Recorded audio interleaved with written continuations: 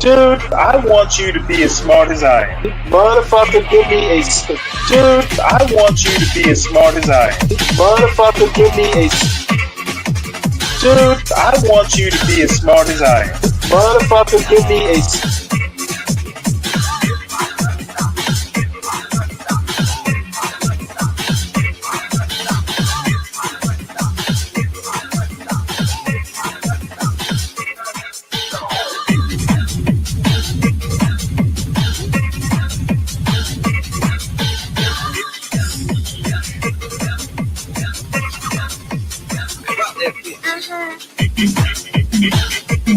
Dude, I want you to be as smart as I am. motherfucker, give me a specific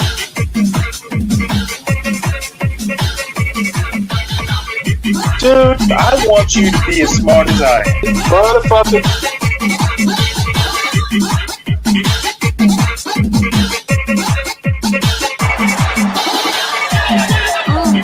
Come on out, you rapist!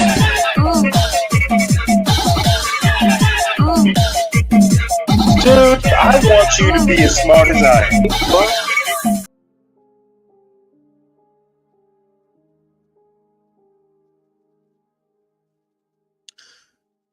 Well, good morning to those who have joined or hey, Kelvin, what's up?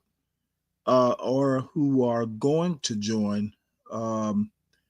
Actually, I have a bunch of stuff, some news articles to go over first, and then I'm going to probably wind up ending it with videos. And there's a Pop the Balloon out there that I'm kind of curious to see. It's a version I haven't seen before.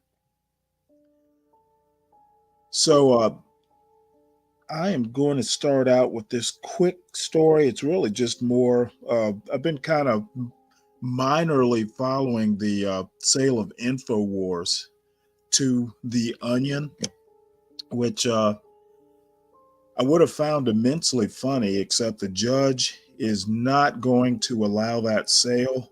Something about how the trustee of the bankruptcy, Alex Jones's bankruptcy, the guy who's in charge of selling all these assets, these InfoWar assets, for some reason or another, he did it as a public auction, and the judge is basically saying it should have been a sealed bid. So there's a complication that I don't exactly understand, but unfortunately, The Onion will not be taking over InfoWars. The other interesting thing is the families of Sandy Hook. There's a fund out there. They were going to be co-owners of InfoWars, which would have been divine justice, but it's not going to happen now. If it happens at all, I guess we'll have to stay tuned.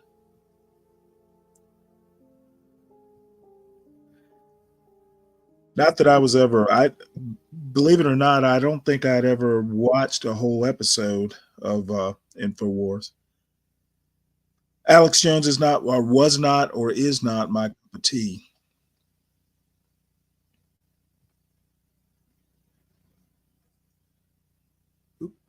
Hey, Virgo. Hey, Stanley. How you doing? Oh, I'm doing okay.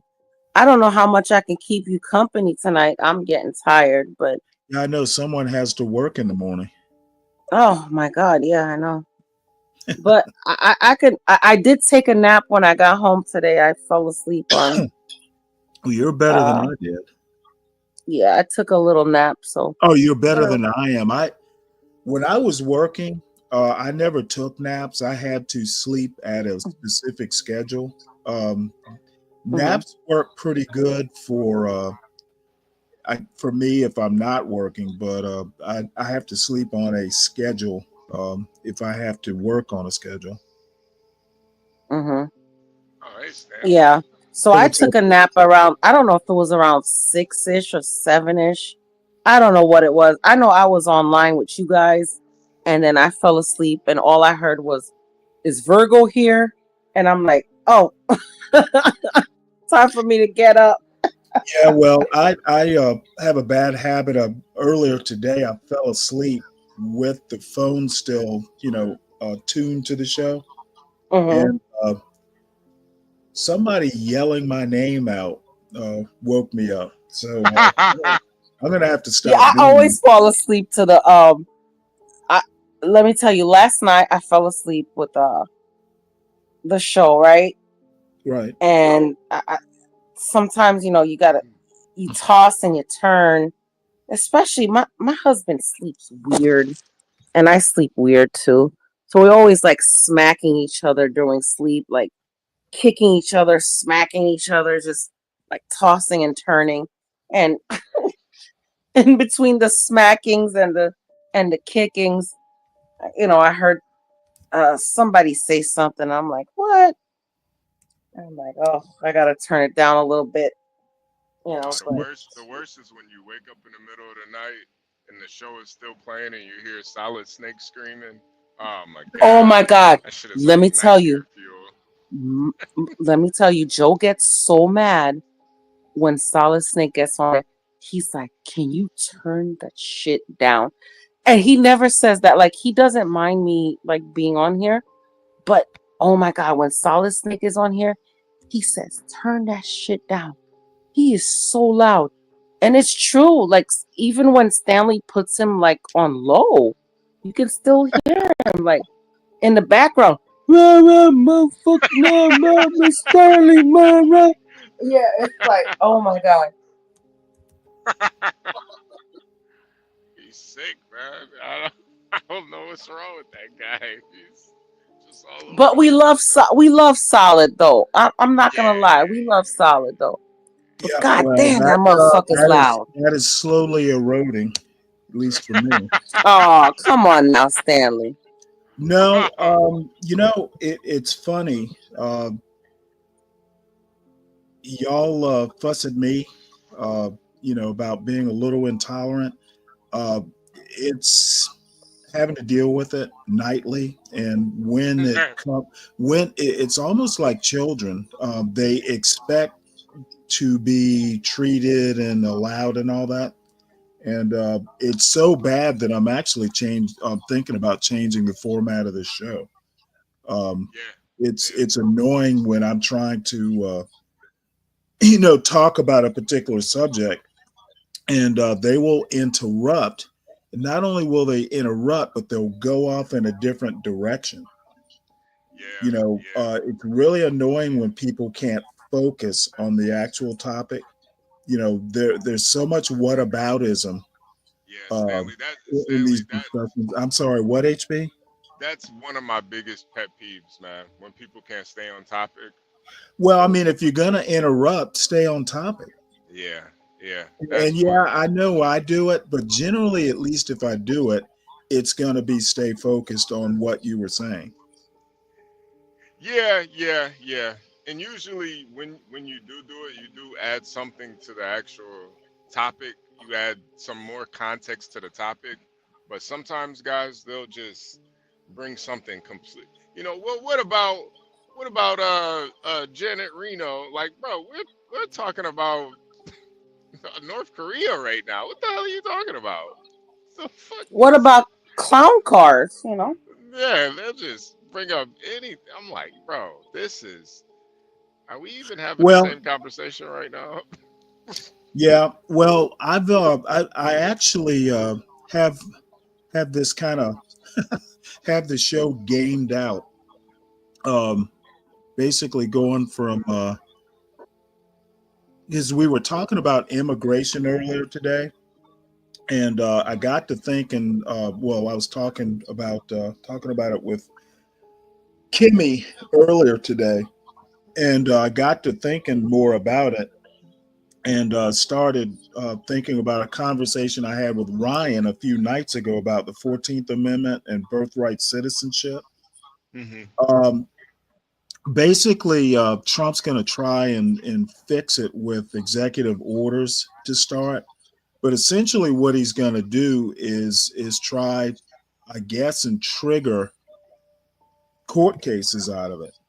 Um, if you go and look at the 14th Amendment, there's a part here that says, let's see, where is it? It says all persons born uh, or naturalized, but I want to concentrate on the born part. Uh, it is pretty specific in what Trump is going to try and do. And this was actually, I forget the dude's name, who John Eastman basically wanted to go skip ahead to the part that says within any person within its jurisdiction, down in that last sentence.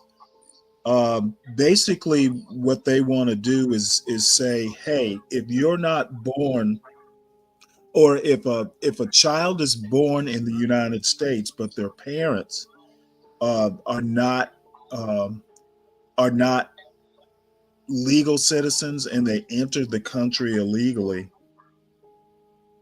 the kids cannot be, Yeah. citizens. Right, And right, the right. problem is the Constitution doesn't say that. Now, the advantage they're going to have is the Supreme Court is basically going to be willing to go along. I think. I think it's going to wind up being more political than anything, because if you stick to the exact text of the 14th Amendment, um, it literally says all persons born. That's not Well, ambiguous. Stanley, are you talking about anchor babies? Yeah, Yeah, I guess that's what they are. yeah. Okay, So so basically Trump wants to try and A, do an executive order, and B, try and trigger cases that'll wind up going through the courts and probably to the Supreme Court eventually. okay, Mm, so when I was born here in '76, right? damn. Both of my parents' student visas ran out, so I was born, and I Okay, well, gave you're them born. Well, nuts. hold on. Let's organize this point. No, Were I you, was just telling you my hold story on, so you can please. assess it, Stanley. I Hold just on, wanted you to. please. Let's get it Okay, organized. Were you born before the visas ran out or after? I was born after the visas Okay, ran out. got it. Okay, so after the visas ran out, you know, obviously they didn't get caught, and I was born. Uh, they didn't gain citizenship per se, but they did gain green cards. So what I'm asking you, are these and they had changed that uh I think in the mid 80s to early 90s, where uh even if you have a baby here you couldn't get a green card.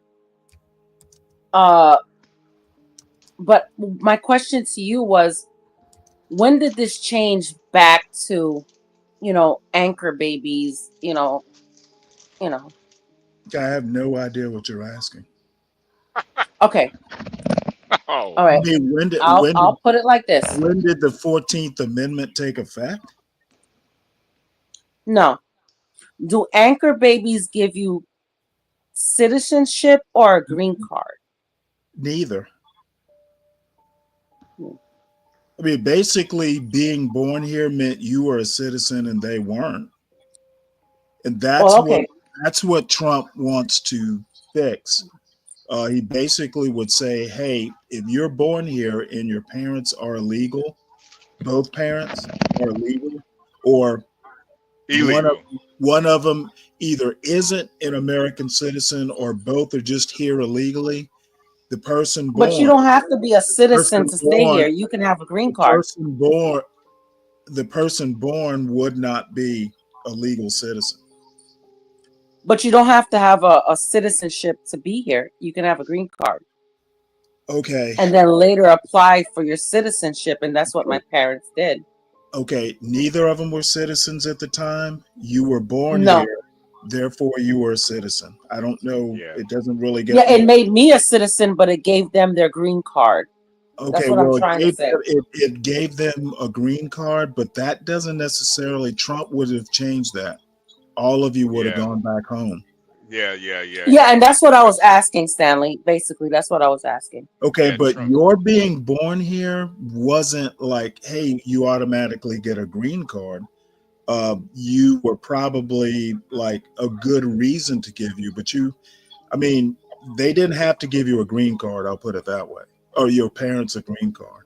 Yeah, they still applied, and they came here on a student visa too. Oh yeah, So but it expired. It expired Right. before I was So, born. in any case, before we spin out over this, the answer is you were a citizen. Your parents weren't.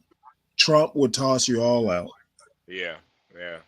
Yeah, Uh, but we're talking about Trump. I'm talking about back in the '76. You know. uh, No, no, no. I think you made your point.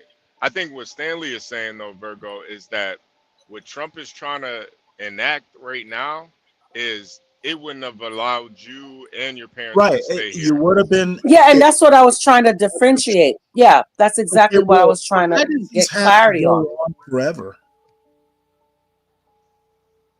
Huh? I literally said if Trump had his way, you would all be thrown out. Yeah. Yeah, yeah, that's what I was asking. Right. And that's And the answer. I'm sorry if it didn't come out, you know, in that way, but that's what I was trying to ask. Right. So I personally don't think Trump's going to be able to do it. Now, if the courts basically, I think the court is prone to basically be political. That immunity topic, or that immunity, what was it, Trump versus the United States? Hmm. That case basically proved that the court can basically kind of not look at what the Constitution says and do what's right or what they think is right. So I actually I think if you go according to the Constitution, Trump isn't going to be able to do it unless there's actually a constitutional amendment, which is going to Hmm. be pretty hard. Uh, but I think the court might just say, "Hey, look, this is how it should be," even though it doesn't say that, and move forward from that. Would they have to get 70% of the states to agree to it to change the 75, basically 75? three Okay. three quarters. Yeah, yeah. It. How many states voted blue? What was it like? Well, the thing is it's hard to even get constitutional conventions. All 50, all 50 have to have constitutional conventions. Right. So Yeah. it's, believe me, if being voted president and getting a majority, if you're Trump, is exponentially easier than getting a constitutional convention, because there are people who actually believe that the Constitution is good the way it is. I don't Yeah. think you're going to be able to get three quarters of the states. Um, Especially on this issue. well, I don't even think it's the issue. I think even on a good day, it's going to be tough. Yeah.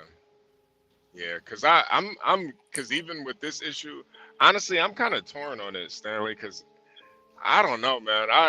It's one of those things where I feel like if you're born on American soil, you're American, even if your parents are illegal. Like Well, I. Woody, it's good to see you. Where you been? Um, the living Constitution pretty much died in the, was it the maybe the 80s or maybe even the late 70s, when all the textualists took over the court. Pretty much all the Supreme Court justices, even Ketanji Brown Jackson, is a textualist. So the living Constitution, um, it's supposed to be, but that's more or less a progressive idea, which Woodrow Wilson was. That is definitely not what's happening these days. Stanley, you when we do talk about this illegal immigrant thing, you always say that the laws need to change. Wouldn't it make more sense to just change the amendments instead? That would like Yeah. Well, kind of trump the laws. no. See, the Constitution, the way statutory law is supposed to work is it's got to stay within the bounds of the Constitution, but the Constitution isn't meant to cover every single aspect. The laws that need to be changed are the refugee, the laws that cover refugees and asylum seekers. Yeah, yeah. Because there's a Homestead Act. Let me see if I can remember. There's a Homestead Act that passed during the Carter administration, and actually, it was the white John Galt who brought it up in the first place. I said Homestead. I think it was it the refugee? And if he's in the audience, maybe he can help me out here Hmm. because I can't remember the name of it. 1980 was it?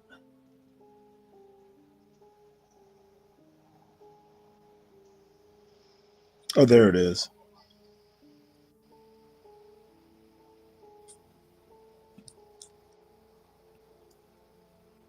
This I think this is the one. Basically, there's a Refugee Act of 1979.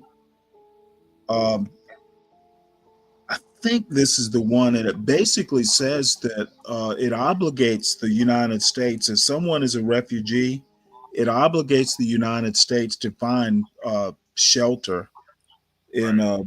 all the necessities. And the Asylum Act basically kind of does the same thing.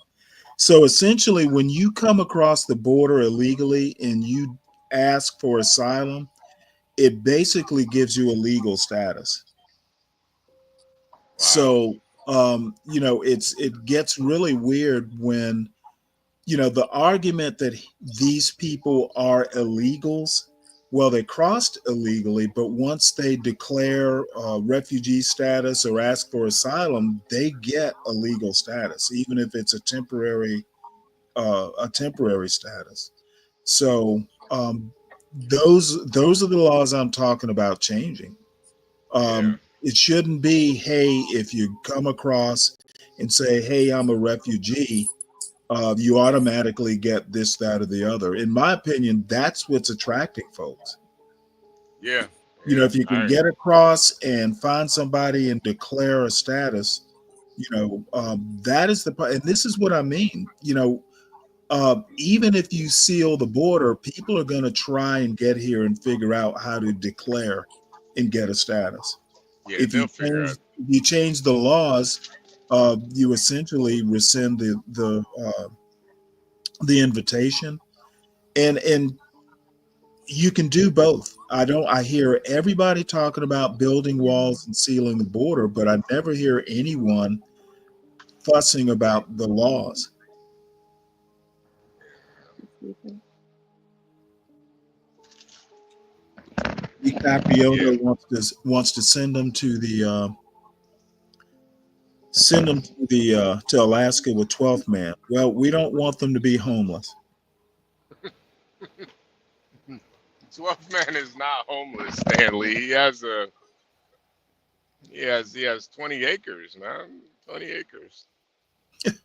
Yeah, okay. He's selling 5 of it too. So Oh, I don't doubt he has the land. yeah, yeah. I was actually going to go ahead because there was a short article here about the 14th Amendment. Hmm. I think the 14th Amendment, the 13th and 14th Amendments, and I guess the 15th Amendment too. 14th Amendment has done a bunch of heavy lifting over the years. Loving versus Virginia was based on the 14th Amendment. I think Roe v. Wade was based on the 14th Amendment. There's a lot of heavy lifting that's done with this one amendment.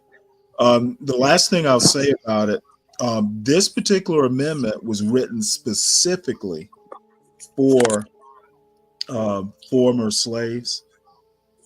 basically to determine a status, and it essentially overturned the Dred Scott decision. That's why it was so important.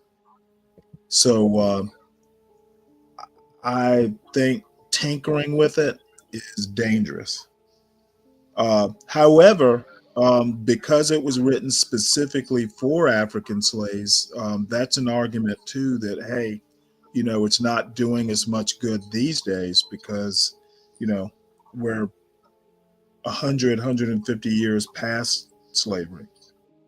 Yeah, yeah. So, I mean, a constitutional convention to amend it wouldn't be a bad idea, but Okay, okay. I don't think it's going to happen. No, I don't see it happening either, especially if it's under Trump's uh, presidency. Hell no.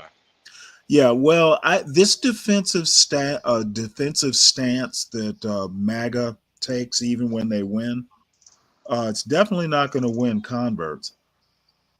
No, no, not at all. Not at all. Well, Not at all. you don't get what I'm saying. Why wouldn't it happen under Trump? Obviously America doesn't hate Trump. Yeah, no, no. I'm saying it's. I think a lot of people dislike Trump, and I think Trump has a lot of zealots too. And I don't. I just think this would be very radical, and I think you need a I don't think a president constitutional that. convention would be radical. It's called for, it's provided for in the Constitution. In a way, it's anything but radical. No, no. I think just, but with Trump doing something like that, I think you would need to bring everybody together to do something like that. Like I could see Clinton doing it. I don't agree. I think doing the right thing, to forgive this pun, trumps Trump. Yeah, Even yeah. a constitutional convention would be perfectly in line with how this democracy is set up. Hmm. If Trump were the one, leading the charge for a constitutional convention, I would even support him on that. So, Wow. and you don't see what I can't figure out is why y'all think being against somebody automatically means you hate them. No, no. I didn't think you would. I don't. I never said you hate Trump. I just Oh think well, now, a lot of people use that word, but I I I I don't think I hate think I don't more. hate Yeah, Trump. I I don't think just you have. think I'm just not a supporter, and I think he has low moral character.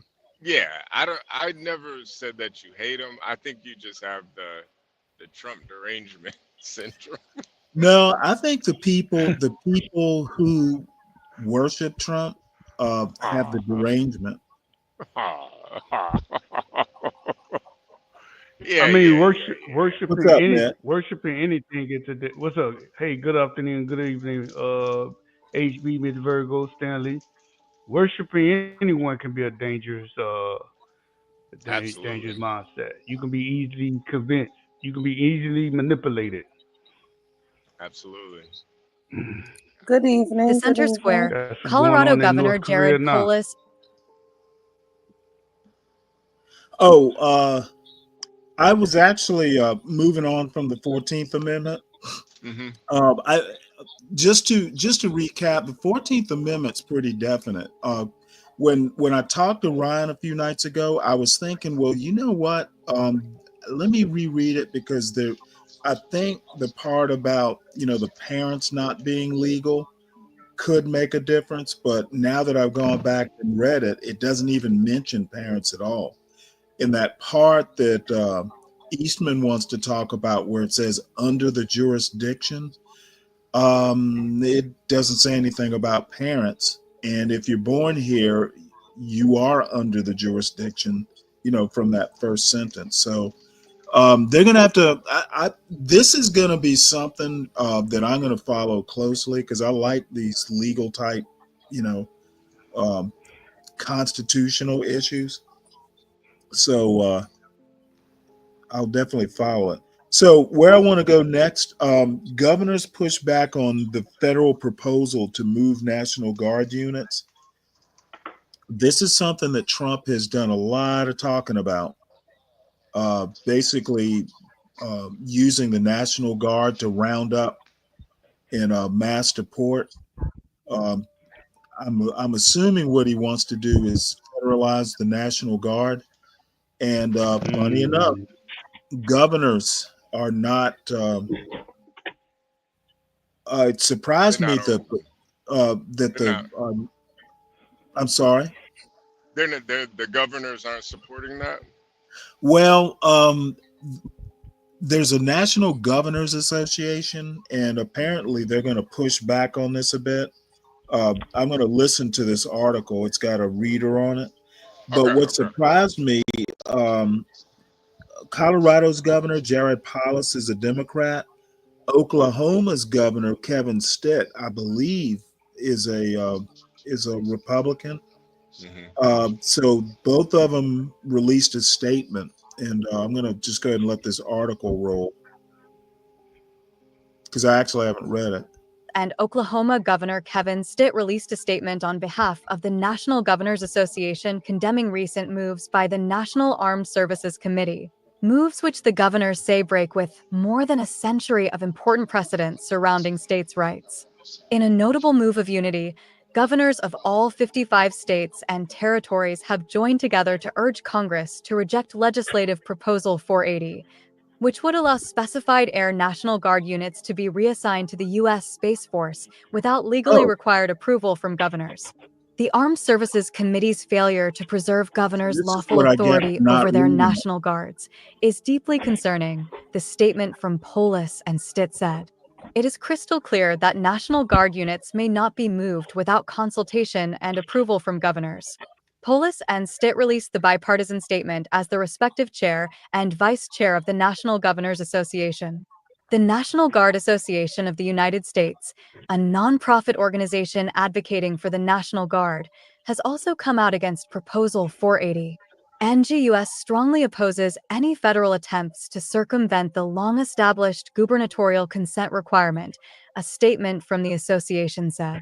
The Department of the Air Force's plan to forcibly transfer is not only legally questionable, but also would cost the nation significant amounts of time and money. Secretary of the Air Force Frank Kendall first approved Proposal 480 on March 15, 2024. It states that the transfer of the units will be done without regard to the previous sections of federal law requiring governor approval. While the proposal was removed from the U.S. House version of the National Defense Authorization Act, it remains in the U.S. Senate version of the legislation. More than 100 members of Congress have also joined the governors in opposition to the proposal. Using the power of Congress to override the authority of governors, rather than directing the Department of Defense to work with governors in good faith, not only creates uncertain circumstances for the service members in affected states, but also opens the door for future legislation overriding states' rights. The statement from Polis and Stitt said, "There is still time for Congress to do the right thing. We urge congressional negotiators to uphold the law and preserve governors' National Guard authority." Part of what I'm doing here is looking at like pre-Trump presidency pushback. I thought this article was going to talk about immigration, but I think this video does. But I've got, let's see, a couple more things. Trump is already starting to get pushback, which is kind of surprising, but I guess maybe it's not so surprising since he seems to want to start being president now, like pre inauguration. So I guess maybe the pushback is warranted. But this particular video here, I think, talks about it. What I thought the article talked about. I'm Jane Kim. Along the border of San Ysidro, the governor says he's planning on increasing the number of National Guard members along the border to help stop illicit activity and guns. I spoke to one expert who worries that this increased presence would have a negative impact on the area. We're announcing we're going to increase that operation. and focus not just on the existing flow coming north into the state of California, into the United States, but looking at the flow going south. That announcement by Governor Gavin Newsom Thursday at the border near Otay Mesa. Newsom saying the states are expanding CalGuard's presence to protect public safety and prevent drug and weapons trafficking. The governor's office saying Guard members will focus on targeting the flow of firearms and money from the U.S. into Mexico and beyond. Local advocates say it sounds good in theory, but feel the governor needs to better define the National Guard's specific responsibilities. Make clear the distinction of what the roles will be for the National Guard so that the general public is aware of their functions, and if there are any types of missteps that National Guard troops make. Pedro Rios is the director of the U.S.-Mexico border program with the American Friends Services Committee. He says there's a need for clear expectations. He pointed to several controversial incidents involving the U.S. Border Patrol. There tends to be an unaccountable and a lack of transparency in how they operate. For Rios, the governor's announcement sounded like a response to the incoming Trump administration's policies. Almost as if to say, look, we are doing our part. Now, don't mess with the state of California. Newsom says his focus relates to illicit money and as it relates to weapons. In San Ysidro, Jane Kim, ABC 10 News.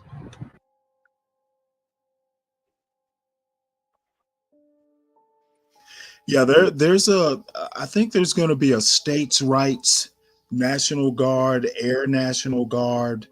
Who's going to do what? Is the military going to be responsible for rounding up immigrants? I think this is going to be a coming storm in a weird states' rights victory, because a lot of the southern and red states, are going to want to be, want to do at least part of Trump's agenda. Yeah. However, I think what he wants to do is going to clash with federalism and how federalism works, and that's just going to add to the confusion. So you don't think you don't think it's necessarily they're against what he's trying to do? They just don't want the federal government to do it. They want to. Well, no, they don't want their states' rights. States control the National Guard. Like every governor is commander in chief of the state's National Guard. And the way it's usually done when they deploy the National Guard or Air National Guard overseas is the federal government federalizes them, basically puts them, takes them from the governor and puts them under the Department of Defense. Basically, if Trump wants to use the National Guard to round up or go to Space Force or anything like that, he's got to federalize them. And that basically means that, hey, if they're under federal control, if a natural disaster or some other need for the state's National Guard arises, they may or may not be available. And the other thing you've got to understand is these people are not full-time, active duty. A lot of them have jobs. Like, if you've ever worked, I've never been in the National Guard, but I have had people, that work with me or for me or whatever. Hey, my guard unit's deploying, I gotta go. So, and employers are pretty much obligated and most times happy to go, hey, you go do your military stuff, you'll have a job when you get back. So, go ahead, Sam. I didn't cut you off. The National Guard getting federalized or non-federalized or, doing even natural disaster stuff, it does mess with businesses. I have a buddy of mine in Florida who's part of the National Guard down there. He's a former Marine. And during hurricanes, they get deployed in Florida, of course. But he's had to go to Texas. I forget, there was, I think they might have even sent him to Texas to work at the borders. He's been all over the place, and he's got a civilian job. So all I'm saying is that, there's going to be I think, some issues with with Trump's policies, even in states that are red. States don't like their stuff messed with. You had a question, Matt? Yes. If I'm correct, didn't President Obama deported the most by any president? Believe that's still true. So he didn't have the. We didn't. Honestly, we didn't even know that. A lot of us didn't know that. We just heard about it, and the way he done it very like smoothly. If you get what I'm saying, it wasn't as chaos. Maybe Trump should take a page out of Obama book because Well, you I know don't think Trump has been chaotic yet. As a matter of fact, other than kids in cages, I don't think Trump caused that much discord in his first term. I think upcoming in his second term, it's going to be a little more tumultuous because he has, he wants to do a mass deportation. So, it's a bigger ambition. I haven't even heard Trump talk about the wall. He wants to do a you can't mass. build it. Yeah, He's I don't much think more Congress is gonna ambitious. approve it. Yeah, he's much more ambitious the second time around, and I think what he wants to do could cause more turmoil. But like I said, I mean, I'm basically just saying what could happen. I'm going to be more wait and see. Who knows? He might get it done smoothly. Just saying, y'all look out. There's already rumblings, and he may be able to deal with it. He may not. It's just y'all need to watch this. This could be an issue. Forewarned is forearmed. Let's see here. Another thing. Any Virgo or HB? Any comment? Well, they may have fallen asleep, or HB may be driving.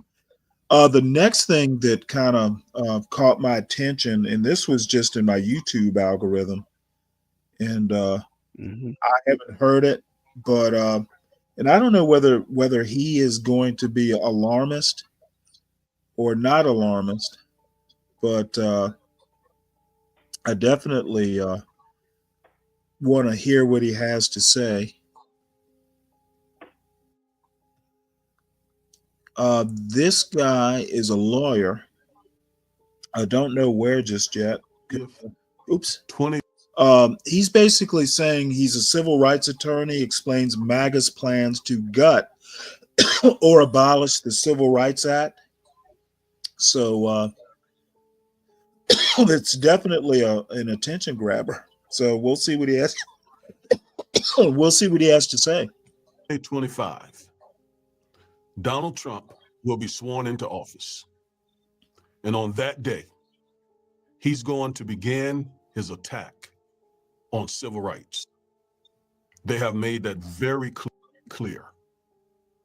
And ironically and unfortunately, that is the same day that we celebrate the birthday of Dr. Martin Luther King Jr., the man who gave his life for civil rights. Stay tuned, because in this video, I'm going to talk about how we can fight Trump's and MAGA's anti-civil rights agenda. Stay with me.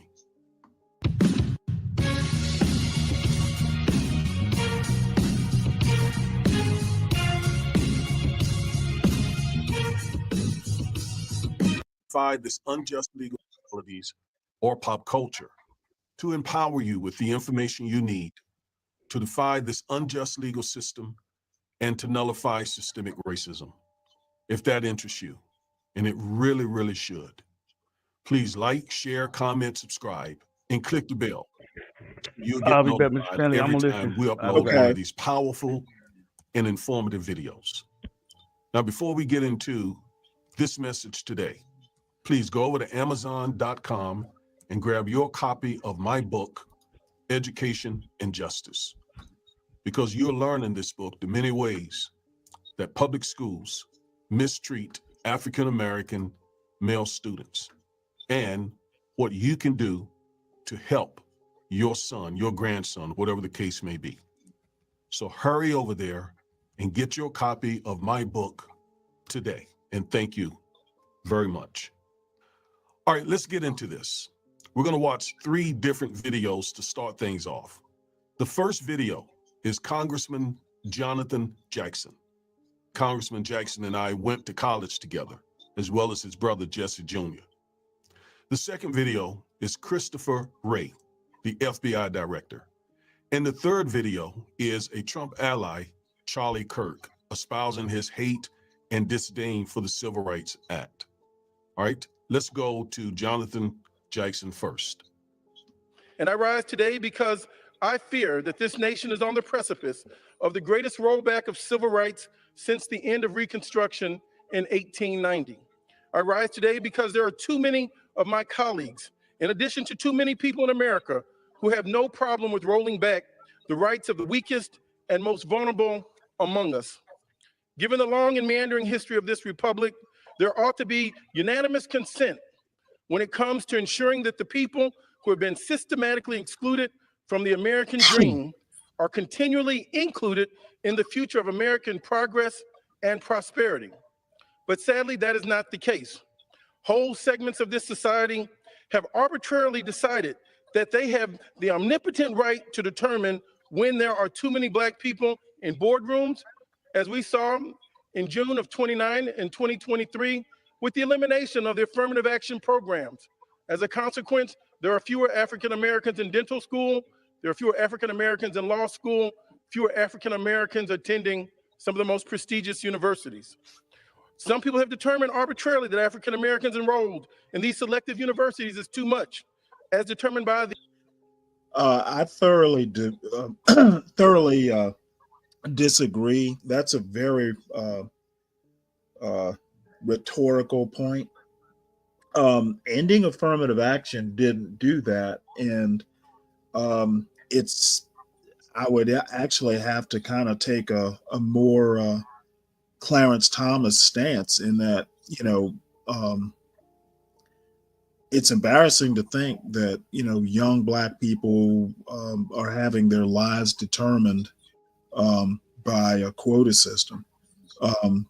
No one is determining who winds up in a boardroom or dental school or anywhere else except the person who wants to be in a boardroom or wants to go to dental school.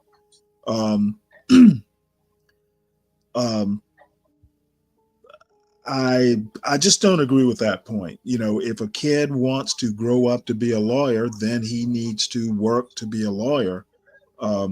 You can't depend on someone else to appoint you a lawyer. Working for it is what you need to do. The actions of the Students for Fair Admission, authored by Mr. Bloom, or too many Black businesses finally being included in the procurement of government contracts and managing opportunities is too much. And it pains me to have to remind the leaders of this country that a nation suffering from the sickness of racism for 250 years cannot stop taking its medicine it needs to make sure that the cancer does not return. 50 years of progress cannot erase 250 years of suffering. All right. So there are Congressman Jonathan Jackson's powerful words and his concern that civil rights will be rolled back under the second Trump administration. That all of that is. Civil rights never guaranteed people to get into dental school. I don't get that. And definitely not a CEO spot either. I don't remember Martin Luther King talking about that. Well, I mean, I don't remember the Civil Rights Act. All it said is everybody has to be treated fairly. Right. Can't be Right. discriminated against based on certain things. I don't.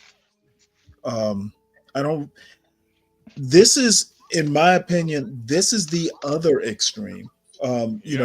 MAGA doesn't get interpretations of actually what's happening right. In this guy, I'm literally like, what are you talking about? Yeah.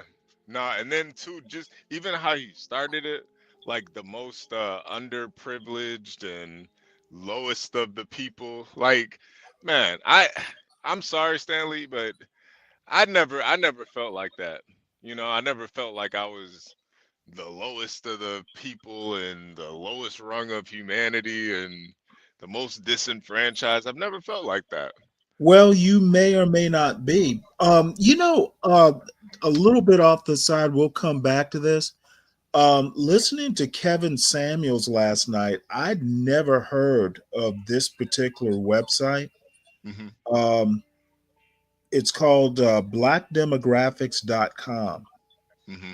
and it's got a bunch of statistical data interpretations, specifically To about black folks. yeah, and Yeah. this is basically going to be my anti be brave um, resource here. But I went and looked at the at income. Now this isn't wealth, this is income. Yeah. And where's the chart I'm looking for? There was a really nice chart. Maybe it wasn't here. Households, maybe that's where it was.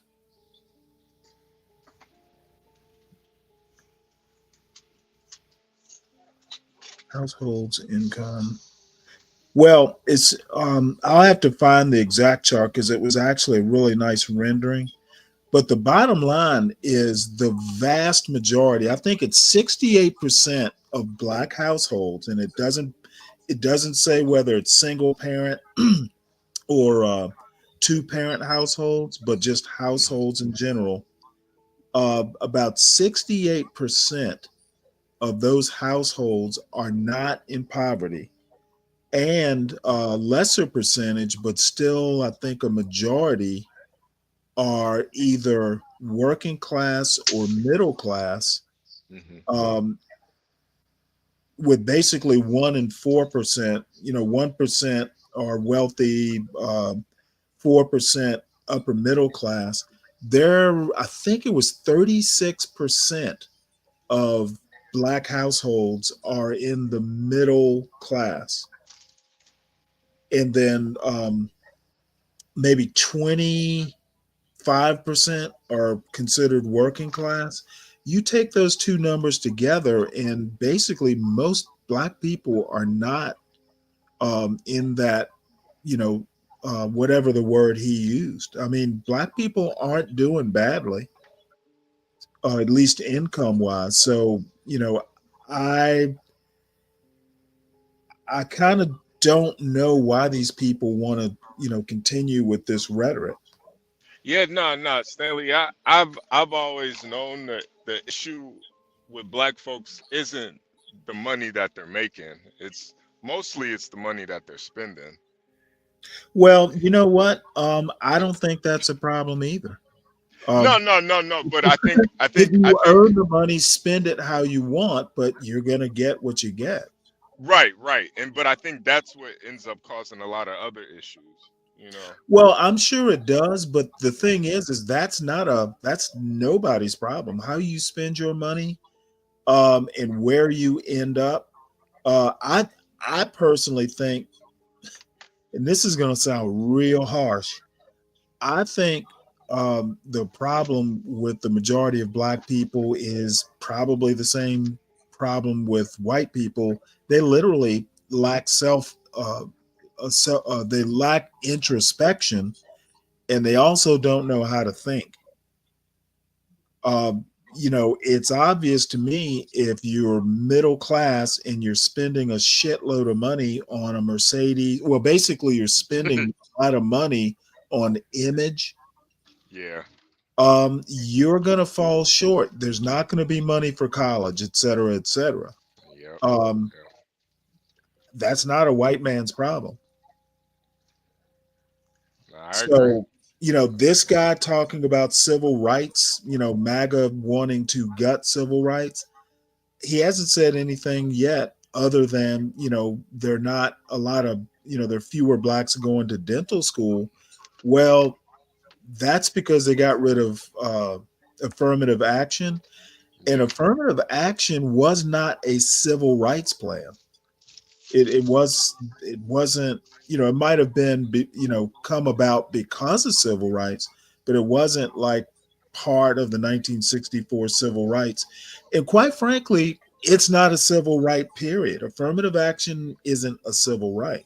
I agree. I don't think it is. And honestly, Well, you you don't know, even have to think it is. It simply isn't. There's no, nothing in no, the it's not. law. There's nothing in the law that says you have a right to affirmative action. You want to go to dental school, get the Get, grades and pay to yeah, go to dental nobody's school. who's gonna keep you out Nobody. except yourself. Yeah, no. As crazy as it is, Stanley, like my when I my first stint in school, I was actually in dental, the dental pre-dental program. Oh, really? Yeah, yeah, yeah. I actually like graduated high school early, so I got into this pre-dental program. Now, I could have done it, but I honestly I couldn't. I was doing like dental assisting in school, and I just I couldn't stomach it, man.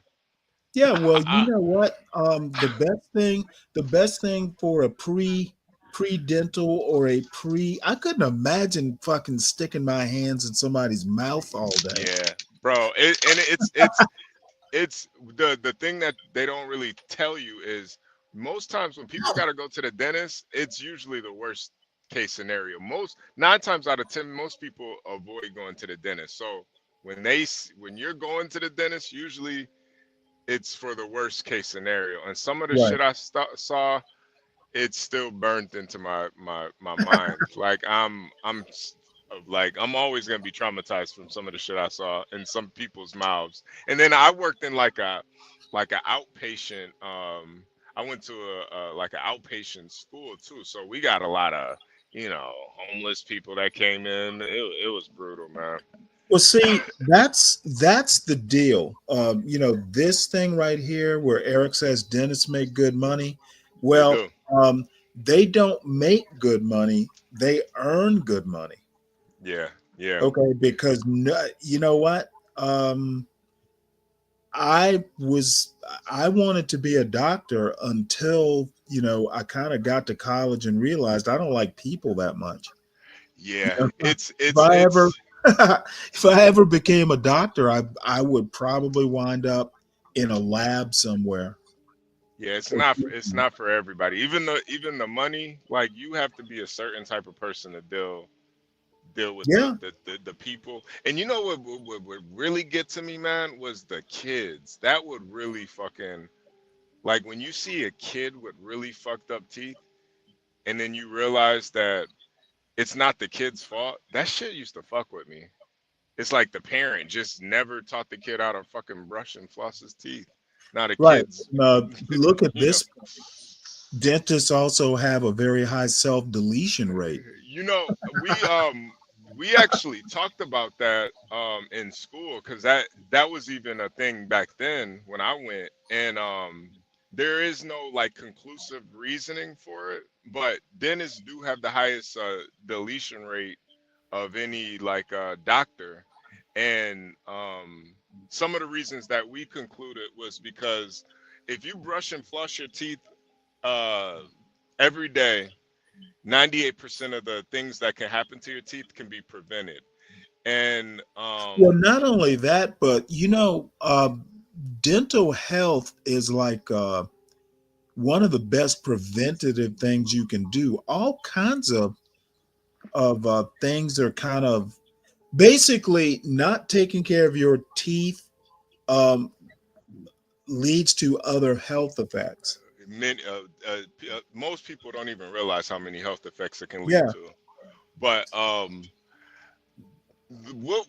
what we kind of concluded, and this isn't like some peer-reviewed study or anything, but because of the nature of dentistry and people hate basically seeing the dentist, and 98% of the stuff is 98% of the things that happen to your teeth are preventable.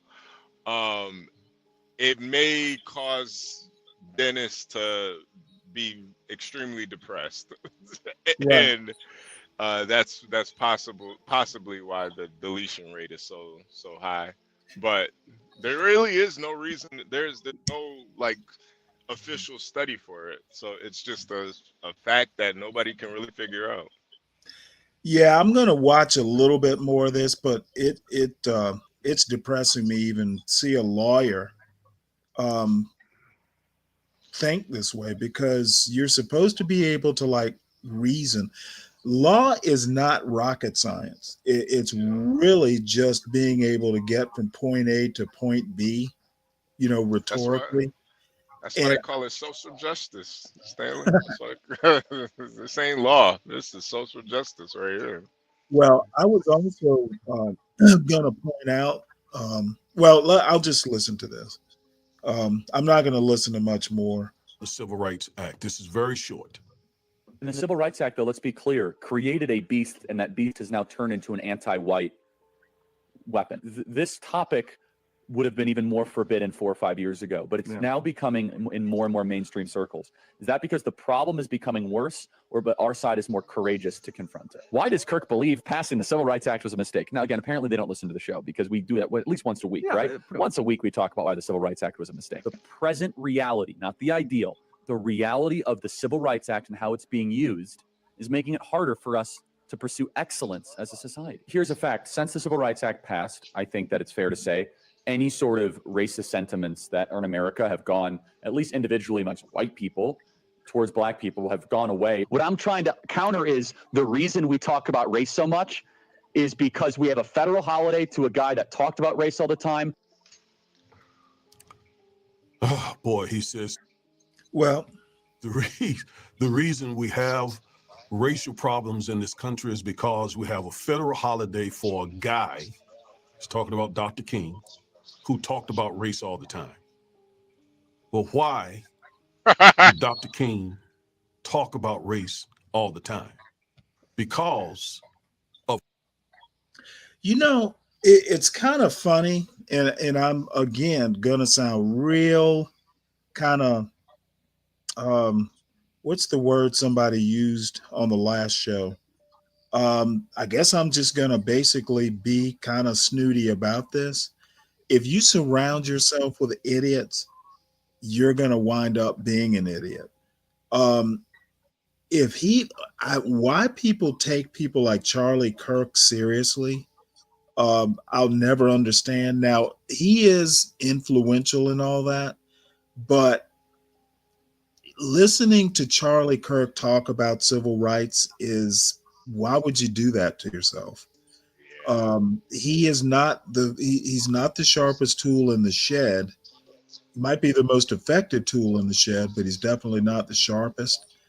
Yeah, And it kind of goes back to the dentistry stuff and um, the point I wanted to make about a lot of the body cam type videos. I generally don't even bother like watching the body cam videos. The ones we did the other morning is one of the rare times that I ever even bother with them.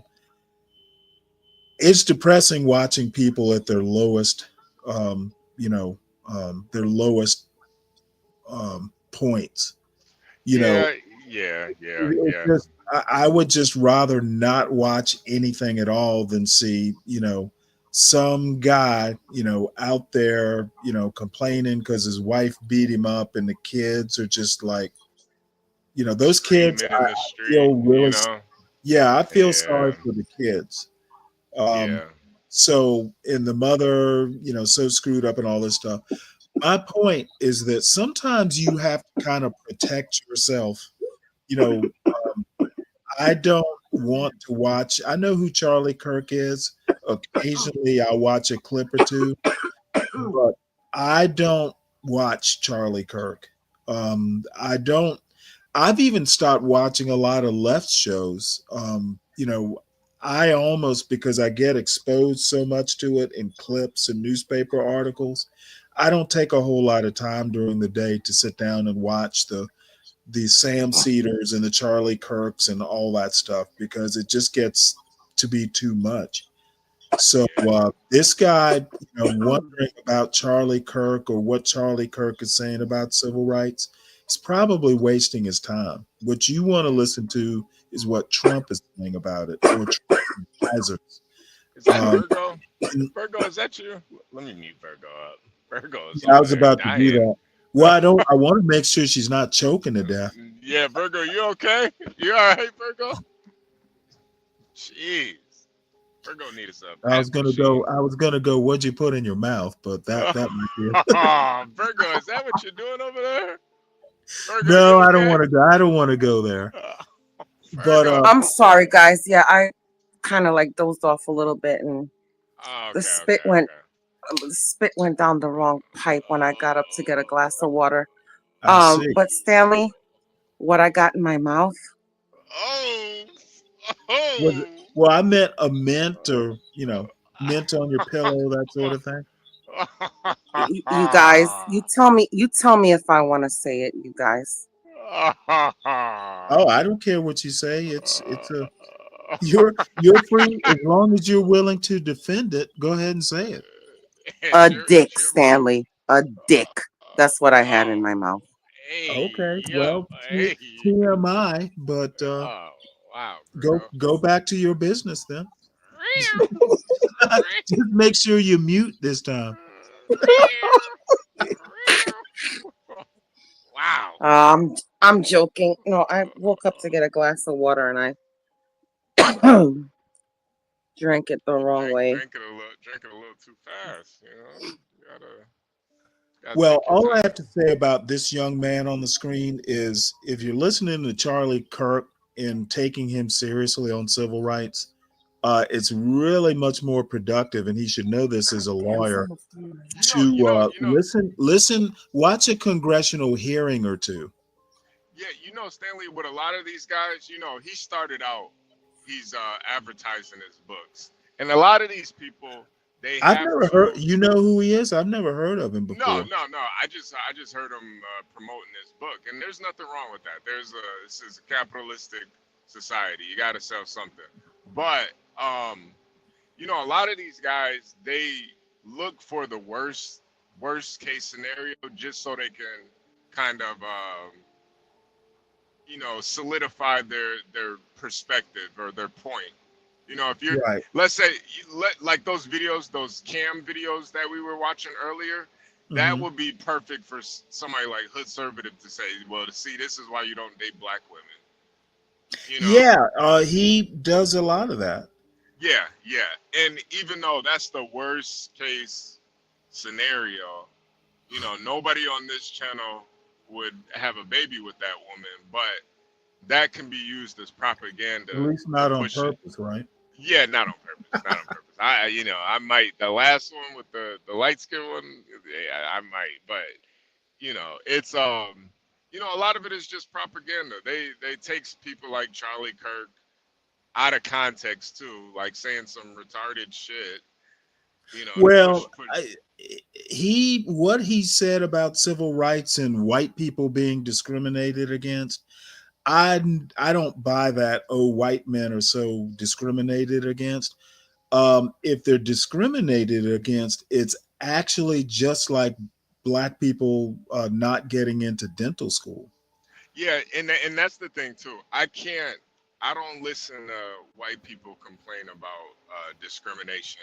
Now, I do think that they've been cucked to a certain extent, to where they can't say certain things, or Well, the thing is they shouldn't. Half the stuff they want to say, they probably shouldn't in the first place. right. And you know what? It's not that they can't say it, it's I'm that back. they want to say it without consequences. That's That and really that and that's really the big issue. And it's like, if you're so afraid about the consequences, just don't say it. right. But they feel bad about that, Yeah, which is, fine. It used to be you could say it. yeah. Well, just Um, if you want to say it, you gotta get your money up. Be like Trump. Be a billionaire. You can say whatever the hell you want to. I That's the get it. that's the Pretty beauty much. of it. Yeah. Don't be Yeah. working at Walmart talking about black people. It don't work like that. You're gonna be hiding behind an avatar for the rest of your life. What were Fuck you it. gonna say, Matt? I said I'm back. I had to Oh, take a okay. Hey, shower. Virgo, you were Got out the talking gym. I feel about good now. What was y'all talking about? well, I'm about to move on to corn syrup. The theme so far is Okay, basically I'm listening. pushback, and comment is starting to come out about some of Trump's developing policies. And I'm just kind of previewing some things that might happen, once he gets into a position to enforce some of what he is saying he wants to do. But I want to circle back right quick to Virgo. Virgo, you mentioned earlier, because John, I think it was, asked me to compare the white women I've dated with the black women I've dated. Um, and the upshot of that was there's really not much of a difference between them. I think in my younger days, black women wanted to go out more. Um, Hmm. but that was about it. Yeah. Okay. So what did Yeah, you want me to Well, comment on? Stanley, Because I've that's never dated white women. well, I thought it was Stanley. you. I thought it was you. Maybe it was somebody else who brought up that Stanley said something that I got the impression there was something I said that was objectionable or Oh no, something that like was me. that. That was me. Oh, I was saying that you said there was no difference, and honestly, that's the well, there biggest are difference. differences, but they're not like differences that even stood out that much. I mean, put it to you this way: the one thing they had in common is they all had a high degree of patience. Well, they Because were dating you. I can Yeah, be they had to. difficult, Yeah, they were dating you. But right? and mind you, I've never actually dated white women seriously. But I will say the biggest difference is white women. They're way more like white women. From my perspective, they're just okay with you coming over and banging them out. Black women, from my perspective, they're way more comfortable with a committed relationship. Really? Yeah, Hmm. that's just from my perspective. Now, Wow. if I wanted to pursue it with the white women, I could have. They always left that door open. But black women, That is so funny. I would say almost the opposite. They wanted to sample the black D. Well, um, that might be it. So I've taught in the. I've had two women that I seriously like. I think I might wind up marrying this woman. Well, I've had three. Two of them were white, and one of the white women I did marry, there was a black woman that, well, there are two I probably should have married. And if I'd done it, I'd have been, either early. Stanley and his escapades. I swear, No, Stanley actually, I'm not an always has a escapade. story, Well, I've and I done them. love it. I love it. Don't take it I'm as old. a diss or anything. But I'm just Well, saying, hey, I I'm love it, old. Stanley. You And have a you know story what? for every situation. Both the earlier that I didn't do, they were all my fault. It was, but I wouldn't say, black women. My experience is totally different. I've probably, if it's 2 to 1, I've actually talked more with white women about um, committed relationships. At least I've seriously considered it. Um, so I don't know. I just, to be honest, the type of woman I tend to attract, they tend to be smart and they tend to be patient. Yeah, yeah, same here too. Like most of the men that I've dated who were white were down for a serious relationship. Uh, most men that I've talked to, they just wanted to screw. Yeah. I'm just being, and you know what? Maybe it's not everybody's truth, but it is mine's. I want to say We that all have different experiences. Yeah. DiCapriono, and then I want to see what Mid has to say. DiCapriono, I don't actually miss the good old days. Reminiscing isn't the same thing as missing them. I don't want to go back.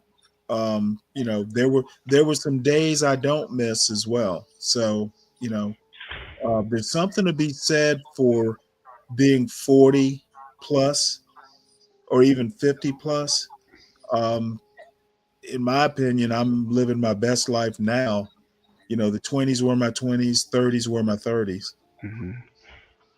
What do you have to say, Matt? Yeah, the older you get, the more I think it's not the older. I would say it's so much. The more financially stable you are, you will be living your best life. That is true. And I So, would, yeah, you're right about that. because I know my cousin, he played for the Tampa Bay Buccaneers. I think he played like in the league for like 3 years. His best life was those 3 years. After he got out of the NFL, he's struggling right now. Working at Lowe's, just struggling right now. Really? Yeah, he ain't How do long smart did he thing. play? He only played for 3 seasons, two and yeah. a half, two and a half. I used to He work didn't at make. I used to work with a guy. He played 1 year in the NFL, and I was working with him at Office Max. It was brutal. Yeah. He didn't do nothing with his. I mean, he blew his money. I mean, he was in Tampa at the time. He had two condos. He had one. He said he kept his females in. Then he bought another one. I remember I came home from college one summer, and he had a new SUV. The rims actually cost more than his truck. So he blew his money, but he was living his best life. He was in the clubs in Miami, da da da. He was living his best life, but now he's not living his best life. So I always tell people, when you financially stable, that's pretty much when you're gonna live your best life. That's just my Yep, opinion. yep. That's why people wonder why like how can you get into trucking and stuff. It's like, man, when That's I good was money. Good working, money in trucking. yeah, no, yeah, but it's not just that. Like for maybe like six years, I had my own business, a film company, well, film production company, and a lot of times I had people working for me. I had to pay people. It's stressful. Just some projects I'd break even. Some projects would be profitable. You know, but when you got a whole team, you got equipment, just so many things you got to worry about. You know, trucking is stress free, man. That shit is like, it's consistent. It's fucking save up Well, money. to that end, um, um, I found managing other people, um, it it is that story that I told about when I was fairly new out of the Navy. I was in a management job, um, on the management team of a brand new import distribution center. I actually started working there before it went live. So, a lot of getting it set up and all that stuff I was involved in. And it managing people, especially like, you know, well, the dude said my boss's boss asked me one day, Stanley, what do you think out of, why do you expect so much out of $10 an hour associates? And I was kind of taken You aback. can't look at it like that though. Well, no, working in a warehouse, oh yeah, actually you can. You And know, I'm gonna tell you why, Stanley. There are some people that actually working hard to pay them bills. They need a job. You know, there's some people that are working hard. That's why they're doing it. A lot of people that's doing that job, a lot of them need a job. They have to do it. You know, so I wasn't, always when I was a supervisor at I was at UPS. In the back, I expected them to do the job properly. Right. I had high expectations. Does it always work like that? No, but I don't belittle somebody because of how much their salary raise. Oh, I said nothing about belittling people. I said, how much how much can you expect? These people want to, for by and large, at least that workforce, they want to do their 8 hours. And go They home. may want to do a good job. They may want to just get by. But if you need them to stay overtime, um, it's going to be a coin toss. They want to do their 8 hours in that. They're not going to work, until the job is done. That's not how it works. It's not the military. That's what I was talking about. Oh, okay. I mean, that's shit. You can say that about any job now, even where I work at now. That was his point. It wasn't Oh, okay. it wasn't the military. And I tell another story yesterday about 2 days before deployment. I had a piece of equipment break that was going to affect us leaving on time. So me and two of my senior technicians, I basically said, "Hey, tell your families goodbye now because we're going to spend the next 2 days. Our deployment's going to be 6 months plus 2 days. I need you to be here. You will be here. Can't do that in the civilian world." And I had to learn that lesson. Yeah, yeah. Managing people is one of the, it is very stressful. I think certain businesses it's easier than others, but when Yeah, you're in, well, I think, I'll be honest with you. I think I've gotten to a point now to where I don't want to manage anybody. Managing my son was about the best. That's hopefully that's my last management job. yeah, nah, it's very, you got to be very diplomatic sometimes, and And I don't like being diplomatic. yeah, me either. Me either. I I was, like to, hey, I didn't say I wasn't part of the problem. yeah, nah, I like to work. I can always trust myself, Exactly. I know the job I'm going to do. Yep, yeah, uh, yeah. You relying on Um, other people, you get let down every time. Mm-hmm. well, this next story is about high fructose corn syrup, Robert Kennedy, and basically high fructose corn syrup, obviously comes from corn. And apparently, wanting to get rid of it is going to be a little bit of a conflict with corn farmers who get subsidized, and they apparently there's a What there's a the hell is a corn farm there's a corn farmers for Trump lobby. So what the hell is high fructose? What fructose? What did you say? high fructose corn syrup, it's in Oh, everything. you mean fructose? It's Yeah, the C is fructose. silent. The C is silent, Stanley. No, it's not. Okay. You're literally talking to a chemistry major here. I know how it's Stanley met. knows best. All right, all right. Hey, I I'm what can I I say? mean, the rest of the world has been calling it fructose, but I have Stanley says it's literally I have fructose. literally So, known about fructose since biology class my sophomore year of high school. I've never heard it pronounced any other way. Fructose. I've never Erica, heard it pronounced as fructose. I've Well, always maybe heard it pronounced as a fructose. I okay. must have Eric been W. on an alternate universe. Well, maybe it's the same people who say axe. let Well, me maybe it is Stanley. let me reply to Eric Stanley, why W. you starting with me tonight? Well, wait, you're the one who started it. I Eric said W. I said had fructose, and you I've go been next very nice. I've been very nice until I said fructose. until you said fructose. Yeah, that kind of struck a nerve because I was like, a fructose. It's fructose. I've always heard fructose. You know, even when watching documentaries, I've heard fructose. I don't know. I wanna reply to Eric W. Somebody got some feedback playing. Oh That is wait. I not just me. Was that okay. That you, was Nick? yeah, that's my TV. I turned it down. Okay.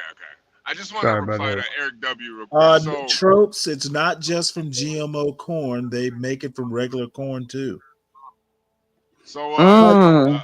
Eric, Go ahead and reply. Then I want to bring up something to Virgo. Okay. So he said film production porno. So right out of school, I did get a lot of inquiries about filming porn, but I had one meeting with a porn star, a girl. When we were actually discussing the scenes that she wanted to do, I realized then that I'm not about to be in the room with a guy with his wiener out. So I never did it. But I did Uh-oh. get a lot of inquiries about filming porn. So yeah, Jesus. yeah. But yeah, go ahead. Virgo, do you know what K-Rose syrup is? Carol? We pronounced it K-Ro. That's how my grandmother pronounced it. Well, I am familiar with Karo syrup. Okay, Yeah. that's high fructose. Yeah, that is high the fructose. So clear one? basically, it's a sweetener that's just in cereals. It's ubiquitous. Do you pronounce it ubiquitous? No. Okay, Ubiquitous so is fine, Stanley. it's everywhere. And my point is that Kennedy versus Corn, Kennedy versus Corn is coming up. Well, you know what, Stanley? Tomato. Exactly. We all know what we're talking about, and that's So all that matters at the end of the day. The next headline is when Donald J. Trump said Robert F. Kennedy could go wild on health, he might not have expected his pick for health secretary doing battle against the president-elect's own voters. So this fits in my theme of some of what Trump, before he becomes president, is kind of talking about or appointing people around. Some of these pre-agendas are already. I hear rumblings of parts of MAGA, factionalizing. Is that a word? Factionalizing. So this article, I don't think we'll listen to all of it, but once we get the gist, we'll move on. Kennedy's war on corn syrup brings a health crusade to Trump country. This article is by Jonathan Weissman and read by an automated voice. The Archer Daniels Midland wet mill on the outskirts of Decatur, Ill, rises like an industrial behemoth from the frozen, harvested cornfields of central Illinois. Steam billowed in the 20-degree cold last week as workers turned raw corn into sweet, ubiquitous high-fructose corn syrup. 3 miles away, a Premiant mill, which sprawls across 400 acres divided by North 22nd Street, was doing the same. To Robert F. Kennedy Jr., President-elect Donald J. Trump's nominee for Secretary of Health and Human Services, this bedraggled city, set deep in Trump country, is the belly of the agribusiness beast, churning out products that he says poison America, rendering its children obese and its citizens chronically ill. To the workers here, those mills, the largest in the world, are their livelihoods. It'd have a huge impact. A 37-year-old electrician who would identify himself by only his first name, Tyler, said of Mr. Kennedy's declaration of war on corn syrup and corn oil. He was grabbing lunch at Debbie's Diner in the shadow of the mills. That shuts down central Illinois if ADM shuts down. Mr. Trump's alliance with Mr. Kennedy during the presidential campaign was the ultimate marriage of convenience, uniting a right-wing populist presidential candidate with a scion of the nation's most famous Democratic family. whose appeal to would-be Trump voters rested mainly with his conspiracy theories on COVID-19 and vaccines. Mr. Kennedy said at the time that Mr. Trump had promised him control of the nation's public health agencies. Mr. Kennedy's other track record on environmental protection and an abiding hatred of America's unhealthy diet may have been less of a draw to the fast food-loving, regulation-hating Mr. Trump, but the former and future president said he would keep Mr. Kennedy's environmentalism in check while letting him go wild on health. Then Mr. Trump nominated him to head the sprawling Department of Health and Human Services, which has partial purview over America's diet through a powerful subsidiary, the Food and Drug Administration, and enormous influence on health through its control of Medicare and Medicaid. Now, a brewing battle over corn syrup and vegetable oils is raising the prospect of a fight between Mr. Kennedy and Mr. Trump's own voters in farm country. I may have to spend a lot of time educating him about agriculture, Senator Charles E. Grassley, Republican of Iowa, the largest corn-growing state, just ahead of Illinois, said of Mr. Kennedy last month. I'm willing to do that. Mr. Kennedy's critique is broad and deep. Generous federal crop subsidies of soy, corn, and wheat artificially lower their costs, making byproducts like corn syrup cheaper for manufacturers who put it into everything from soft drinks to hot dogs to heavily processed bread. Crop engineering has made American grains more resilient to drought and pests but rendered them nutrient-barren, he says, and farming practices have loaded grains with pesticides. High fructose corn syrup is just a formula for making you obese and diabetic, he has said in promotional videos, often pinning blame for the state of American grain production on Democrats and promising to immediately take processed foods out of the school lunch program and ban food stamps from being used to buy processed foods and sweet drinks. In fact, his most vocal allies on the issue come from the left. Michael R. Bloomberg, the former independent mayor of New York and Democratic donor, waged his own unsuccessful war on corn syrup-laden soft drinks. On Thursday, Bernie Sanders of Vermont, the Senate's most left-wing member who leads the Senate Committee on Health, Education, Labor, and Pensions, pressed the leaders of the FDA at a hearing to label sugary processed food and drink as unhealthy and to restrict advertising of such products. For decades, Congress and the FDA have allowed large corporations to make huge profits by enticing children and adults to consume ultra-processed food and beverages loaded up with sugar, salt, and saturated fat, he said. Sounding very much like Mr. Kennedy, none of this is happening by accident. But corn country is Trump country, and any concern about Mr. Kennedy is muted. Decatur's mills operate around the clock and employ around 4,400 workers and contractors, but their economic power is much broader than that. At harvest season, farmers ship their corn from all over the Midwest, on trucks, rail cars, and barges, lining up for miles. Electricians, pipe fitters, and truck drivers service the mills year-round. The Biden administration's economic support for the region may be obvious all over central Illinois, from the spinning wind turbines underwritten by generous renewable energy tax credits to the Rivian auto plant in Normal, Ill, churning out electric pickup trucks and vans whose high price tags are offset by consumer tax breaks. But Decatur's Macon County gave Mr. Trump 59% of its votes in a state where 55% sided with Vice President Kamala Harris. Neighboring DeWitt County gave Mr. Trump 71%.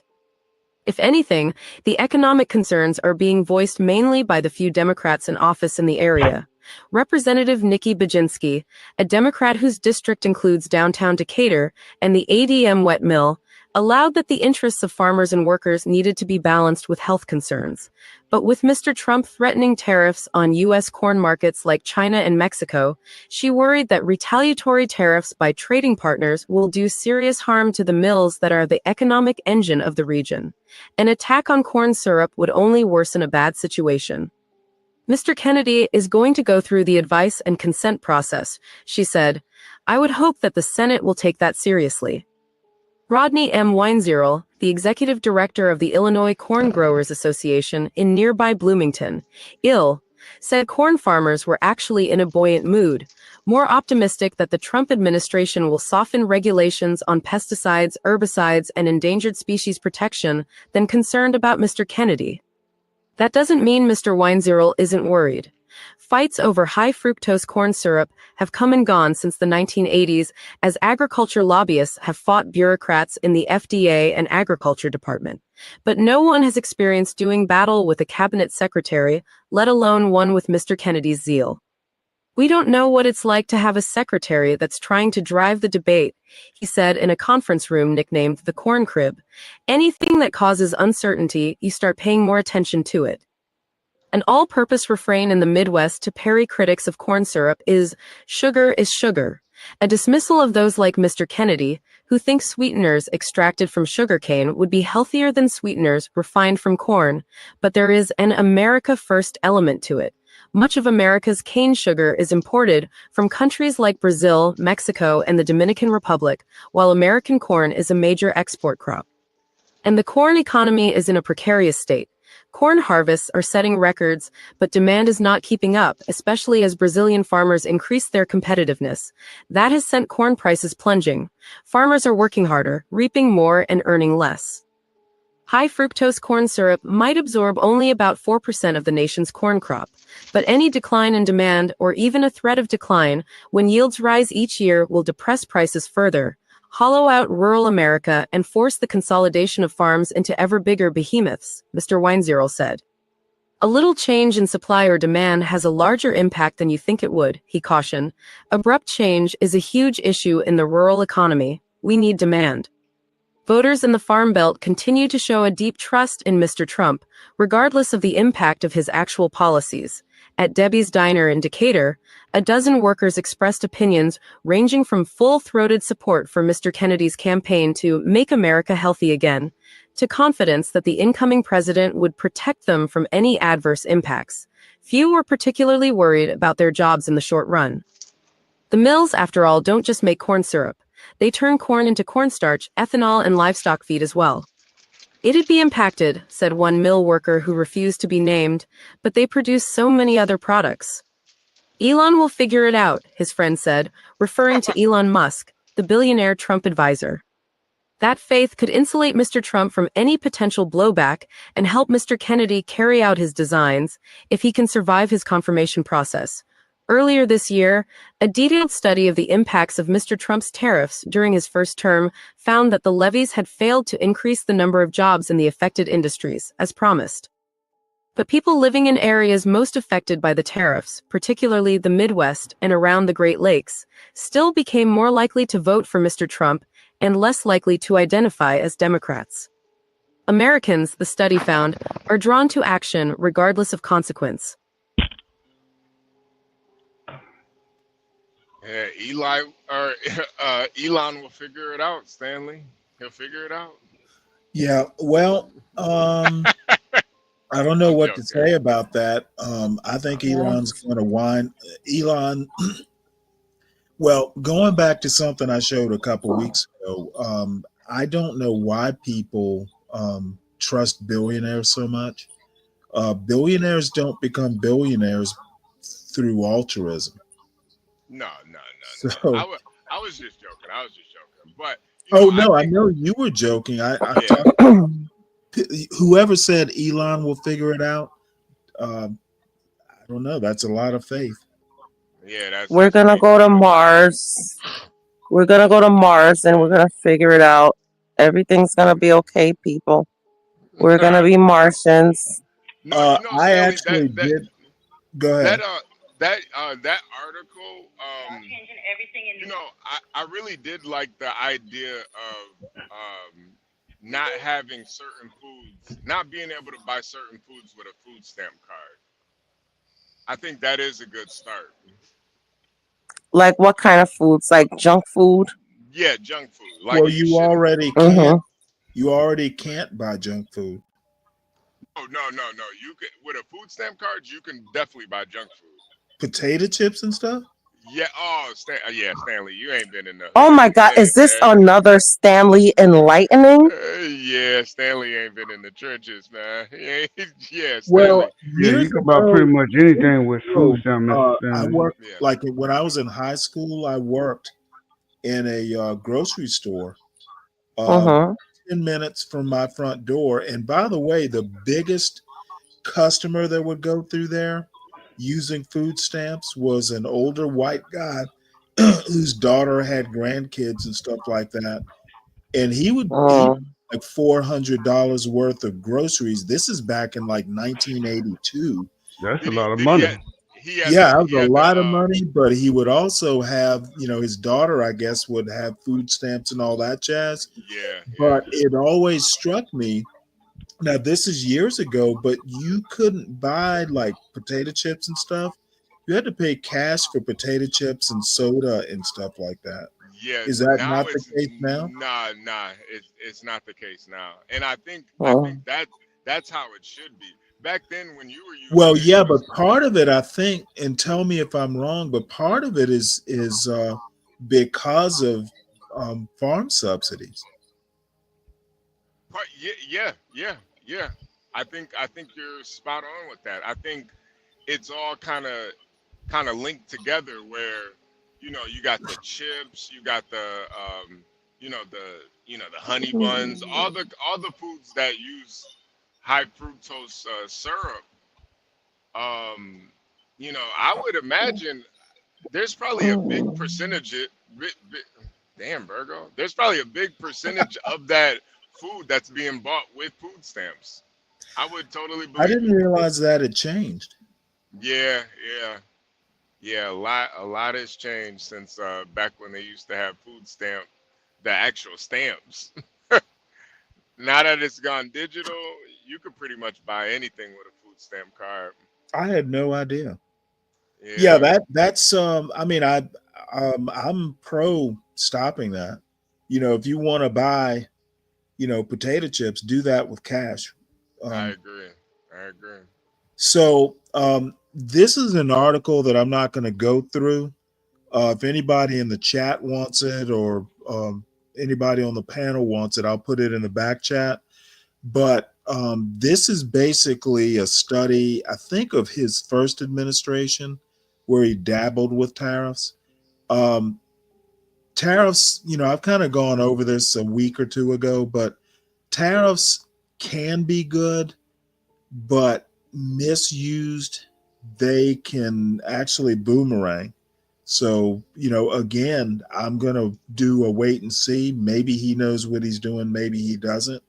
But I really don't know that. I hope he knows what he's doing before he does it. Learning on the job might not be the best thing. Yeah, I So think let me know if y'all want. yeah. To No, hear no. this I thing. definitely want to hear it. I think really the only Well, way it's you can not do a. it. You mean about the tariffs? Yeah. I think Okay. the only way you could do the tariffs is you got to devalue the dollar, and that's the only way it's going to be able to offset. And with everybody being so bullish on all this crypto and stuff, I'm starting to see that's where this administration is going. They're gonna try to devalue the dollar, so these tariffs will actually make sense. But yeah, I'm kind of with you, Stanley. Like I do think it could have a negative effect. Um, Well, if you devalue the dollar, doesn't that make it less desirable as a what's the term for it? Reserve currency. yeah, it does to a certain extent, but I think it's not really the dollar that makes it desirable as a currency. It's who's using it that really makes it desirable. And America is still the biggest consumer. So even if you devalue the dollar, we're still gonna buy what we want. Right. And I think it'll just charge it'll basically you know make things you know still stay the same price Mhm. wise, but with the dollar being devalued a little bit, it it's I can't really explain it that well, Stanley. Well, It's been a long day. I don't generally deal with stuff like that because I Yeah, find it boring mainly. But yeah. I mean, Yeah, I'm going to have to read this by hand. I don't think it has a. Oops, what am I doing here? Um, I don't think it has a reader. Let's see. If it doesn't, then I'll just run through it. Uh, that's funny. Usually these things. Let's see here. Nope, it's not there. Oh, the New York Times. I pay good money for this, and it doesn't have a reader. We're going to have to do something about this. Let's see. New research finds that former President Donald J. Trump's tariffs did not bring back U.S. jobs, but voters appeared to reward him for the levies anyway. Well, because of for other reasons, I guess. Yeah. It says the sweeping tariffs that former President Donald J. Trump imposed on China and other American trading partners were simultaneously a political success and an economic failure, a new study suggests. That's because the levies won over voters for the Republican Party, even though they did not bring back jobs. Well, Republicans like hurting people. It's the cruelty that's the point. The nonpartisan working paper examines monthly data on U.S. employment by industry to find that the tariffs that Mr. Trump placed on foreign metals, washing machines, and an array of goods from China starting in 2018 neither raised nor lowered the overall number of jobs in the affected industries. But the tariffs did incite other countries to impose their own retaliatory tariffs on American products, making them more expensive to sell overseas. And those levies had a negative effect on American jobs, the paper finds. So basically, devaluing the dollar makes lessens the impact of tariffs. It lessens the impact of tariffs that other countries might impose, right? Right. I don't know that that's a good thing. That was particularly true in agriculture. Farmers who exported soybeans, cotton, and sorghum to China were hit by Beijing's decision to raise tariffs on these products to as much as 25%. The Trump administration aimed to offset, offset those losses by offering financial support for farmers, ultimately giving out 23 billion in 2018 and 2019. Those funds were distributed unevenly, a government assessment found, and the economists say that those subsidies only partially mitigated the harm that had been caused by the tariffs. The findings contradict Mr. Trump's claims that his tariffs helped to reverse some of the damage done by competition from China and bring back American manufacturing jobs that had gone overseas. The economy. Wait. I did want to say this. This is what I was trying to say. So by because it is something. This whole tariff thing, I've been like, because a lot of fucking Republicans think that the tariffs go on other countries and stuff, but really Yes. the tariffs go on us. So the reason why you want to devalue the dollar is because it's gonna make our exports more desirable. Yeah, it's going Because to make them less expensive. Right. And that, in theory, that should offset the tariffs that we place on countries like China and Canada Well, and yeah, Mexico. it'll offset overall, but it won't offset what the individual consumer has to spend. No, it won't. And that's why when it comes to like things like inflation and stuff, none of that stuff is gonna really go anywhere. But I think what it will do overall, it will stimulate the economy. So there'll definitely be more dollars moving around. So um, you know, it it's not necessarily gonna help the kind of what probably what you're thinking anyway. It's not really gonna help the poor guy. It's gonna help the companies, the big companies. Well, it's going to help the farmer too. Yeah. It's gonna help all industries essentially, especially if you export. But also if you have if your business is domestic, it's gonna help that too. Yeah, I actually, just to Eric's point, I paid for Washington Post, New York Times, and I paid for the Washington Examiner, just because, um, well, just because. But the one thing about the New York Times and the Washington Post is there are a lot of newsletters, and New York Times and Washington Post cooking sections are excellent. Um, well, I like to cook, and Yeah. it's not that expensive actually. And maybe if I can, maybe might because my son's in college now, I might be able to get student rates.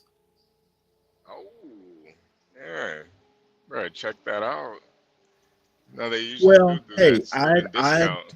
I do news, and I need it when I need it. Yeah. Let's see what this is a separate window. Let me find that stupid article again. Okay, so to continue, certainly you can reject the hypothesis that this tariff policy was very successful at bringing back jobs to those industries that got a lot of exposure to that tariff war. One of the study authors, David Dorn of the University of Zurich, said in an interview. Even so, the researchers' work suggests that aggressive tariffs on foreign products were a political success for Mr. Trump and the Republican Party. Drawing from data on vote counts for presidential and congressional elections, the study suggests that people living in areas affected by the tariffs, particularly the Midwest, the area around the Great Lakes, and the South, became more likely to vote to reelect Mr. Trump in 2020. They also became less likely to identify as Democrats and more likely to elect Republicans to Congress, according to the paper. Those political beliefs were not entirely immune to economic effects. Republican electoral gains were stronger in locations where tariffs and subsidies had a more positive effect on the job market, and the retaliatory tariffs that other countries imposed in response to Mr. Trump's levies did weaken support for Republicans, but only modestly, the paper said. Still, the economists speculate voters in the areas that were hit hard by economic competition from China in past decades may have valued the tariffs as a sign of political solidarity rather than for actual consequences they had on jobs. That is definitely true. People react positively from a Republican point of view to import protection of their local industry, Mr. Dorn said. But they don't punish Republicans um, that much if their location gets exposed to retaliatory tariffs. In addition to Mr. Dorn, the study's authors are David Autor of the Massachusetts Institute of Technology, Ann Beck of the World Bank, and Gordon H. Hansen at the Harvard Kennedy School. Mr. Autor, Mr. Dorn, Mr. Hansen have conducted influential research on the China shock, which quantified how much China's joining the World Trade Organization had reduced U.S. manufacturing employment. Their later work examined how those job losses have influenced political trends in the U.S. heartland, including leading to political polarization and increased Republican support. Mr. Dorn said that the American economy was growing strongly during the trade war, which may have influenced voters' perceptions of the effects that tariffs had. It's the famous, it's the economy, stupid, he said. It is very, very difficult for people to sort of fully isolate why the economy is going well, Mr. Dorn added. Is the economy going well because of some particular government policy, or is the economy going well despite the government policy? Findings come as Mr. Trump is promising even more aggressive trade measures as a candidate in 2024. Mr. Trump has proclaimed his previous tariffs a success and proposed to issue an even more expansive program of levies if reelected. Apparently, this was written before the election, including a 10% baseline tariff on all imported goods. Both Democrats and Republicans have shown an increased willingness to embrace protections for American industry in recent years after decades in which trade rapidly expanded, supply chains globalized, and many U.S. factories shifted overseas. While Mr. Biden has reduced some of the tariffs Mr. Trump put into effect, for example, those on Europe, he's kept the China tariffs and other measures in place. Biden administration officials are also debating raising tariffs on some strategic products like electric vehicles further. Proponents argue that tariffs deter China from flooding the U.S. states with cheap goods, protecting vulnerable American manufacturing industries and generating revenue for the federal government. Critics say tariffs simply raise prices for American consumers and pose a particular burden for lower income people who spend more of their money on goods. Tariffs also increase costs for American factories that depend on foreign imports, which can make U.S. products more expensive and less competitive internationally. During Mr. Trump's tenure, the average U.S. tariff on Chinese goods jumped from 3.1% to 21% within just 2 years, while the average Chinese tariff on U.S. goods rose from 8% to 21.8%, the study says. Wow. Study authors say it is not clear precisely why import tariffs did not result in more U.S. jobs. One possibility is that firms simply imported products from other lower cost countries rather than China, a trend that is visible in trade data. Interesting. In some cases, Mr. Dorn said U.S. industry that received import protection ended up having higher sales.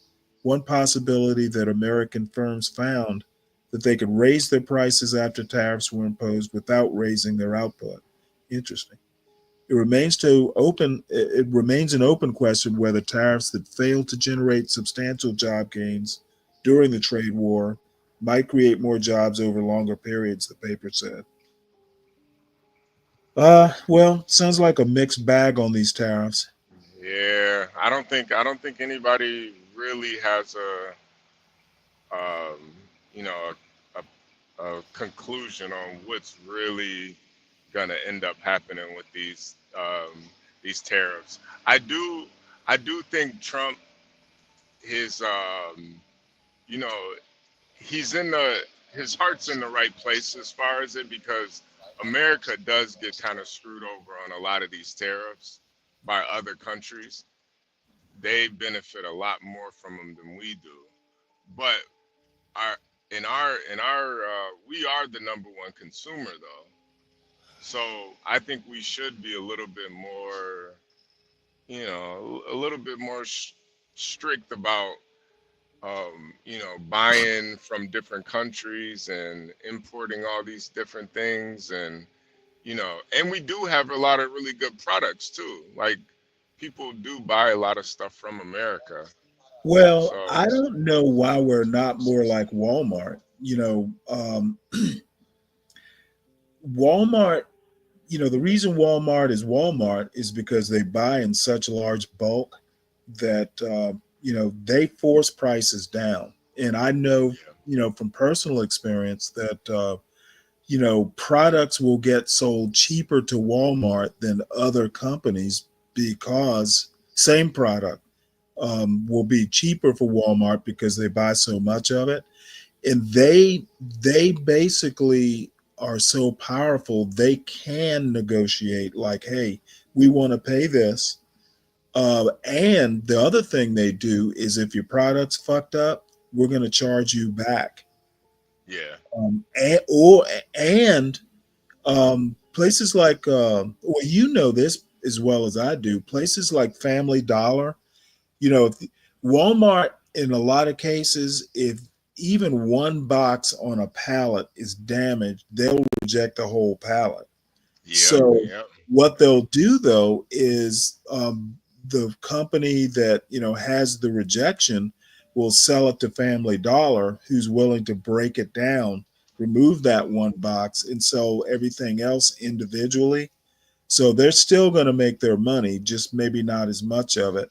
yeah, So what I'm saying is, I mean, I actually don't understand why, being the world's largest consumer market, and maybe we do. I don't keep up with this sort of stuff, but I would think we would just have demand by saying, "Hey, we're not going to buy your shit." If you don't do what you want, what we want. And my question to Eric is, force what negotiations? Which kind of negotiations are you talking about?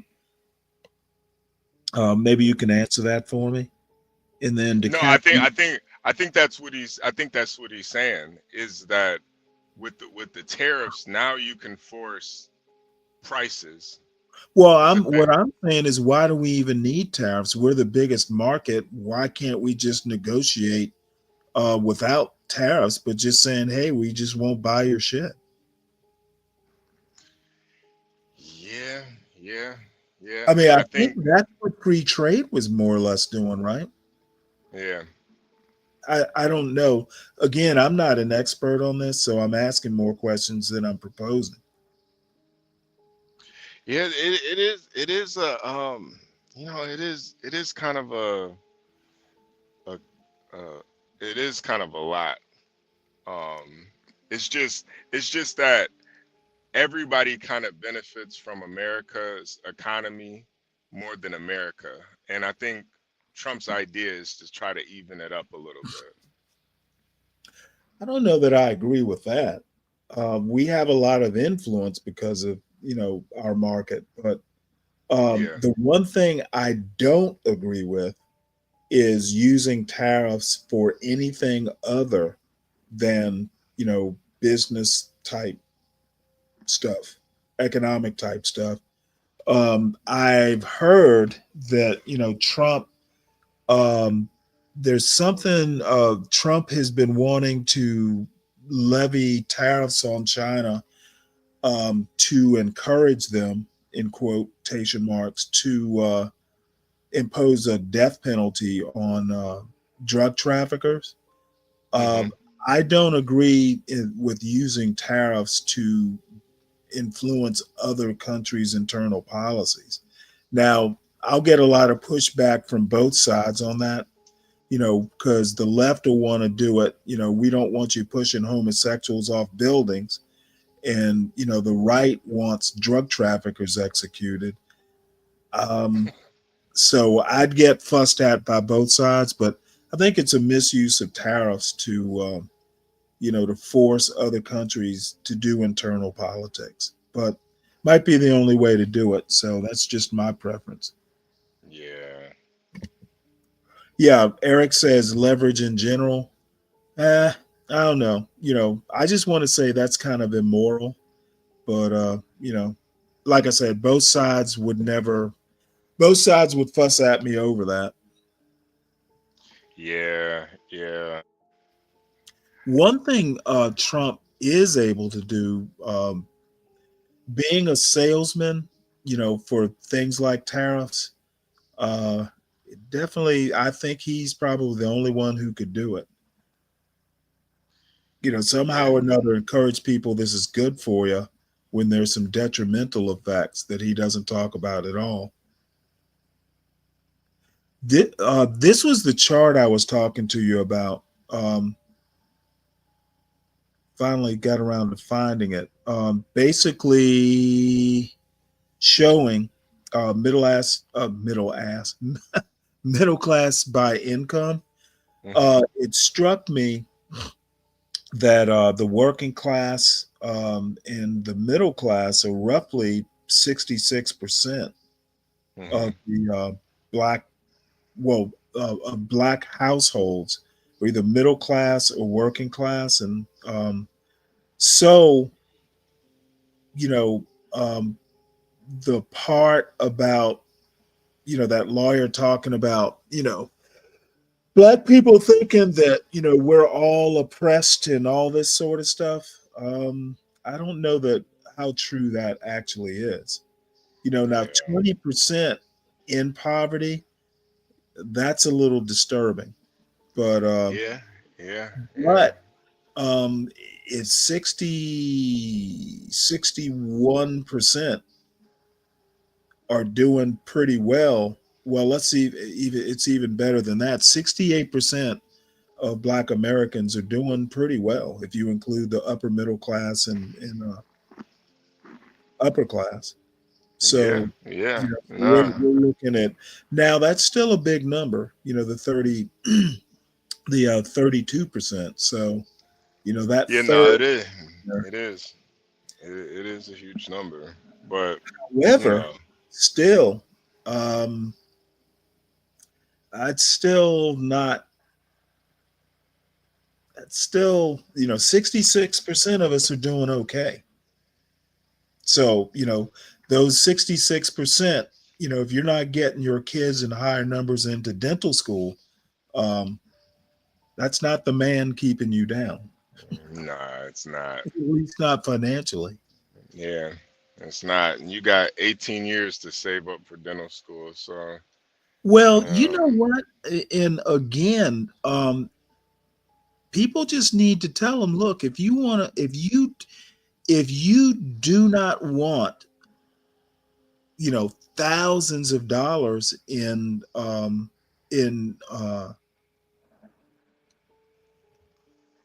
student loans, literally, as it turns out, I'm going to have to pay $2,000 this year for, I don't even know what it's for my son's. Basically, I think it's probably more fees than anything. yeah, So, it can be done if you take school seriously. And there's no reason, and not everybody's going to be able to do it. Not everyone has the ability to do it, but I would tell my son probably, you might be able to pay for school, but it would be like more a West Georgia college or some community college. You're not going to be going to college, and having a full D1 college experience.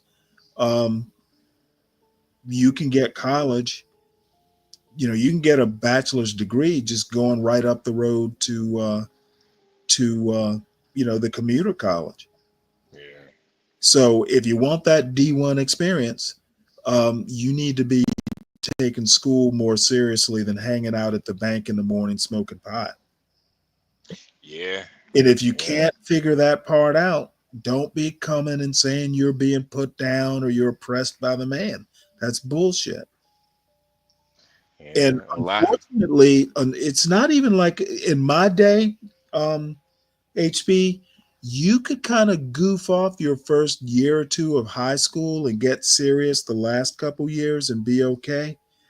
You got to be thinking about what you're going to be doing college wise, probably in eighth grade. Yeah, I think it's. And this is my point. I'm sorry to cut you off, but let me make this quick point. Asians are doing it. Yeah, no, no. That's They're that's what I thinking was. about That's what this I was gonna. shit. That's what I was Yeah. gonna say, Stanley. It's way more competitive now than it ever was. I truly believe that, and it's not just the Asians. You're competing with the Indians that are coming over here. Well, they're part of the Asians. Yeah, yeah, As yeah. a No, matter of you're fact, right. the South Asians, the Indians, they're the ones, the Vivek Ramaswamis, to not stereotype, but not so much the East Asians, it's the South Asians. Yeah, So yeah, all I'm saying is and I don't get the feeling that your average middle class black family realizes how competitive this shit is. they don't. They don't. If you're not talking to your seventh grader about or earlier about being serious about this stuff, then you are basically, two things are going to happen. They're either going to have to do a shitload of student loans, or they're just going to this is if they want to go to college at all. Yeah, um, it yeah, is possible for your average middle class person to get their kid into an Ivy League school or some D1 school, but you got to start preparing like fucking in middle school. yeah, yeah. And this is a good graph too to really kind of let let black kids, if you know, if anybody, if there are any parents in the chat too, like just to let them know, like, listen, you're gonna be in one of these categories. You better you better figure out early which category you want to be in and work Right. towards that, because you're gonna be in one of these. And Right. 20%, that means in your class, you got you got 100 kids in there. 20 of them are probably gonna be in poverty, and that's kind of, yeah, that's kind of brutal. Well, it depends on where the school is, of course. You know, Well, this yeah, is yeah, more yeah, like the yeah, yeah. national average. But what I'm saying, um, I don't, you know, it's funny, and I never really had to do this, but you know what? Those kids, and I'm kind of, you know, my mind's still kind of focused on what I saw this morning. I wonder how those kids would react to this chart. Yeah, yeah, yeah. I was, I think it's a very good chart to see, Yeah. because I mean, that your chances of winding up in that 19% are probably way higher if you're standing here, you know, 40 minutes after school starts smoking pot to stay warm in a bank atrium. yeah, yeah, You yeah, know, and that especially, and being in that 19%, it's not just going to affect you, it's going to affect your kids. They're going to be in yeah, that 19% right there with you. yep, yep, yeah. And I got a feeling that 19% is probably gonna keep growing too, Stanley. Honestly. I don't think it would. Well, I think I hope it just stays steady. I don't know that it's gonna. I I'm thinking. I don't know about that. I mean, I can tell you right now. Let me put it to you. Let me tell you No, why. wait. I just want to say this. I think what's gonna happen is that the red and the yellow are both gonna keep getting bigger. That's what you're gonna see. Well, let me tell you something. Elaborate. Hold on one sec. I can't talk and type at the same time. Um, my son's school is just in a little Georgia town, et cetera, et cetera. When, like, the first year my son went there, all the people who had 4.0 averages got like some award at the award ceremony. I was extremely encouraged to see my son wasn't the only one, the only black kid in that line. Number Hmm. one, there were way more kids than I ever expected to see who had 4.0 averages, but I was encouraged to see that he wasn't the only one. He wasn't the only five. There were, you know, a decent showing of, you know, black faces, and his is a little pale, but I was encouraged by that. So this is just in some small Georgia town. Um, so I have a little bit of hope that that 19 will at least remain steady. Yeah, I think your son is probably gonna be in the yellow section, and there's a lot of kids that are, growing up in poverty now.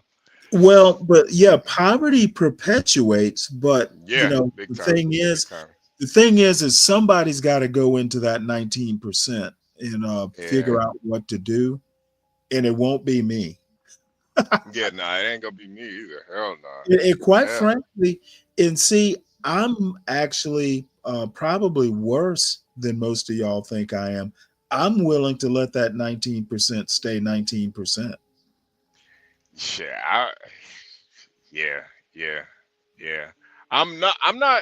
Stanley. I'm not one of those people that thinks it should be lower either. I don't think. I think those 19%. It's all um it's all because of their own doing. Now some of those, you can't really blame the kids for growing up in poverty, but um, But it's that's poor parenting, yeah, yeah, because basically those kids are going to suffer, and they're more likely to remain in that 19% when they become adults. Yeah. Freddie, I said the poverty rate is gonna get bigger. And this is just the black incomes. And I Well, I think mean, if the poverty rate goes up, the number of people in the category goes up. yeah, yeah, yeah, because that 15 to 25%, like if you're making or 15K to 25K, I mean, what's really making you even want to go to work if you're making that type of money? You know, like Really? it's yeah. I mean, if you're only making 15K to 25K a year, I mean, you might as well just live on food stamps. You might as well just get it. Like, come on, man. Like, you. There's really no, and I feel like a lot of people feel like that too. It's like, you're not making. I don't even know what type of job Yeah, you would but have to.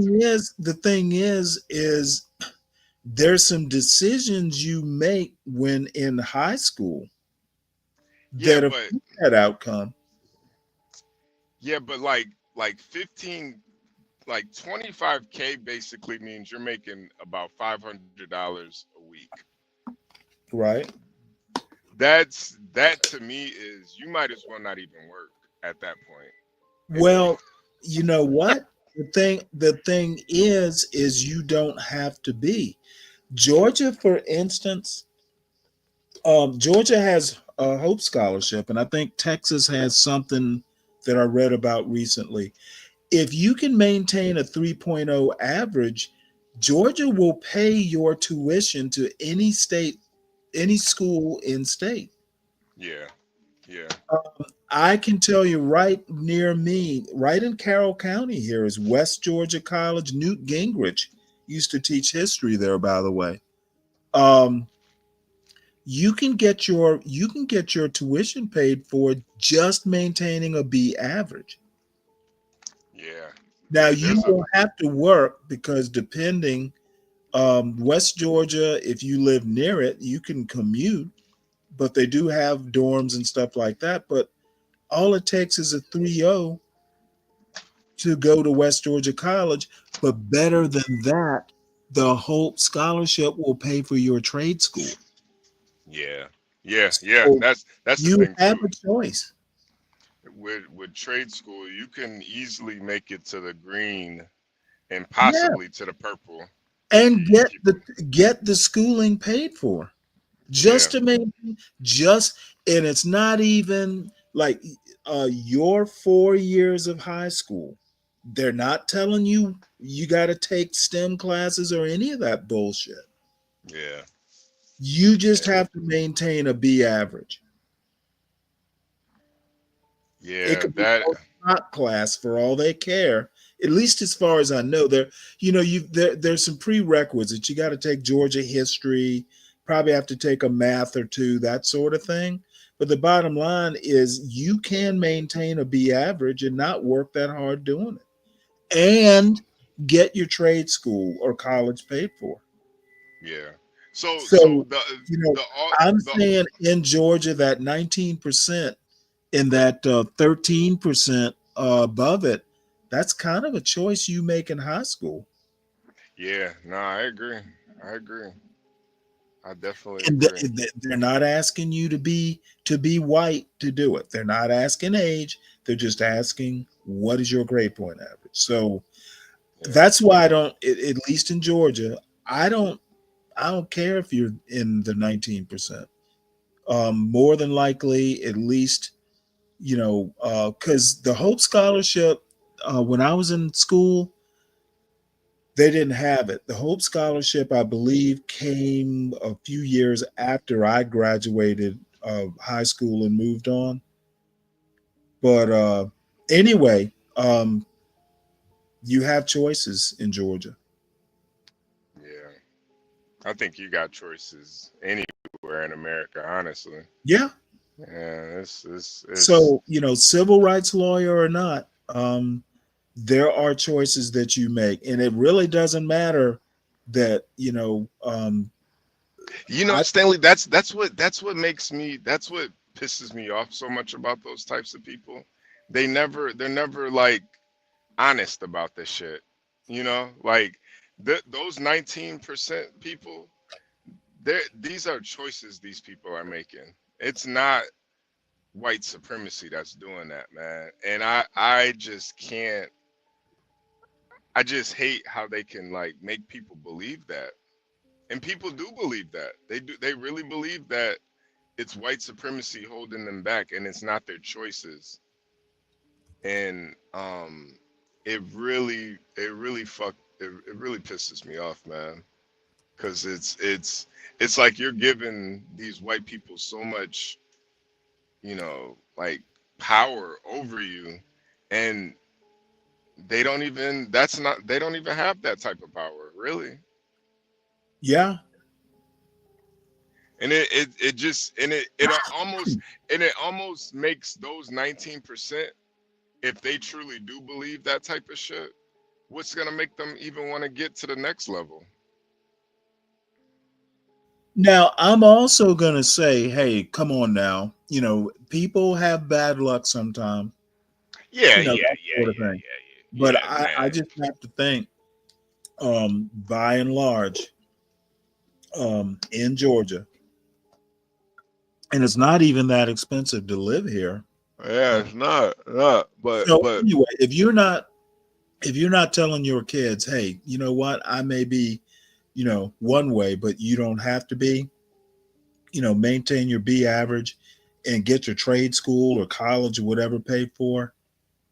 They're not qualifying. If you got your 3.0, you go. yeah, it's I don't know, man. This why I can't stand those pro black, Stanley. At least you can see that a lot of this shit is bullshit. It ain't perfect. We don't live in a perfect, world. There still is some level of racism out here, but the idea of white supremacy holding these people down to 19%, this is the type of rhetoric that they talk about. We were just listening to some lady talk about, like, they're the ones keeping us in Well, he didn't projects. exactly say that. Yeah, no, he's talking about, because even if the type of people that can even get the opportunity to get into dental school, let's say the numbers are down, but those types of people, they're not going to be in the 19%. Like, I don't believe those are the type of people. Those 19%, probably majority of them are extremely lazy, probably not that bright at all. Well, what he's saying is that, affirmative action basically widened the net. That the numbers went down, it's because that little extra, spin on the ball isn't being applied. But it's kind of like I was fussing about those white people in Johns Creek Hmm. who didn't want to work harder to be more competitive with their Asian neighbors.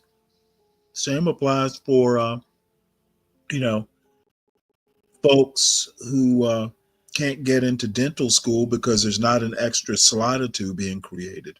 Just Yeah, need to work harder. why don't they say that though, Stanley? Why I can't they don't just say that?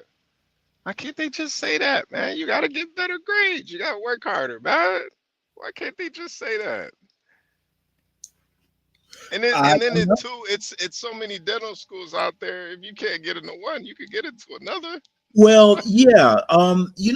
There's Meharry. I mean, like it or not, um, yeah, there are plenty of dental schools. And the thing is that if for some reason or another your MCAT, I can't remember whether you take an MCAT to get into dental school or not. Probably. No. You take it starts with a D. I can't remember the name though. It's uh, I forgot the name of it, but it starts with a D though.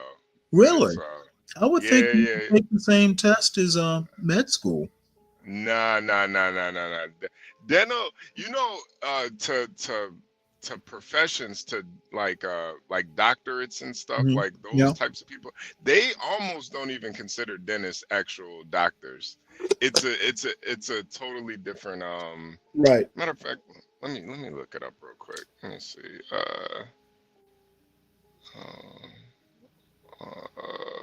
Because I can't.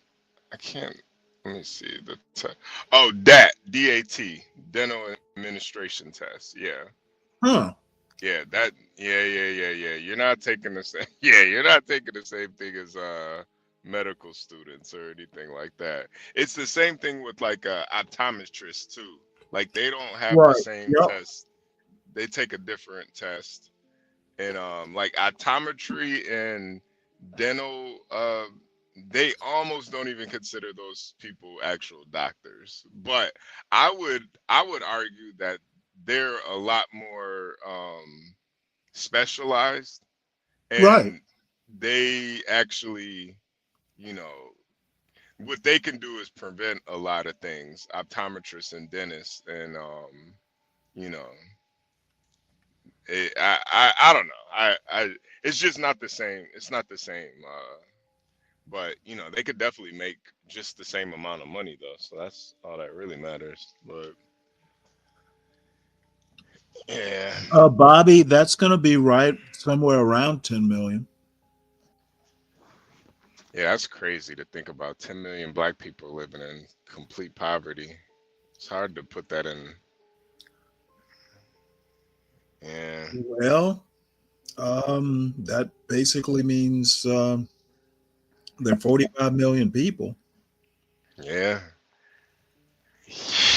Jesus Christ. Yeah. Well, Yeah, Stanley, I but gotta I it's gotta get not out a of here, Stanley. it's not a permanent thing though. Now, for some of these people, it's gonna be permanent. But yeah, I gotta get out of here, Stanley. I'm gonna be listening in though. But yeah, Okay. I'll be up in the morning though. Well, I don't know what. this next guy, just so you Mhm. know, and the audience knows, he's going to be talking about the Daniel Penny thing, I guess. He's talking about U.S. vigilantism. Oh yeah. I'm definitely gonna be listening to this. I do want to hear because we've been going off all day about it, so I wanna I wanna hear your Well, he's going to perspective have a on it. wacky point of view for sure. You've Ah, seen him before. He's actually an academic philosopher. oh man, that's yeah, Bobby Perkins. That's a lot of food stamps. You ain't lying, man. That's a whole lot of food stamps. You know what's so crazy about that too? I would think if you're getting food stamps, it would be that much easier to get out of poverty. But it may have the opposite effect. It may be harder, because you got to make a certain amount to even qualify for food stamps. So it might actually make it harder. I to be honest, I uh, I just tend to think that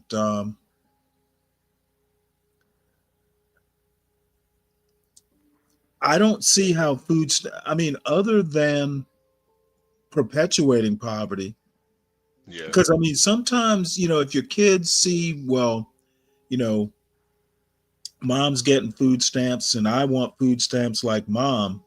The first time mom hears that shit, she ought to go ballistic. yeah, yeah. But I Like, think I think too you though, want to like what? if you're getting Section 8 and you're on food stamps, what's really gonna make you want to get out of that situation? I mean, you're probably only paying like $400 a month in rent, and you get all your food paid for. What's really gonna make you want to get out of that? Um, you're not going to be eating like if you really like food. Food stamps aren't going to be enough.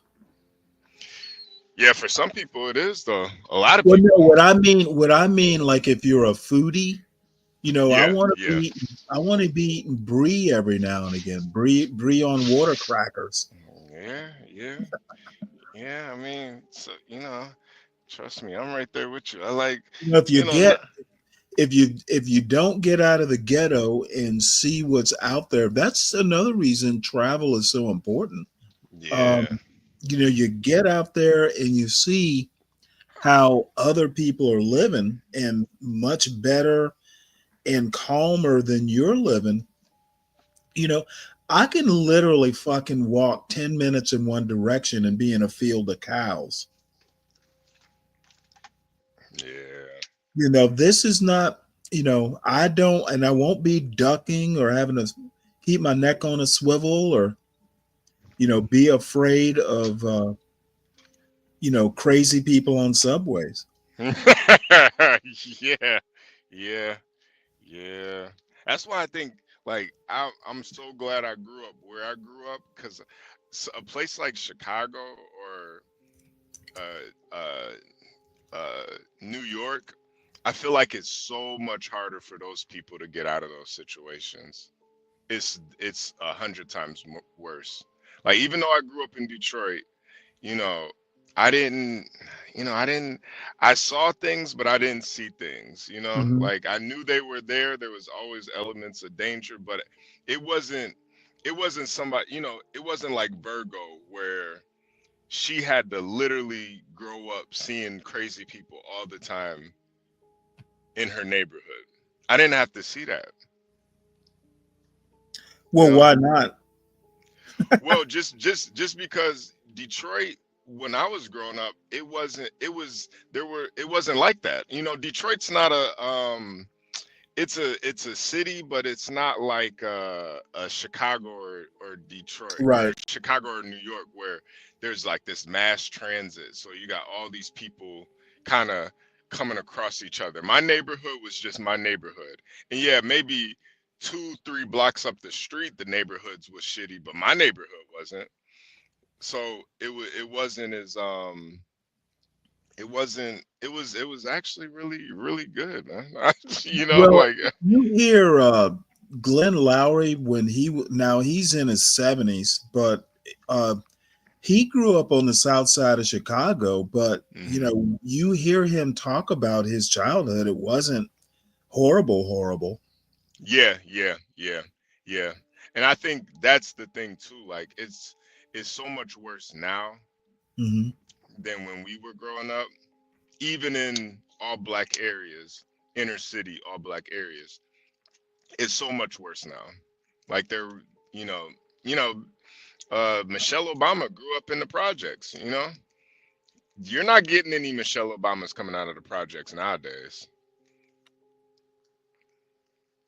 Those Her days are father over. got sick and some other things. There were some extenuating circumstances, but somehow or another, she wound up where she was. And her brother, Chris, I think his name is, he was like Hmm. some famous basketball coach. Yeah, yeah. It's just a different. Like I think that's why I think I really do believe that poverty rate is gonna keep growing. We'll see. Yeah, well, we'll see. All right, Stanley. I'm gonna be in the All chat though, right. man. All right. Take it easy. Drive Yep. carefully. Are you Yep. parked now? Yeah. I just got parked. I had a All right. shitty day yesterday, so I had to start late, and my schedule's all over the place now. So All right. Well, you should tell me about it. You had truck trouble? no, not like that. But I had to pick up in Mississippi. I had to drop off and pick up in Mississippi, and these people down in Mississippi are so fucking lazy. So I got there. I had to be at this shipping place for like 6, 7 hours. Oh So it wow. just threw my whole day off. I get paid for sitting though, so it's not all bad, but Right. it just threw my whole day off. Yeah, Bobby Perkins, Michelle Obama is from Old Black, man. She's from Old Black. Yeah, trust me, Bobby Perkins. Ain't no Michelle Obama's coming out of Old Black no more, man.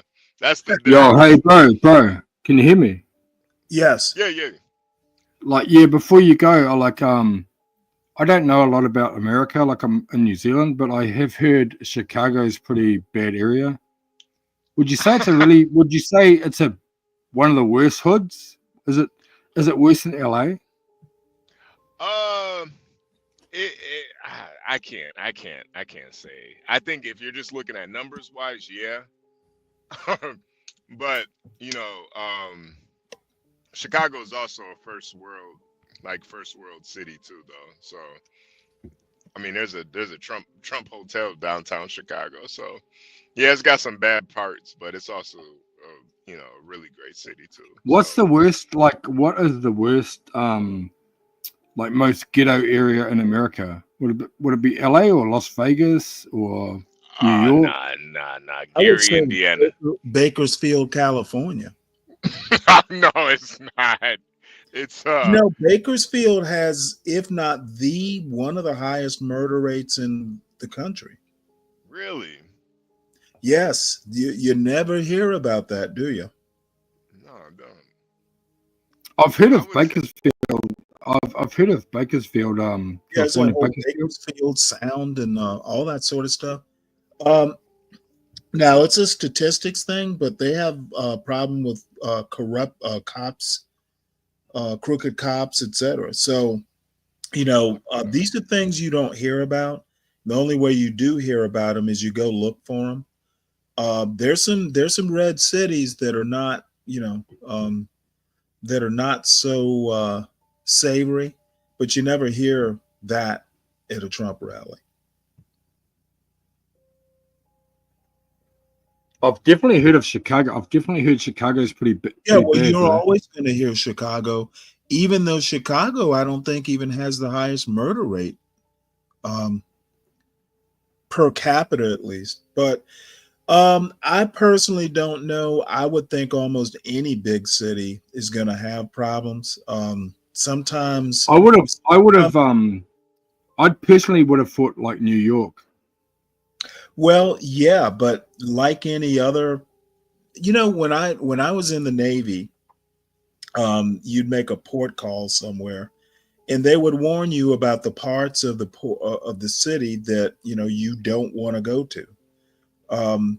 Cities are like that. There are parts you don't want to go to, at least at night, and there are parts you do want to go to. So, I think sometimes comparing the degree of bad kind of takes away from bad is bad. Comparing New York hoods, or bad neighborhoods in New York to bad neighborhoods in Chicago kind of takes away from the fact that they're bad neighborhoods. Yeah, there are. Most Like major cities in the U.S. have bad. Like most people outside of America, most people will think LA. Like LA is like known as the gangbanging capital, maybe. There's gangs all over the place. LA might be famous for it, but you know what? The cops have gangs. they're a cop gang. So it I don't know what to tell you. Every place has kind of like the propaganda and all that stuff, but sometimes close inspection or close study, adds nuance. I know because I've never been to LA, I've never been to Chicago. If you ask me about it, I would basically say they are both bad in places. I don't know how to compare them. What's causing crime in Chicago may not be the same thing that's causing crime in LA. So bad is bad. More bad is just nuance. I don't want to go to either place if they're bad. So what is what's the murder capital? What place has the most murders? I'd have to look it up, but the way we measure murders, you can either do it, by numbers, or you can do it per capita. And no, Chicago is up there. Because there was one time when Savannah, Georgia, which is where I'm from, was a murder capital. And, it was per capita, though, because we don't have anywhere near as, the number of murders wasn't anywhere Yeah, near, it's by population. but it was by population or per, I guess per capita is per head or whatever. DC sometimes is a murder capital, and it's way Oh, really? smaller, like Chicago. So the number of murders may not be as many as Chicago. It's just based on population. What do you put it down to? Do you put it down to people owning guns? Because like Uh, I'm in New Zealand and people don't really have guns here. Like we didn't even the police didn't even have guns till recently. I would Police didn't even. say there's more correlation with poverty and location. I'll tell you right now, the first time I ever seen a gun in my life, my parents took us on a trip to LA. Oh, We went to really? LA and yeah, that's the first time I ever seen a gun in my life was in LA. And that was the police. That was the police. Well, I wouldn't say it's guns necessarily. Guns kind of, make it easier, to do. But I would say crime tends to seem to correlate to uh, poverty and locations. Drugs will get wrapped up in it. But I'm not, a sociologist. So, it's really more just my impression off the top of my head than, database. I've Googled this right quick. This is 2024. This is USA Facts. I put this up on the screen. Like, I would have thought, like from what I've heard, I would have thought like Chicago and LA. Well, they're always up there, but looking I think this is per capita. Basically, they're saying New Orleans has the highest per capita right now. Say, let's read this. Which cities have the most homicides? One way to approximate city homicide numbers is with data from large urban counties. This is inexact as some counties map to a single city. Others contain multiple cities or broader metropolitan area. Some major cities like St. Louis and Baltimore are independent and don't belong to any county, but county level numbers are still instructive. So, Cook County, Illinois, home to Chicago and its metropolitan area, had 929 homicides in 2022, the most in the nation. Second highest was Los Angeles County, California, whose 88 cities, including Los Angeles, had 713. So that's in 2022. They had the highest two numbers.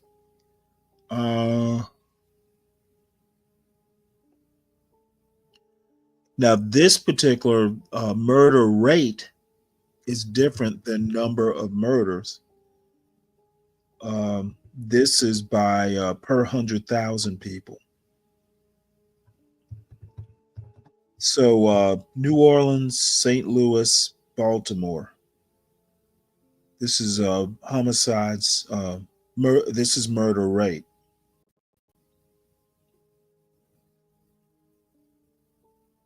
So I guess Chicago and LA in 2022. Let me see if I can find it in 2024.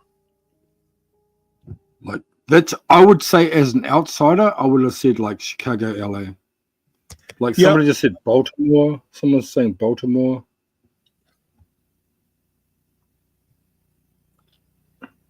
Yeah, so like Browns are like natives, like natives. Okay, America's murder capitals 2024 rankings.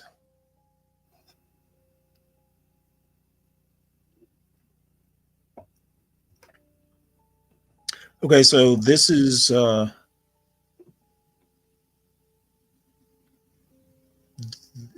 so far for 2024, St. Louis, Baltimore, New Orleans, Detroit. Chicago is down here at 1, 2, 3, 4, 5, 6, 7, 8, 9, 10. So it's 10th, but this is a murder rate at murders per 100,000. Yeah, and Chicago's probably a really big population, right? Yeah, I'd have to look it up. It doesn't have it on here. Reported homicides in major cities 2024. These cities are down. LA and Atlanta are higher, so they're looking at it based on past numbers.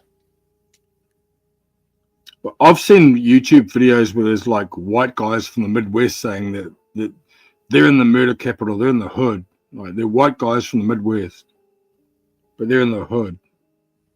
Yeah. Okay, so Baltimore, New Orleans, and there you go. The guy said Baltimore in the chat. Baltimore must be right up there. yeah, it's number 2 in 2024 for murder rate so far, and it's December, so you might as well just say for 2024.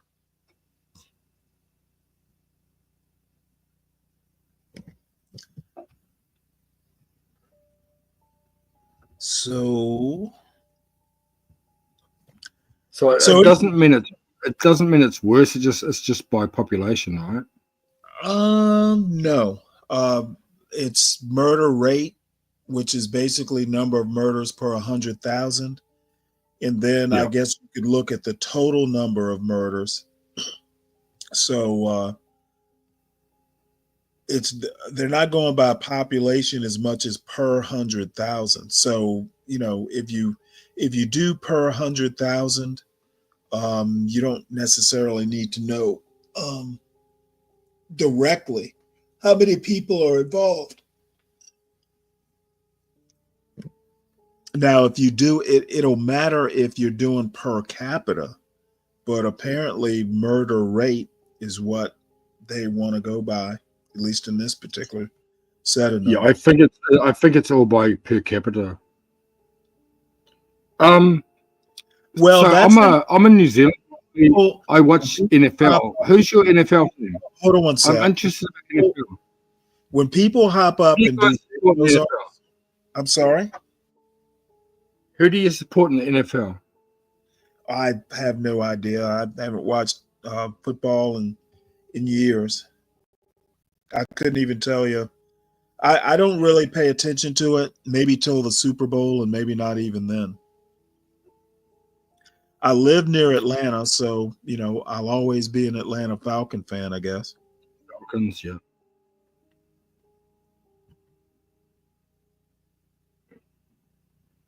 I was actually about to talk about, are you familiar with the recent Daniel Penny case? No. Okay, well, he a while ago wound up putting a sleeper hold, I guess you would call it, on some crazy person who was causing a ruckus in New York subway system, and he felt threatened and thought this guy was threatening to other people, so he went in and did a sleeper hold that wound up killing the guy. So he was on trial. I think for second-degree murder was the highest charge, and he was acquitted yesterday. So there's been a little bit of a ruckus. Most people around here want to turn him into a saint or superhero, and there are other people like Black Lives Matter folks who want to make it, the opposite of that. Want to demonize it. Like the big worldwide shooting right now is the New York guy, right? The guy in New York. Oh yeah. They caught that the guy who did it. They caught, or they think they've caught him. He's He's the major suspect.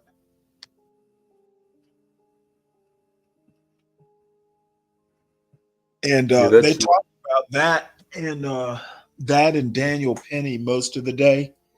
And I've touched on Daniel Penny for other reasons, but and about to touch on it again.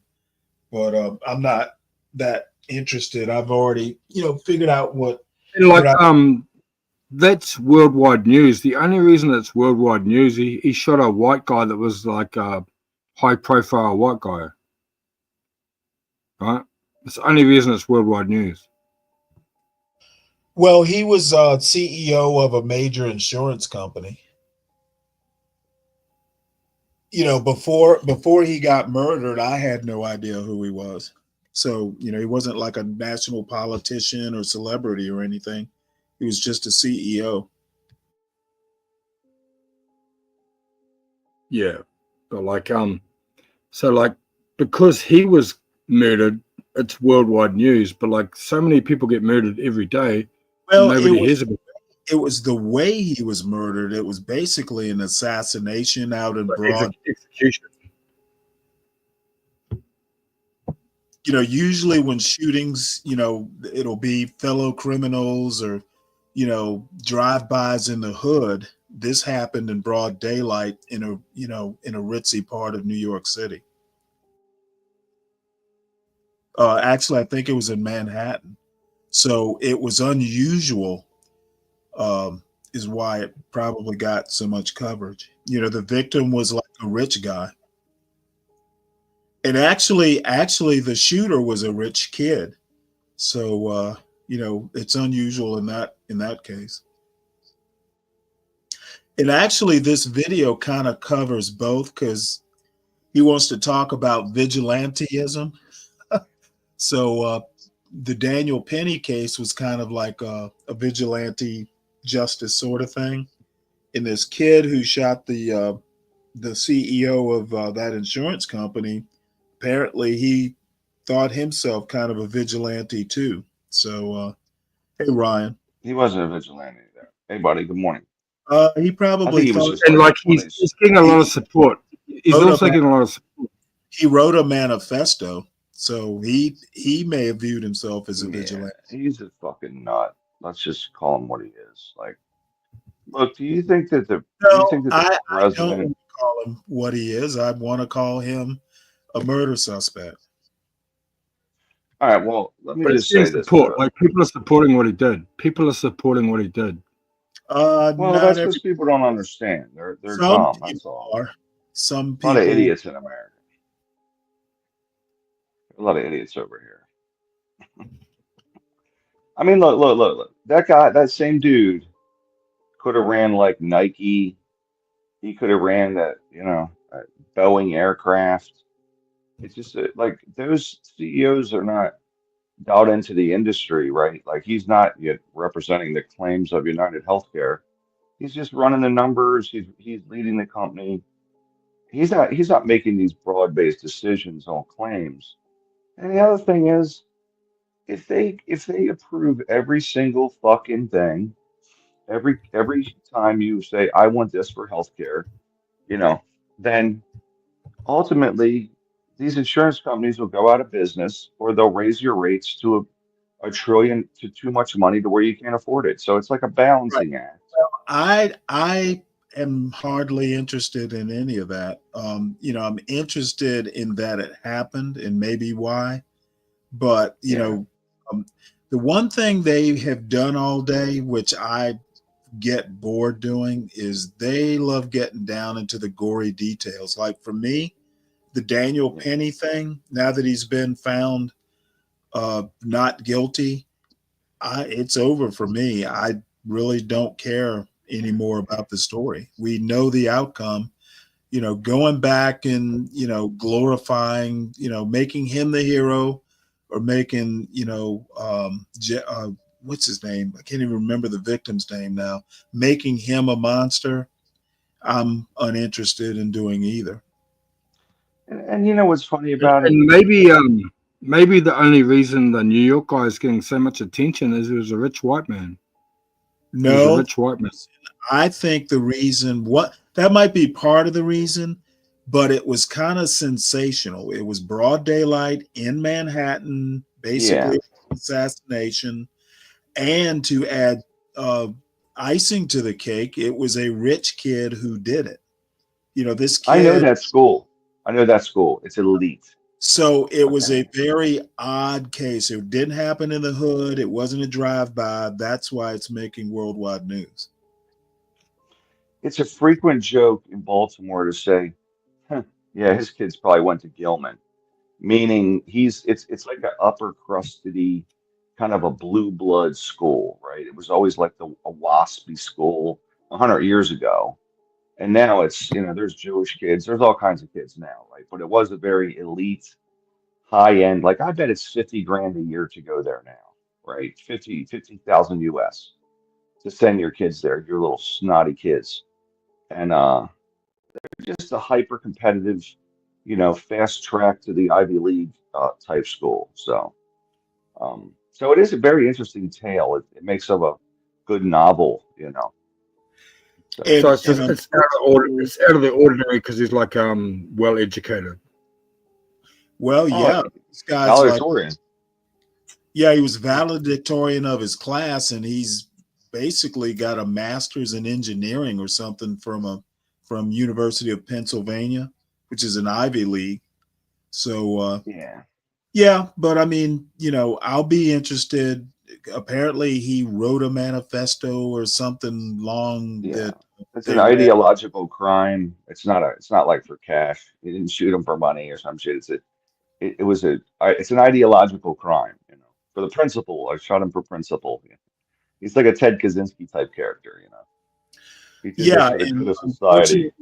unfortunately, he's physically attractive, so he's got his little groupies, Yeah. which actually makes it even weirder. Listening to the earlier show today, I was like, well, they're not there. The dude does a cold blooded murder, and they're kind of talking about how good he looks. And That's right on the crazy. That's showcase. crazy. Oh, these women are nuts, dude. They're fucking crazy. Yeah. I mean, And they'll start dating a girl. like women are gonna like send him letters in jail. Women are gonna send this guy letters in jail. Well, they don't have to. They've been responding to his Twitter account. Yeah. Looks like I they mean, what took is wrong down with people, man? Facebook and all this stuff, but his Twitter account's still up, and it's gotten a bunch of stuff. Capriono says it was a class on class crime too. So he was a class traitor. Hold on. So the was the CEO from a blue blood upper crust, like that kid had a wealthy family. Right. Was the CEO from wealth, or was he from he might have been from blue collar roots. Well, he might have, but he was definitely upper The class. the muck of society to get on top. Right, but I mean, he was an upper class as a What's that? CEO of an insurance company. So I guess Well, what I'm that's what he saying did. is he might have rose from like a phoenix. Right. But where he wound up was upper class, and this kid is from an upper class family. So DiCapriono makes the comment class on class. Oh, I see what you're saying. So they're both upper. Yeah, I got it. Yeah, but I Well, got let to me, tell you something. If you come from blue collar roots and you climb to CEO of the fourth largest company in the country, I got nothing but respect. However, if you are from the blue blood society of wealth and you just become CEO of a company, I kind of see it like, well, you were supposed to. Like you were born on third. Don't brag about you hitting your fucking home runs. You know what I mean? You were born on third. You had all right. the advantages. So, but Let me play this video. We'll see how far we get into it. I found it odd that he decided to do vigilanteism. It's a departure. America. My name is Amiosef Frimpong, and tonight I'm going to give you a general theory of vigilante violence because I think we need it in these times where we're going to try to figure out what makes sense about Luigi Mangione's efforts to exact justice on the body of Brian Thompson. I'm going to do a different video either tomorrow or later on in the week on Brian Thompson as a villain, and he needs to be depicted as a villain. I'm going to go through Brian Thompson's career because right now the media is depicting Brian Thompson as someone who's not a villain, as just a nice father of 2 kids, and not, the guy who made his nut by denying people health care as a life, and he made $10 million a year. And not only that, he also is being investigated for defrauding stake shareholders of United Health because he dumped a bunch of stocks when they were being investigated. He was pushing AI to do automatic denials for claims, and this AI program had like allegedly had like a 90% error rate, and he was just a bad guy. He was a horrible human being, and we need to think of him as the American Eichmann. That's going to be a different video. Did he say? Hold on, let me back up. Did he say I the just American want to get ahead Stanley? of the Stanley. people who want to just think of him as a nice father. Like Stanley. the guy. Pause it, Stanley. Did he say the American Eichmann? American what? Eichmann, as in the Nazi Eichmann. That sounds like something he'd say. Hold on one sec. I think he said that. Okay.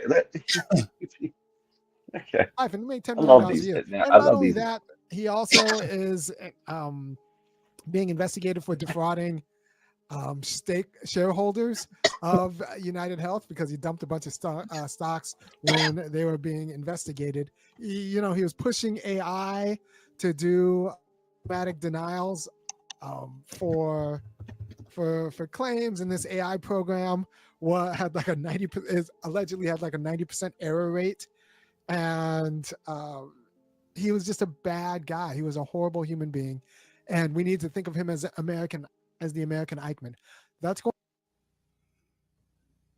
Okay, go ahead and comment. He did say the American Eichmann.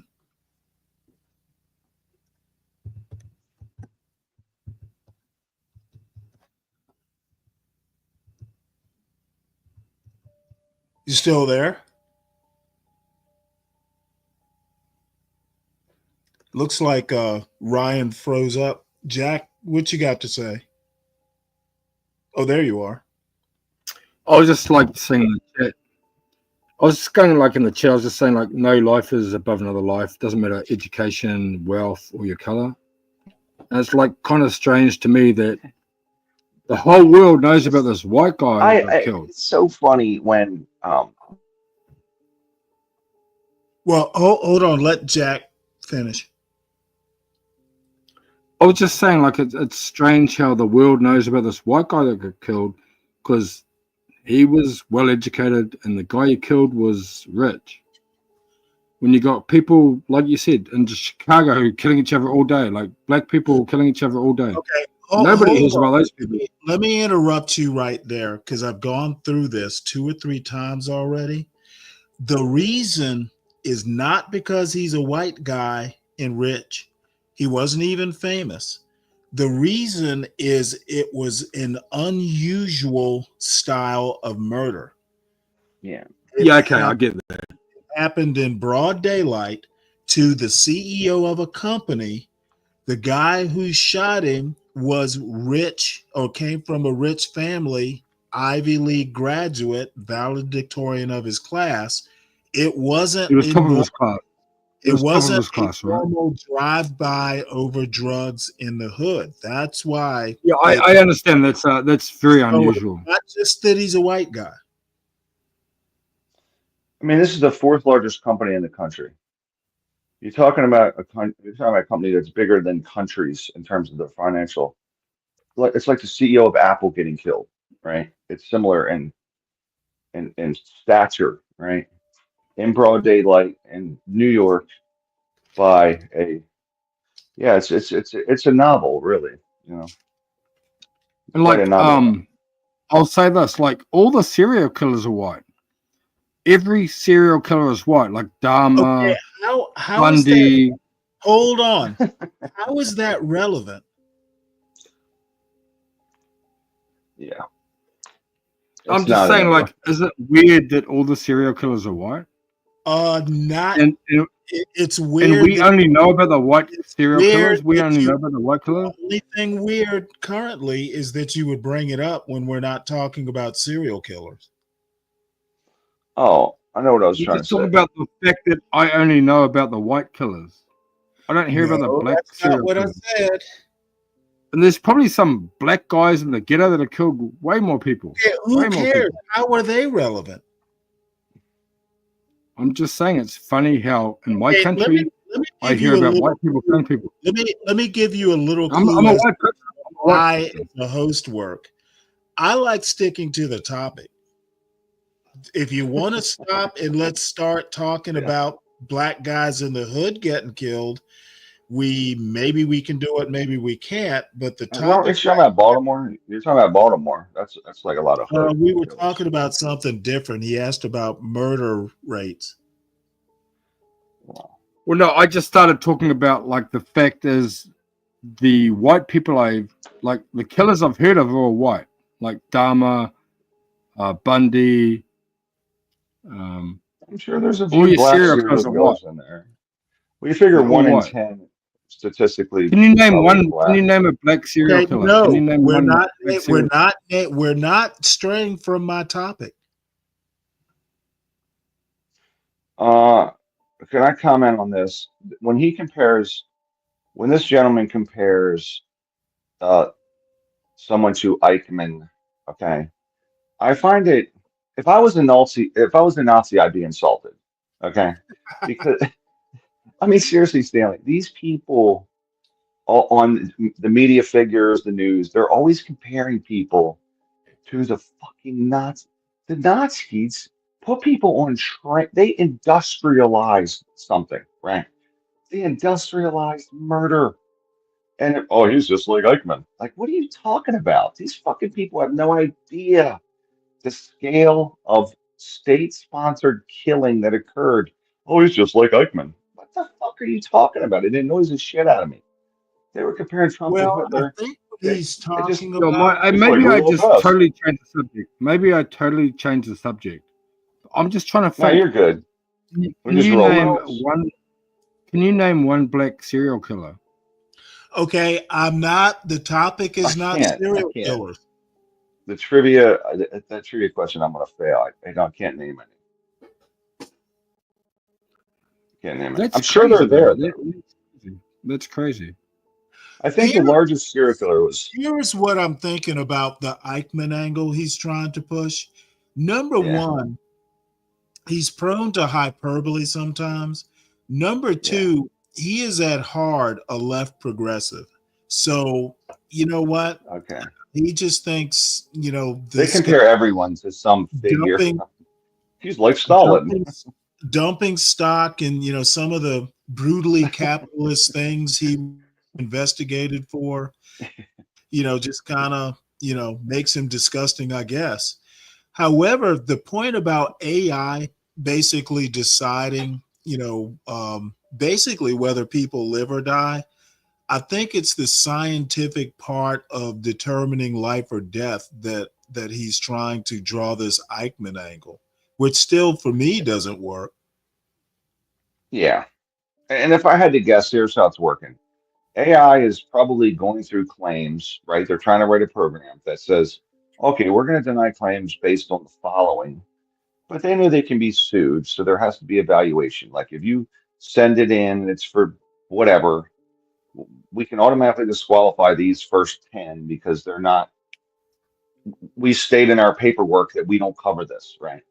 And then a bunch of them probably land in a category of like, you have to, a human decision because they don't want to get sued. Like that's reality. You deny a bunch of claims with AI, nobody oversees it, and you're getting sued. That's What Well, just the I'm way it saying, is. what I'm saying, I like, think what I'm this saying. Let me say this. Let me say this. Let me say this. What I'm saying is, like, black people are known to commit the most murders, right? Yeah, but Like, it's not serial killers, okay? It's Okay, usually economic go crimes. ahead. Go ahead and but let the him only get out people of that we know about that murder people are white people. The only names we know are white people. Okay, you're fucking all the way in New Zealand. If you lived in the United States, maybe you would know some black people who kill people. Okay, don't expect to Maybe know. I'm just talking about like Don't worldwide. I'm talking expect to worldwide. know every detail about every murder that happens in America when you live a world away. It So is when you far. All I'm It is saying from so when my you side of the say world, far. we, the when only you Jesus. people I know that when kill you people, I know say their names, we, are the white people. when you say we, I'm assuming you mean people down under. Like Kiwis? Yeah, like my part of the world. All I'm Okay, well saying is like let me be so blunt.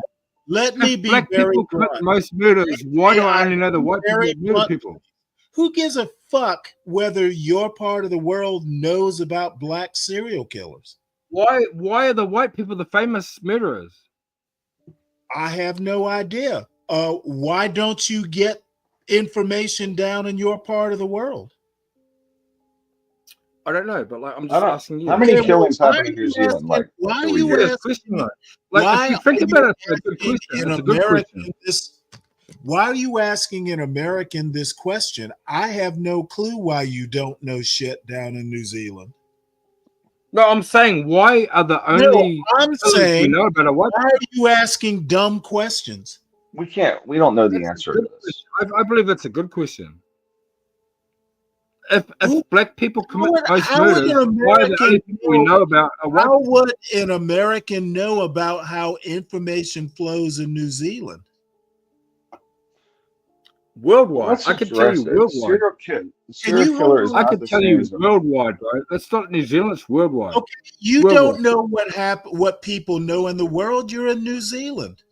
Oh, hell yeah! I can guarantee you right now, No, nobody in don't the guarantee world can tell you a me black serial anything. killer. I'm not interested in your guarantees.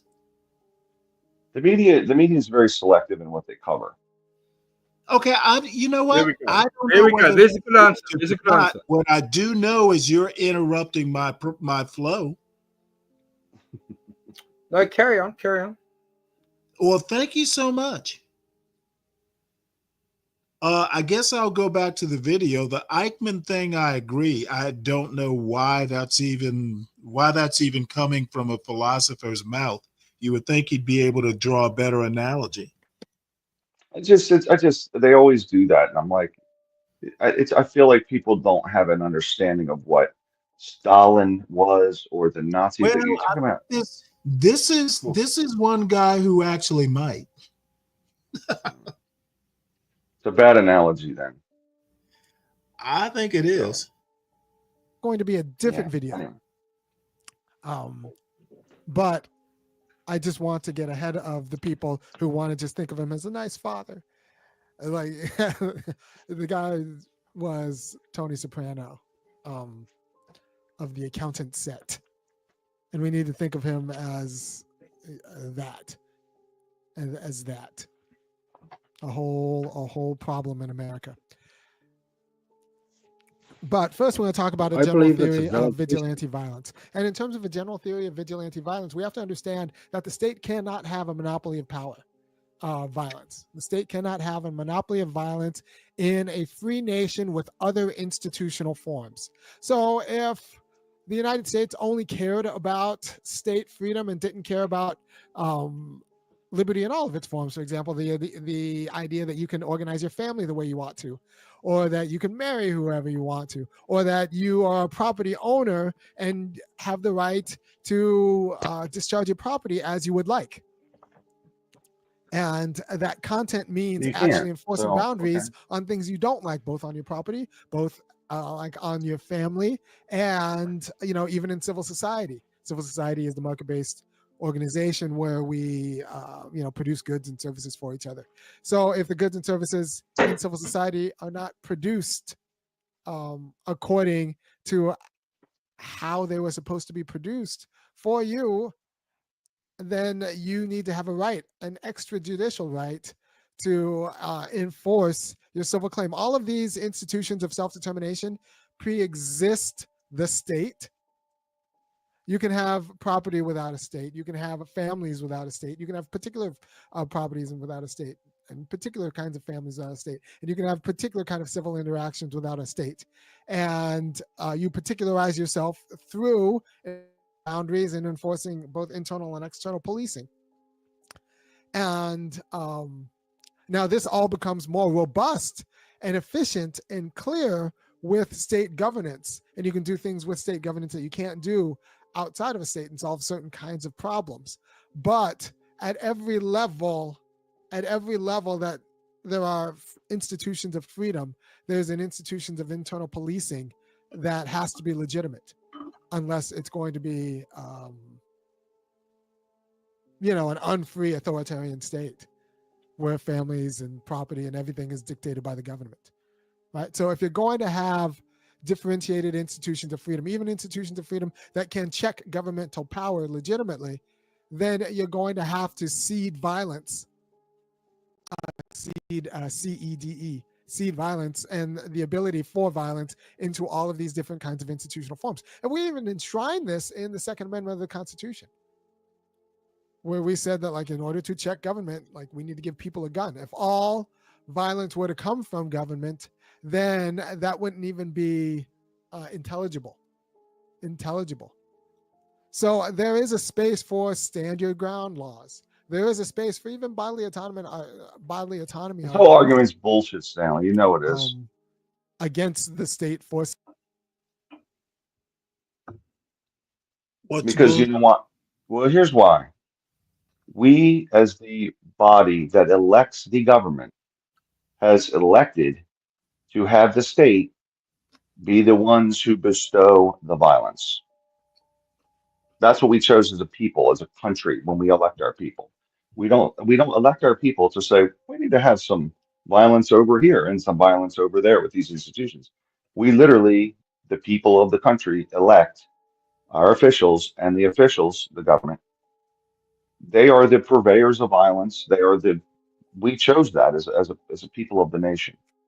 So his argument doesn't hold water in that regard. I'm not sure I agree with that. How you figure? You say it all the time. This is what you elected. Like, we elected for that.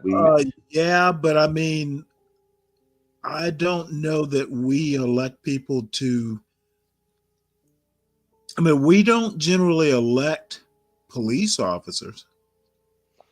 However, we elect a government that says these are the people who are going to bestow violence on, who detain people, arrest people. Like by electing our government and the people in we it. don't elect our police officers.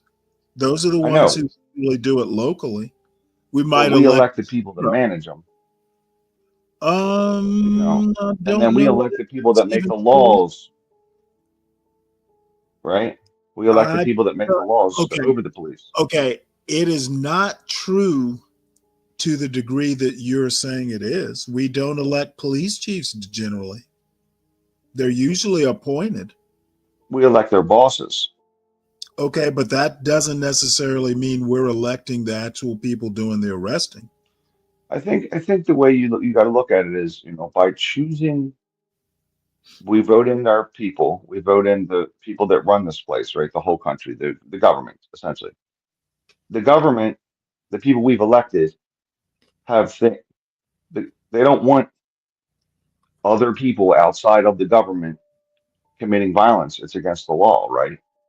So we as a body politic have chose to allow the state to manage the violence. If you think about it that way. Now, do you mean that Daniel Penny was an exception?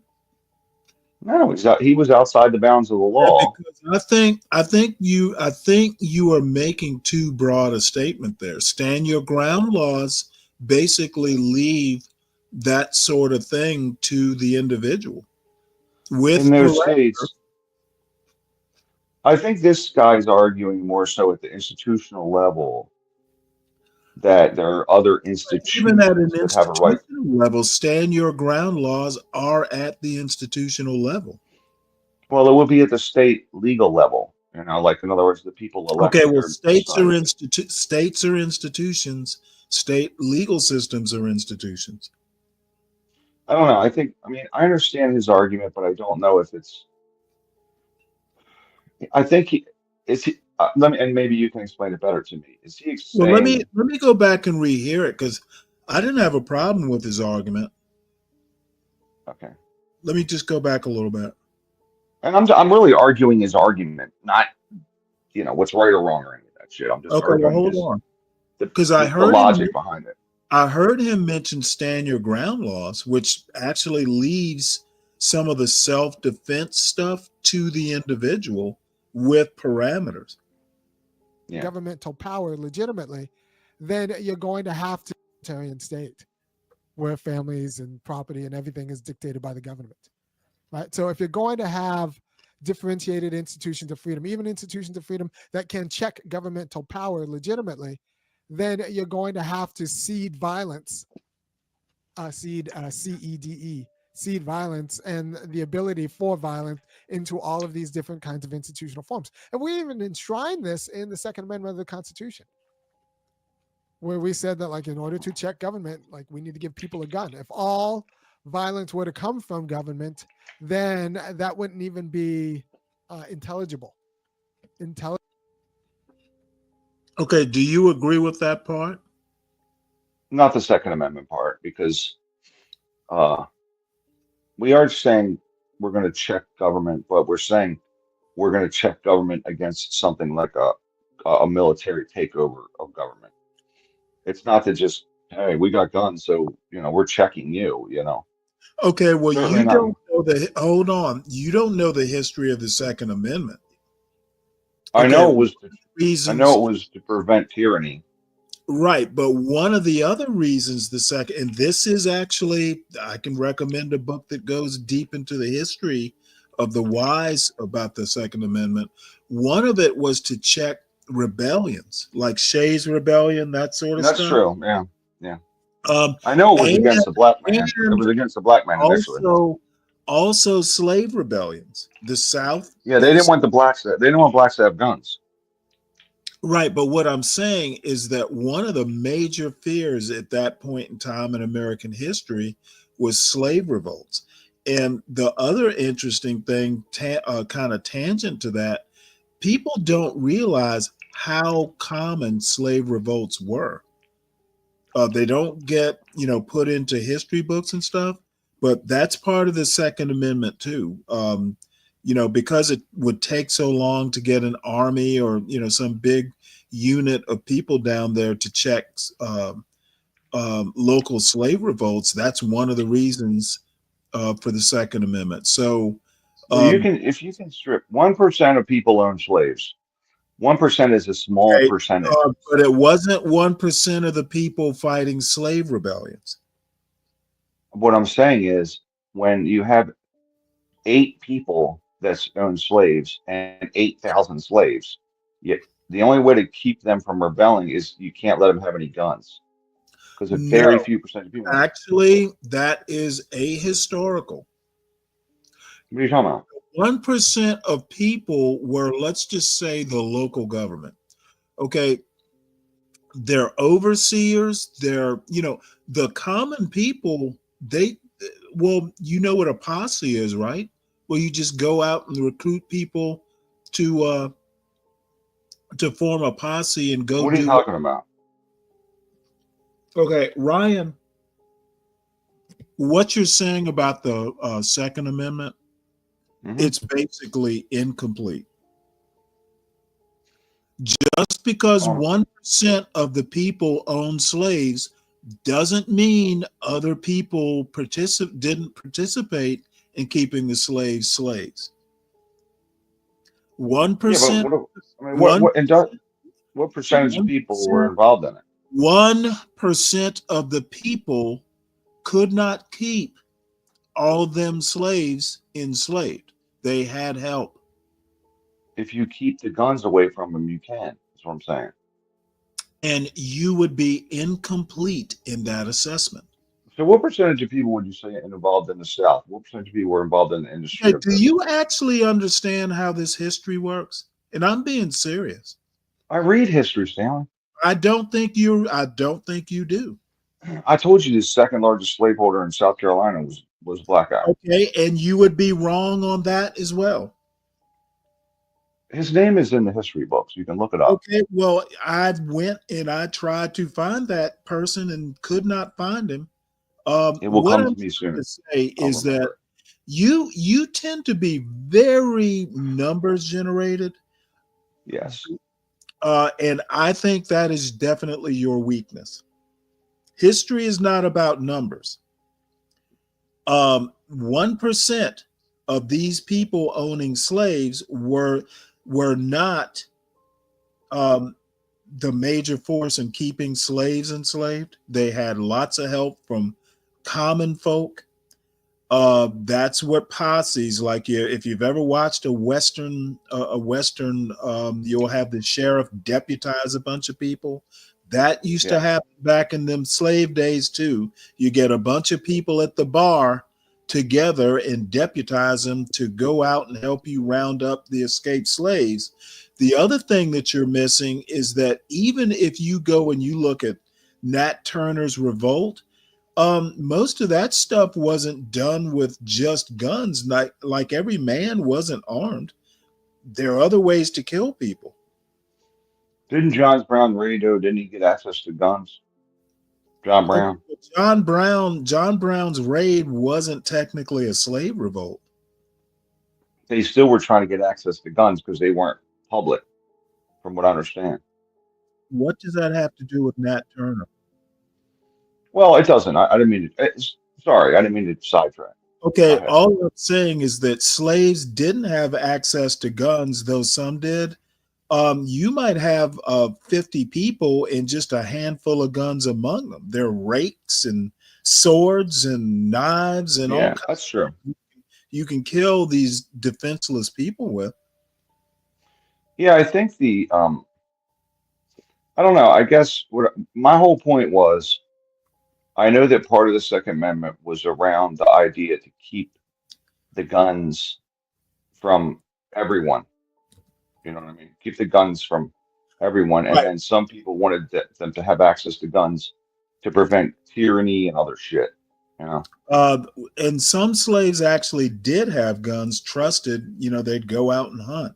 But that was Wasn't it? But fair, wasn't that was wasn't a fairly. lot of these farms run by, like you're saying, it was just overseers, but I think some of the overseers was black, wasn't they? There could be, yeah. But Like they got that promoted and became rare stuff as like that. well. I mean, there were trusted slaves. But all I'd I'm imagine saying, that. to take I'd it back, imagine. to I take don't it know back, all the industrial. I don't know I don't know the business component. I do know that, like the whole thing is. I know that. You know, I mean, it's a disgusting institution, but just from a financial standpoint, it's there were a lot of whites that wanted to end it. I'd imagine because you don't have a job, right? Like you're unemployed, and just for their own selfish reasons, not for freedom. Just like, hey man, the unemployment rate sucks. I can't get a job. All the jobs were within, if you have slaves, you don't unemployment can be sky high and it doesn't matter. You don't have to hire anybody. So it kind of sucks when you're competing with that as just a free person. So you know what I'm saying? Financially yeah, speaking, not even on principle, just on the money part. So right. Well, to go back to his point about the Second Amendment, um, Second Amendment basically allowed non-governmental, entities or people to commit violence, especially if there was a slave revolt or just any sort of revolt. The plantations, for instance, were kind of like little city states. What happened on a plantation sometimes stayed on the plantation, and having your overseer and your neighbors and maybe some people who were just kind of like had cabins, um, living around the plantation, having them armed meant you could put down a slave revolt or something similar fairly quickly without having to run and get the government involved. I got to look this guy up now. Stanley, you forced me to do this. Who's that? That's South Carolina slaveholder. Oh yeah, I definitely want his name. I'll tell you. Listen, this is what I read because I read about him, right? And the craziest thing is he was apparently wildly successful, and his kids fought for the South. His kids to keep it. They wanted to keep the shit. I can guarantee you, he was crazy. probably the son of a white man, a white plantation All I know owner. is he was like, listen. Well, he was apparently a good businessman, apparently. But because I read about him, I was like, listen to this cat. And his sons were in the Civil War. They fought for the South. Crazy. Why is this fucking thing working, man? I'm in this hotel room. Nothing works. It's terrible. Anyway, Oh, sorry. really? Sorry to Where stop you there. in the hotel room? What are you? I'm on Pittsburgh. traveling? Business, yeah. Where It's in terrible. DC? Nah, but I'm in Pittsburgh. Oh, lucky you! It's just in time for the cold weather. I'm like in December. Like, why don't you just fucking like seasonal depression up here? First off, it's the home of alcoholism and seasonal depression. Oh, it's nothing compared to places like Boston and Rhode Island. Well, I'm like, well, I think Pittsburgh sits inside the mountains off the lake, right? So I think it just traps all the overcast and fog and shit. Like, man, I couldn't make it. I could not make it up here, man. It's like 295 days a year of overcast. Good God. I Whew. didn't realize that. Oh, man. Well, everybody talks about what a great city it is. I'm like, yeah, but it's like friggin' Ireland or something. Like, who would want that? Well, I know someone who lives there in Pittsburgh. She likes it. The people that I call Pittsburgh the capital of Appalachia because it's kind of got that mentality. You know what I mean? Like it's not a real hip city. Like I went out to eat the other night and I said, what do you got that's healthy? I mean, healthy menu. And the waiter said, Reuben. Fucking Reuben. Healthy? What are you talking about? That's a fucking that's a Well, Reuben. what was it? Tofu Reuben? No, it was just a regular Reuben with corned beef and fucking deep fried. But that's kind of the mentality of Pittsburgh, Well, there's a sandwich that's particular to their. Can't remember the Yeah, name of it. Is that it's what called you're talking? a permani. Yeah. It's they stick the French fries on the sandwich. So it's called a Permani Brothers, and they take supposedly the steel workers would just have you put the entire meal on the sandwich. So to eat it fast to get back to work. That's what they claim. But so that's the fare up in Pittsburgh. But I'm often critical of it. But just because I'm a prick. But anyway, what were we talking about? Oh, I'm finding this guy while you can play this guy. You can keep playing this dude. Well, here's one thing you need to know. I thought you were here when I talked about him before. He teaches philosophy at the University of Georgia. Yeah. He's still working on his PhD, I guess. But he's a political philosopher, and one of his specialties is, quote, freedom. So he talks a lot about freedom in general and institutions, and stuff like that. I find him particularly compelling. And believe it or not, he's surprisingly conservative for a self-proclaimed progressive. He sounds libertarian in a sense, because I've heard him. You've put him up before, and I thought to myself, he's almost libertarian in a way, right? Which progressives and libertarians agree on a lot of shit. Right. So he probably has overtones in that.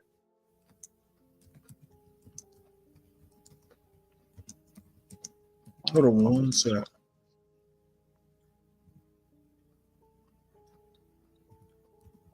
Hold on one sec. I'm typing right quick. What happened to our New Zealand friend? He got bored. He didn't. He said he didn't know the politics. Is that what he said, really? Did he say that?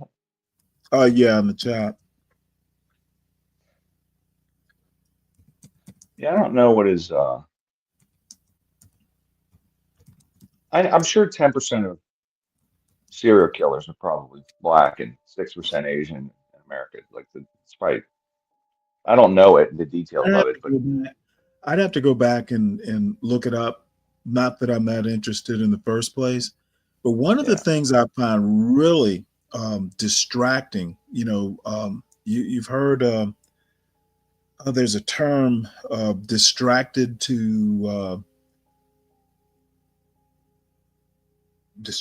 to madness or something like that. Oh, drive me to distraction. Um, Driven to distraction. You're talking about one thing and then you bring up something barely similar to what we're talking about and want to zig in that direction. We're talking something very specific and he wants to talk about, well, why do we only hear about white people who murder? I'm like, well, in this particular case, wasn't a black It's not person even it's not even in play. We're not talking about demographics of who commits. right. And I'm like, well, how does this even come up? Who knows? He had an agenda, you know. That's all. Well, what on earth could a New Zealander's agenda be on American murder? Well, I think the media has these things that sell, right? And so, I mean, Be Brave does it too. Just on a side note, he does it too. He says, you be in the middle of talking about just fucking anything, and black carjackings, black carjackings. So, so Oh, he has wow. an agenda. That's all. You know. Watching Kevin Samuels last night, I came across a website called blackdemographics.com. Huh. And it's got a lot of statistical information on specific different aspects of the black community. And if I've learned nothing else from Kevin Samuels, it's that this website exists. And it is going to be extremely helpful. What is it really? I mean, I don't know. I don't know Well, why. chart right here,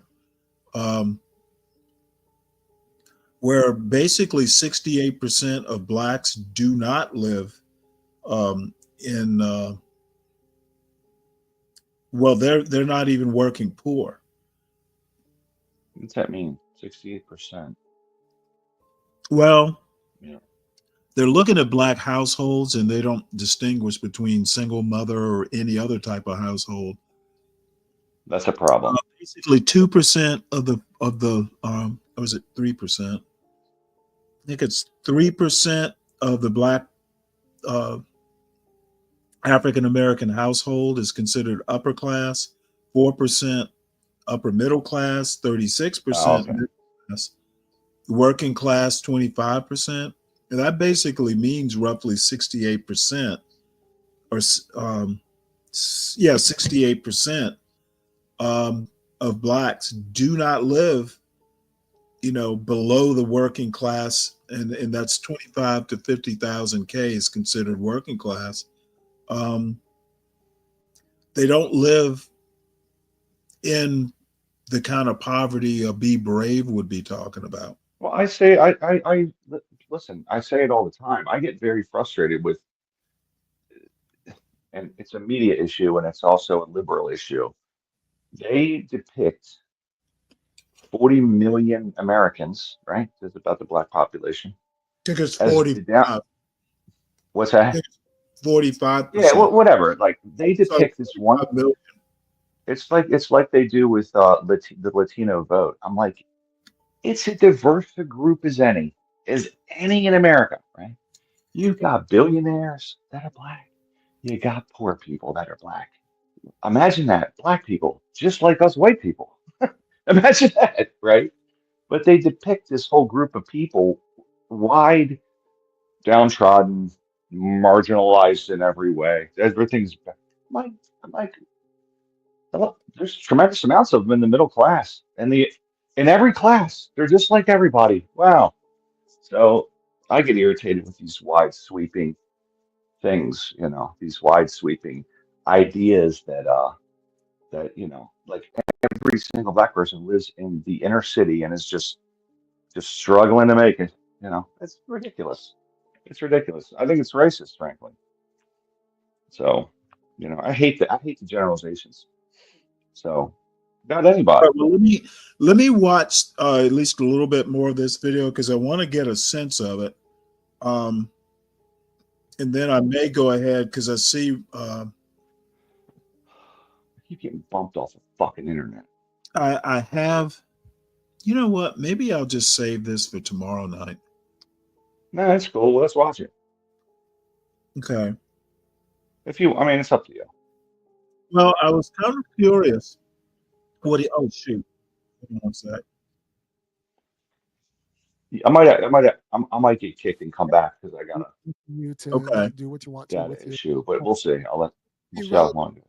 arguments You're what? relative to the power of the state, which Say that again. No, I was going to say I might get kicked because it's not showing that I have internet again. Even though I'm in a hotel on their internet, so I might Yeah. get kicked. But I'll just come back up if I get kicked. That's all. Okay. Freddie, you know what? It's the first time I'd ever heard of it. So yeah, if that is a vindication of at least, I mean, the one thing I like about Kevin Samuels is I've found very little, that I find disturbing, or I actually agree with probably 90% or more of his approach in some of these conversations. So I'm appreciating it.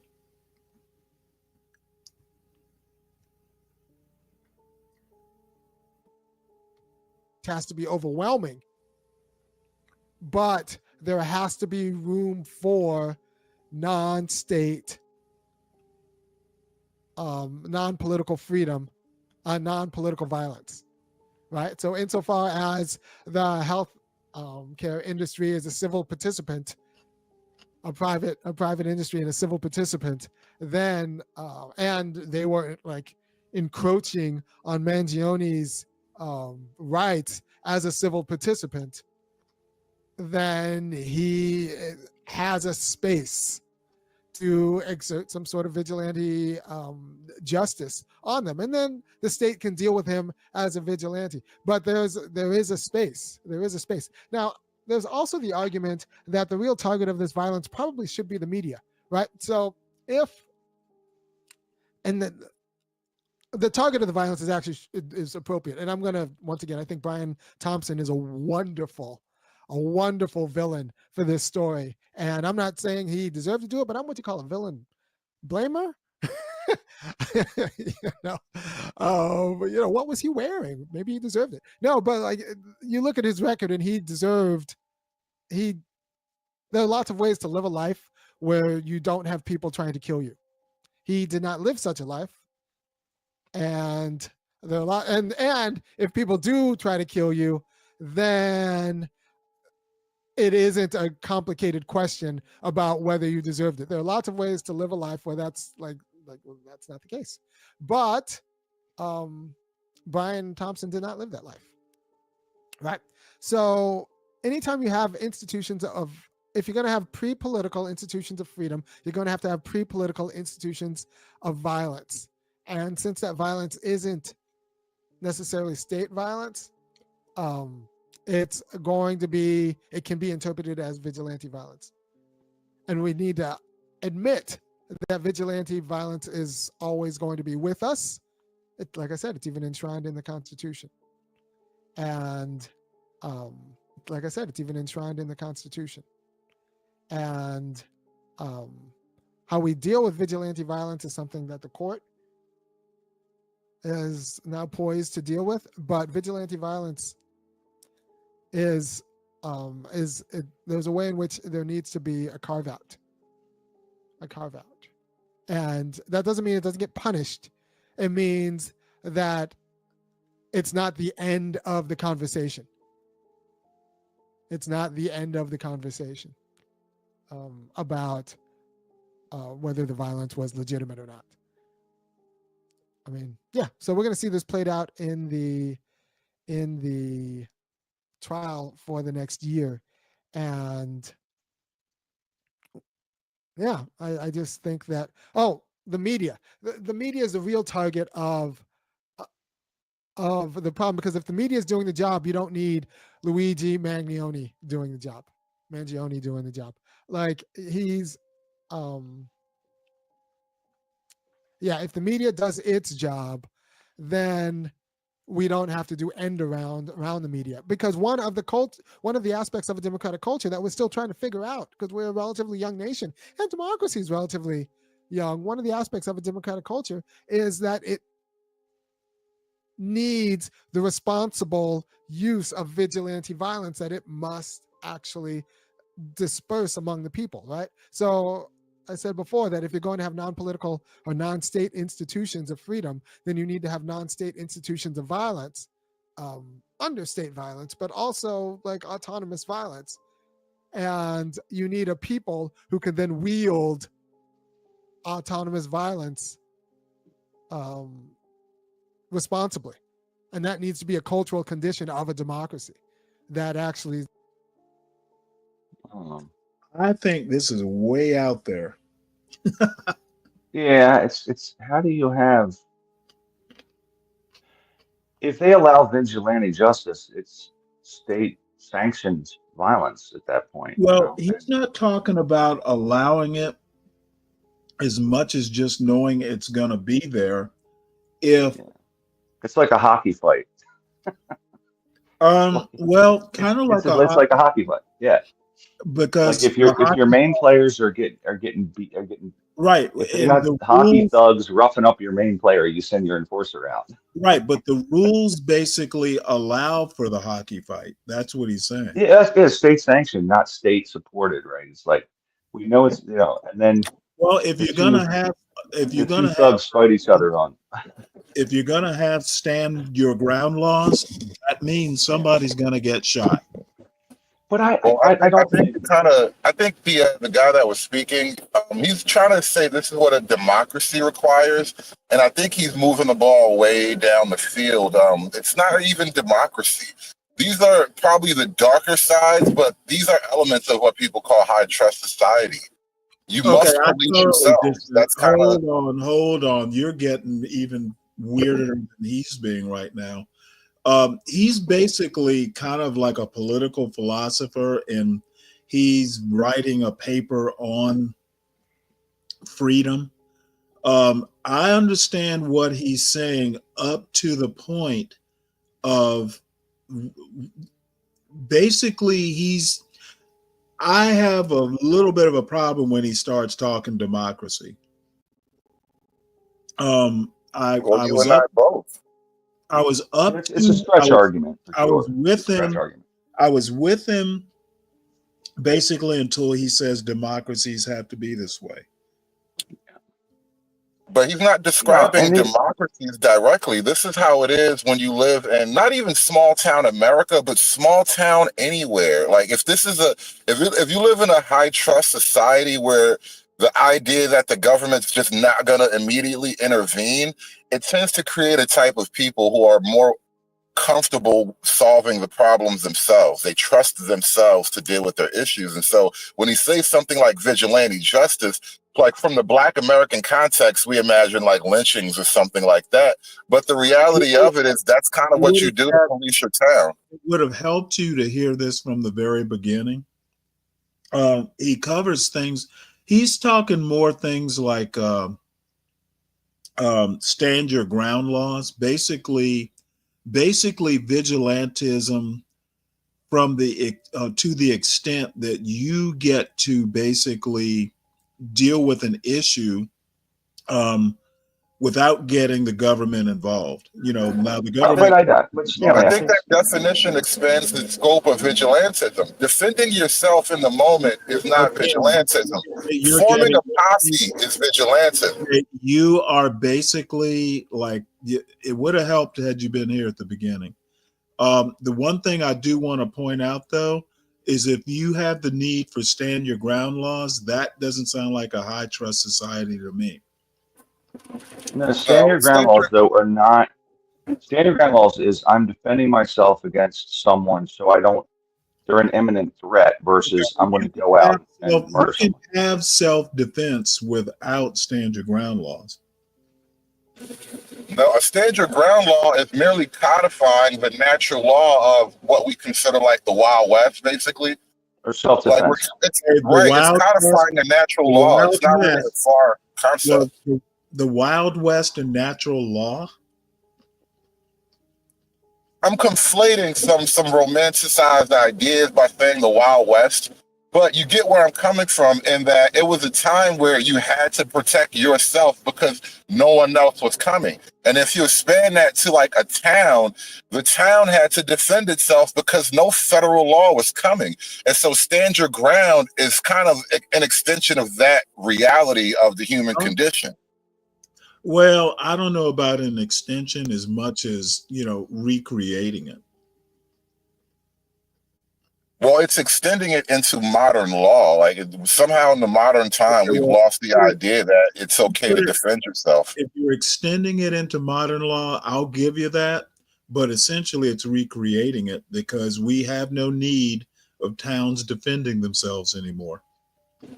Bullshit, Stanley. What? Now we have these Trend Aragua people taking over property, apartment complexes, but people don't need to organize to defend themselves. Listen, we never change. We are always going to be what we are, and there will always be a barbarian at the border. I think that's hyperbolic. I think I read a lot. I think you read the wrong things a lot. History? History is the wrong thing? What history is covering apartment building takeovers? That is the history of man. Oh. Somebody always wants to take your stuff, bro. There's always a guy who wants to drink your milkshake. Okay. Hey, Stan. I think we all agree that we're stretching. The guy's stretching a bit here. Well, I thought All three of us agree with that. I thought he was okay till I'm trying to connect his point that you can't have a democracy without all this stuff. I think you can have a democracy without a Second Amendment. Are you truly free without a Second Amendment? Because You can democracy make an requires argument that, because up till America, democracies were very short-lived. And now I'd buy the argument that you can't have a long live democracy without a Second Amendment. Well, I think the argument I want to push to that you is: guys are you truly have mic free enough to issues. vote? Do they have mic issues? The chat, do they have mic issues? I hear like a lot of squelch. Well, I don't know you're if it's a little squelchy. Could be me. Hey, maybe in the we're chat, how are our microphones? we got a shaky connection somewhere. Could be me. So I broke my microphone, and I don't have to buy another one, I guess. Saying it sounds clear. It might be individual issues. I'm trying to So I see know what sometimes I get issues. Just so you know, Hood, he's kind of responding to the Daniel, well, a little bit to the Daniel Penny thing, but mostly to this healthcare insurance exec getting killed by Luigi. Well, see, that's something more like vigilantism. The Daniel Penny thing isn't quite vigilantism. Well, he did take justice into his own hands. But see, that phrase "take justice into your own hands" could literally be applied to a basic self-defense scenario. That's why I'm being very particular. Well, I don't know about that because he expressly says he was worried about, other people as well as himself, I guess. That is covered under self-defense laws. Okay, what I'm saying is in my opinion, it was vigilantism. If he took matters into his own hands, that's the basic definition, in my opinion, of vigilantism. I think it's a different thing. I think vigilantism is you rob my store, and so I'm going to go out and shoot you for robbing my store. Like you're doing, or arrest you or whatever. Like it's vigilantism is kind of taking law into your own hands and being the Anytime, judge, being the anytime. judge too, right? Like being the judge as well. I think anytime you take the law into your own hands, it is maybe of varying degrees of vigilantism. But if you're solving, legal problems yourself, Yeah, that's vigilantism. I don't like that at all because it's not. You can't have it. It creates retaliatory attacks. Just one, then you go back and forth, right? Then it's not good. So, you know, Well, it depends on the situation. dude, listen, I'm from Baltimore. It's all retaliation. All the murders in Baltimore are essentially vigilante. You killed our people, we're going to go kill your people. So it's not good. It's not healthy for, Yeah, you okay. know. Well, that Luigi from Baltimore is your perfect example. No, I totally agree. He had no Apparently, right he to do thought that. that insurance exec had wronged his grandparents. Dude, I think we shouldn't make any deep philosophical arguments based on the Luigi thing. It's like trying to tell a real story based on a CIA fable. I don't know if we should trust any of these facts just yet. Yeah. He's Um, probably just he's a yeah, but Ted they read Kaczynski some level lunatic. read some stuff that he wrote, and I heard it. They were talking about it on the last show, so I'm just kind of listening to what he's saying since he's talking about it. And Um, It's it's such an Ted odd Kaczynski. It's the same thing as Ted Kaczynski. There's a societal evil. I'll fix it with this by going and killing this guy. It doesn't. I mean, it doesn't fix it, and certainly is pretty discriminatory crime against the CEO of this company. That, like I said, he could have got promoted next week, or could have got a job running Home Depot next week, and then it would have been somebody else, right? So yeah. you know, he's just working for a company. He could have went after the claims adjuster for the insurance company. So, but it's policy. This is a societal thing, and frankly, you can't honor every claim, or you don't have a company, and all insurance can't. You can't honor It's just the way it is. It sucks. But they Well, make you sign these policies. why are you taking this so personally? I'm not taking it personally. We have a fucked up insurance system that we're mandated to have by the government. I've got to have insurance or you're going to ding me on my taxes.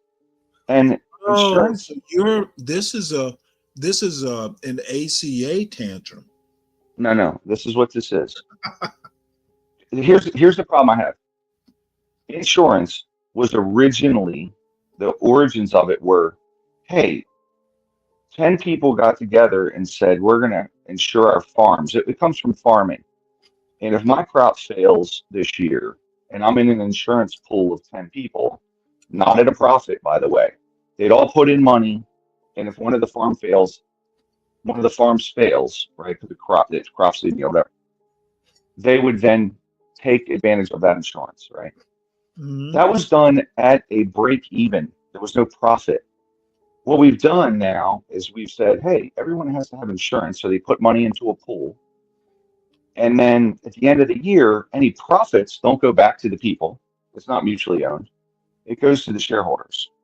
So we've essentially now got Wall Street with their hands in the pot. So the money never gets paid all back out. Some of it goes into the profit, and the government's mandated this. They've mandated this whole thing, and I think insurance should be mutually owned by the people that paid in nonprofit, and then it gets paid back out to all the people. Like in other words, like State Farm is mutually owned. If State Farm after COVID, State Farm made a profit, they paid the money back out to the insured. The people that are insured, like I got money back, right? Because it's a nonprofit thing, right? It's not owned by shareholders, so to speak. But because we now have a profit in it, They don't want to pay back out. So it's a broken system. So you pay in 100 million collectively, they pay out 60 million. The rest goes up to Wall Street. And that's why United Healthcare is at $550 a share. And when they passed ACA, it was at it was 50 a share. It's 10 times what it was worth when they passed ACA. So the government's essentially made these insurers super rich, and they don't want to pay out because, I mean, shit, it's a business. So Right. I have a problem conceptually with insurance in and of itself. And I believe it's driven up costs to the nth degree. Talk to a doctor, right? How much to pay cash for a physical, they want like $40. If Right. it's under insurance, it's 180. So because of all the bullshit with with everything. So I don't know. I have a problem with insurance in and of itself because it's Wall Street siphoning off all the money. So, so I think it's just a corrupted system now. And everybody wants to pay out every single claim, pay out every single. Well, you can't. But then the business is gone. And then when we have no insurance companies, then what? What do we do? Well, then we'll be back to Pay as you go. we'll be back to man in his natural state. I mean, I saw this firsthand because I have a buddy. He won't pay the guy makes plenty of money, but he's like, I'm not going to go on the insurance trading thing, whatever it is. And he goes, I'm not going on that. I just pay out of pocket for insurance. And I'm like, he was calling doctors to negotiate something. I'm like, why are you doing that? Dude, this guy calls me like, how much you charge for this? He's calling people. He's going one after another, making them compete. Now, does he do the same thing for medical procedures? This was a medical procedure. He was making phone calls and going, how much you charge for this? I don't have insurance. How much you charge? I got cash. Like, when's the last time you saw somebody negotiating medical procedures just on the phone? Like Well, I mean, that's all well and good for for elective stuff, but there's going to come a point in time when he may not be in a condition to negotiate or have. Well, that's right. Yeah, so that's why people take the high deductible. Tell him to enjoy it while he can. Yeah, and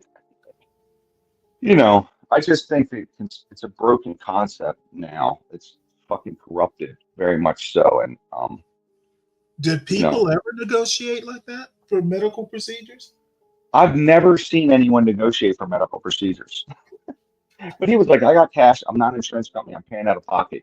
And I forget what it was for, but it was some procedure he was having done. And he's like, yeah, I've called 6 doctors to see what they charge just cash. This is some shit, man. It blew my mind. I'm like, nobody does that. They just let the insurance company figure it out. So, but doctors are more apt to take cash, right? So they'll take money instead of having to go. Cash on the barrelhead. Who would want to refuse that? So, yeah, I just think. I mean, I think it's also too. Any time I think the government mandates you to like enter into a business deal, especially with a private citizen or a private entity or whatever, there's an inherent danger there, and it's just ripe with right now the government insurance system is ripe with fraud and over expenditure, and there's just all kind of graft going on right now. I mean, years ago, I kind of got the feeling. I went to the doctor's office one time, and it was like, "Oh, could you keep coming back for this test, and you come back for that test?" And I started to feel like, "Are you guys milking this thing?" Yep, I agree. Look, I know they're milking it, Hood Conservative. Here's why. I'm in the commercial building industry, and here's what's happened. So they have like codes for what they'll pay the insurance company. However, they negotiate prices going in, like for a foot surgery we charge this, whatever, this code. But for emergency services, hospitals can just order 100 different tests, for example, and for emergency. So now I've seen it, and this is in a couple of years now, all of a sudden there's all these emergency care centers. They might be part of a hospital, like hospital would be like, Johns Hopkins, right? But now there's Johns Hopkins emergency care, which is so you just go in and get treated on like a patient first, and then the insurance company can't really dictate price on all the tests that happen in there, right? So it's not pre-negotiated. So when you go into and they've built a ton of them recently in the last 5 years, and I'm like, why are they building all these things? I look into it, and I'm like, because they can hit the insurance company hard with this stuff. They can order all kinds of tests, So it's they have a business model, So and insurance company can't control price like they can at the hospital for standard procedures. So it's corrupted for sure. It's corrupted when they're building emergency care centers for nothing more than to bilk the insurance company. Imagine that. Anyway, not to sidetrack us. All right. Well, let me go ahead and start this at least for a little while longer. Is going to realize all of these different institutions of freedom. But the only way you get that responsible use of vigilante violence is with a media that actually gives air to all of the people's criticisms, so they don't have to go to this other way to get the discourse, right? The idea that Brian Thompson's public assassination might be good for the nation because it gets us talking about this issue means that we don't have a media that allows us to talk about this issue in the way that we should.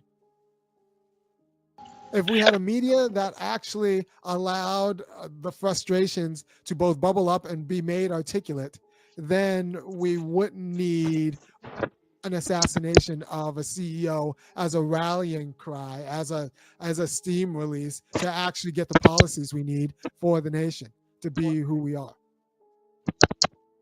to be a better version of who we are, right? So the fact that our media is captured. Yeah, I have a couple things here. People demonize, well, actually, I do have two things, and I should have meant to bring this up before. Why do we need the media to talk about stuff? Why do we, can somebody, I don't know, why do we blame the media for it? Game. He's playing a game right now with you. This is why I'm really suspicious of all the left-wing talkers. Tell me which part of the media is under the control of anything right-wing. I would say Fox News, in those smaller right side broadcasting. Those are all now, almost out of all of how much of market share are you old talking style about? AM talk radio. That's all right wing. Right. So, but that's the smallest part of the media when you're talking about like the AM radio thing, right? It's like basically ham radio media. All that talk radio. Rush Limbaugh, that whole sector is fairly large. Well, Rush Limbaugh kind of made it what it is too, but that's kind of the thing. It's a small area unto itself. And the point I wanted to point out is that by him blaming the media, he's almost obfuscating the point. The media itself is a left-wing enterprise. So who are you mad at? That's your team. You know what? I'll go ahead and check you right there. It's left wing because there's no right wing. Well, there you go. Still, there's no right-wing media. Well, whose fault is that? I'm not complaining about that. I'm sort of pointing out I'm pointing out that he's being duplicitous and saying that somehow the media is going against his left-wing position. No, the media is apparently left-wing. Were you actually listening? I believe I was. Okay, what he said was that, as a matter of fact, he's blaming the media. He's saying that if it takes a murder for us to talk about this stuff, then the media isn't doing its job. Are you saying? But again, is he implying that the media doesn't talk about the concerns and the issues of the left wing? No, he's saying well, that is what he's saying basically. Right. Well, there you go. That's my point. He's saying that the media, for some reason or another, isn't talking about things like crooked CEOs of insurance companies, some of what Ryan was talking about, where, insurance companies are just, basically ways of siphoning off money. And Jihad says only 10% of these profits go to claims. All this bad insurance stuff, it takes a murder for us to talk about it. The media should have been talking about it or facilitating communications all along.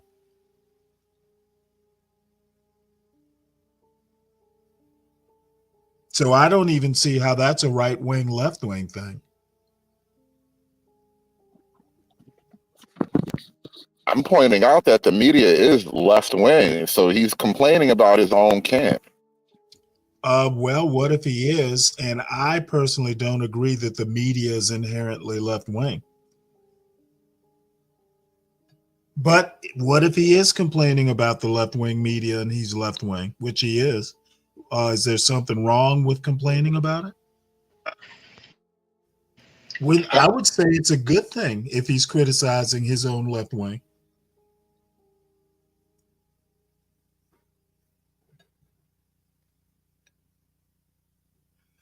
Yeah, he's probably either busy or doing something. He'll be right back. I don't see this point as left wing or right wing.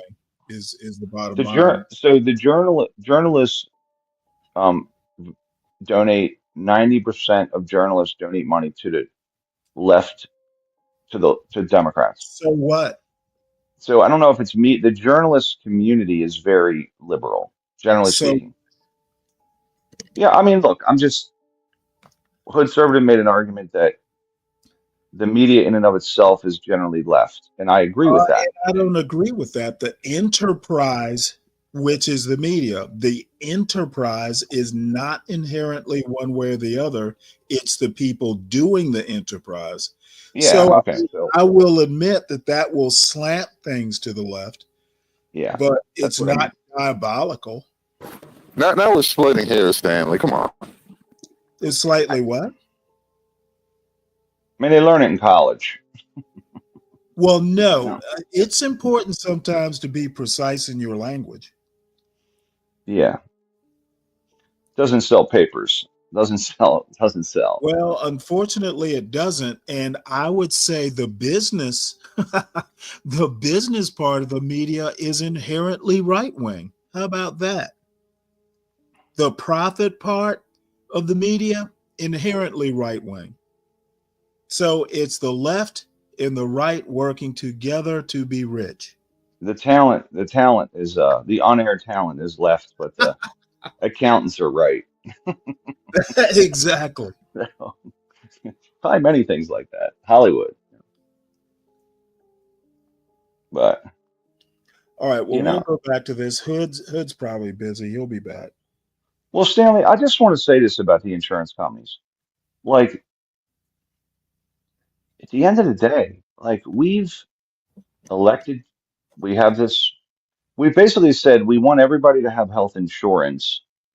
And so, and we've said the insurance companies themselves are going to be generally private sector. And for a private sector entity to exist, they have to turn some profit. I think they need more regulation involved in, like, what are you making, right? Are you paying out claims, et cetera?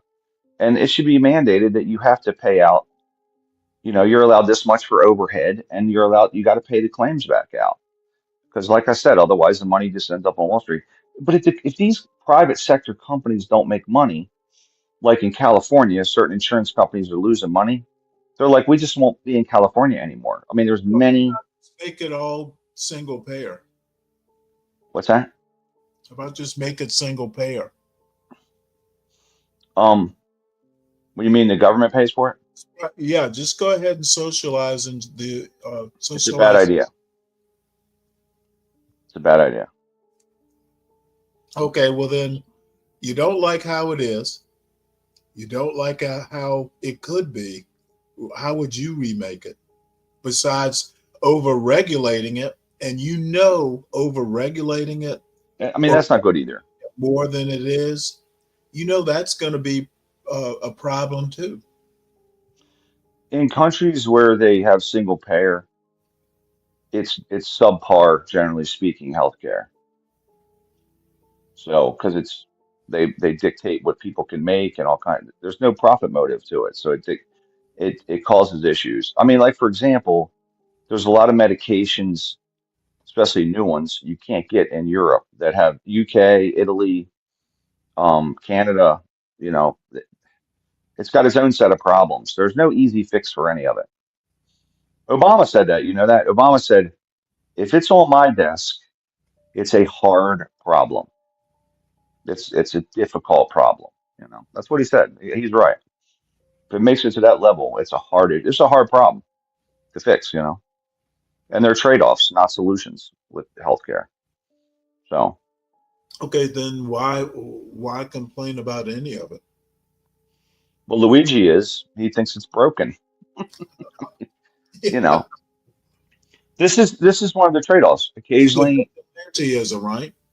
in a system like ours, you're going to get some lunatics that go shoot people for arbitrarily to fix the system. You know, it's a trade-off. So, sadly, but I think it's overly complicated. That's for sure.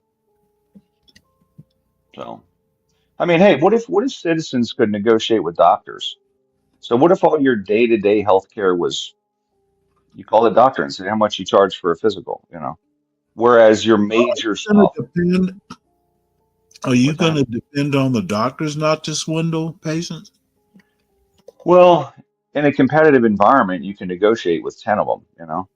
So, I mean, think about it like McDonald's. McDonald's has to advertise, 2 for 1. Well, not anymore.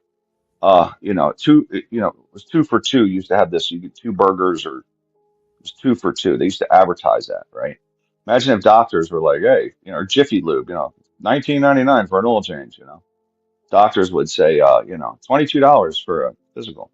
So maybe those kind of procedures, the low end stuff, you could pick and then you just pay out of pocket.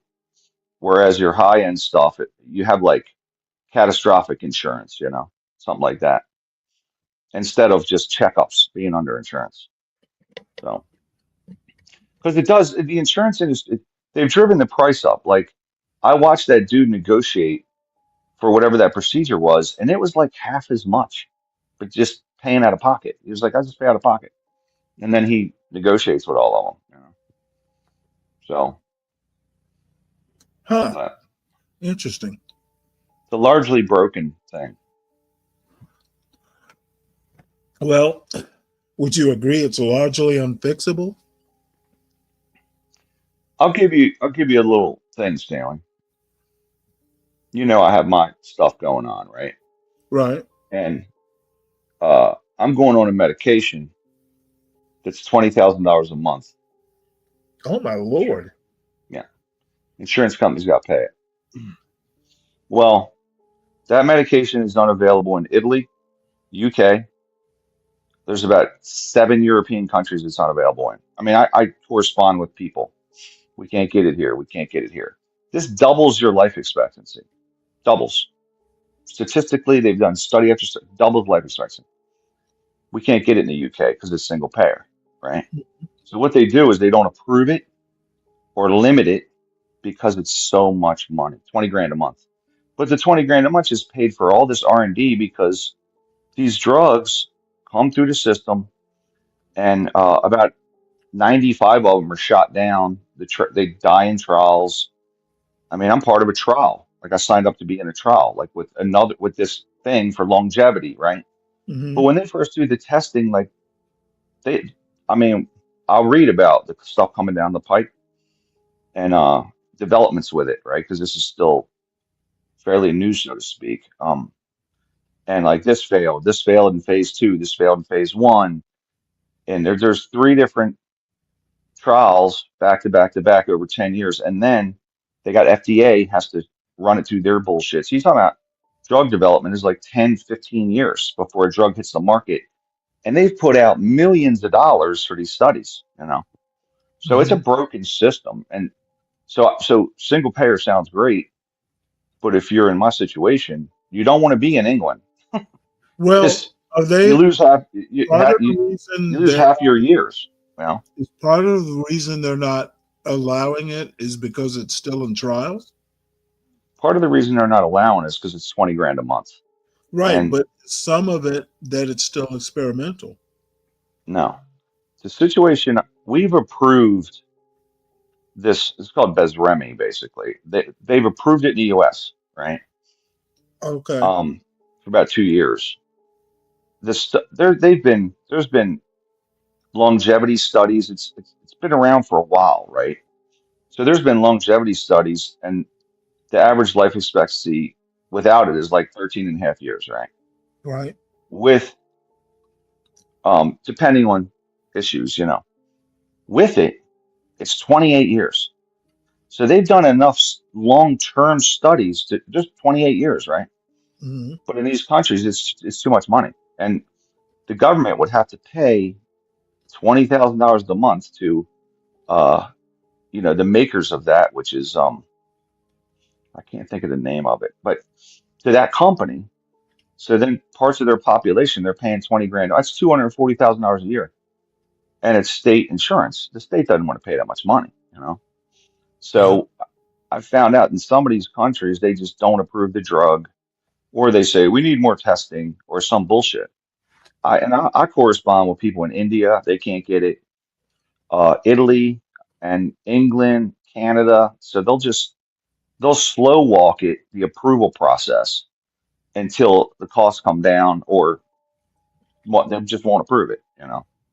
So in England, they take something else. It's super cheap, but it doesn't it just it doesn't extend life expectancy. It just fixes symptoms. So I realized like, wow, that sucks. Like so this whole healthcare thing is really it's tough, you know. And I mean, I happen to have insurance. If I didn't, I'd be, you know, I message people because I got to do a Facebook thing, Mhm. and I'm like, there's like a guy in India is like, I got 4 kids. My situation's getting worse. And I just want to tell them, like, you're going to be dead in 5 years, you know? Like, I mean, it's sad. I feel for these people, right? But I want to tell them the truth. That's the truth. I'm like, keep your chin up, you know, da, da, da, da, da. But it's like, man, it sucks. Like, I got 4 kids. My situation's getting worse. Myofibrosis is setting in. What do I do? Like, they're panicked, you know? So I just want to tell them, like, dude, man, like, get your shit together and get ready to take care of your kids now, you know, set your shit up so that when you're gone, your family's not screwed. Right. So, but so it's a very difficult structural problem. And because the drug makers charging that much, they're putting money back into R&D. So I feel like if you put a lot of cost cutting things in, it'll limit the R&D. We have all the R&D in the US because we have this private sector cranking it out. So it's just big structural problems, huge structural problems with healthcare. So anyway. Oh, We'll see. Freddie says it should be. Freddie says it should be illegal to cost that much. My response is, well, how would price controls work? Well, you clamp down price controls, and then the company says, well, we got price controls, so either stop making it because we can't make a profit. Because again, these companies ultimately are responsible to the shareholders. The shareholders say, well, we'll just sell our shares and buy something else that's not making us any money. Okay, well, I mean, how would price controls work and, you know, you be consistent to free market principles? It doesn't. An example of price controls failing are right now, there's a medication called Vyvanse. Okay. The patent just ran out. Vyvanse was made by Shire Pharmaceuticals. It's, I don't know, 300 a month or something. My sister takes it. And she's excited because she said, hey, my copay is going to go down. Well, uh, several other companies said, we're going to start making it.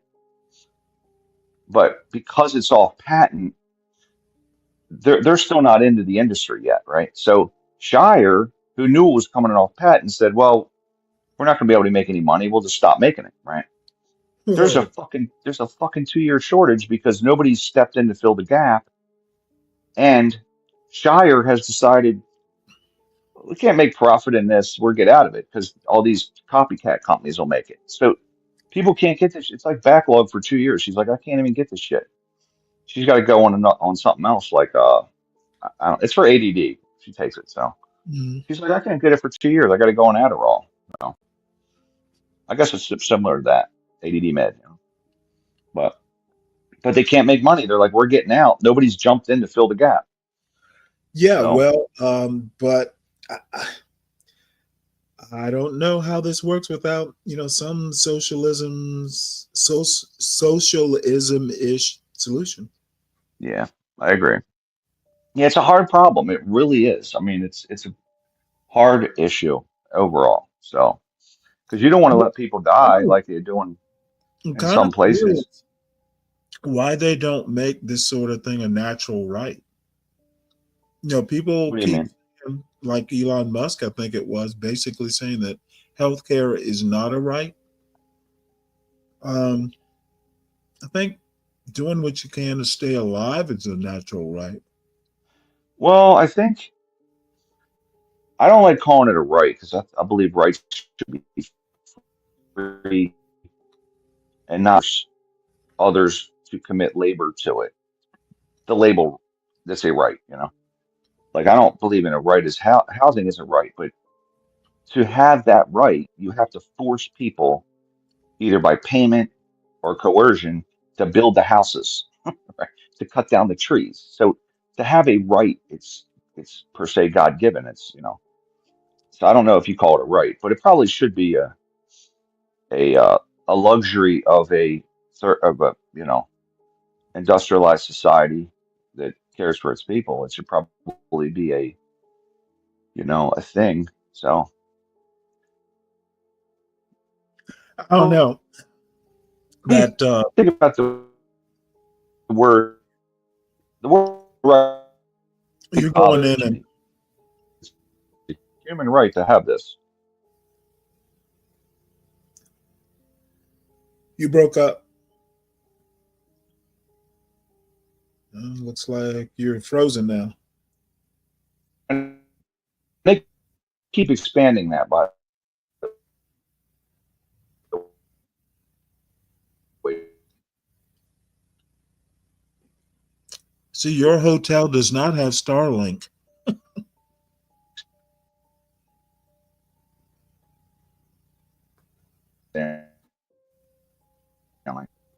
Yeah, you're kind of off. I can barely hear you now. You want to try? Oh, oh, there you go. Oh, there you went.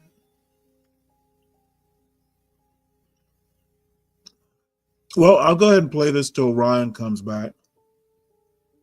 And our political imagination There is he is. captured in a way that doesn't actually articulate the frustrations of the people, means that the frustrations have to be articulated in a different way. There you are. I didn't hear the last part. Oh, I said I have a problem with calling it a right when I think rights are free. And but if you think about it, to have a right, it would mean that I have to Well, hold force on or now. Your Second Amendment right to own a gun isn't free. well, it doesn't say I have a right to have a gun. I'm sorry. I don't have a right to be given a gun. I have a right to own a gun. So like I don't have a right to housing, I have a right to own a house. Right. Because I think like when we use the word right, they overuse it, right? And I don't think rights, I think to have a right, it has to be free, and you don't have to force the labor of others or pay. It's natural, I right? see. So a right to housing would mean I have to force, you could technically force a carpenter to build you a house in a sense, but writ large. So, Well, what and it's about a right to bear arms? I mean, to bear arms, you'd have to force them to make an arm. Maybe. Yeah. I think you have a like that's Or kind of like a maybe right to. stop give you a gun. I have a right to own a weapon, but or buy a weapon, purchase a weapon. I have a right to buy a house, so I have a right to private property, so to speak. But I have a problem with the U. Like, if you have you read the UN Charter recently? There's like No, I 39 don't think human I've ever read. rights. You could just go to the page once because you've read. I'm like, you keep adding rights. Like, there's 30 rights. Like, so you think people have 30 different things that, and the shit in there is getting crazy, man. Like, you have a right to this. You have a right to education, which do people You have? don't. What about well, what about in countries where they don't have like what you have? How much? You have a right to college I education? guess, I guess they're violating human rights. Yeah, like so you're telling me half the world is saying like is there K through 12 in every place in the world? I don't know. So I think if it was a human right, it would be free of charge, so to speak. You know, but they just keep expanding this UN charter, and I'm like, what are we going to end up with 100? You have a right to dental care. I just think it's a lot. So I don't know. Well, 100 is a nice round number. But Stanley, the funny thing about it is people are so bent up on rights, right? They never talk about duty. I have a problem with that. Like, what are your duties as a citizen? You know? Fuck it, I have rights. I have a right to this shit. You see people protesting. I'm like, do you have any duties? Any duty to society?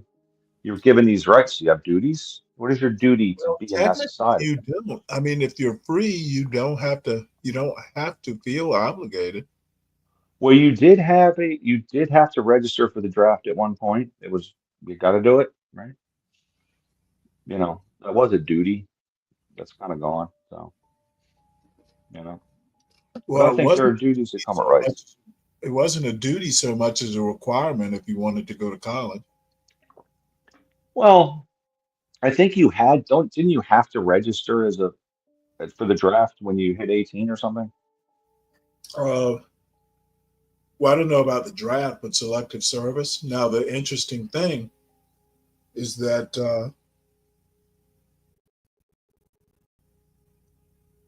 to get student loans or anything like that, it was a requirement. Well, I think there was a time when we said, there's a duty to your country also, or to societies, civil society even. But people don't talk about that shit. They just talk about their rights. So, sadly, so, you know, but they want half of it, not the whole thing. Just want my rights, but fuck the duty. So, I don't know. I don't think rights require a duty. I think you can have Like, do you have rights a without. duty if your nation's attacked by a foreign country, like a duty to defend your country?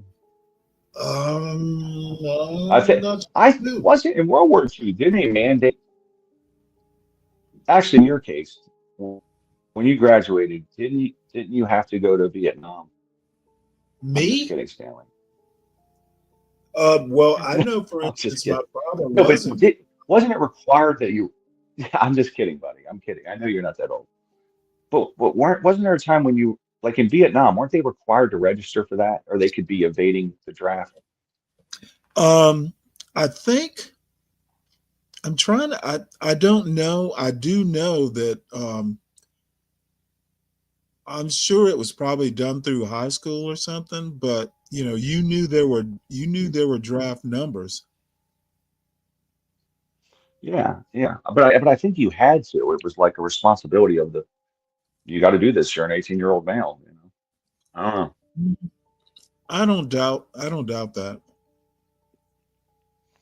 Well, listen, this shit starts at 7, so I got to rock. But if you're out Okay. there, come up on the panel and hang out with Stanley. He's a good dude. Yeah, come I'll on see you, up. buddy. Link. Yeah, All right. I'll Good see luck you. at the meeting. Yeah, Do cool. you Thanks, man. drive See up you, buddy. there? Not flu. Oh, okay. Yeah, it's driving's just too much. You got up and down and fucking around the road. You know what the roads are like up there. Yeah. Yeah. So going through tunnels and shit. So just fly. It's easier. But anyway. Well, All right. all right. I'll be back. I'll be back later tonight or tomorrow. All right. Well, have fun. All right. All right. See you, friend. See you. See you. Bye. Let's see. I'm going to drop the link, and we'll go ahead and just finish watching Irony here. Be all theoretical.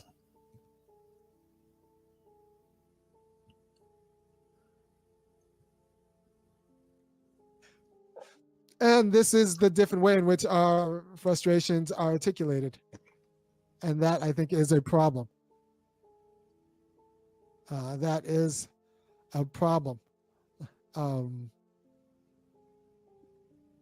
So if the media were doing its job, then we would have this conversation without the need for a public assassination. But the fact that we are having this conversation because of a public assassination suggests that the public assassination was like an appropriate tactic, which is unfortunate. All right. So once again, the general theory and defense of U.S. vigilantism is that anytime you have non-state institutions of freedom, this includes family, property ownership, civil society, religion, then you need non-state exercises and rights around the violence that those non-state institutions of freedom are allowed to use to express or to realize themselves as institutions of self-determination that are not determined by the state. And, even according to the Second Amendment, you need these institutions to have autonomous power against the state. Against the state. So it's not that the state doesn't have access to overwhelming violence. It's just that the state doesn't have a singular monopoly of violence, of legitimate violence. So when these other institutional concerns use that violence,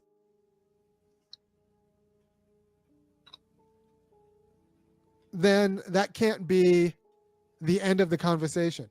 That should be the beginning of the conversation. Well, okay, they used their violence. Was this an appropriate use of vigilante violence or an inappropriate use of vigilante violence? By what right, and how do we think about it? But the idea that all vigilante violence is bad just because it's violence is ridiculous, is absurd.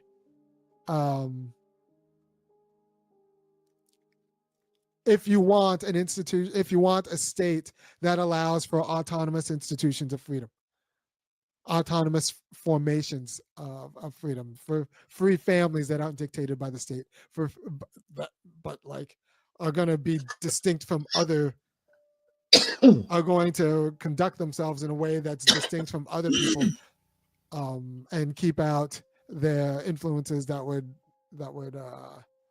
lead to pollution, right? So it's same with property ownership. If you're going to be serious about property ownership, then you need to be serious about people having the right to defend their property and discharge their property as they see fit.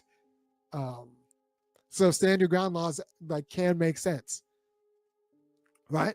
Now, if you're just willy-nilly shooting people, then you start off saying well, there's appropriate use of U.S. violence because I was standing my ground, defending my property, and then it goes to the court, and then they realize that you are actually not defending your property as much as you were willy-nilly shooting people, right? So in a nation where there are many different forms of freedom, you're going to have many different forms of violence, and those forms of violence can be adjudicated in the court, but you can't deny people their right to use violence in order to secure their institution of non-political freedom against people who would encroach or invade that non-political freedom, right? So the idea that the state has the monopoly on the legitimate use of violence doesn't really take non-state freedoms seriously. They think all freedoms are forms of state freedom. And for example, there are ways of freely organizing your family that you have an immediate kind of unity with that pre-exist the state. There are ways of organizing even market societies that pre-exist the state. There are ways of property ownership that pre-exist the state. And if we're going to be serious about upholding all of those forms, there are ways of consciousness and religious identity that pre-exist the state. So if we are serious about upholding freedom in all of its vices, not just the ones that only come through the state, then we need to delegate autonomy to those other institutional forms of freedom so that they can police themselves as they see fit, and not have to have that be like to use permission from the state in order to police themselves as they see fit, and defend themselves as they see fit. So there are lots of different ways you can be a self, and all of these selves are like allow for a quality of defense and a quality of violence. And just the idea that all violence is bad unless it comes from the state is not really serious about these non-political freedoms and the conditions of these non-political freedoms. But so part of the state culture needs to be teaching people how to responsibly wield their vigilante violence, not denying the existence and the necessity and the legitimacy of vigilante violence, but teaching people how to wield their vigilante violence responsibly.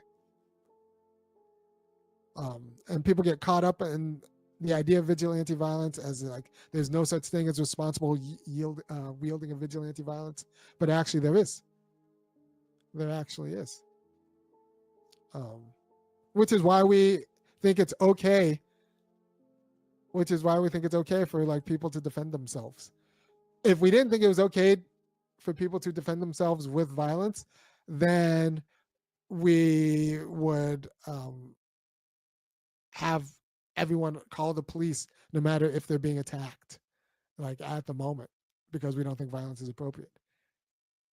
Like, and then if we talk about violence in terms of self-defense, we got to understand like what is the self, what what Good Lord, what counts as protecting the self, yourself as a family member, yourself as a property owner, yourself as a civilian in civil society, like shooting yourself even as a political actor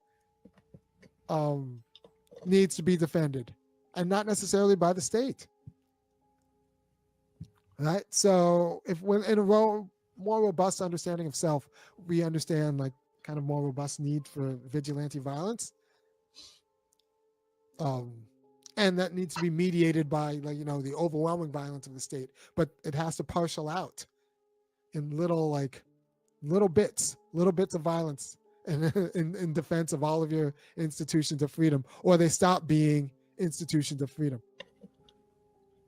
Right? Do I worry about right-wing violence towards the left? I mean, yeah, we live in a clan country, so yeah, I guess, but I understand that this is part of the American story. Figuring this out is part of the American story, so that's what I worry. By the way, if you appreciate me talking like this and spending my time doing this, go ahead and go to www.funkyacademic.com and kick in $5, $15, or $50 a month. There aren't going to be people who actually tell you that the state does not have the monopoly of legitimate violence. There aren't going to be people who make the argument about if you're going to have families, if you're going to have free families, those free families need to be able to defend themselves as free families. If you're going to have free civilians who secure their livelihood from the market, those civilians are going to have to be able to defend themselves as civilians. And, it might not be through the state, right? Even if you're going to have free citizens, this is what the Second Amendment is about. If you're going to have free citizens, you're going to have to defend yourself even from the state. If you're going to have free property owners need to have the discretion to defend their property and not rely on the state to do it, because maybe the state won't defend their property in the way that the property owner wants their property defended. And since the property owner is the owner of the property, they should be able to pick how they want their property defended. In the same way they should, like, as far as the family member is realizing themselves as free through the family, they should be able to pick how they want the family defended. Same with civilian life, and the same with political life. So just the idea that all violence can't be marshaled through the state in the same way that all freedom can't be run through the state is just something we need to grip with, which means that if we're going to have a free society, we need to teach all Americans to respect vigilante violence and to wield vigilante violence respectfully, and to understand that vigilante violence isn't necessarily wrong. It's the start of the conversation about was this instance of vigilante violence wrong? Right. So thank you for your case. Thank you for your time. If you appreciate what I'm doing, go to. Actually, while we're doing commercials here, please make sure you go ahead and like, share, and subscribe the channel. My support your host and or the show. My Cash App is in this banner here on the screen. So treat your host to a new philosophy book if he ever gets around to publishing one. I'll use it to get his philosophy book. He's working on a PhD thesis. I think he said it's going to be on or around the concept of freedom, the many different types of freedoms, that sort of thing. So either that or buy me a beer. That's I ought to start a new app, like a Cash App sort of thing called Buy Me a Beer. I'd have to think about that. All right, well, let's see. We have a little bit of a variety. Is it going to be Pop the Balloon or Kevin Samuels? You have a choice. Let's see, 1 for Kevin Samuels, 2 for Pop the Balloon, and we'll go from there.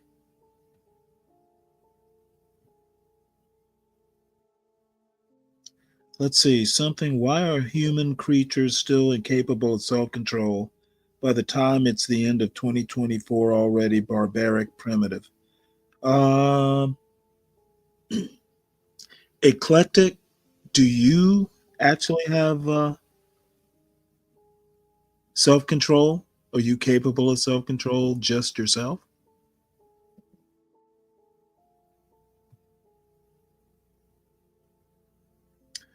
I'm going to guess it's going to be Pop the Balloon.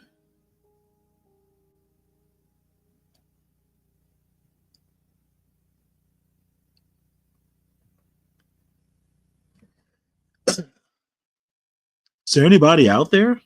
I'm going to go ahead and start Pop the Balloon if nobody's going to respond. Kevin Samuels or Kevin Samuels or Pop the Balloon. Eclectic, I don't know about that. I practice self-control, duh. Do you know? Is it not maybe you're practicing self-deception?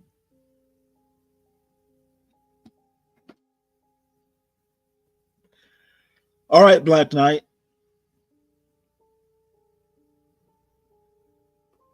Pop the balloon it is. And good morning to you.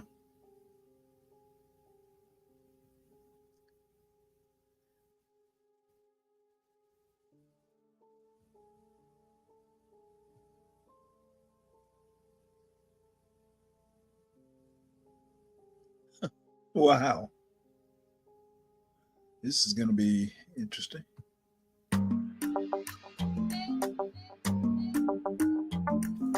My name is Juwella DeVille, and a fun fact about me is I love to play golf at Weekway Golf Course. Hi, my name is Camilla, and a fun fact about me is everything, because everything about me is fun. Oh, Lord. Hi, my name is Tia, and the fun fact about me is that I'm a singer and songwriter.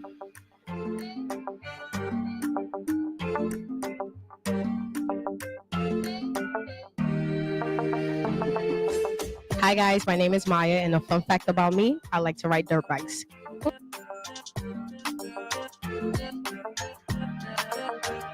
Hi, my name is Kiki, and a fun fact about me is I like going to concerts alone. Hi, my name is Ray, and a fun fact about me is I love to play volleyball.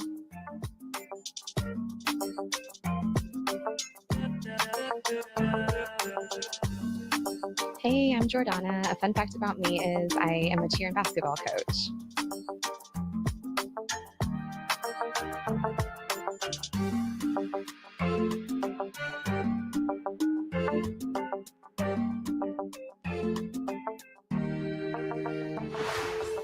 Hello, everybody. Welcome back to the Finest Game Show. My name is Garo Nasamwa. I am your host, and today we present you with the Pop a Balloon or Find Love, 30 years old plus edition. Beside me, we have our beautiful single ladies who are all here looking for love. Ladies, are y'all ready to find love? Are y'all ready to find love? As you hear them, they are excited and they are ready to find love. But before we bring our first single man, I want to give you an opportunity. We would like to give you an opportunity to win $50. All you have to do is like, share, and subscribe to this channel. Again, like, share, and subscribe to this channel to win $50 free.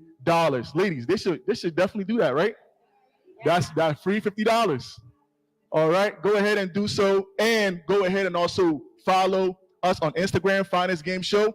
We will present you with the winner of this competition. Okay, so ladies, are y'all ready for the first single man? Yeah. All right, let's bring the first single man.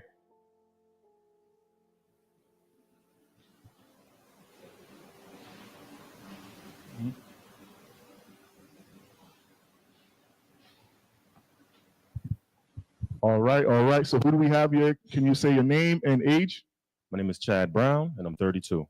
All right, so Chad Brown, what is your occupation? I work in finance, and I do consulting on the side as well. Okay, finance and consulting. So what brings you here today? Well, I've been single for a little while now, and I'm just looking for a woman that can, help me be a better man. Okay, woman that will help him be a better man. Okay, so what is your ideal woman? Looking for a woman who is intelligent, sweet, nurturing, kind, and also has a sense of humor. Okay, all right. Now, do you have any deal breakers? Cigarettes. If you smoke cigarettes, Okay. I cannot be associated with you. Okay. All right, so we have a few pops here. Let's go ahead and figure out why they popped the balloon, all right? Okay, we'll start here. Can you please introduce yourself and name and age? Yes, hi. My name is Miss Juella DeVille. I'm Pleasure to meet you. 34. I'm from Newark, New Jersey, and I pop because you're younger than me. So I'm into like older guys. Not saying you're immature or it takes away from you, but I like older. I appreciate that. Yeah, but you're handsome. Your gear is fly as Thank you. like that. Thank you very And much. I love everything about your swag. Thank you. Welcome. Okay. All right. Now, I know she popped, but is she your type? She's very attractive. Thank you. Okay. All right. Okay. Let's go ahead and move on. So let's keep moving. Okay. Can you please introduce yourself, your name, age? My name is. Let's go ahead. Attractive. That. Yeah. Or me.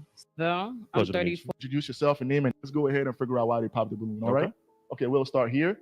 Can you please introduce yourself and name and age? Yes, hi. My name is Miss Juella DeVille. I'm Pleasure to meet you. 34. I'm from Newark, New Jersey, and I pop because you're younger than me. So I'm into like older guys. Not saying you're immature or it takes away from you, but I like older. I appreciate that. Yeah, but you're handsome. Your gear is fly as Thank you. like that. Thank you very And much. I love everything about your swag. Thank you. Welcome. Okay. All right. Now, I know she popped, but is she your type? She's very attractive. Thank you. Okay. All right. Okay. Let's go ahead and move on. So let's keep moving. Okay. Can you please introduce yourself, your name, age? My name is Maya, and I'm 31. I only pop my balloon because he said he doesn't like girls that smoke cigarettes. I don't smoke cigarettes, but I smoke. So You smoke weed? Yeah. That's totally fine. No, but sometimes the tobacco smell kind of mixing. It kind of smells like cigarettes sometimes. I don't know how you feel about that. So overall, that's why I popped. Okay, understood. Okay. Are you fine with smoking marijuana? Her smoking marijuana? Yes. Okay. So you don't have any problem with marijuana. The only problem you have is cigarettes. Okay. Is that okay? That's cool, yeah. Okay. Would you like her to pick up her balloon? If she would like to. Okay. No, you have an opportunity to pick up it again. Okay, that's All right. Can we get her a balloon? Can we get her a balloon? All right. Okay. We'll bring her a balloon.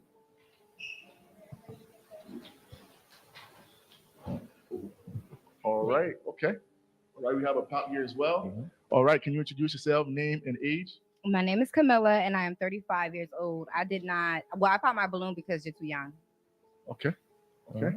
All right. I mean, is she your type? Not exactly. Not exactly. Okay. Oh. Let's go. Okay. Why isn't he your type? This is not my type. I like a little, I don't know. You like a little? I'm not gonna say it. I'm not. You can be gonna say honest. it's It's not a safe space. No, you look like a nice looking young man. You go to church? I was raised religiously, but I don't continue to go. I'm gonna keep my thoughts to myself. Maya is Maya. No. I mean, I got thick skin, so I don't know what you're afraid of. No, it's giving church. So that's all. No, it's mentioned that I it's seem as though I take myself Juella too something. It's seriously, not or Cruella I Deville. might be It's a churchy type some guy. derivative or takeoff on it. I thought to myself, what the hell does that even mean? Like, it makes no sense.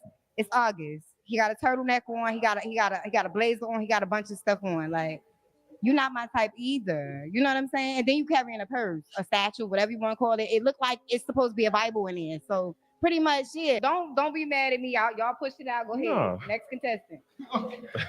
Okay. All right. Let's go ahead and move on. All right. Can you please introduce yourself, name and age? Yes, I am Tia. I'm 32. I'm from New York. Yeah. Okay. And why did you pop the balloon? I tried to wait a little while, but I feel like you may take yourself a little too serious for me. Okay. What? I don't really know, but that's the impression I get. But you look nice. Like I like. Thank the way you. You look nice. All right. Now, apart from that, him taking himself too seriously that you think, right? Mhm. Is he your type? Well, I don't really have a type, but he's handsome. He's well dressed. That's two of my main things that I like about a Thank man. you. So Okay.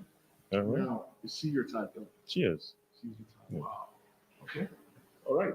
Unfortunately, Suit were the navy balloon- blue. Yep, I'd be a there was little few bit that more. also popped their balloons here.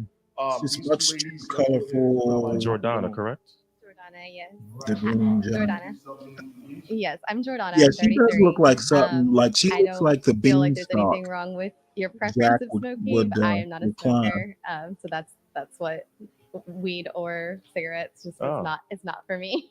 But you're Understood. very handsome. You carry yourself very well. That's the only reason. Thank you. The interesting thing is I don't smoke myself. I prefer edibles. But if someone around me were to smoke, it's totally fine. Okay, Yeah. so I'm pretty straight and narrow. I don't smoke. I don't drink much at all. I've never done an edible. It's but, fun. But yeah, that's me. Okay. Understood. Thank you. All right. Let's go ahead and move forward. Can you introduce yourself, name and age? Yes, hi, my name is Ray, and I'm 30 years young. I popped the balloon as well, pretty much same reasons. I'm not big into marijuana, no edibles, no smoking. I hardly drink, so just not for me. But I'm not gonna yuck your yum. Okay. Thank you for that. Okay. Now, I mean, apart from that, is he your type? I think he's a very handsome guy. I think he's, seems very genuine, seems very honest and nice and everything, but not very much so my type. So All what right. is your type? Not to be rude, but I just like a little bit more hair. A little, you know. It's a stripe.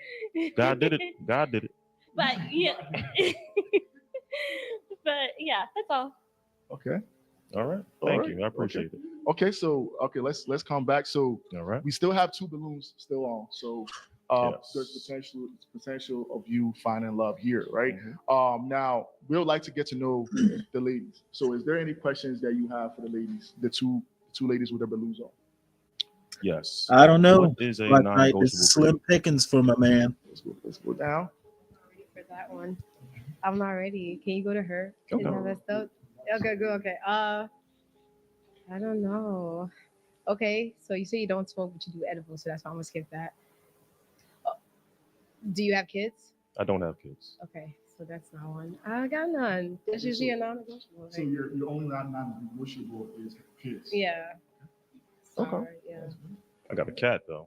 That's about it. Oh, holy cow!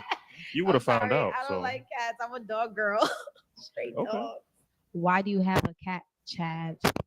I don't do cats, so that's the reason why I pop my He's balloon. not There should be picking no reason why you anybody have a cat. You now. should be a dog guy, you know? that's fine. all right. Okay. Let's find out why. They pop because he has a Yeah, I'm cat. fine. I don't do guys with cats. But that's just me. Preferably, I'm a dog girl. I mean, I have other animals too, Mhm. but like, I don't Can you? cat thing. I'm also allergic, so that's a whole Okay. another aspect to it. Like, I can't cuddle with a person who can cuddle with a cat. Yeah. Is But there? you're very attractive and Thank stuff. you. You put well Thank you. put together. Can I also know what's in there? It looks full. Phone, mints, beard comb. Okay. No, I was just wondering. Yeah. That was it. But can you explain the stereotype associated with men and cats? What is the stigma behind cats and guys? Like, it's my preference. Like, I don't really know the stigma, but like, the only pussy you should be around is mine. Oh my God! He avoided a nut. Personally, for me, I just don't do cat dads. Like, I have a dog, so like, I rather take our dogs to the dog park, and like, to me, cats are more antisocial animals unless you have one of those rare, super cuddly cats. For me, I need like loving animals, and like, yeah, that's just it. For me. Okay, understood. I appreciate your explanation.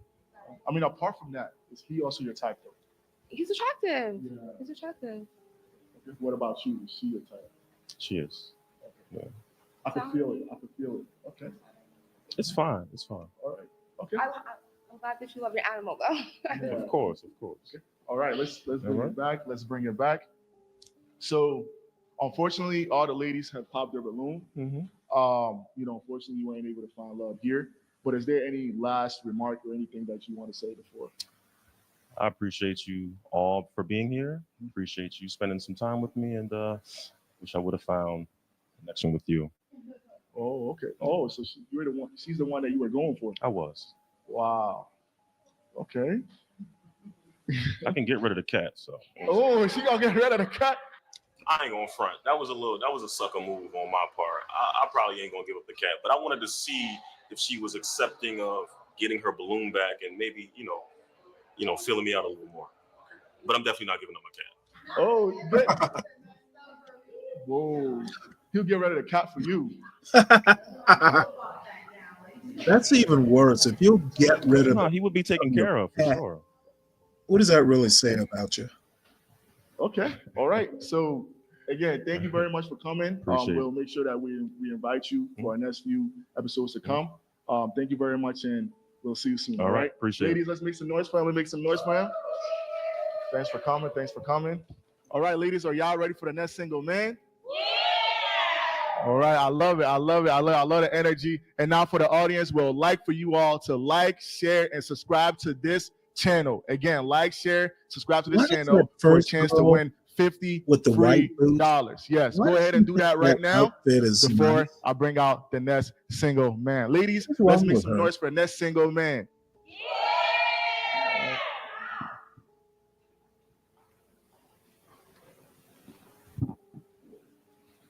Oh. All right, who do we have here? Can you say your name and age? The hell? 41. Damn. Okay. Okay. Mike, 41. What is your occupation? I'm a doctor. Okay. Mike, 41. He's a doctor. Okay. Now, what brings you here today? Just a chance for looking for love. It's hard to find out here, being rigorous schedule. I'm already established and stuff. So, I'm just looking for somebody to share life experiences with. Okay. All right. Okay. I love that. Now, do you have any deal breakers? Yeah. Women with young kids. Okay. Why is that? Can you elaborate? I have adult children, so I don't I'm at a point in my life where I don't have time to be re-raising kids. So. Okay. We have some pops here. Let's go ahead and figure out why they popped the balloon. All right. That's okay. All right. Can you please introduce yourself, your name and age, and why you popped the balloon? I'm Jordana. I'm 33. I have younger children. My son's about to turn 4, Okay, so okay, that's cool. That's yeah. cool. Now, apart from that, is he your typical type? You are very handsome. Thank You you. seem very well put together, and I love that you are stable in life. It's just my kids are my world, so that's a big As it deal should to be. me. As it should be. That's what's up. Now, is Jordana also your type? She's an attractive woman. She's attractive woman. Okay. Okay. All right. Let's move forward. Okay. All right. Can you please introduce yourself, your name and age? Yeah, hi, my name is Ray. I'm 30 years young. I popped my balloon because I don't have kids and I really want to be a mom. I want kids, and you don't have that space in your time to do that. So I don't think it's a good fit. But I think you're really handsome, and I think you have some really good, you have a really good lady over there. So, but he said he didn't want kids, and that's a deal breaker for me because I do want kids. I want at least 3 maximum. But then I got a little bit confused because then he said something about having kids. So then I was like, wait, do you want kids? Do you not want kids? And I don't know if he was just kind of going around in circles or something. Okay. I mean, is she your type? She's a beautiful lady. An 80s jogger? Let's move on. I don't know. He looks like he. Hi, my name is Maya and I'm looks like he's 31. a member So of you are very KC or the handsome. I like your whole Sunshine entire Band. look. I only pop my balloon because you say you don't have time to raise any more. I don't have kids and I want one, so so that would be the only thing. Yeah, I'm trying to retire. I'm basically retired now, and I just want to travel the world. I respect that. I mean, still call me if you want to travel, but I can't. I want kids. All you when you want to travel? If you want to travel, but I want kids down the line. So I guess the travel, and then when I'm ready to settle down, but it's like no, yeah, that's messed up. Oh, now for travel buddies. Okay. Okay. Well, I mean, do you accept being travel buddies with her? That's cool. I'm always looking for a travel buddy. I get wild, so That's what's up. all right. So that's what's up. Okay. Let's move on. All right. Can you introduce yourself? My name is Camilla. I popped my balloon. I'm 35. You was perfect with the age and everything. Your profession sounds good, but I have a child that's also grown. But I do want to another one. I only have one, so respectfully. It's all good. Yeah. Now, is she your type as well? She's a beautiful. There's nothing but beautiful ladies up here. Wow. Yeah, it's just unfortunate. Okay, let's move on. It is what it is. Hi, I'm Kiki. I'm 30. For me, I think it was just the age a little bit more so than anything. I think I want someone a little bit closer to my age because I don't have kids How old are and you? stuff. 30. Yeah, so I just want something a little closer. I pretty much, since you had kids, you looked like a well put together man, so you probably are a great father and all. But I just want to start new, and he's over it. He said he's no more kids, so that was it. I did a lot of 3 tours in Iraq. I got Gotcha. 5 degrees. I'm You're a done, busy man. done I appreciate living it. life. And just I wanna love that enjoy you life. kept the weight clean. Thank That's you, very thank you, impressive. thank you, thank you. All right. Move on. Hi. Yourself as well. Yes, my name is Tia. I'm 32. I only pop. I like everything. You would be my type, but you don't want any more kids, so that's a deal breaker for me. It's one of the biggest reasons out here. It's one of the biggest reasons to be single. Like, everybody wants more kids. It is what it is. All right, let's come back. Let's come back. Okay, so we have a lady that popped on. I mean, I would like to know, right? Because you waited till the end to pop your balloon. Why did you pop your balloon, and why did you wait till the end? I was just trying to hear him out. I like his fit. I like that he has a great career, but I'm an entrepreneur myself, so we probably won't connect like that and have time for each other, But everything else, it was more with his delivery when he was saying how he's a doctor, because I have doctors in my family, and the energy didn't give me really doctoring, so that kind of triggered me internally, because I'm very spiritual, We wouldn't have time, but you wouldn't know to find out if we have time. Like, I'm an entrepreneur. I own a business. I own a restaurant and a hotel. And you're a doctor. And I'm a doctor. And you're always away probably and can't give me time. I need it's too late to time. find out now. Go get your balloon back. Stop doing what you're doing. Okay. Would you like to get your balloon back? I don't know. I kind of want to see what else is there. Go ahead. What else is there? What, regarding to The other one. the other guys? I mean, would you like? But he's a fine chance? though. I like everything about him. And then he was saying how he owns businesses and stuff like that, and that was cool and stuff. But then he didn't want kids, and I want to have more children, and it was just like he was just like putting barriers on things before even hearing what's on the table. Like I would talk She to him wants to have more like that. children. But The I don't feel like he hell? would have time for me. Like so, People make time for the things they want. yeah. And I want more kids. I First don't want thing no you more need to do kids. is get rid I of that didn't say I gum. don't want more kids. I just said if it was to happen, I would have to be like married or something, or like do it the right way. And no, I did say y'all didn't let me get a chance to explain myself. That's what happened. Y'all overreacted when you was like, Yeah, let yeah, me yeah, yeah. explain. It's all Next, good next though. All contestant. beautiful ladies. I wish y'all the best though. Okay. Now, again, would you like a chance to get to know him further? And I know you don't. You haven't asked him any questions. I haven't. Do you have any questions for him? Do you have kids? I said that already. How many? I have older Yeah, children. I'm asking him how many. I have older children. I just leave it at that. No, I'm good. Right. Now I want to see what else is coming out because I like my man to be able to respond to me when I ask him something. So that's a turn off for me. Okay. How do you feel about that? Everybody's entitled to their own opinion. You know, everything doesn't happen the way you want it to happen. You ask a question, I give a direct response. Once you start getting into the specifics and it goes down a rabbit hole, and then it's just, I mean, once you already pop, it's like, what are we doing anyway? Okay. Now, is she your typical type? Pop my gum or find love. Beautiful woman. Number of beautiful women up here. Yes. You know what I mean? Yeah, Y'all did y'all thing. Y'all got the ladies up here. I just need to know what is All right. up So with again, that it's outfit. unfortunate you weren't able to find your person.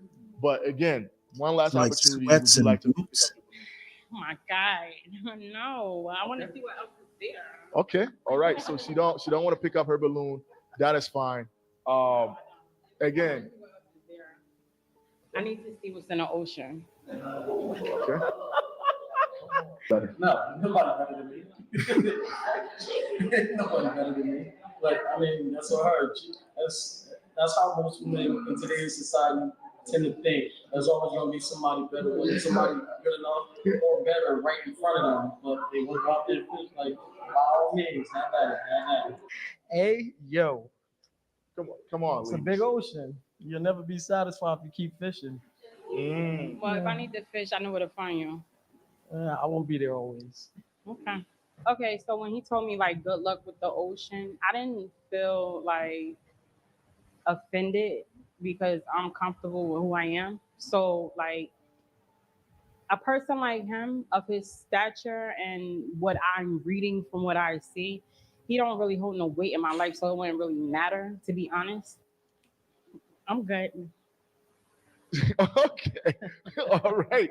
All right. So it's unfortunate we weren't able to find your person here. They all popped their balloon. But is there any last remark? Y'all beautiful. Keep doing y'all thing. Hopefully, y'all the kid thing work out for y'all. It is what it is. Okay. All right, ladies. Let's make some noise for him. Thank you very much for coming. Thank you. Thank you. All Thank right, you. thank you. All right, ladies. Are y'all ready for the next single man? Yeah. All right. Let's bring in our next single man.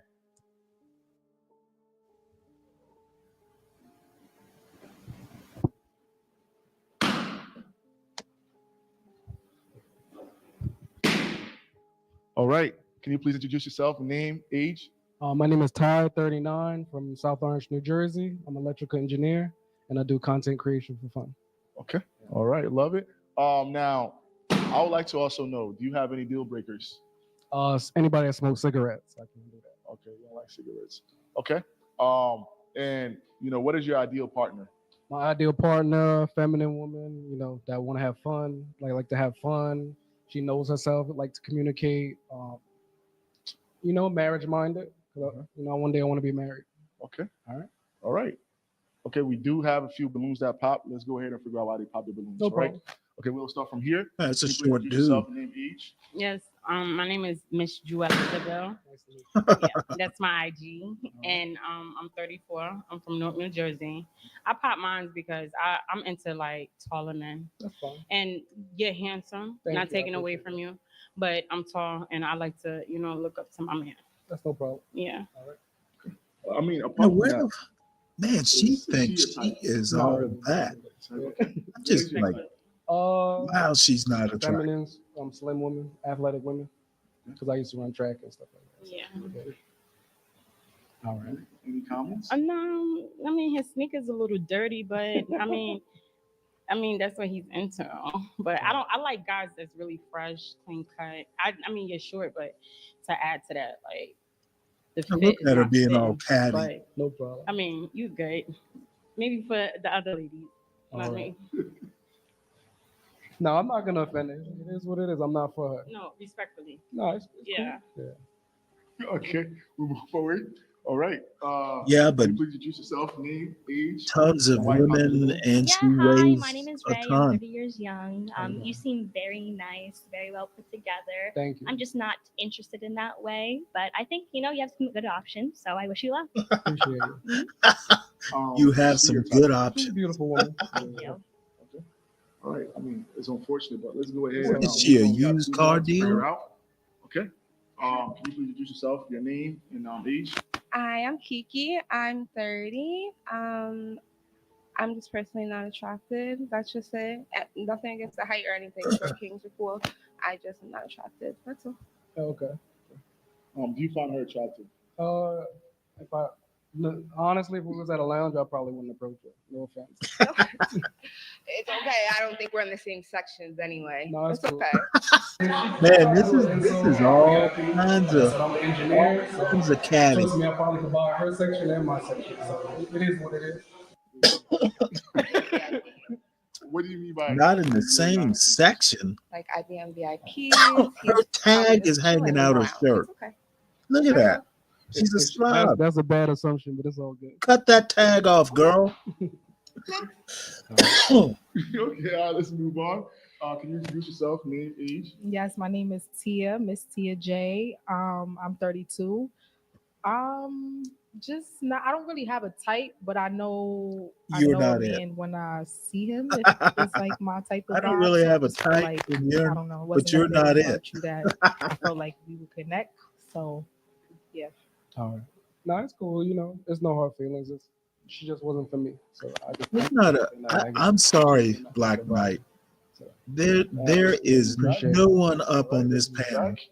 Okay, so that, okay, we have one. yeah, it's like, let's figure out. and she popped her balloon Okay, can you because introduce yourself, name, age? I who mean, knows why.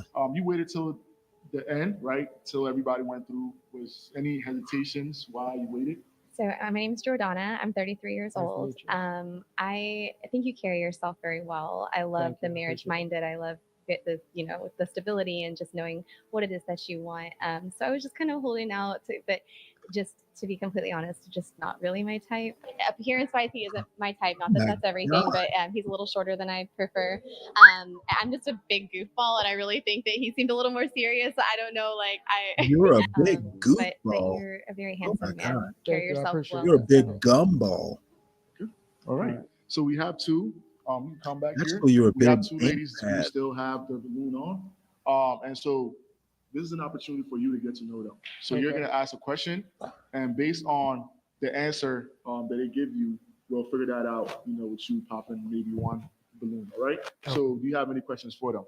Okay. I travel a lot, so if we were to take a vacation, what would you like, the Caribbean or like the mountains, like the Rocky Mountains? Which one would you prefer? Hi, my name is Maya and I'm 31. I actually like both, so because I'm adventurous like that, so that's cool. I'm adventurous like that. Camilla. I am 35 and I do not do mountains. I just Caribbean all day, beach body, baby. All right. That's it. I like that. That's it. All right. You like that? Any other questions that you have for them? Regarding to relationships? What is your goals for marriage or relationships? Well, let's start with one. Do you have any kids? I have 2 kids. Sorry. That's no problem. That's the reason I popped it. I'm very selfish. I've dated men with kids and it didn't work out, so I just preference wise just don't do kids. But you're very handsome. So Thank you. I appreciate that. No problem. So why not? I know you mentioned that it didn't work out in the past. Yeah. But why not try with somebody who have kids? I think because the times that I did, and mine is that, I don't know, as I've gotten older, I just want to be the first one. This is a weird thing. I don't know if that's a little selfish to be like, I want to be the first one for you to have a kid. You I know, understand so that. yeah. Yeah, I'm very active with my kids, so that Yeah. if that's not for you, that's not for you. Yeah, and I don't want us to break up and I don't got attached to your kids. I've done that too, and it's so sad. Like now I got to break up with the kid too. So no bueno. Appreciate you, So love. that's yeah. No bueno. Yeah, it's you. Yeah, she's a beautiful. Yeah. Thank you. All right. Wow. Okay. All right. Let's move on now. I don't mind men with children because I have one of my own. How old is your children? My oldest son is 15. My youngest son is 8. Oh, okay, so yeah, were you married? Yeah, I was previously Okay, are you divorced or separated? divorced. Divorced. Okay, what do you believe in? Like religion. Religion. Religion. I'm Christian. You're a Christian. Yeah. Okay. I have a relationship with God, You but have a I'm not relationship with often. but I don't you're often go to not church. off the go to church. Do you drink I drink socially. socially? Okay, Yeah. me too. In the VIP. Do you smoke weed? Do you smoke weed? No, I don't smoke Do nothing. you have something against somebody that smokes? I just don't like cigarette smoke. I smoke Yeah. weed. Okay. You say you like athletic girls. You don't seem like you in the gym, baby. Nah. No. This I is- gotta get back too, but yeah, you don't seem I had like my look, it. it was my COVID weight. I'm losing I don't mind like how people dress because honestly that's something that could be changed. I really didn't like his outfit, but it didn't matter to me because to me that's like cosmetic stuff. We could always change that. You could always go to the mall. I could show you what to get. You know what I mean? The mall. The sneakers, they like old girl said they was a little dirty, but you know we can fix that. We can take a toothbrush. You know what I mean? Clean them The up. mall. Pop my Let me balloon, baby. think. Pop it. What else can I ask you? Do you have any drama? You got girlfriends that don't know they not your girlfriend? No, I don't have. Oh, that. you sure about that? I'm very. Oh, okay. Communication is big for me. I don't have none of that. Okay. So, what do you think about? Let me think. I gotta think of some questions here. What do you? You're grilling him. There's a lot of questions. A lot of questions. Okay. I mean, do you have? I know she's been grilling you. Do you have any? Yeah, Only if exactly, I got Black married. Knight. Okay, me too. What No, mall does she shop at? When's your birthday? January 16th. January 16th. Okay. What are you? July 1st. July. Cancer. I'm sorry. That's all good. What the hell is I this had a bad experience with astrology cancer. stuff? That's some real shit. Excuse my language. I heard. Everything is working I'm sorry. except he's born on That's July some real 1st. squat. You know what I'm saying? So like, yeah, I can't do cancers. I'm a Capricorn. It's like kryptonite and Superman. And to turn someone pop your balloon, over a birthday is wild to me. So anyway, I wish the best for him. He seems like a great guy. Oh, That wow. experience is baby. I do not cancer men. That's Wow. Okay. Okay. Why? Is that? Daddy. What's wrong with cancer men? Yeah, exactly. She answered it. It's cancerous. The women is cool. The cancer men, I don't know. They wishy washy. They good. They good She's people. standing there But like acting when like I'm a this is Capricorn, so we serious. like fire and ice.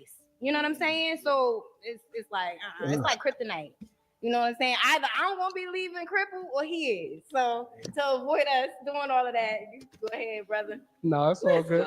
Oh, Flake. So for cancers, we love hard when we in love, but if we not in love, I don't it's think like, she's a Yeah, serial I had killer. I had a what it cancer is. that played with me real bad, real Yeah. bad. Fuck you, Trey. Like, nah, but for real, I'm sorry, y'all. I'm sorry. Go ahead, I'm sorry. No, it's all good. Yeah. Again. Okay. Let's move back. Let's move back here. Wow. Unfortunately, all the ladies popped their balloons. That's okay. I really wanted you to find a Yeah, person he here, but avoided unfortunately, several bullets you there, didn't. so he Before should you be leave, good to go. Is there any last remark that you want to? Say? Honestly, like all of y'all are beautiful ladies. I hope y'all find love, even if it was with me. Y'all have a good one, all right? All right. All right. Thank you very much. Ladies, make some noise for him. Make Thank some y'all, noise. all Make some noise. Thank you. Have a good one, bro. Have a good one.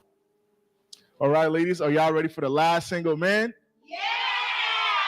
Okay. All right. So now, before we bring out the last single man again, please do not forget. Go ahead, like, share, and subscribe. Turn the post notification on for a chance to win. You know what? I think you're right. All right. Again, you must like, But that's share, first subscribe, woman and turn the with post the notification blue on clutching to win button. $50 White free dollars. All right. that So, ladies, let's go ahead and bring our final single man.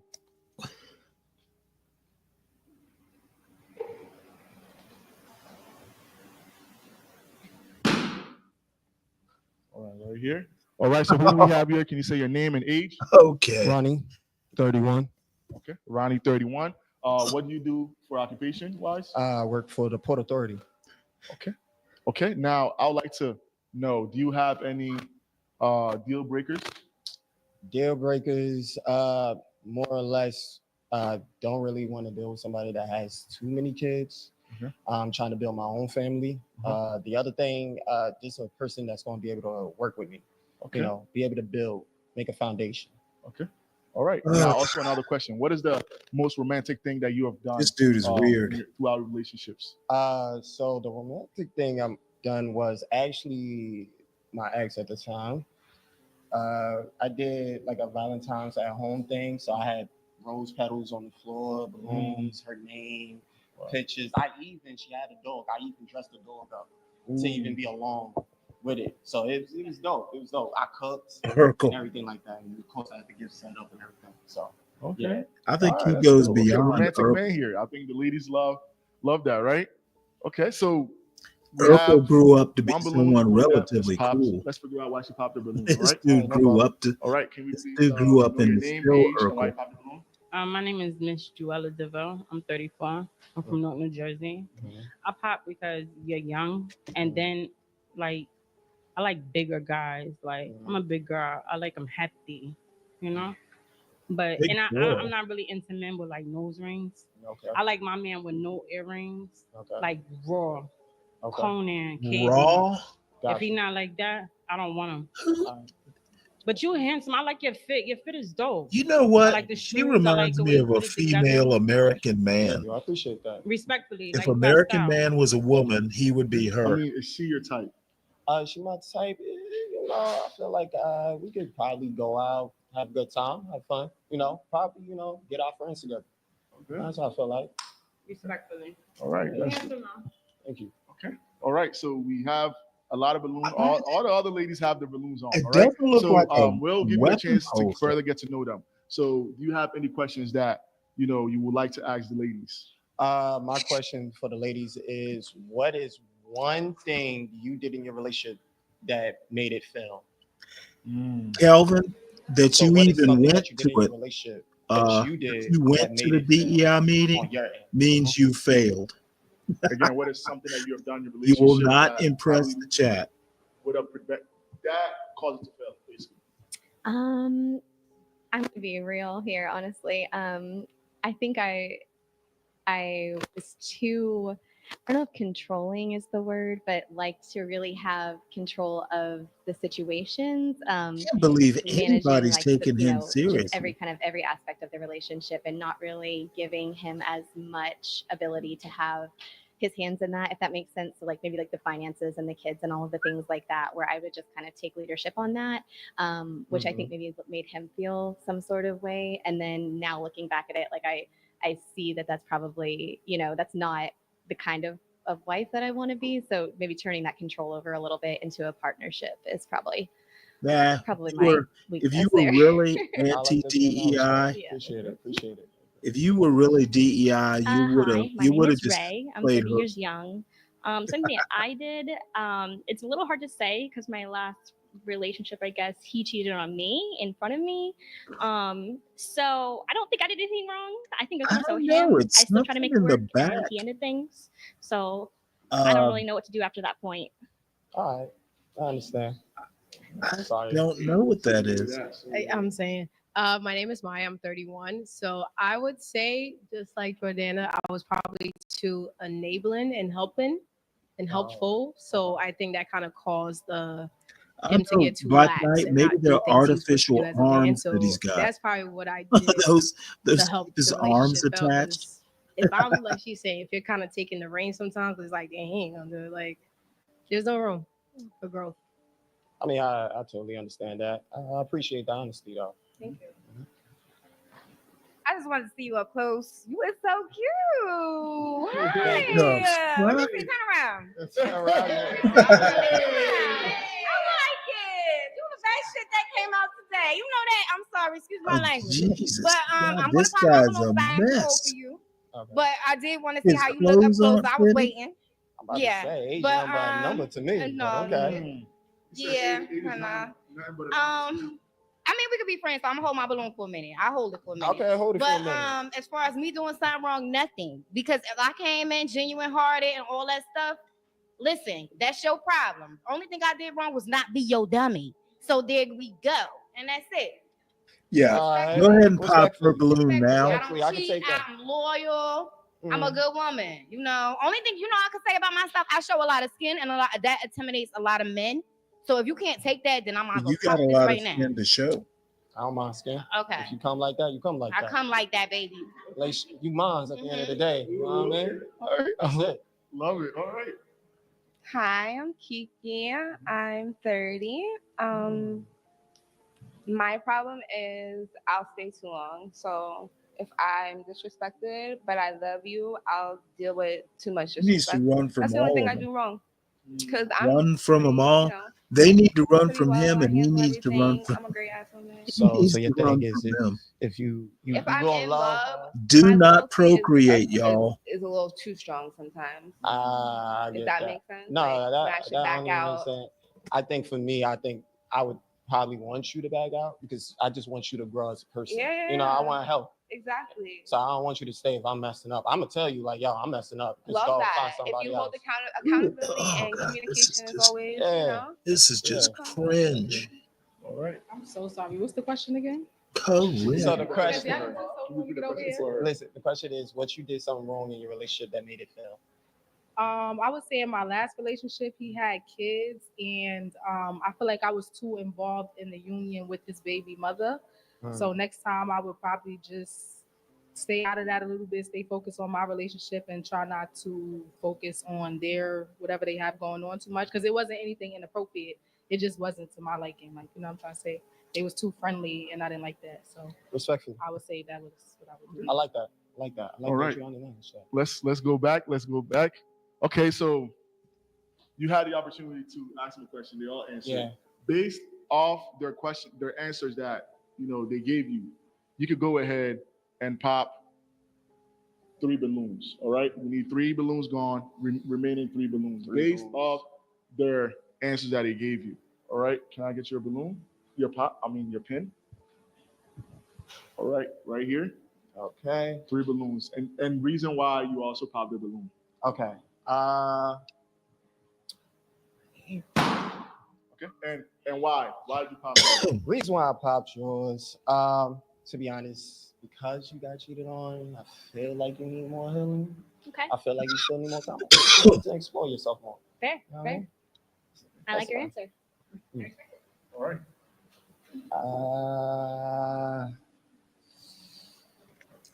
I can't believe he still has all those Again, balloons. Same thing. I feel like you need to heal more. I think you need to find yourself. You Oh, know? I'm healed. I'm great. sure? I'm outside. No, I If think I it's some wasn't. sort of man curse. I what was think the Black unhealing? Knight's right about I that. That's wanna what I'm know. saying. Like you say, you're gonna be loved. You're gonna love too hard. You asked what would be a Okay. problem for me in a relationship. That's what I said it was. what was. I said. Is what anybody you in the asked, what audience was the from New issue that made Jersey? it fail? You said you stayed too long because you loved him too hard. Yeah, I just gave an example. But okay, you got it. That's fine. All right, one last person. One last person. Damn, this is hard. Look This is around. hard. This is hard. This is hard. And the reason why. We gonna be friends. We gonna be friends. Right. She said we gonna be friends. I'm too old for him anyway, so I'm not gonna fit him. You are handsome though. I will give you that, and I like your aesthetic, like she said, like fly brother. That's it. But like I Let's be said, friends. I just want to be friends. We could just be Like, friends. you know, We could just be I feel like we gonna have a good time. We gonna get other friends. Everybody gonna we gonna be a vibe. A We gonna get vibe. married. I'm a vibe my damn self. See, I'm a vibe too. You So we better just gonna party understand it. hard. I could tell, baby. You know what I mean? Okay, all right, I love it. Okay, let's come back. Okay, so we have 3 balloons that are still on. And so we're gonna go ahead and figure out, if they have any questions for you, and from there we'll see, how the elimination is gonna go from there. All right. All right. So we're gonna start from here. Do you have any questions for him? Yeah. Describe how you would lead your family as a husband. I will leave my family. So I come from a 2-parent household, my mother and my father. I have seen my father did the heavy lifting, but I also see my mom did the heavy lifting. And when it comes to my household, I feel like roles can be interchangeable depending on our strengths. So my father was good at getting the money and everything like that. My mom was good at financing and organizing the money and making sure we able to get things done. But then at times, my father had to step back and my mom got the money. But then my father stepped up into the household. You know, he made sure food and everything was made sure I was good. So when it comes to my family that I want to make sure that we can interchangeably do roles. You know what I'm saying? I feel like whatever your strength is, you're going to cover my blind side. Whatever my strength is, I'm going to cover your blind side. Plain simple. Good answer. All right, I love it. I love it. Do you have any questions that you like to also ask her? My question is, when it comes to getting married, right? And they say at the end of the vows for sick for worse. If I was to get sick, would you stick out with me? Would you stick it out? Definitely. Like I can't do the same things no more. That's a good question because I know a lot of times that's a hard place to be, and I guess I can't I mean, I can tell you where my heart is that I definitely would. Mhm. That that's got to be hard on any marriage, just the same as I would want you to care for me if that were me that was sick or ill. But yeah, I truly believe in marriage, and I believe in for better or worse, and I think that's really just whatever situation presents itself that you work through it together. So yes, I would stay. Okay. Appreciate it. All right. Okay. Let's go down. Do you have any questions for him? I did have a question for you, but I'm gonna keep it like real simple, right? So, are you religious? Yes. Do you go to church? Not really, not frequently, no. Okay, and you say you don't have any kids, right? No kids. Why did your last relationship fail on your end? What did you do? So Oh, it in did. my last relationship, it failed because I wasn't there when I needed to be there. I was there, of course, but I wasn't there when those moments really counted. And the crazy thing is, once I did get out that relationship, something happened to me to where I wish people that I was close with was there at that Okay. point. And then it was full circle. I realized when that happened, I was like, that's what she wanted. Okay, all You right. know what I mean? And I like a it. man that realizes and definitely steps up to that. So I'll say I give you that. I want pop. All right. Let's go down. Okay. Do you have any questions for him? Do you live on your own? No, I live with my cousin. None of We them are planning unique or to fascinating. get a house. We want to get property, so we working on putting our money together to get actually. Okay, but that's still living on your own. I Yeah. consider that as long as you don't live with like your mom or your grandma. Nah. You still party. Nah. What's your sign? I'm a Virgo. And have you ever had any like sexual experiences with men? Like, No. are you straight? Are you like? No. Okay, because I'm not gonna lie, the only man that I accept wearing a nose ring is Tupac. Usually, like if you're not Tupac, you can't wear no nose ring. I ain't into it. I get you. But you seem real manly, like you know what I'm trying to say. It's like I was like, all right, I might could fuck with you and Tupac. Maybe. You know what I'm saying? Yeah, so that's my question. Tupac's back. You know what I mean? Okay. I like Virgos. He's a new pop. Well, I don't know if he's the new. We're not gonna take it. I ain't gonna take that. Listen, You can't. I ain't trying Nobody to get can on be the new Kendrick that pop. side. You know what I mean? They not like us. You already seen. Well, Kelvin, Oh, yeah. you're a Virgo. Do you have anything Okay, else let's in come common back. with this young man? Okay, so we had some pops, a few pops, right? We had one that popped right here, Maya. I No, apologize. none of them are the right? best eclectic. I'm gonna get a little raw, so excuse They're me. all I the pop my balloon worst. because you say you have roommates, and I'm a freaky girl. Like if I want to have sex in the living room, I do not need your roommate walking past, even if he's not there, whatever. It's just something about freedom in your I mean, own I crib. get what you're saying. Yeah, because I'm not gonna want to get a telly, but I also understand economy right now is crazy, so I do respect it. Say you could have. We could have worked something out. We definitely could have. I do apologize. That's why I'm like, damn. You could have worked it out. I don't think I'm gonna be able. Hopefully, this is almost over. Run it back. You say you kicking your roommate out like that last guy tried to get rid of his cat? Yeah, I need to unsee all What's of up? You this. trying to build this family? What's up? What you trying to do? Okay, give me a balloon back then. All right. Why? Because she wants to get freaky in the living room Black Knight? Right here. Is that why? Okay. So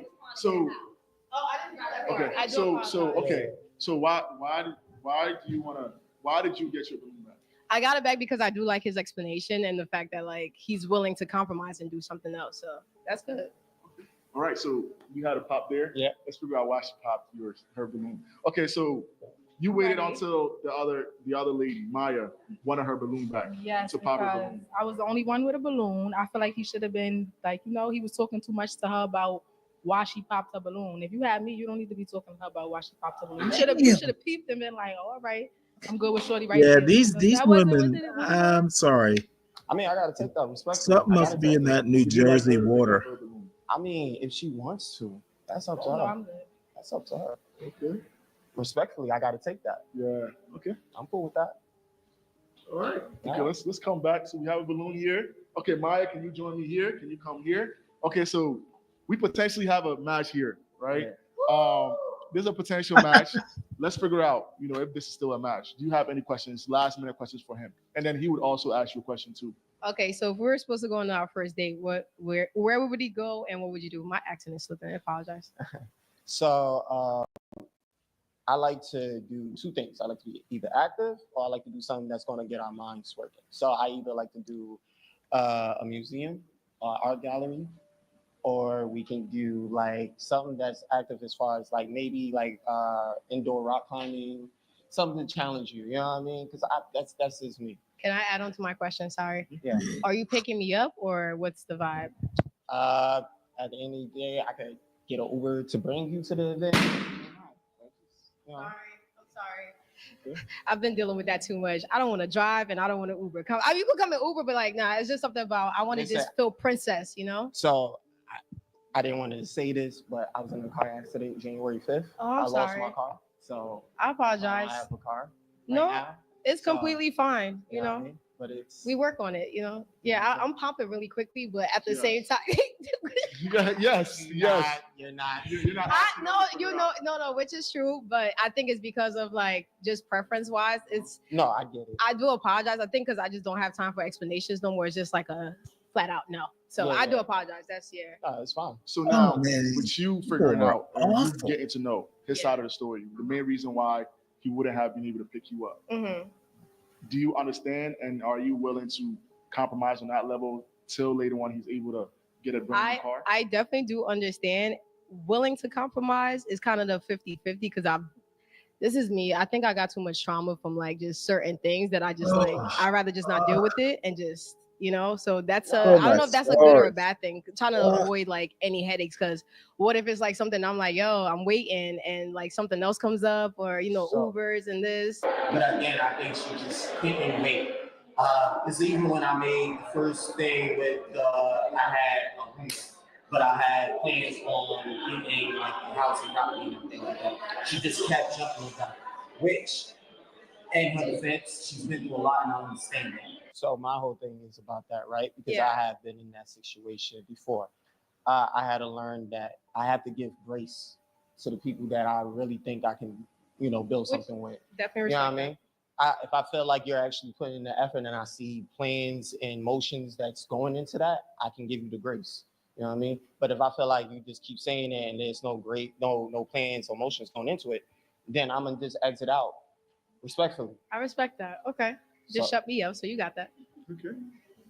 Okay. So again, it's very unfortunate. She popped her balloon. Yep. And everybody else popped the balloon. So you weren't luck. You didn't find luck in finding your person here. But is there any last remarks before you leave here tonight? There wasn't no remarks. I think I said everything I needed to say. I think I said it with the most utmost respect and confidence. But maybe next time. You know what I'm saying? So always next time. Yeah, and again, thank you very much for coming. On our future episodes, we'd like to re-invite you, and hopefully then you're able to find your person. All right. All right. Thank you very much. And ladies, let's make some noise for him. Let's give it up to him. Let's give it up. All right. Thanks for coming. All right, guys. So this concludes episode 4 of Pop a Balloon or Find Love on the Finest Game Show, and this was the edition of 30 Years Plus edition.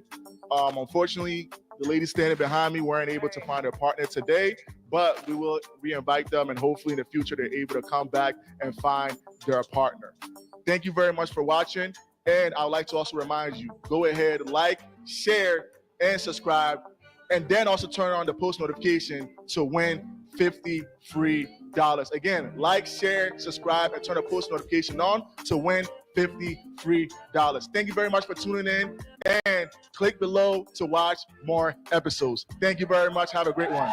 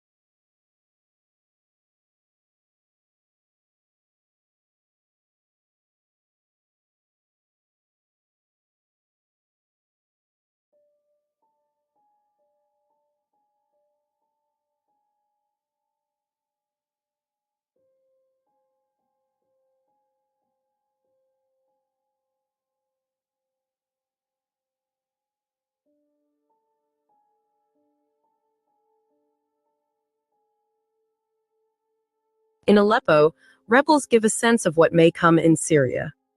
This article is by Mohammed Haj Kador and Raja Abdul Rahim and read by an automated voice. The rebels, who are now Syria's de facto rulers, have started to make their mark on the country's government. They took control of Aleppo just 2 weeks ago, but already police officers are in the streets sporting new uniforms. Administrators are busy in the halls of government, and there are posters on lampposts with QR codes directing people to updates on government policy. Gone are the ubiquitous photos of President Bashar al-Assad, whose visage, like that of his father before him, had dominated the city. The Assad regime controlled the country for decades, then crumbled in a matter of days. It has been replaced by an array of rebel factions led by Hayat Tahrir al-Sham, an Islamist group that has tried to gain international legitimacy while also being criticized for its authoritarian tactics. The group, which has controlled most of the northwestern province of Idlib for years, supports a conservative and at times hardline Sunni Islamist ideology. With all eyes on the rebels' plans for the future, Aleppo offers early hints on how the group might approach governance, at least in the immediate future. In a country that has been deeply divided by 13 years of civil war, the group is vowing to maintain security and continuity, aiming to avoid the kind of power vacuum that has followed other Arab revolutions or regime changes. Over the past week, there have been flashes of normalcy in the city, residents said, expressing some hope for the future. The rebels took over much of the city on November 27th, the first in a series of fast-falling dominoes that led to the takeover of Damascus, the capital, on Sunday. After capturing Aleppo, the fighters moved on, leaving the city in the hands of its bureaucrats to preserve government institutions, said Ahmed al-Shara, the leader of Hayat Tahrir al-Sham, until recently known by his nom de guerre, Abu Muhammad al-Jolani. In a sign of rebel efforts to show the country that it is in capable hands, the interim government on Tuesday appointed Mohammed al-Bashir as the new prime minister. Mr. al-Bashir previously served as the head of the rebel-run administration in northwestern Syria. In Aleppo, new billboards have quickly appeared. On one, the new Syrian Justice Minister, Shadi Mohammed al-Waisi, proclaimed that the era of oppression was over. Once Syria's commercial hub, Aleppo's factories and businesses were largely damaged or destroyed during the civil war. Justice and equality are the rulers after today, the billboard read. Another billboard featured the finance minister. Be assured, people of Aleppo, the banner reads, your property and your money are protected. Rebel and new government officials have been hesitant to speak publicly, as most public statements have come from Mr. al-Shara. In an interview with the New York Times, Mr. al-Shara said that his group had discussed plans on how to govern before they launched their offensive, though he did not provide details. In public statements and speeches, the group appears to want to avoid the mistakes made during previous regime changes in the Middle East. In neighboring Iraq, after the fall of Saddam Hussein, a policy of so-called de-Baathification pushed at least 50,000 members of Mr. Hussein's Baath party out of government jobs, deepening resentment and divisions in the country. On Monday in Aleppo, an administrator with the rebel group asked members of the city council in Aleppo if they were willing and ready to continue to do their work. They all appeared willing. In the immediate days after the rebels captured Aleppo, the city remained stunned and quiet. There was little of the celebratory gunfire and destruction of public property that erupted in Damascus. But within days of the rebels taking the city, prices at shops, on public transportation, and at the gas pump skyrocketed. The price of a minibus ride quadrupled from 1,000 Syrian pounds to 4,000, or about $1.60. But residents said some costs have leveled off, and though there were reports of theft, many said they were starting to feel more secure. The situation in Aleppo is starting to get better, said Mahmoud Yusuf, 40, a lifelong resident. We are starting to feel a little safer. But prices are still high, and concerns about speaking openly or criticizing the rebels remain. One resident of Sulaymaniyah, a Christian neighborhood in the city, said that owners of several liquor stores sold off most of their merchandise when the rebels first entered the city, fearing their stocks would be destroyed, but the rebels didn't come near the shops, he said. Christians account for about 5% of Syria's population, half of what it was before the war, according to groups that track the persecution of Christians around the world. On the day rebels captured Aleppo, some rebels reportedly went to homes in Christian neighborhoods to reassure them of their safety, residents said. While Syria is a majority Sunni Muslim country, it has significant communities of Christians, Druze, and others who adhere to different sects of Islam. Mr. al-Shara has tried to assuage fears about his government's intentions. Analysts say that the rebels' treatment of minority groups could be a harbinger of how they will expand from their corner of the country, where the population is predominantly conservative Muslim, to the rest of Syria. For some Syrians, the promises made by the new government may not be enough. Under the Assad regime, corruption was rife and affected all levels of the country's government, from the traffic police to visa officials to judges. We are hopeful that the system of government has changed in the country, said Mr. Yusuf, a lifelong Aleppo resident, but we are also afraid that we will have a difficult transitional phase ahead.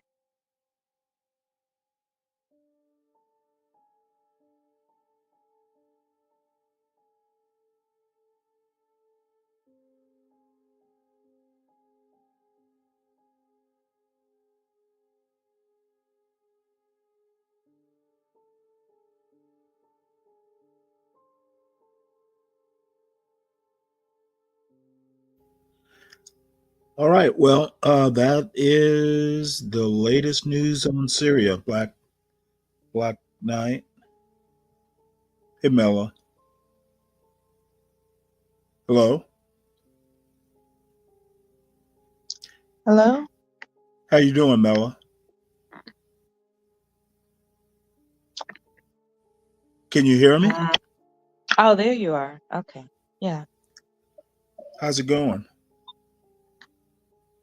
I've been better.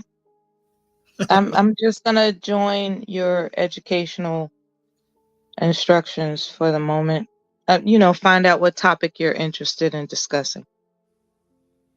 Black Knight wanted to know the latest on Syria, so I just played a New York Times article on basically they look like they want to keep Aleppo's city council going. So Looks like they're going slow and not killing too many people.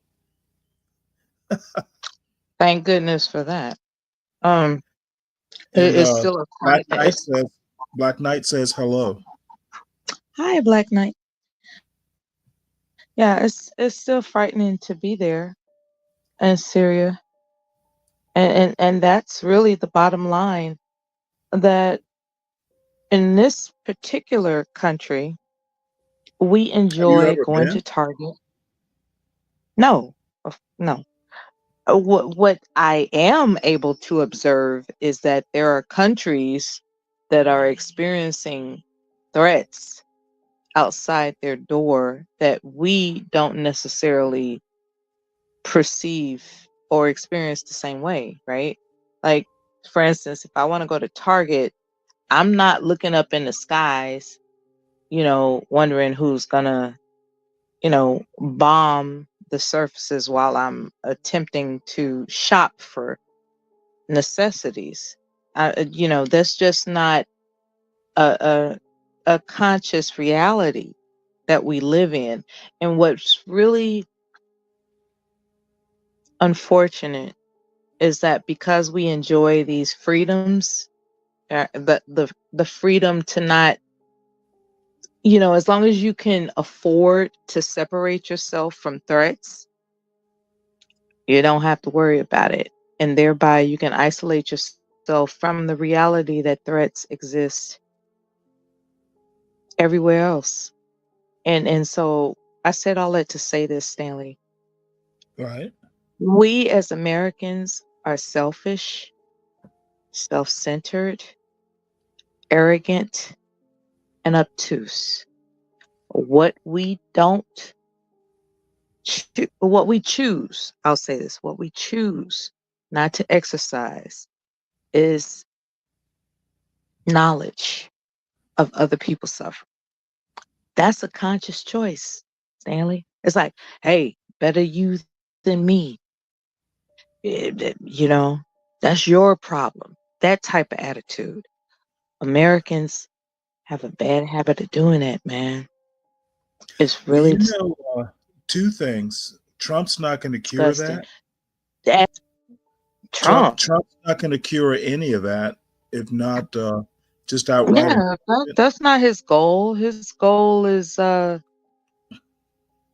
gratification, self gratification. That's his goal. Like Right. all he That's cares what I about is meant. being. That's what I meant by Trump's not going to cure any of your Am I your borging or is that you? could be me. I don't know. Chat. How's my volume?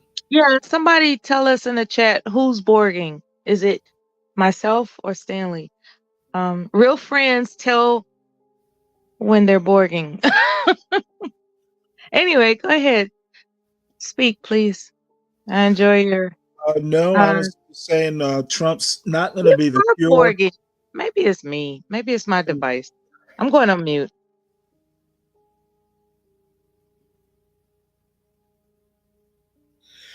Black Knight says everybody sounds good. So does Daniel Nixon. Let's see. I like the other lady's voice better than I thought was Mella. Okay. I was gonna also say that I actually am not sure that your criticism is well founded. I'll put it that way. I'm Um, going to return. Maybe my connection is interfering with your well, audio. I don't I don't I know if have no it is. Everybody in the chat says both of us sound fine, so it I may I, be. I I literally can't hear Yeah, or go out it's and come back in. incoherent. Like everything you're saying is incoherent. Well, uh, I forget where I was going with this. I pretty much don't have a problem with anything, any of her criticisms about America, with the exception of the obtuse. I'm not exactly sure, what she would expect the rank and file person to do as far as uh,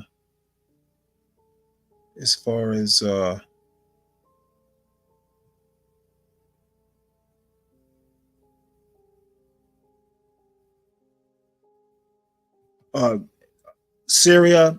They have an issue. It's really going to be up to them to fix it.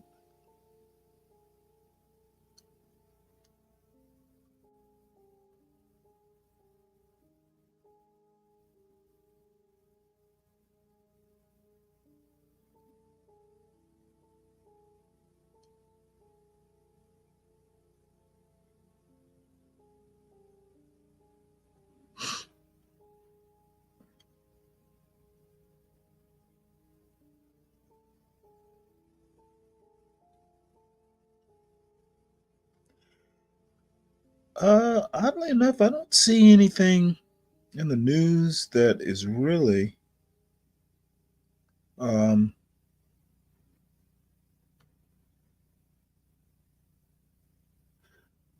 worth.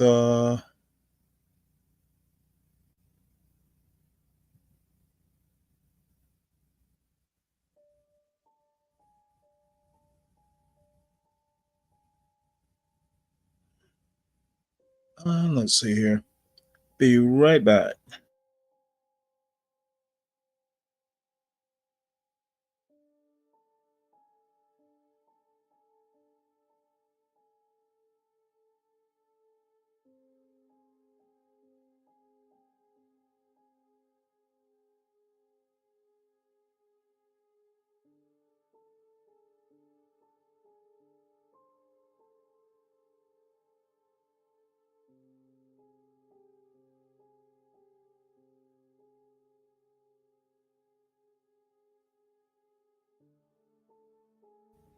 Okay, well, I guess I'll do a Kevin Samuels right quick. I kind of going through the news, and I don't really see anything that's real standout. The Daniel Penny stuff has been covered, and other than the arrest yesterday of Luigi Mangione, um, don't see anything that's real standout. Excuse me.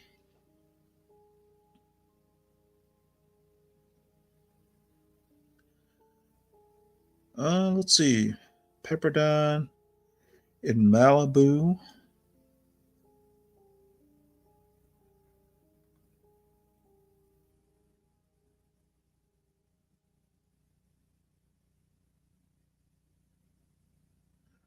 Let's see. Nikki Giovanni died, I think. Um,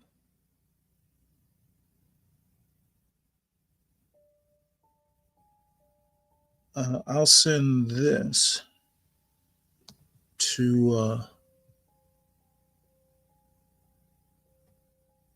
Portia. She may want to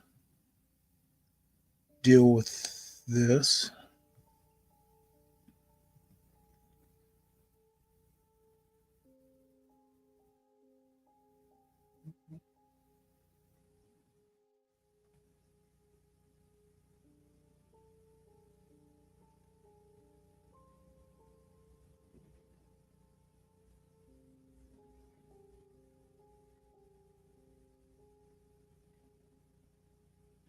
Yep. Okay. Well, we'll just go ahead and do this right quick.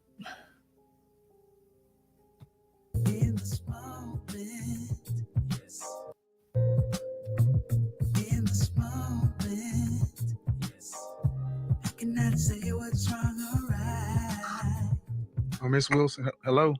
Yes, hello. How are you? Oh, damn. Hi, how are you? What's going on? What up, dog?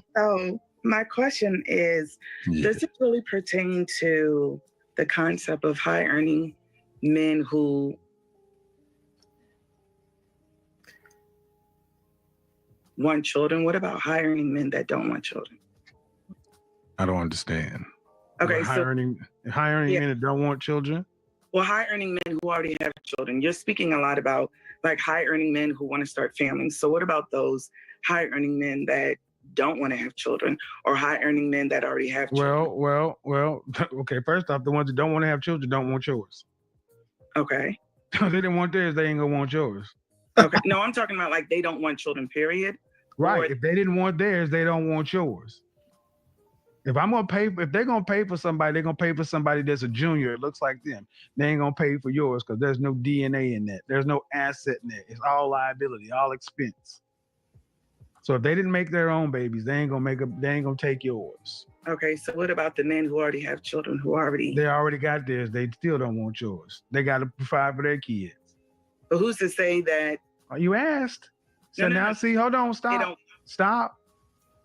You already. I've answered your 2 questions. I get to ask a question. Y'all don't just get to pepper me with questions.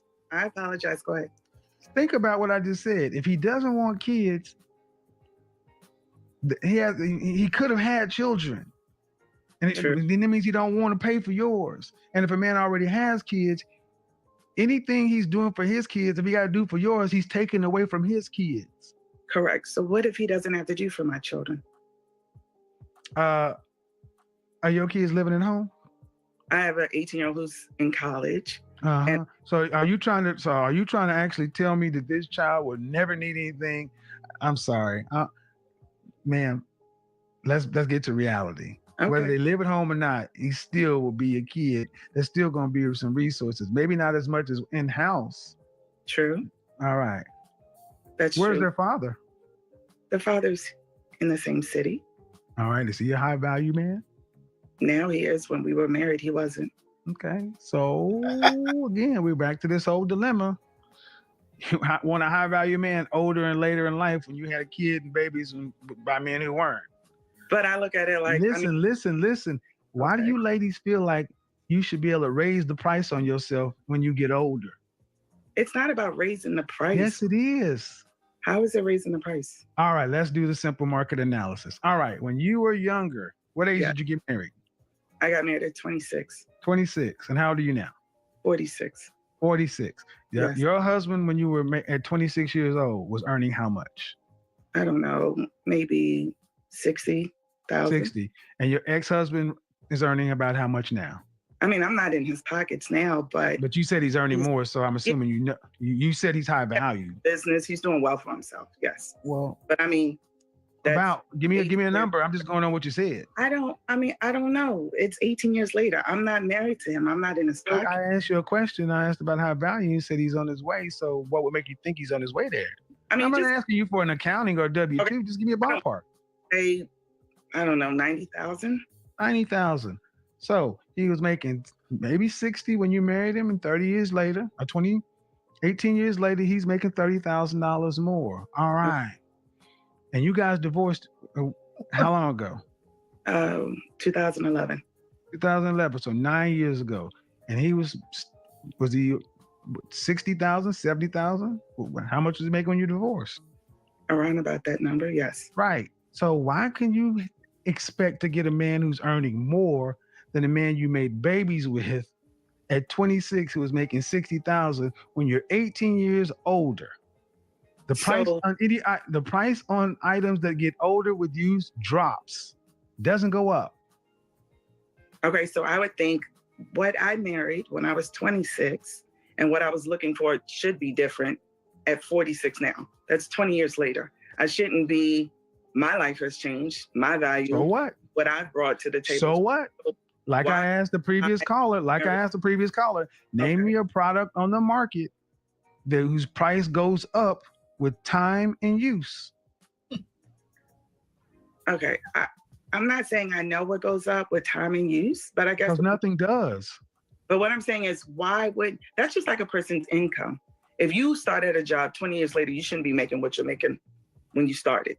Like but I've earned every year that I was there, and they got benefit of my labor, and I got benefit of the work experience. Absolutely. Someone meeting you has had benefit of none of your use. So you're trying to ask for the highest price, and they've got no benefit.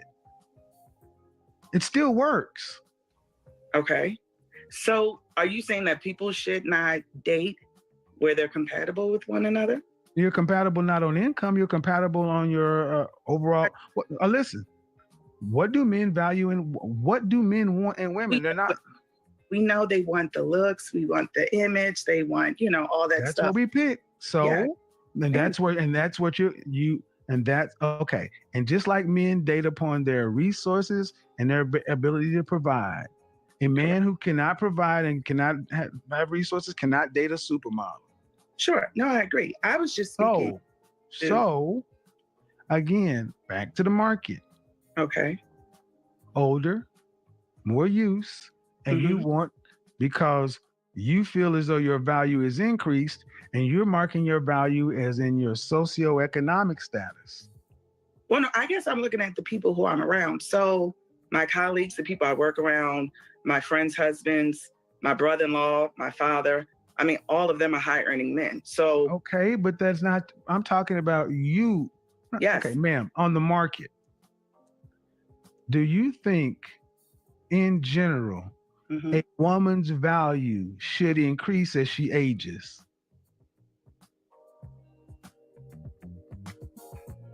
I think it depends on how she takes care of No, ma'am. No, ma'am. No, ma'am. That's a real simple question. Should a woman's value increase with age? I don't feel like it decreases. I definitely feel like it depends. All right. Well, guess what? Good thing but again, you're not the consumer. We are. And that's completely ridiculous. That is completely, absolutely ridiculous. And when asked a logical, simple question, you ladies are just being delusional. You're telling me that a woman should be able to command the same or a higher price at 45, at 45 than she did at 25. Insane. Person who is doing the consuming wants like children or certain things like that. Absolutely not. Well, men who are doing the consuming, all right, then let's go there. The men who are doing the consuming, the high value men, they don't go pick older baby mamas. Okay, they pick younger women. A woman who's never been married. So I'm not referring to those women. I'm okay. Doesn't matter whether you've been married or not. At the end of the day, ma'am, you ladies have a disagreement with reality. Okay. And the reality you're saying is it's not the reality that I'm saying. The reality that you live is what product on the market increases in value as it ages and is used. I don't have an answer for that. Nothing. So a woman on the market has a value, and as she ages and with use, her goes down.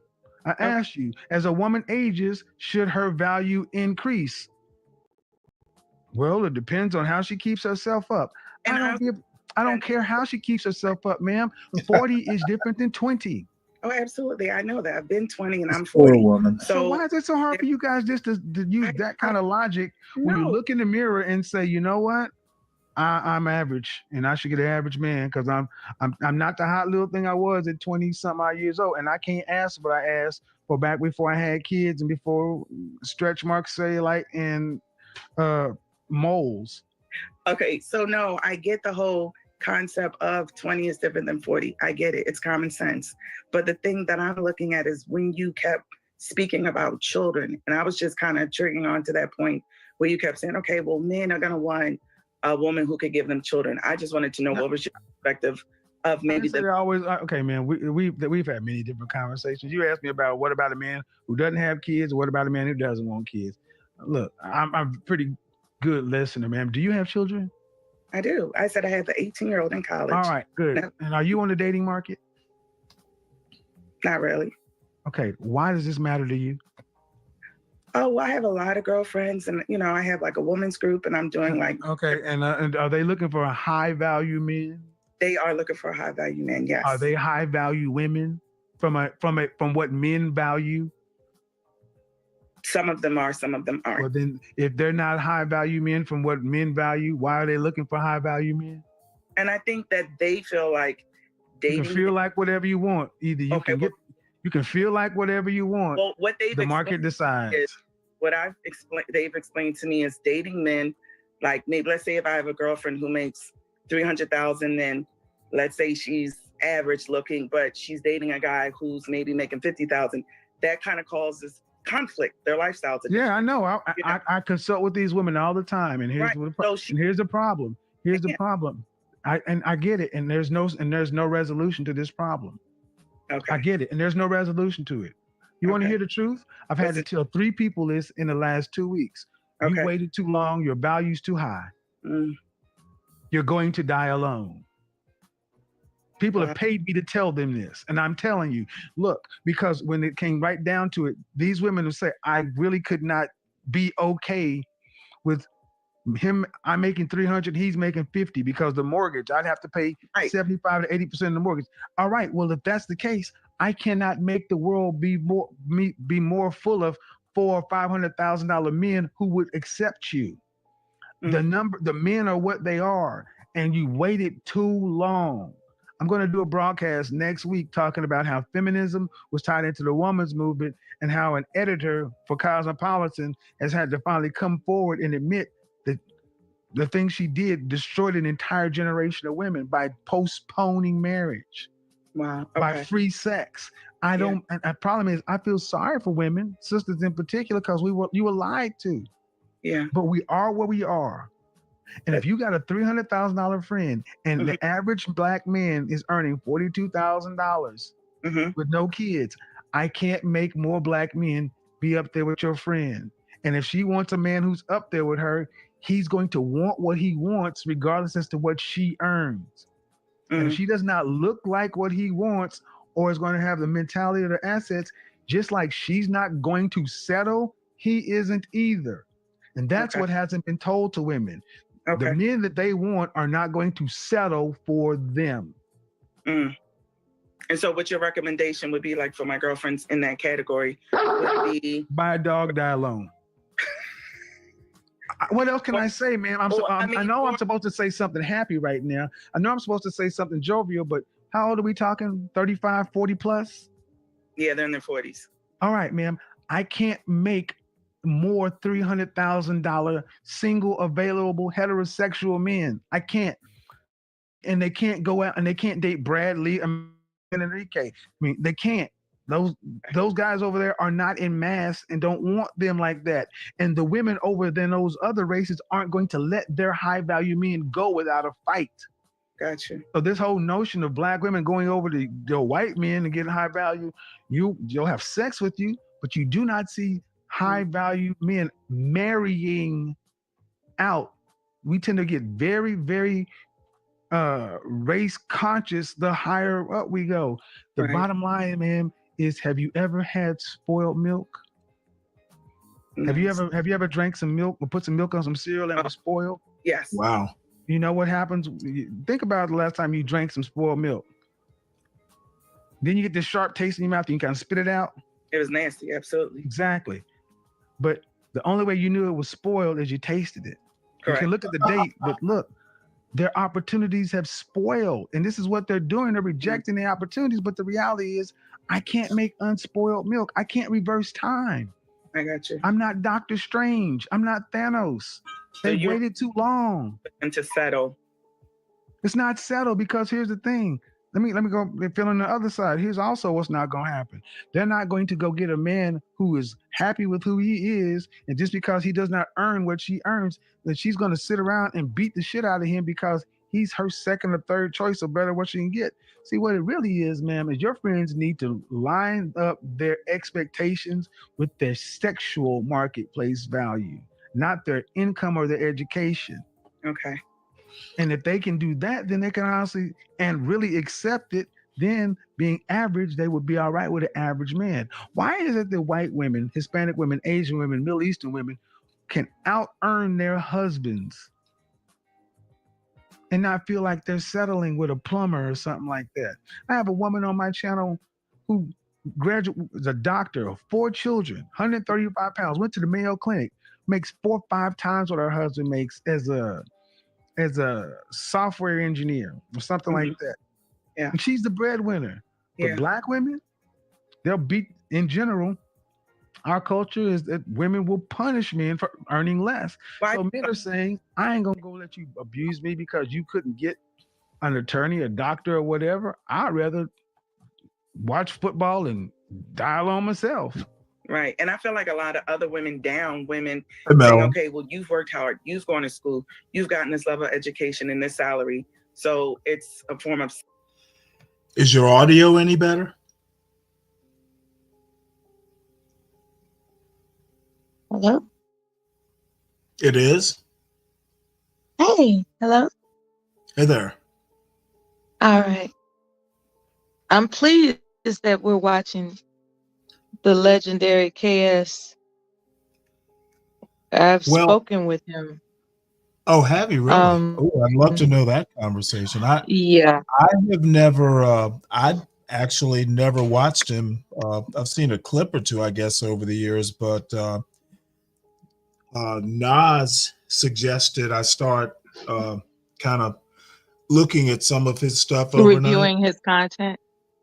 Yeah, Yeah. and to be Yeah. honest, It'll capture a lot of people's interest because he's very brazen.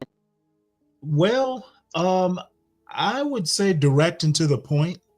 And I kind of appreciate some of it because When you tell somebody they're gonna die alone, that's brazen. well, it's probably true. Not necessarily.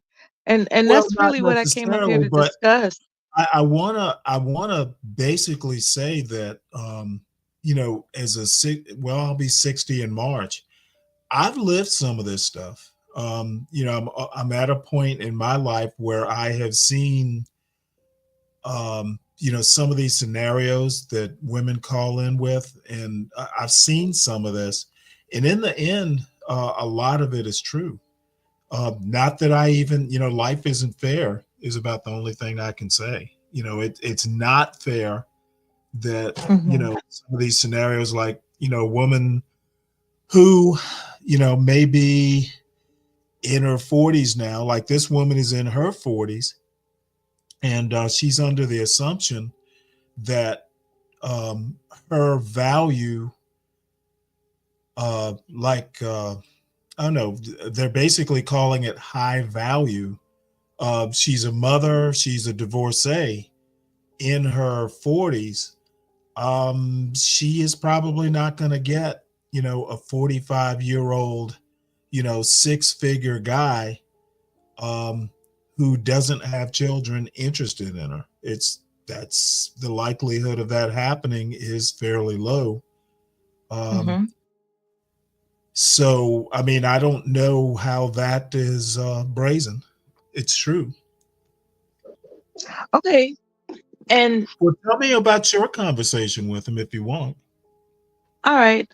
First, before I get into that, the only reason why it would be true is because men will be men. And it's just as simple as that. I think women who try to debate men against their nature are, fighting a losing battle. If you don't understand the nature of men, then one would make themselves look foolish asserting that a man should not exercise his maleness. It's just, men and women are different for a reason. Anyway, to the conversation regarding KS and myself, it was long before he started this type of dialogue with people. It was where he was, new to starting the channel. As a matter of fact, he had a backdrop, you know, it was more or less a romantic, idealized presence that he was Right. presenting initially, right? And I Yeah. had known him from being on panels and discussing different things where he was asserting the same message that women should allow men to lead them. That was always his message. So I'm not going to debate that. What I'm saying is that when I talked to him, what we went on was how men are raised, how men are raised from boys to men by single mothers. And so that was the nature of our conversation. Um, I was afforded the opportunity for him to tell me, that from a very young age, he always believed that he had to be picture ready. So he went so far as to even iron his pajamas, where his mother was critiquing him, like, why are you ironing your pajamas? You're going to bed. It's like, Mama, you never know when somebody's gonna, take my picture. That was always his. So he was always built for this, to be an image person. That was always his thing. And what I discussed and shared on my part in the conversation was, I have a son, for those who aren't aware, and I told my son when he was preparing to go to university, if you know what's good for you, you will stay as far away from my family as you can. you know, and I only said this, and he laughed. I mean, I hadn't heard him sincerely laugh like that since. He sincerely laughed. I think because it resonated with him. The concept was that when a boy is faced with the majority of women impacting his development, it stunts his true purpose as a man. And the only way he can escape from that is to get away from those women that would want to baby him and coddle him. And no matter what, we protecting you, but you have to be, you know, satisfactory to our standards as women and how we think. You know what I'm saying? And that's oppressive when you really think about it. It's like, yeah, we're willing to be here for you, but not if you don't cater to our feminine whims. Like, what do you think about this purse? Or what I'm saying? Like taking, somebody to um, somebody forcing somebody to carry your purse while you're at the mall, or, just basically diminishing their sense of what the testosterone it takes to be a man. Like, a man ain't got no business walking around carrying a woman's purse unless that's his paid job, you know. But Well, or just unless it's his wife and she needs help. if she needs help, that's fine. But a man should not be relegated to being a pet, is my point.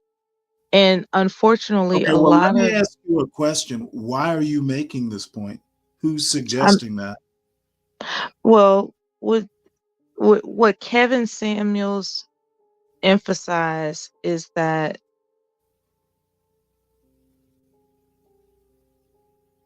well, there is there was how can I put this without disgracing his name?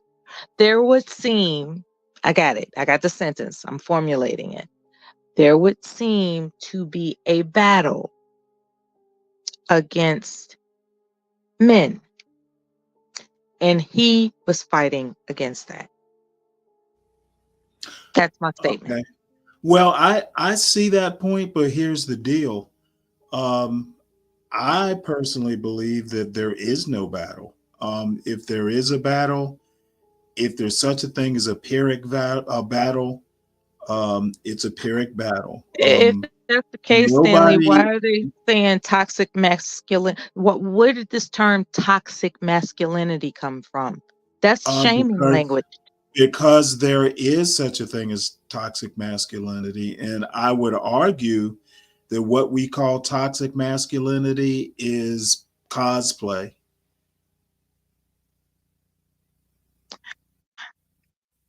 For myself, when I think of a toxic male, I just think of a criminal. If somebody has committed a crime and happens to be a male, that's a toxic male. That's my take on it. Um, Well, no, I think I don't look at a guy and just okay, say, "Oh, you're toxic because you're a guy." gotcha. Now, I personally think that toxic masculinity is more like putting on a costume. It's somebody who, a male who wants to be or tries to project a hyper male image and isn't really that way. I think I You think mean the like a best. caveman mentality, like I guess it could be. the baiting I himself on? Yeah, okay. I think the best males are themselves, not trying to be more masculine than they are, or less masculine, or different. Absolutely. Now, that doesn't necessarily mean you can't improve upon yourself, but putting on a flannel shirt and going and splitting wood when you've never done any of that before just to impress some girl, I think I would call that toxic masculinity. Oh, that's how you perceive it. Okay. That's Um, exactly how I perceive it. Being something you're not.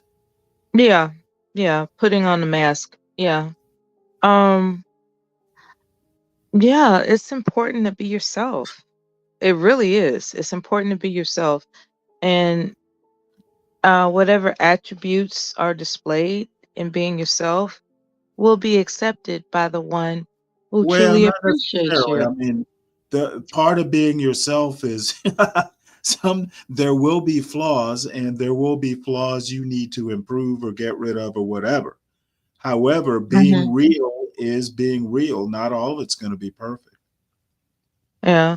Um, I was having this conversation with a friend of mine, and for whatever reason, she just became irate, and I couldn't understand the source of it, and so I just had to chalk it up to I recall her being more pleasant than this at one time, so something is obviously going on. There's a stressor that I haven't been informed of because I recall her consistently being more pleasant than this. And so you're right when you say being yourself has different variables. It's like being yourself doesn't necessarily mean being acceptable. Um, and what are you going to do about that when you're not acceptable? Should you care whether or not you're acceptable? Should you care? Depends Um, on the situation. Like, a lot of times on this very platform, people will, because I disagree with a lot of the political positions that people assert on here. Um, Sometimes I have to be a little harsh. Sometimes I have to be a little caustic. And in those cases, I don't really care what people think. Being acceptable is less important than being right. But mhm. that depends on the situation. Ordinarily, we're not even talking politics, so why would I go out of my way to be caustic or sarcastic or anything like that? Politics is my quote stressor. Pretty much Mhm. everything else I'm pretty mellow about. There's nothing wrong with being mellow. Um, well stated. Well stated. Um, you know, I've been harsh. I've been bombastic. I've been less than diplomatic. Many, Well, many, many, many, many times. At the same time, I've also have been benevolent, considerate, thoughtful, and kind. So there's a balance to personalities that a lot of people don't appreciate. It's like there are times when people just want to remember you for being harsh and disregard the times when you were benevolent, thoughtful, and kind. And so I do hear what you're saying, and I think it was well stated.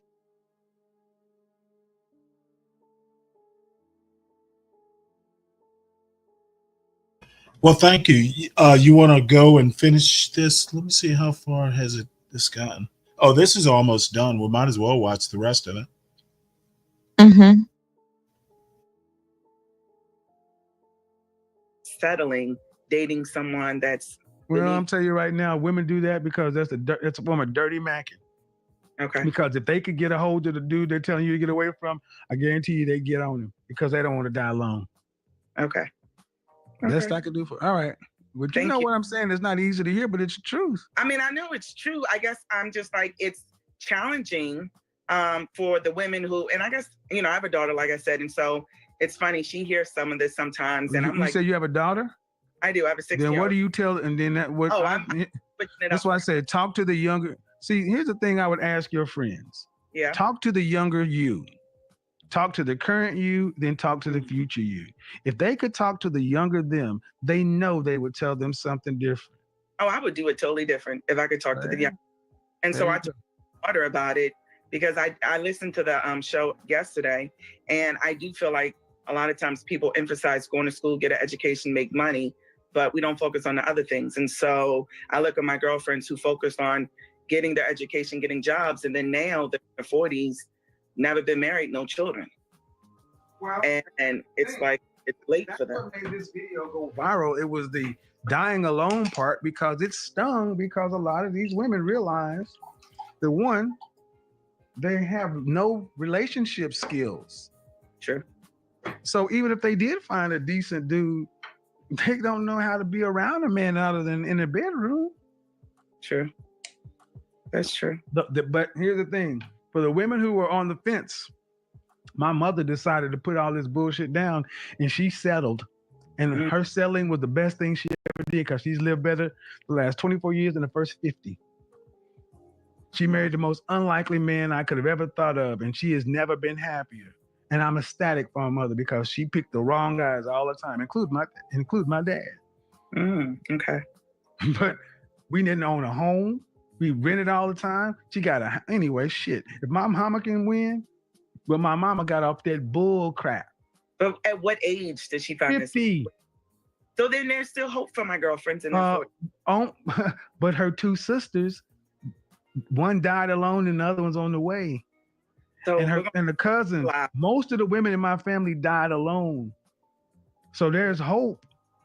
But here's the other thing. My mother was a beautiful woman, has always had men available. If you're an average looking woman and overweight, that wasn't my mama. Okay. So that's not make it seem there's hope. There's hope. The best thing that you can do is either you're going to learn how to work. See, the problem is your friends don't sound like that they can sit across from a man who's not as educated, earning any money, and not be an absolute condescending witch. Yeah, that's true. I had a girlfriend who specifically was like, they went out on a date. She went out on a date, and the guy, when they were ordering food, he was saying entries. He didn't know it was entrees. That I can't, just because he didn't know how to pronounce the word. Trust me, I work with women like this behind the scenes. Yeah. And I've helped some of them get themselves together. Okay. And this is the kind of conversation that's needed. Yeah. Because the stuff your friends are valuing, don't give you an insulin shot or pick you or come help you get up off the toilet when your knee go out. So people get upset with me and think but I know of what I speak. I got to get on to some folks. Okay, I appreciate it. Right then. She came in with the Barry White. My darling, I can't get enough of your love, babe. Ashley, do you have a disagreement? It's not hard to fool me.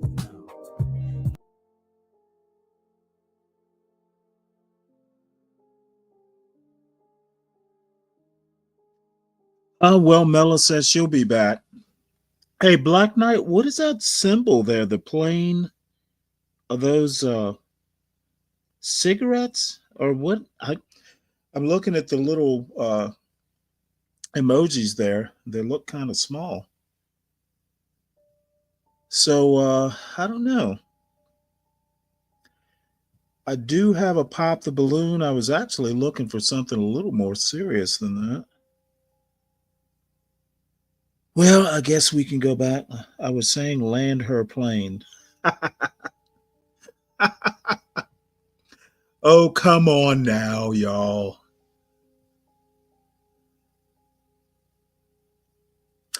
Oh,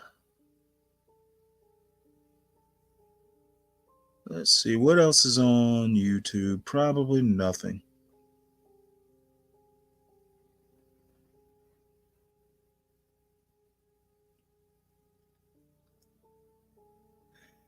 I hate to actually I like using pop the balloons overnight.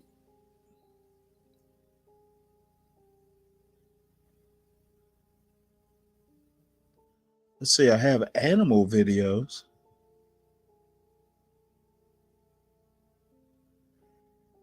Did y'all know that Netanyahu is actually in court for corruption?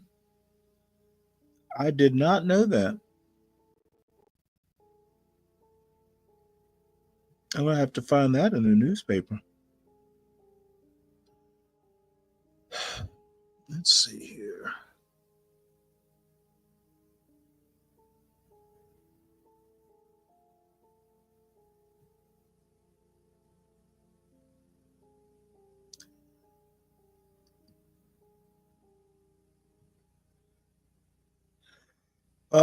Yeah, that's a good idea, Black Knight. Thanks for your help. I uh I like to have other people on the panel with me, at least when I don't have anything specific to talk about, because for some reason sometimes it's easier to bounce off of other people. Um, and our female trucker, I know I had one down here somewhere.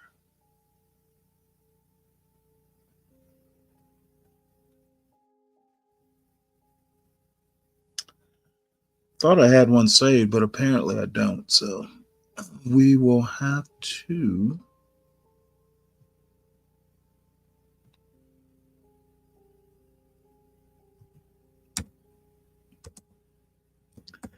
Agnes Rose.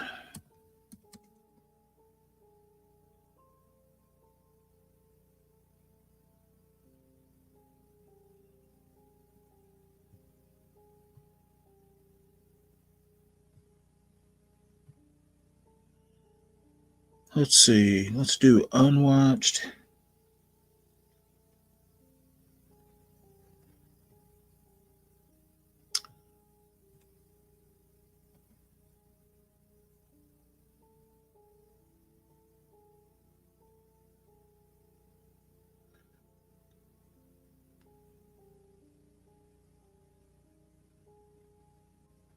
See, this is 4 months ago.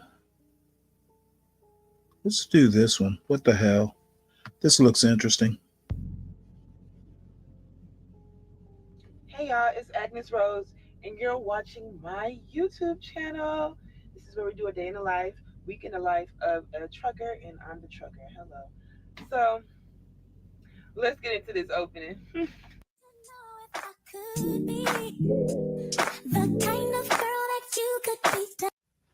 See, I don't know about that music. Oops. I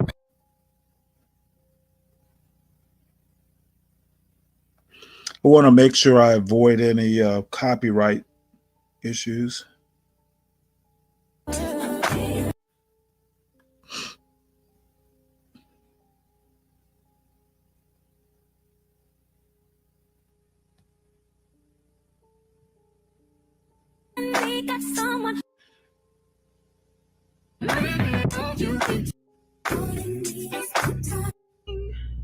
Alright, you guys, welcome back to my vlog. We are like 100 miles away from I have California no right idea now. why that's. We've driven a lot since the last time we talked. I was in actually no, Last time we talked, I was in Nevada for my opening. But when I stopped, I was in Colorado. So now we've gotten to like the outskirts of California, and we're about to drop this load off. Hey y'all, it's Agnes Rose. Hey y'all, it's Agnes Rose, and Damn you it. are watching my YouTube channel.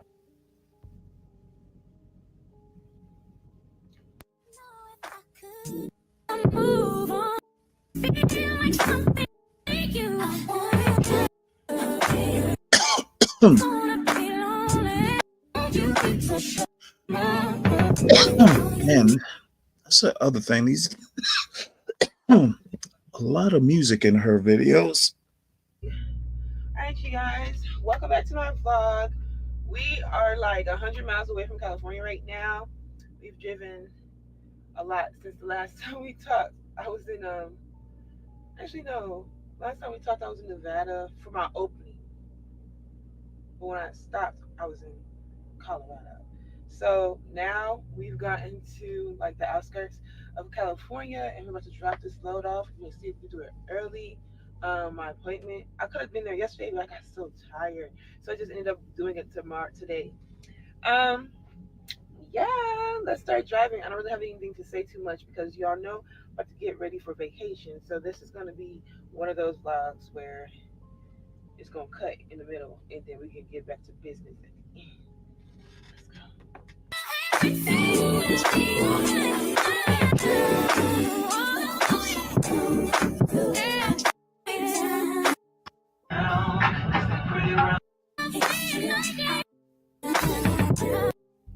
All right, y'all. So we That's a made it lot of to the music drop.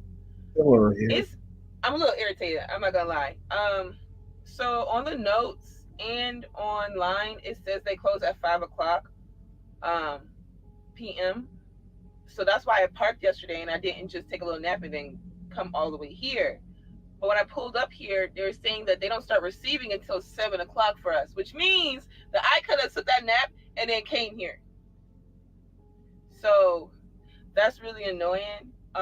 They don't start, like I said, receiving until 7 o'clock. My appointment's at 8, and I got things to do. I need to go get my nails done, my eyebrows waxed, the whole little thing. So I'm about to drop this trailer like right here, and then go get some fuel, go handle my stuff, and then come back for my appointment. Yeah, dang, that's so annoying, but it's okay. It's okay. It's okay because we can still get things done.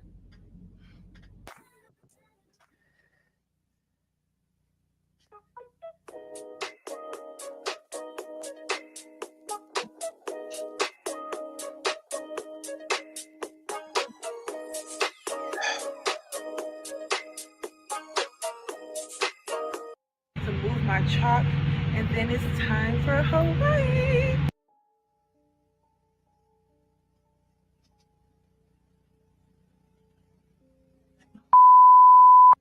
All right, y'all. So the what did we do? I'm sorry. The our drop. It was 19 cases of honey ham that were damaged, and I don't know if it's too damaged or contaminated to give to a shelter, because I every time it's food that's rejected, I give it to a shelter. So I had to throw it away. So I had to find a compost trash can to throw this food away because just the problems with it all. So I finally found one, but to throw it away, and now I'm about to drop this trailer. Let's go. Wow.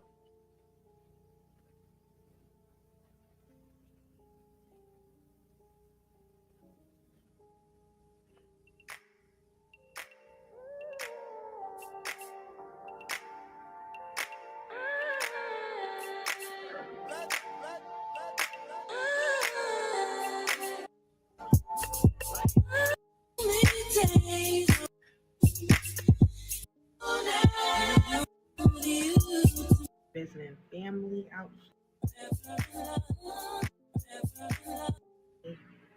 and now it's time to get back on that truck and get to work. This has been a good vlog so far. I'm happy about my trip to Hawaii. Everyone's kind of about to go to sleep. I might start driving at midnight tonight, and then we'll be going into another vlog for next week. So we're gonna end this when I get on the track. All right, y'all. So Hey, what's going when I on? went on vacation, I turned my kill switch off in my truck. You know, to turn off all. What's going on? Nothing much. I What was thought you I, watching? I'm sorry, say that again. I just looked up live streams and seen this enjoying. I've been up for a little bit, but I'm Oh, good. really? Yeah. You know what? I thought I'd seen your picture before. So this is your first time here, huh? My picture is Michael Magic Johnson. Yeah, I noticed that. I thought, I guess somebody else might be using similar picture. So how'd you find us? I just said I went to live panel. Is that how do you do that? Do you do it on actual StreamYard or do you do it through YouTube? I've never done it before. I go through YouTube, and then it connects me to Safari through my phone. Oh, okay. So you're using a MacBook or something? No, I'm using my iPhone. Oh, okay. Yeah. So we're actually just kind of watching this female trucker that I found randomly about a month or so ago, and I've been looking at Good some of meet. her videos as they go along. Where have I seen you before? My hair wild. I don't know. I be in live streams. I fuck around. Well, I have a good rep, but I ain't on no bullshit. I just joined. Well, good. Try to go with the vibe here. Hey, Mike. Hey, what's going on, Stanley? Mike. No, nothing much. We've got Yeah, a man, I just wanted to check in before I just made it to work, but I might have to drop down in a few minutes and I'll be back up once I check in. Okay. What do you do, by the way? I'm an armed security officer. Oh, okay. Oh shit, fuck. Where you from?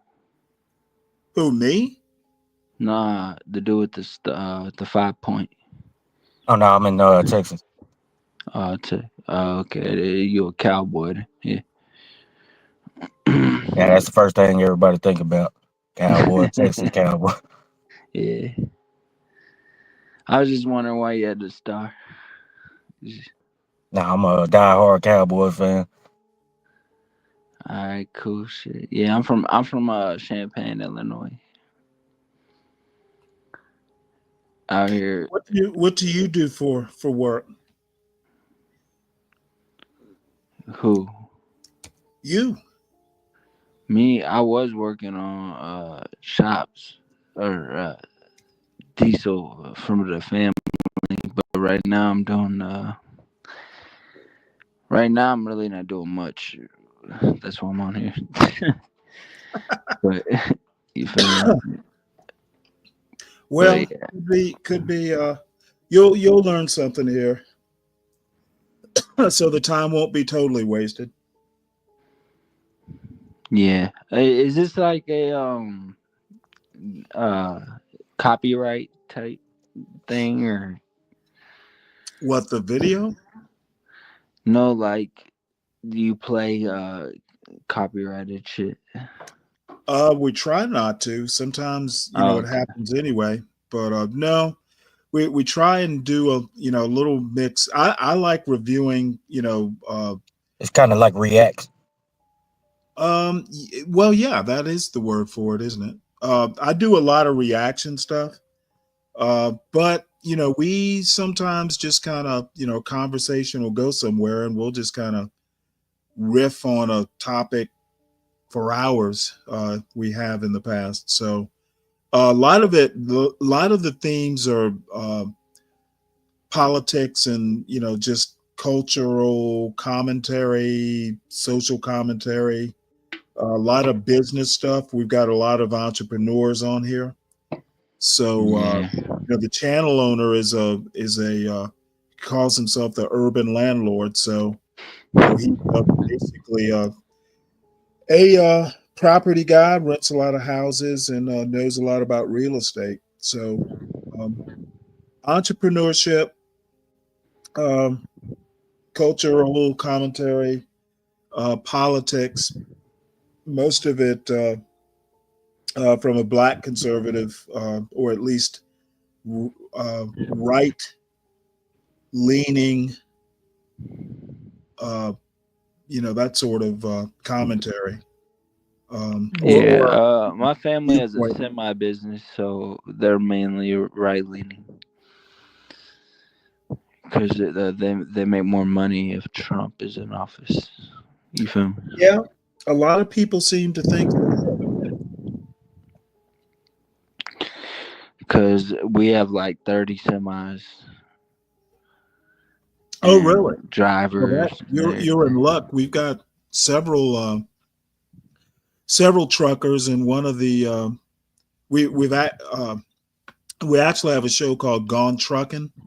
So a guy who's a professional driver actually hosts a show here. So anything having to do with trucking, transportation, Yeah, logistics. my family has a trucking business, bro. Oh, really? Yeah, like that's all we do. We Oh, have a wow. diesel shop too, diesel Oh mechanic man, I shop wish just for semis.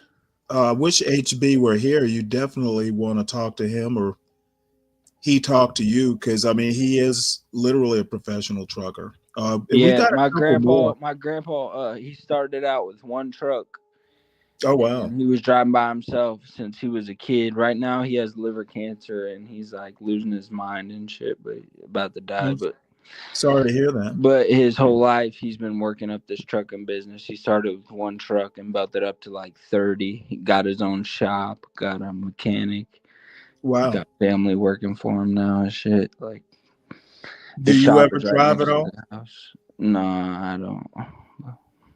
Oh I've had wow. my own problems, so you feel. Right. But my cousin and my uncles and they all are helping out right now.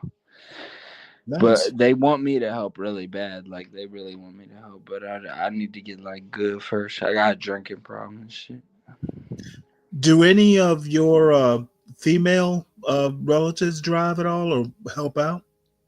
They do like the phone calls and shit. Like I see. Well, the reason stuff. I ask is One this. of them does the actual work. But I see. There, the reason I ask is there are a couple, two or three YouTube channels that I'm aware of. That female truckers have started. Basically vlogs. So I was just curious. yeah,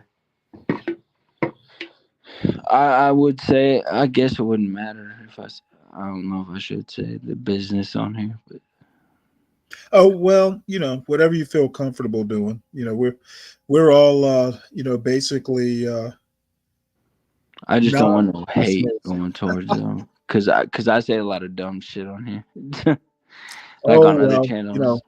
I wouldn't worry too much about that. We I tend kind of go to with the vibe though. You know what I'm saying? right. Like if you're respectful to me, I'm respectful to you. But like motherfuckers, when I act crazy towards me, then I act crazy towards them back and shit. And then they be trying to like come at me a certain way, like they want to fight me in real life. I'm like, bro, you do not want to come up on me in real life, bro. This is the Midwest. You fuck around and get shot. Like this is not New York.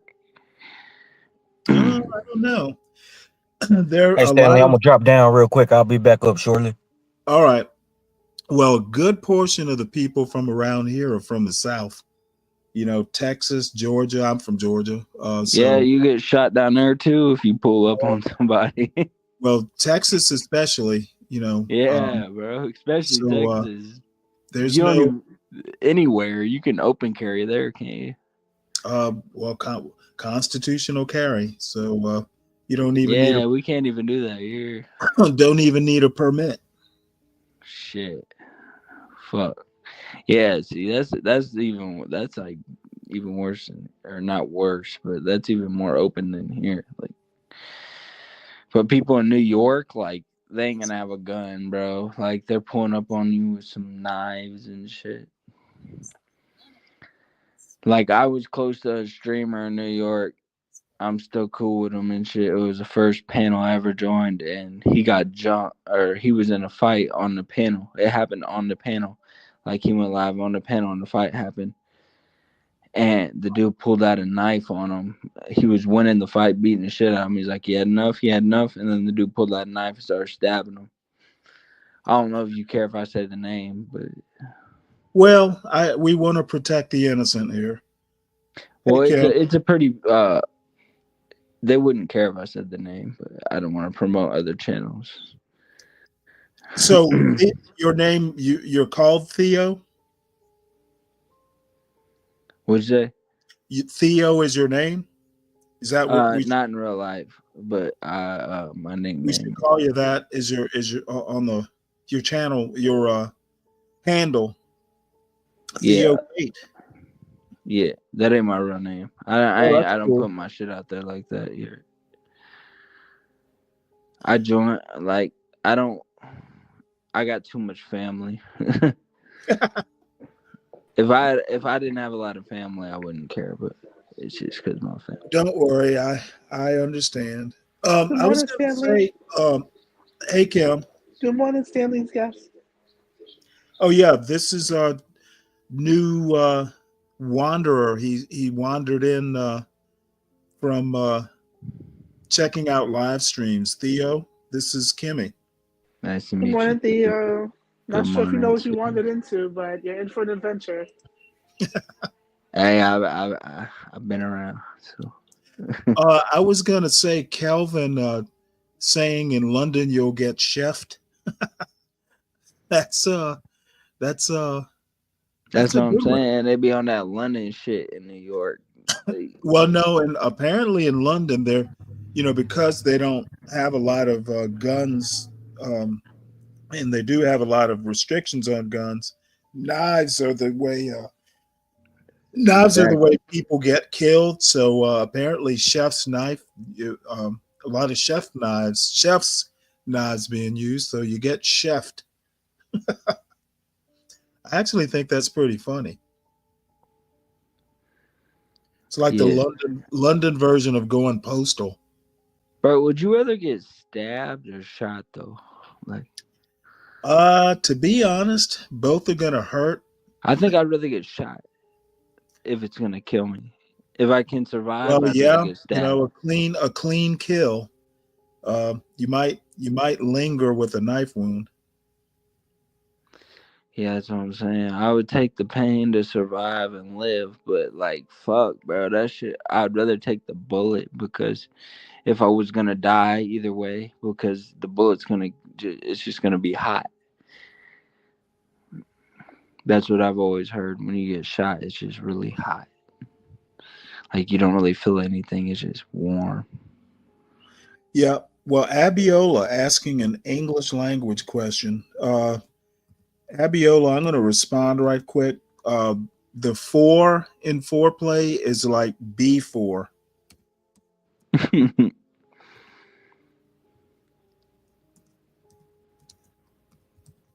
Nah, foreplay means like you play. Okay, yeah, like what you said. It means, how would you explain it?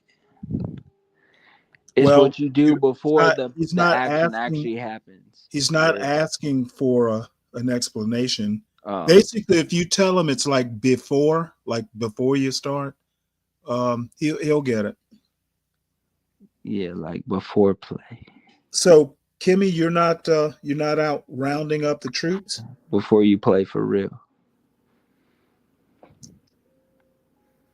Does this mean all the kids are in school? You don't have to go round them up, Kim?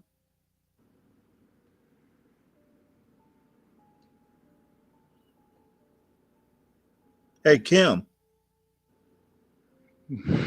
Kim is AFK, I think. Well, yesterday she took her time to go. I think she's a school counselor. Actually, she went to round up some kids who were pretend truant. So Oh yeah. I was asking her if she had to go out and round up the kids or if they all came to school on time today. Hmm. See, I'm not that old, but like I get along better with older people. I feel like Were you raised around older people? mainly all my friends are older and shit, and like yeah, basically yeah. And I've always got along better with older people than people around my age and younger. Yeah, some people do. Hi, Stanley. Sorry, I was talking to a humanities instructor in my school Oh, that's all about right. missing students. But anyway, Oh, I am not. I was asking I if heard. you had I heard. if I you am had to not. go out and round them up, or I am not rounding up the weed smokers did this they all show morning. up? I'm not rounding up the weed smokers this morning from the bank. One has threatened to assault me. So at that point, I'm just gonna leave them to the universe. Well, one thing we know, the universe will certainly take care of them, Exactly. one way or the other. So yesterday, Theo, well, every day I go to the local bank where my school is located, in the Bank of America. We have, on average, anywhere from 6 to 15 students at a time rolling up marijuana joints and smoking in there until they feel like they're coming to school or just going out into the community and being senseless. So this is my morning routine because I don't like that adults that work in our school just walk past it all the time. So I'm like, you Uh-huh. know what? Let me just break this shit up. So when I went yesterday, I said, you know what? I'm going to live stream it so people could see the reality of what happens, Right. And it was a mess. It was just a I mess. can't say anything because I did the same shit. In high school? I was always skipping. I got my diploma and shit, but I was always skipping and fucking steady smoking. I love weed, but Like what that's what me. what is it that made you make those decisions in high school? Uh, boredom, Mm. utter boredom. Like I only liked history and PE. Everything else just bored the shit out of me. And I just wanted to go hang out with friends. Especially once I got a car and my license when I turned 16. I was like, fuck this shit. I'm out. Like I could leave when I wanted. I went to a big school so I could just walk out the door. I think that's the problem because I'm in one of the big schools too, and they can just walk out the door. Yeah, the smaller schools, you can't do that. Like I went to a smaller school for like a few months and I never skipped once. You just couldn't do it. Well, that's why I tell the parents, I'm like, why don't you take them out and put them in a school where there's like one hallway? They can't. What are they going to walk around? There's nothing to walk around in, and they will graduate. But the parents are like, well, this is a good school. They like the brand of the school and the fact Cause, that it is a 'cause good school. the bigger schools, like you can say, like, yeah, I have this and this hour off. Yeah, I have lunch this hour, because Yes, every single like freshman, junior, everything has senior. It all has different timings, it's so true. you can always come up with an excuse to leave, and they won't like question you when you walk out. But when you're in like a smaller school, they kind of know you, like, and they I just don't know know. why the parents won't transfer them out. Like they're not successful here. Yes, it's a great school, but your child is unsuccessful in a great school Yeah.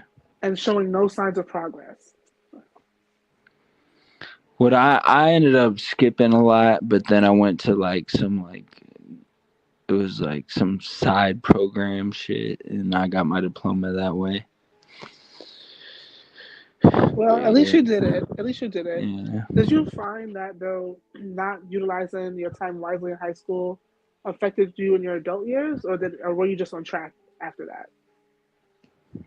Uh, That's a hard question. I would say I would have did better if I would have stayed on track in high school, Okay. but I don't know if it would have made a big difference or not. I can't say, but That's true. Eclectic Element says weed lowers your vibration, weed makes people insecure and paranoid.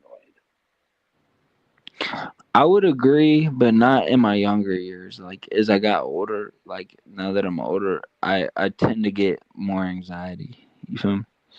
Yeah. Like now I feel like I need like medicine and shit. Like, But you know why but smoking helps to ease people who are anxious? Because smoking, you can't smoke without taking a deep breath. So a lot of people think it's like the weed or the cigarettes. It's not, it really has no impact on the anxiety. It's the deep breaths that they take that is calming them down. yeah, and it makes you overthink. Like you overthink things. Like you think about how you're breathing, and then when you think about how you're breathing, you think that you're not breathing right, and then that causes you to panic, and then you get anxiety, and then it's just all bad. I hear you. I hear you. Where in the world are you? Are you in the U.S.? Yeah, I'm in Okay. Illinois. Oh, okay. Okay. They're trying to flip Yeah, Chicago. No, wait. Yeah, they're I'm trying not to from flip Chicago. Chicago. No, no, I I'm know because you said Champaign, Illinois Champaign, specifically. Illinois.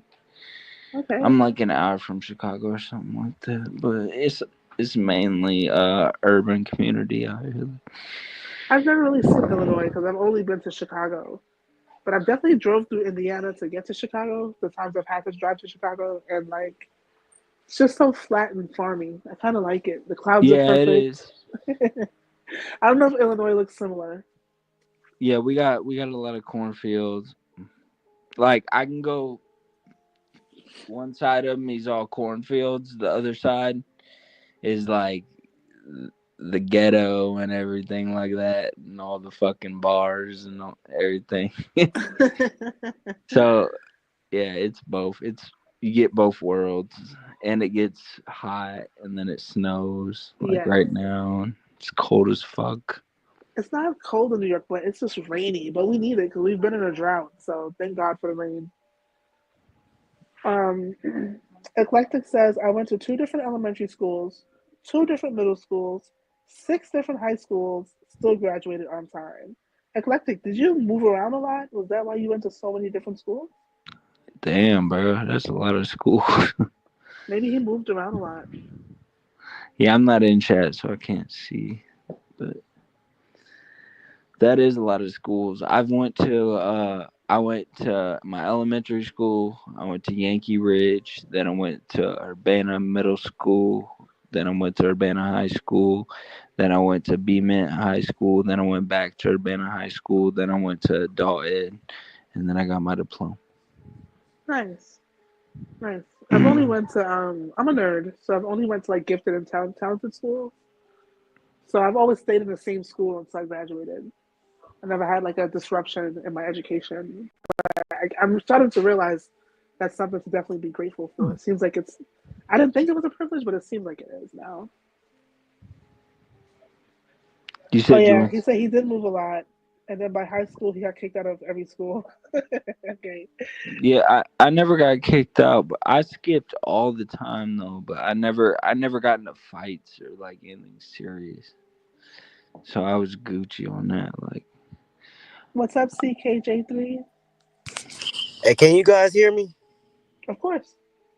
Good Man, morning. I've been trying to get on here for like the last couple of days, and I couldn't even hear. Yeah, I think StreamYard had technical issues, and then YouTube was having technical issues. So, but you're here now. Stanley, can I promote where I'm from? Go I'm ahead. from, I'm from the People's Podcast. Eli, the People's Guy. Sure, he's a good dude. He's an auditor. I'm gonna write it down. What is his podcast about? It's called Eli's the People Guy, the People's Guy.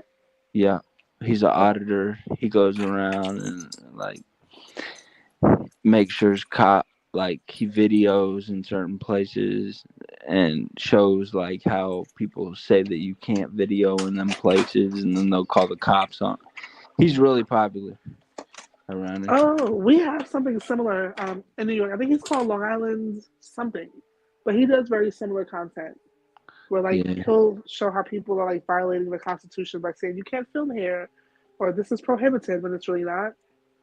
Yeah, And Eli's like the top guy at that shit. oh, okay. He's the people's guy. He runs the people's podcast, TPP.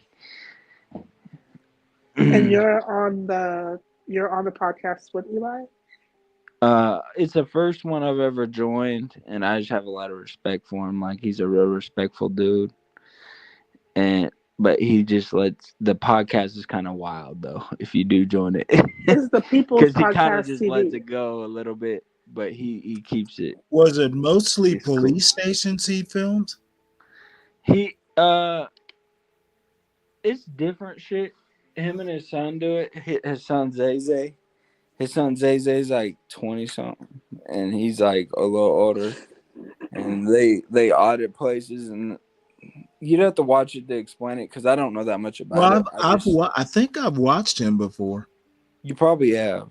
Eli, he makes music too, like Angels and Demons by Eli. Oh, okay. No, definitely. The one we have out here is much bigger. Is People's he Podcast is doesn't about. happen to be in New Mexico or Arizona, does he? No, he's New York. Okay. He's from Yonkers. I gotta check this out. We have Long Island Audit. He's also a New Yorker, clearly from Long Island. He's a Dominican. I've searched. I just saw his page. He has like about 13K followers, subscribers, which I think is great. But Long Island Audit, who does the same type of content, is like about going on almost 1 million subscribers. His main channel has more. It should. He has the podcast, and then he has his main channel. Okay, but the People's Podcast is when he goes into like the amendment rights. Just look up Eli, and it YouTube Eli, and it'll show TPG. He has 84K subscribers. But the People's Podcast is where like we talk like this, like we're doing right now. Got it. I have a question though. Why do people? What motivates someone to become an auditor? Hold on, I don't know that, bro. I've been trying to figure that out. Like I try to avoid police. I don't like being around police. But that's Hi, you have to come in. Yeah. Some people just. We're in a lockdown now, so you want to hang out with us. It would never occur to me to whip out a camera and film anywhere. Okay, you're gonna have to just wait. I don't know, Who you have? but it's a thing, bro. It's a thing on here, and I get it. Like you should be allowed to be able to do it, but I have to put the windows. Yeah. I don't. Let me turn my get lights it. off. Do you want to sit in my room or you want to sit in the front? Okay, come sit. Yeah, I'll mute her while she's talking with her young person. You can play a song if you want. Angels and Demons. it's pretty funny. What are you up to today? Going to work? Yeah, you know how I do, Stanley. Gotta make this money, man. Yeah.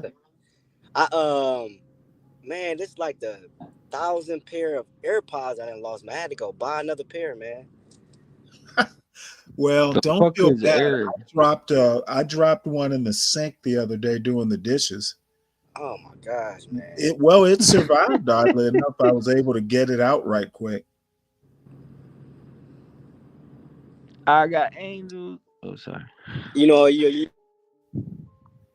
me going throughout the day, man. So I was like, man, I gotta go get me some AirPods, man. I can't go out the day without listening to something, you know. Right. Yeah, I'm gonna have to probably. Well, I need to get probably another pair of. I have a Google phone. Google actually does make a pair of earbuds for their Google phone, and then I guess I need to get a new microphone.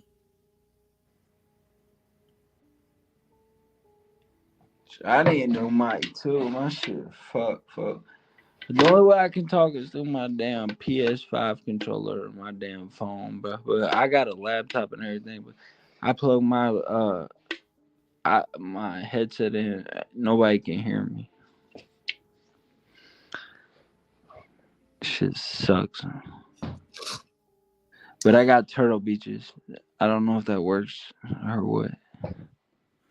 Hey Sam, um, I got a pair of Amazon Echo earbuds when they first came out. I guess maybe it's 2 or 3 years ago now, and they work really good because they work with Alexa. However, I hate them because they just don't fit in your ear right, and you can just be kind of like sitting there, and they'll work their way out of your ear and drop out.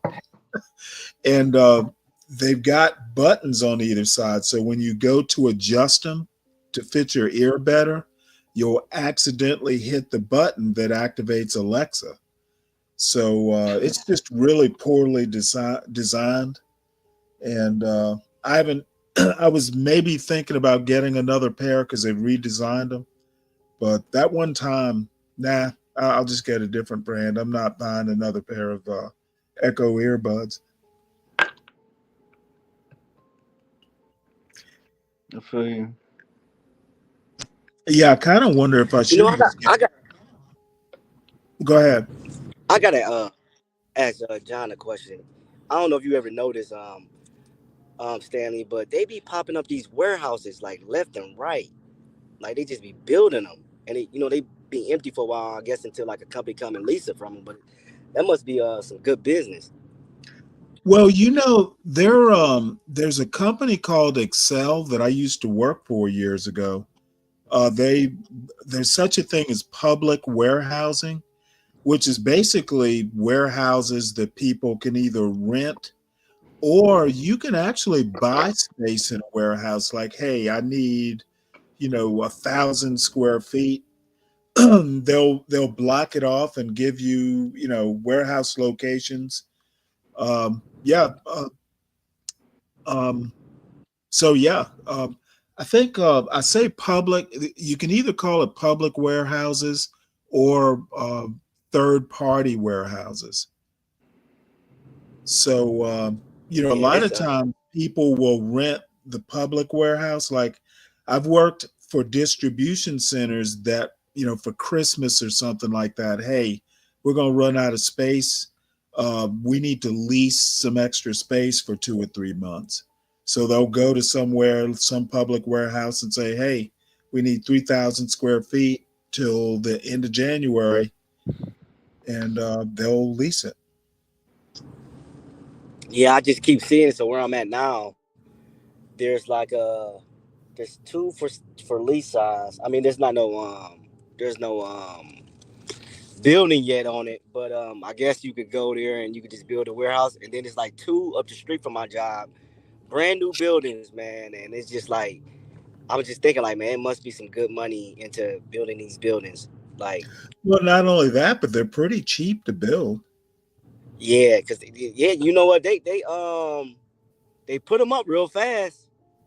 Cause I think they Yeah. pre-built, right? They pre-built in a warehouse. And Well, they're fabricated. I mean, you lay okay, down a slab, and then yeah, just depending on what you want to do, I mean, you can throw up the sides pretty quick.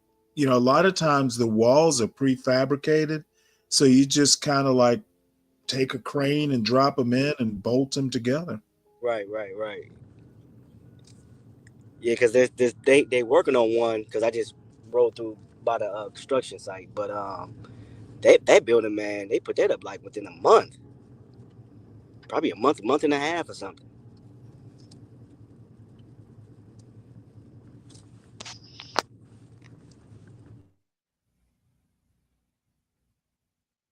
Sam I am says that the warehouse thing got bigger since COVID because companies were expecting to store more inventory.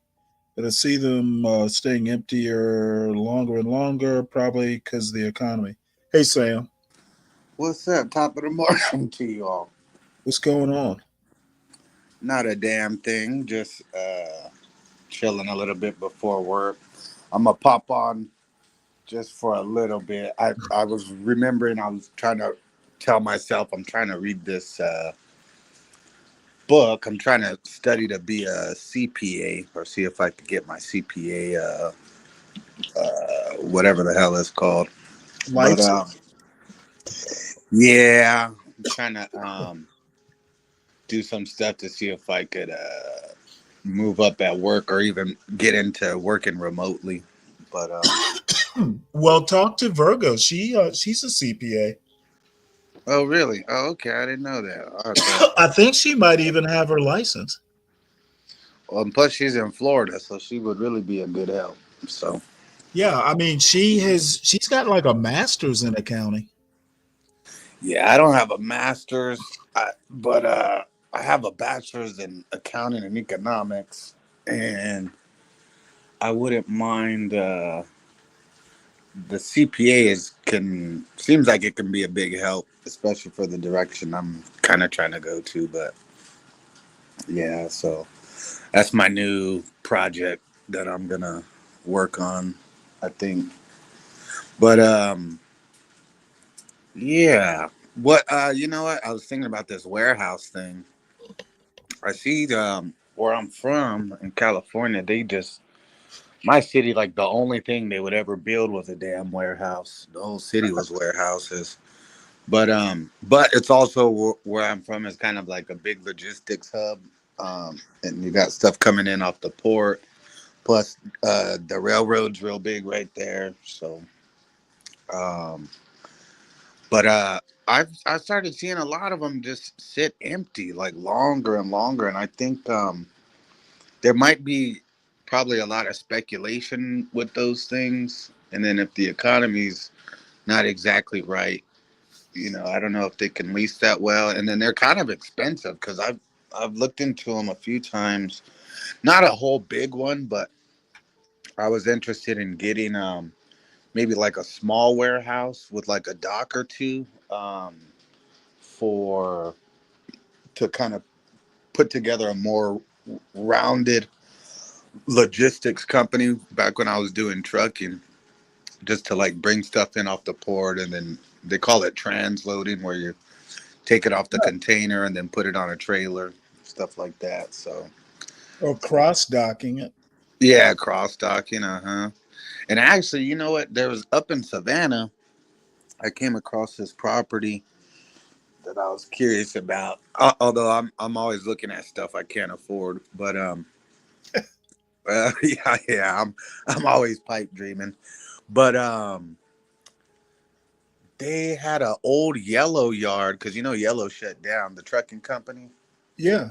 and they had a thing. It was kind of like an outdoor cross dock situation where it was like just a platform, but all the trucks backed up to it, and then you Yep. can go from An one to the open air cross dock. Yeah. uh huh. So I was like, okay, that might be something to look into because I was thinking, if I ever somehow put something together, um, doing stuff like involving the port between here in Savannah or Savannah and Jacksonville, then that might be some money. But I don't know. The Right now the freight market is kind of slow, but probably when the economy picks up a little more, it'll probably pick back up. But sometimes I don't even know if I want the headache of having a business again. I like just clocking into work and getting the hell on. But they both have their pros and minuses, I guess, or pluses, pros and cons. Yeah. But anyways, what else is going on? What you guys up to? Well, I'm not up to anything actually. I had a listless night. I couldn't figure out what to watch. I'm surprised you didn't go to your go-to popping balloons, or did you save that for when you Well, we did watch one. This is the second or third one I've watched that was in New Jersey. Man, those people of all of them, the They are. I watched the Las Vegas night before last. It was worse than Detroit, Sam. And you know how bad Detroit was. You remember? Um, I think they you all were. start running together. It was it was the one with the little short midget. She wasn't quite a midget, but Oh yeah. I mean, she was like a ratchet little, like she was like 4 foot 10 or shorter, Oh wow, she's a little but thing. she was every bit as ratchet. She was 6 foot of ratchet stuffed in a 4 foot 8 body. Jeez. Well, I watched a Pop the Balloon Las Vegas that put that to shame. Um, it was so bad. There was a little 7-year-old boy on the line with a balloon, and it was kind of like a novelty, kind of a joke, I guess. But Oh, I didn't. Well, I seen a teeny tiny bit of that. Yeah, they had a. I seen a little boy. I was like, what the hell? I wasn't sure if he was like a little person or a kid. the hostess was pregnant, but she's wearing like a uh, I don't know what you call that top. And like if it was a midriff sort of thing, she was A crop pregnant. top. She was pregnant well beyond that. Jeez. So she just had the thing that covers up the titties and then the whole belly and Yeah, everything yeah, was hanging. exactly. Everything else was just out and exposed. She had on a crop top. Yeah, Is there that you what go. it's called? It I wasn't a was. tube top. It was kind of like, I think it had buttons. Well, anyway, it was. I mean, they knew they were ratchet. That was their only saving grace. They knew it and wanted to be that way. Yeah, Wow. people forget about like regular people in Las Vegas that live and grow up there. That's a whole Yeah. thing. And then a lot of people find their way out there, but usually it's not for good things. It's they're probably younger. My Jamaican Mexican cousins was born and raised in Vegas. Anyway, I was watching the Jamaican version of Pop the Balloon last night. Oh my god, I was just laughing nonstop. But the interesting thing was, it wasn't like filmed in Jamaica. It was filmed here in In New York. Miami. No, oh, I guess they do have a Miami one, but I saw the one that was filmed here in New York. But it was for women who wanted Jamaican men. And those Really? guys were savages. The guys would just pop their balloon the minute the girl walked out. And then one girl, who I think was the cutest one, she knew all the guys that was on the lineup. All of them? So all of them. It was probably about out of like 10 guys, she probably knew six. Were the girls Jamaican or they were just all different people? All different people. But they wanted Jamaican guys? Yeah. Whoa. Interesting. We might have to review that at some point. Put that on the pop the balloon one. You'll have to be on the panel when we do it, so you can Yeah, I guide us might have to through that. translate. I might have to do some translating. Some translation services. You know what, Kimmy? Can you dub the video for us and put some subtitles on there just in case? I think all of the YouTube videos come with subtitles. You know what's funny? I used to listen to a lot of dance hall at one point, and so after a while, I could kind of somewhat understand what people were saying. But now Yeah. I see stuff. I was reading. Matter of fact, I was reading some YouTube comments. Oh, I was watching this video. Don't ask me how I stumbled on it, but it was this video about, and I guess it was from some Jamaican news outlet or something rather. But they were talking about Jamaicans were being held up in Mexico because I guess Mexico was tightening down on stuff because you know how people are going through Mexico to come up here. So for whatever reason, because there's I guess there's a bunch of people who legitimately are from Jamaica and just want to go on a vacation in Mexico and then go home, but there's enough people not doing that to where they're like being extra they're screening pretty hard on people coming through there from there. But anyways, where was I going with that? The guy there, I saw this other video. A guy was crying and all this stuff because I guess I don't know if they had him. They didn't must not have had him locked up because he was on his phone. So I don't know what was the deal, but they wouldn't let him go or something like that. But anyways, uh, My sorry, Hey, y'all. opinion, Kim, this thing had three quarters of a million views over 4 months. Wow. oh really? I didn't even notice that.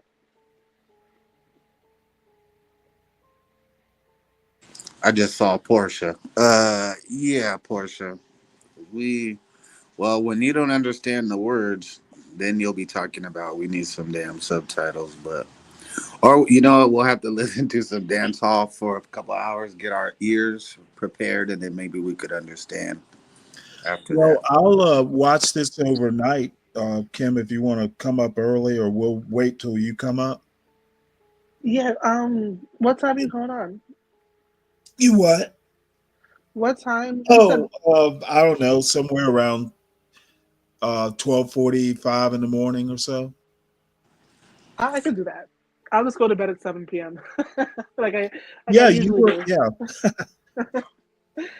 I usually just fall out after I like shower and eat. I just be knocked out. Sometimes I'm like on the stream. Like the other day, I was on, but I was sleeping. I was like, I hope I no one heard me snoring.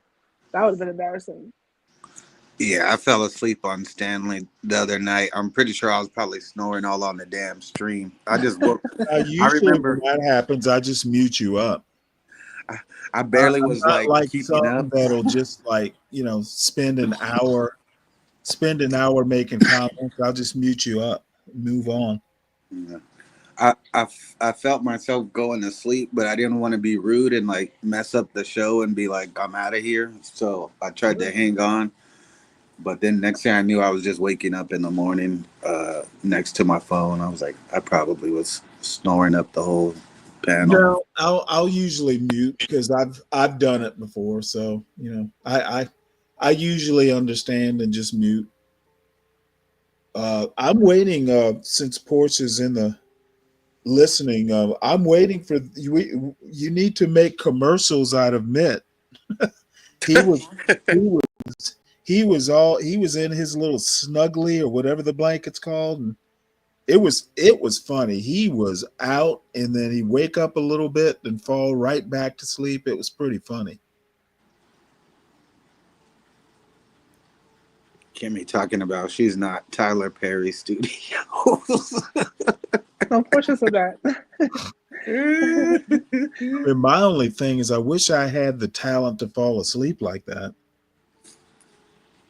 You know what? Lately, well, I well, I get, you know what, because of my schedule and stuff, and depending on when I wake up, I guess like anybody else. But we got to do the pop the balloons. Like we got to start like Saturday morning so we can be all lively and energy and free, or Yeah, well, something what not I'm too. going to do, if it's not this Saturday, maybe it will be, is wake up and just watch Pop the Balloons and get drunk watching it. Get Yeah. like a get like a 12 pack and just make it a day. Well, what's funny is I would never probably watch them on my own, but I like watching them with you all and cracking jokes. But on my own, because you hear how I analyze it, I'm like already, I always feel like I already know what's about to happen, but it's fun, just for comedy wise.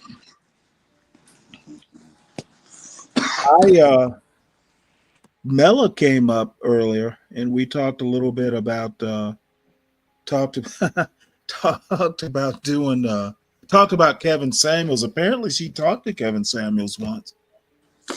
And Yeah, Kevin Samuels there's like a whole backstory. I used to be part of well, I don't know, not officially, but I used to well, I still do frequent the spaces where Kevin kind of started when he was kind of just a nobody, for lack of a better term.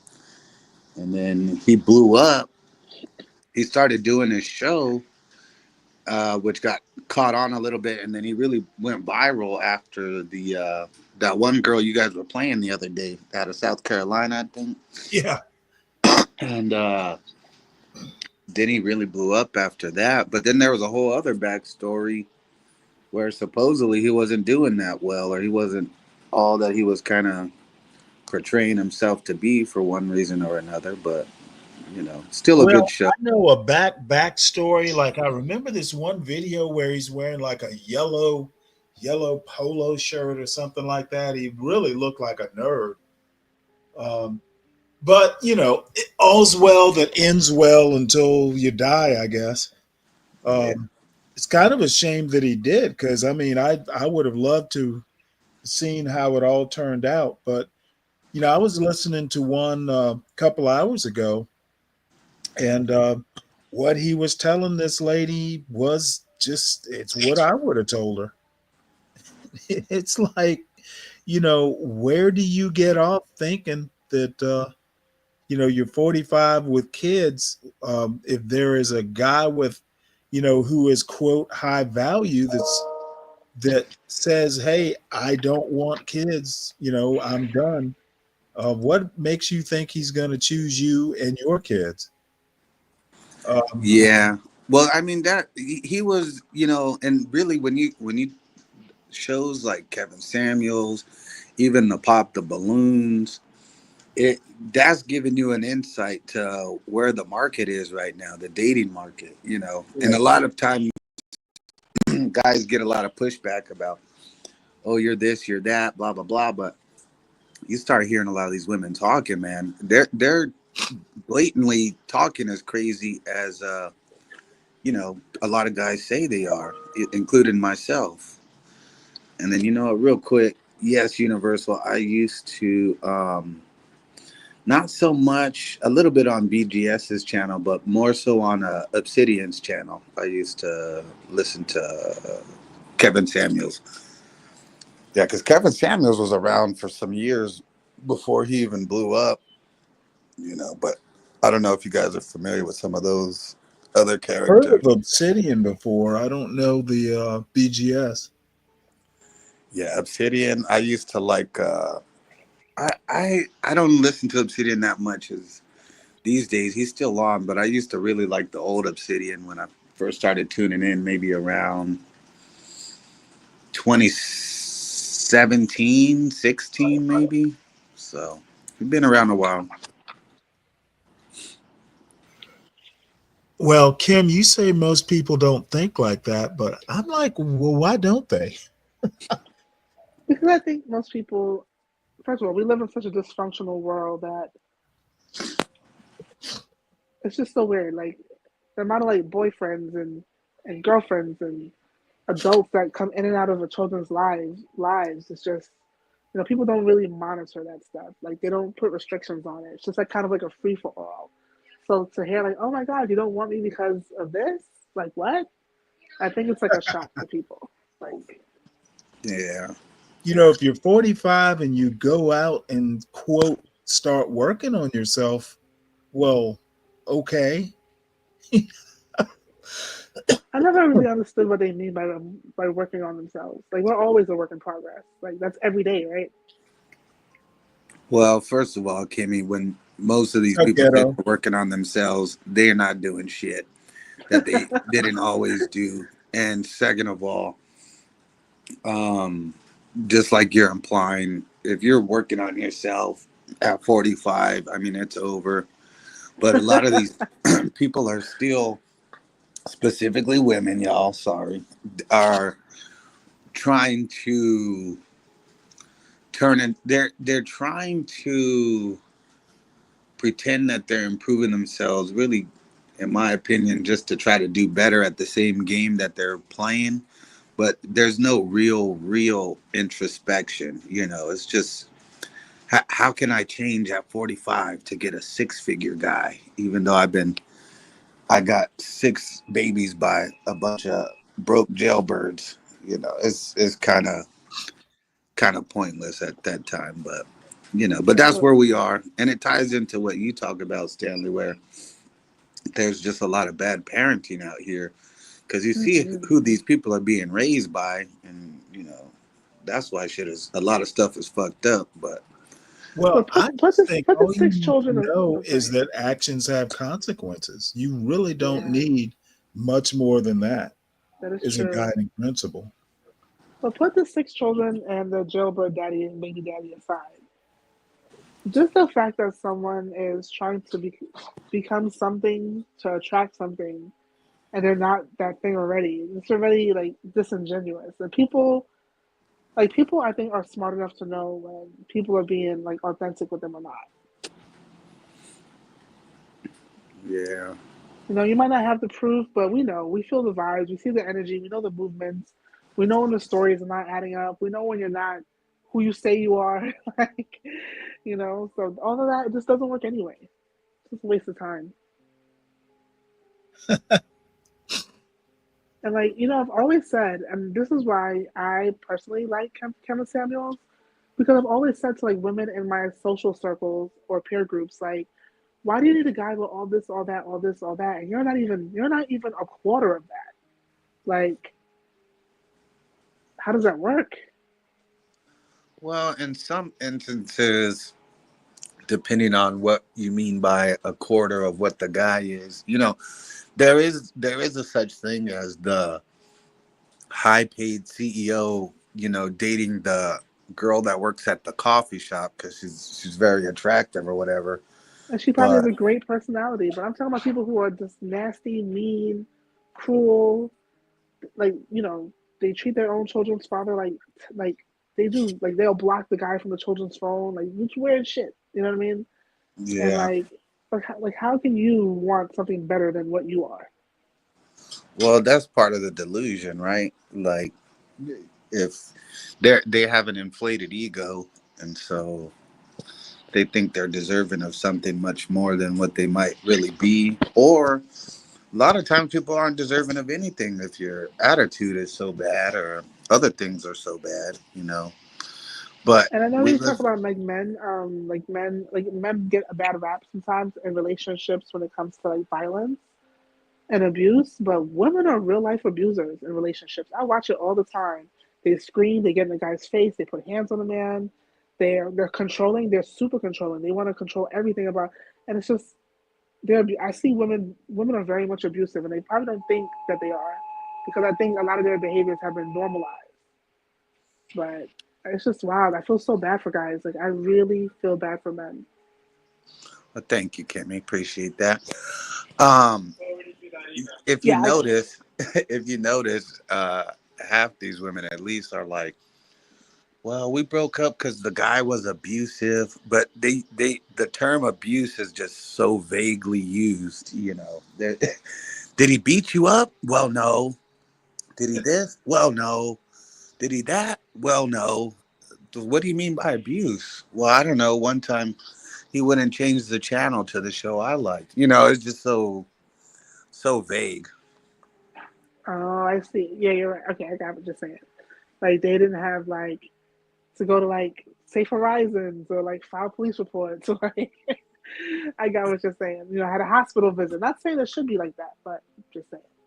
Yeah, it seems like it's very rarely someone was physically abused. Because when I think of abused, I'm thinking, oh, somebody smacked the shit out of you, and you almost had to go to the hospital or something like that, or just they just beat on you in general. But you find that that's typically not the case. It's usually not, and the women are the ones that are really abusive.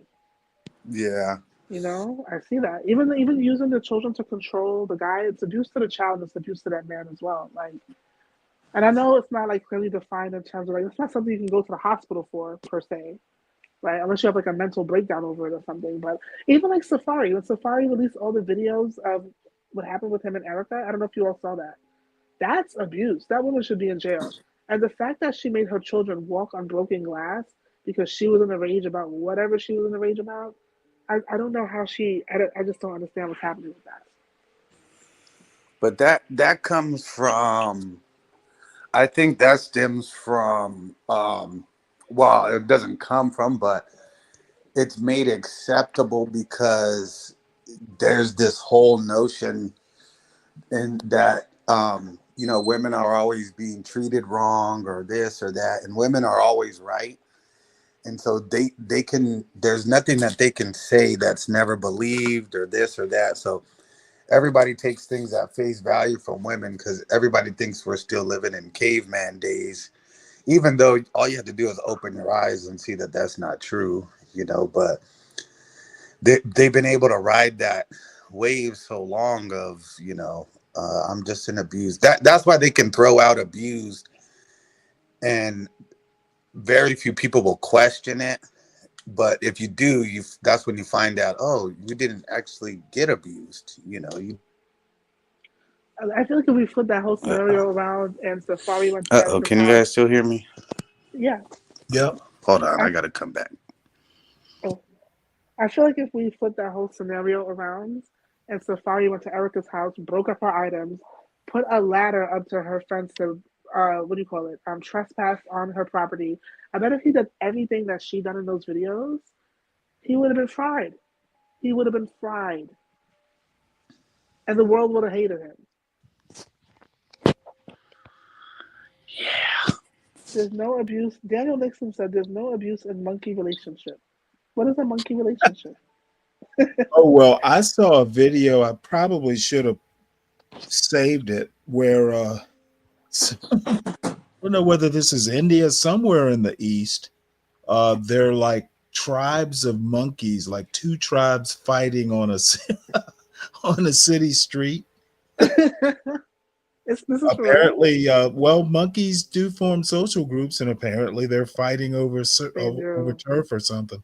When I was in Costa Rica, I thought because there was a monkey that tried to steal my backpack on the beach, and someone chased him down and grabbed it back.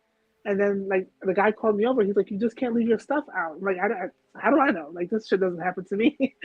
And then when I went to get my bag from the guy with the monkey, and I just looked around, we were like surrounded by monkeys at that point.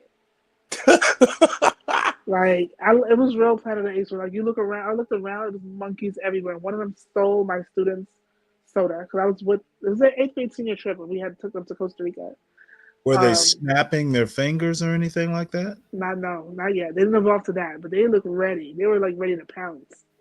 And like the more I looked, the more I see like just we were just surrounded by monkeys. And I'm like, first of all, this is my bag. All right. They don't give a damn. They'll grab it and run up a tree. That'll be the end of that. Damn near was. They'll probably give it back once they find out there's no food, though.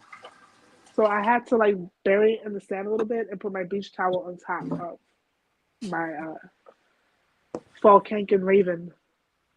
You know what, though? I wouldn't be surprised if people trained them to go steal stuff.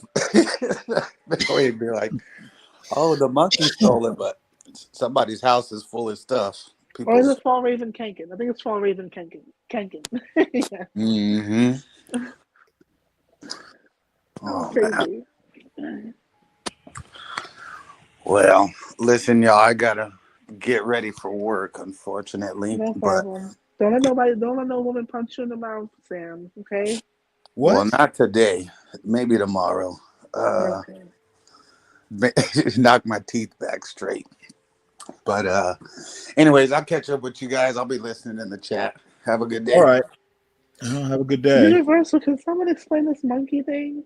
Universal said West Side Story Monkey Edition. Well, no, this is something that Daniel Nixon's been going on for quite some time. Harambe for president, and I have no idea what any of it means. It's mildly amusing. Yeah. Depending on the day, and sometimes mildly annoying on other days. Okay. Well, Stanley, I think we're doing a good job of showing the world that we can disagree and move on and still be positive with one another. I think people thought the worst of you, like it was going to be war from here on out, and we've proved them wrong this morning. Well, the other thing they need to notice is we're not talking politics. Right, that is so true. I mean, I'm generally pretty mellow about everything but politics. Yeah. So speaking of parenting, I don't know if you saw this, but Kim Kardashian recently did an interview where she said it's so hard being a single mom of four, right? And she said she Say that doesn't like again. It's hard being a single mom. of four children, and that she Well, doesn't she like to married a nut. and that What did she expect? she doesn't like to talk about it publicly because people judge her because of the resources. That's what she said, because of the resources that she's able that she has access to.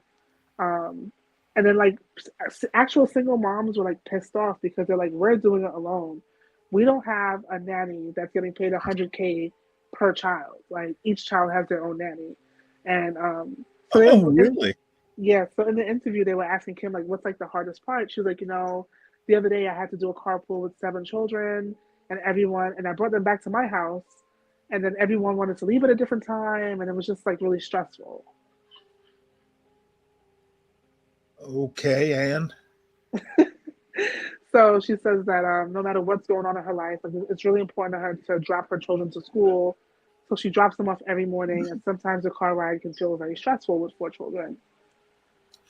Well, I kind of understand what she means. It is really, let me put it to you this way. I didn't even realize, but a month after my son went off to school, um, I had a doctor's appointment, and the nurse took my blood pressure, and it's the lowest it's been in like 5 years. Oh wow! And you know what? I sat there and I made the joke that, well, you know what? I had no idea that parenting is stressful, even when you're in a resting state, because you're always thinking about what am I missing? What do I need to do next? What's for dinner? Just 1,000 things going through your mind. But if you had a full time nanny for Baby Cross and a private chef, would you feel like you would have as much stress as you did? Uh, I don't know. What does she do? Like the full time nanny gets I mean, somebody to well, clean I up. Oh, understand that, but I don't understand why she needs. I understand that she does have a business and all that, but I honestly don't know. It would be stressful managing the people, like 5 nannies or 4 nannies. That's stress in and of itself. that's true, because that's staff. I mean, At the end of the day. I would basically just take the kids and just do nothing but raise them. Even if it meant getting like a trustee or your mother or somebody to run the business in your stead, or maybe work. The important decisions need to come to me, but otherwise I'm with my kids. She has options, and I kind of understand the single mothers. However, having small kids, even with the nannies, I mean, it's just a responsibility.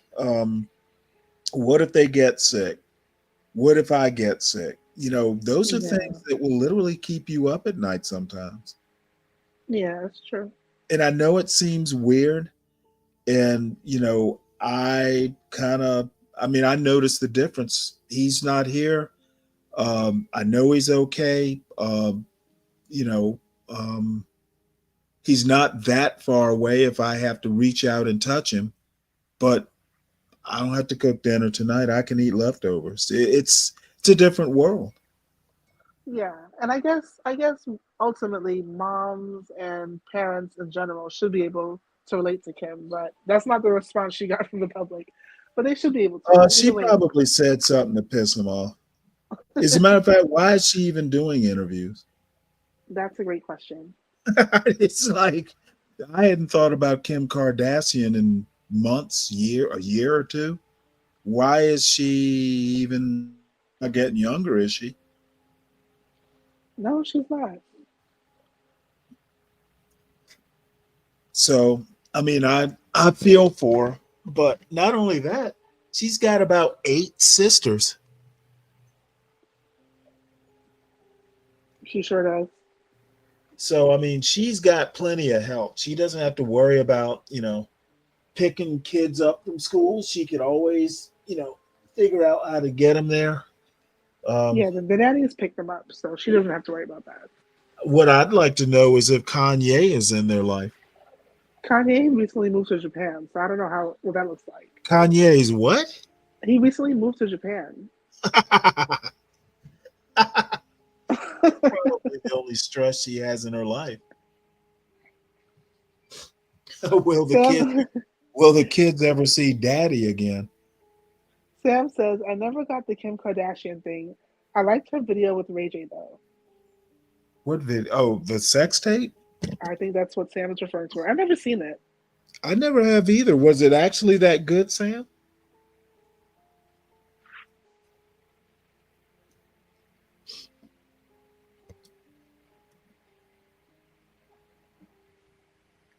I don't know. I don't know. I just can't imagine why anybody would want to see other people doing it. Yeah. Yeah, I It's agree. like if I'm not doing it, then It could be because of who she is, though. Maybe people just wanted to see, like, all that. it's funny. It's funny that sometimes leaving the a little bit to imagination is actually more alluring than seeing the wrinkles and the stretch marks. Oh, Virgo says that the kids were in Japan a few weeks ago with their nannies to go see Kanye. I think that's true because he also shot a music video with them, and the little one was rapping in Japanese. So the nannies took him over there? Oh my lord! I think the nannies take them a lot of places. Well, my son got the bright idea of taking beginning Japanese this semester. I have no idea why.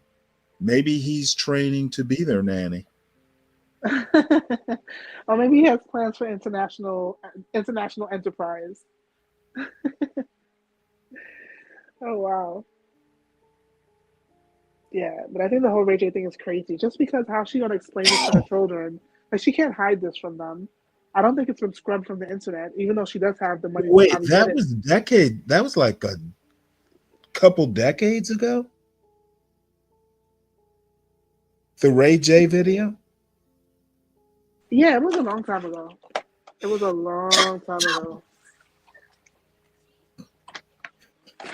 Sam was probably in 5th grade or something.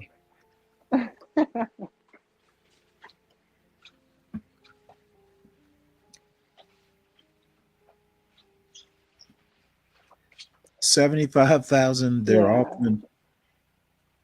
What are they offering 75,000 for? And does it come with like free housing? Because if not, it's not even worth the money. Now, is he a nanny over there, or is he going to be like a gigolo? Let me see if I can find it on Google. I mean, it would be pretty cool if he could be, make 75,000 over the summer, for next year is a gigolo or something. I'd do it. For 75K? Why not? I feel like that's If they paid the lowballing, expense, if they paid the expenses and everything. and gave you free housing and free like a driver, I think then you'll be good. Yeah, so I mean, a summer in Japan, 75K for college next year, and I'm a whatever, a gigolo. I mean, seriously, why wouldn't I? I'd do it now. Well, I guess that's that. I mean, he hasn't told me his summer plans. He probably wants to do what's it called that we used to do in college? Study abroad. Yeah, but he didn't say anything about Japan. He mentioned Spain and he mentioned Berlin or something. Okay. Which I don't know that he's going to do either. I prefer he didn't, but if he feels the burning need, I'd rather Spain. Yeah. Why Spain? So Japan's pretty safe. They're wealthy. You know, I don't know. Um, he's my only son, and I guess it's just natural to worry. I've been to Yeah. Spain, so I know what he'll find over there. Okay. Never been Okay. to Germany.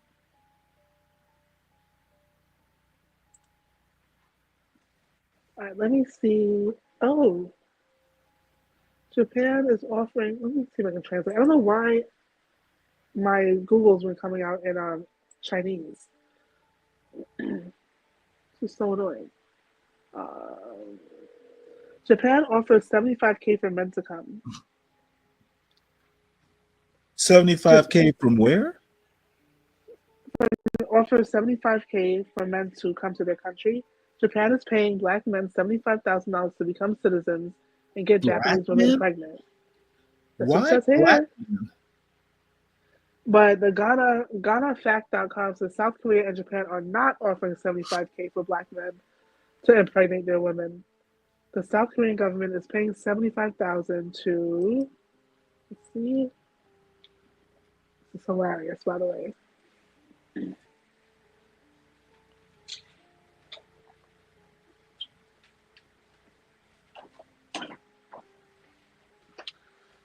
It's taking too long to load. But that's pretty much the. I guess. I guess this is pretty much what it is. Well, all I have to say is that, things like that are bound to lead to problems. Um, that is that is just too good to be true. You're so right about that.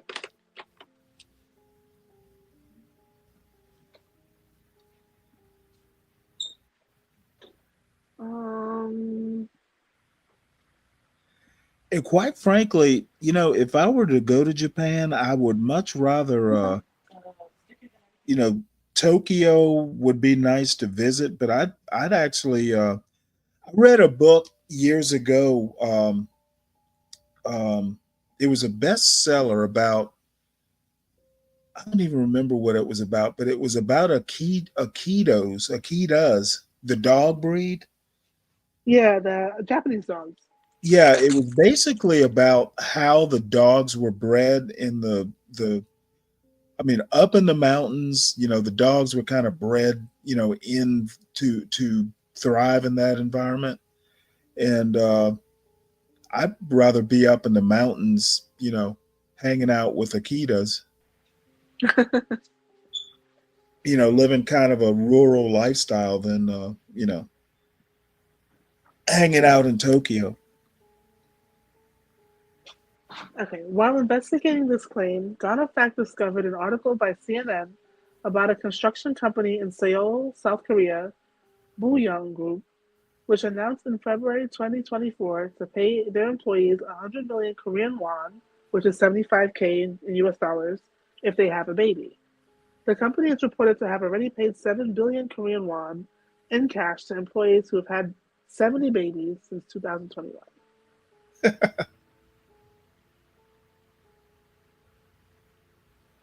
Well, all I have to say is that 70 babies is not going to raise the birth rate. And Definitely not. I honestly don't think that, I don't know. I think if you concentrate on getting the birth rate up, it's just going to fall more. They said the verdict is that Japan inviting black men to help boost the country's low birth rate is false. And I can't imagine why Japan, the way if you go just on YouTube and you look up, there are tons of videos about um, women who had, a black parent, mostly black men and Japanese mothers. They do not get treated well. So that would also lead me to believe that, um, there's something going on here. I don't think Japan would be into having a bunch of black people, Africans, come over there. Well, I was just about to say that because it says here that they're open to people who want to work remotely in Japan. Whether you bring your own job with you or you get a job there that's remote, but you can't stay longer than 6 months. And the visa application for remote work is not eligible to people from countries in Africa. What they say? They say they don't want Africans. The visa application requirements for eligible applicants exclude countries from Africa. Oh,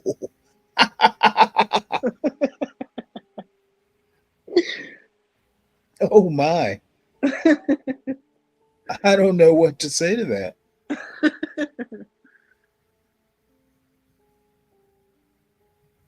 There it is. Well, I think that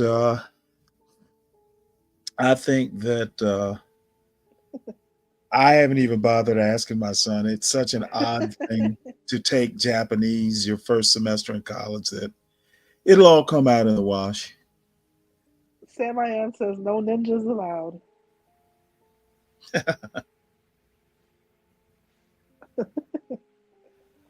Daniel Nixon says moo dang. I think kids, you've got European blood and you go to Europe. Who, me? No, I'm thinking of my son. Oh, right. But don't we all have European blood in us?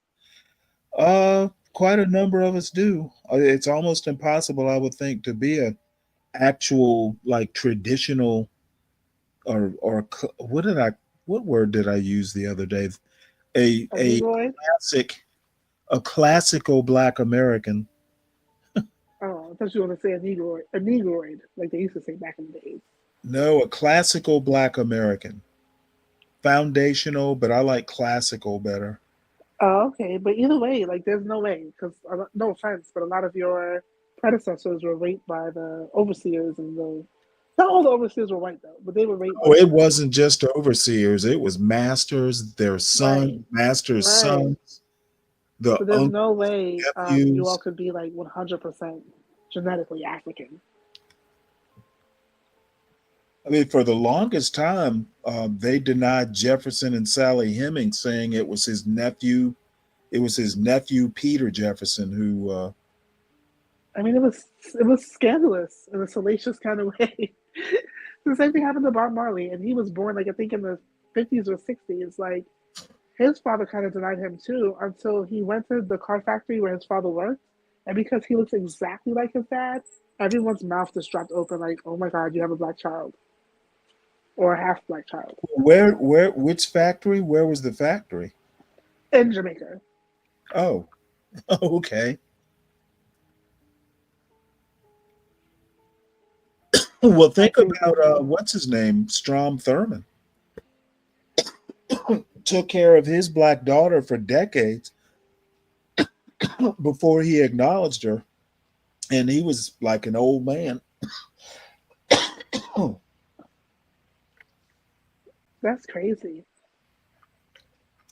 Not particularly. From what I understand, he took extremely good care of her.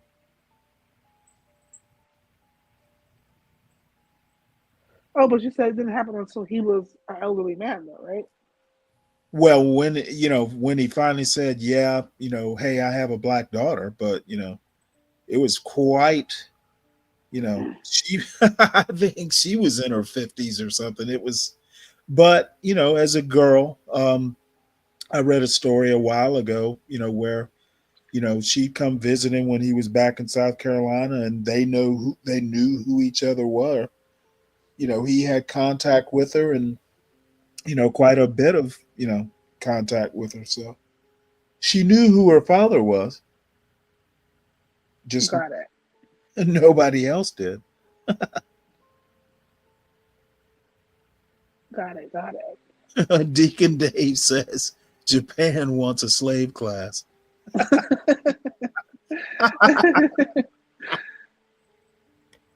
Wow, they what's Japanese for mandingo?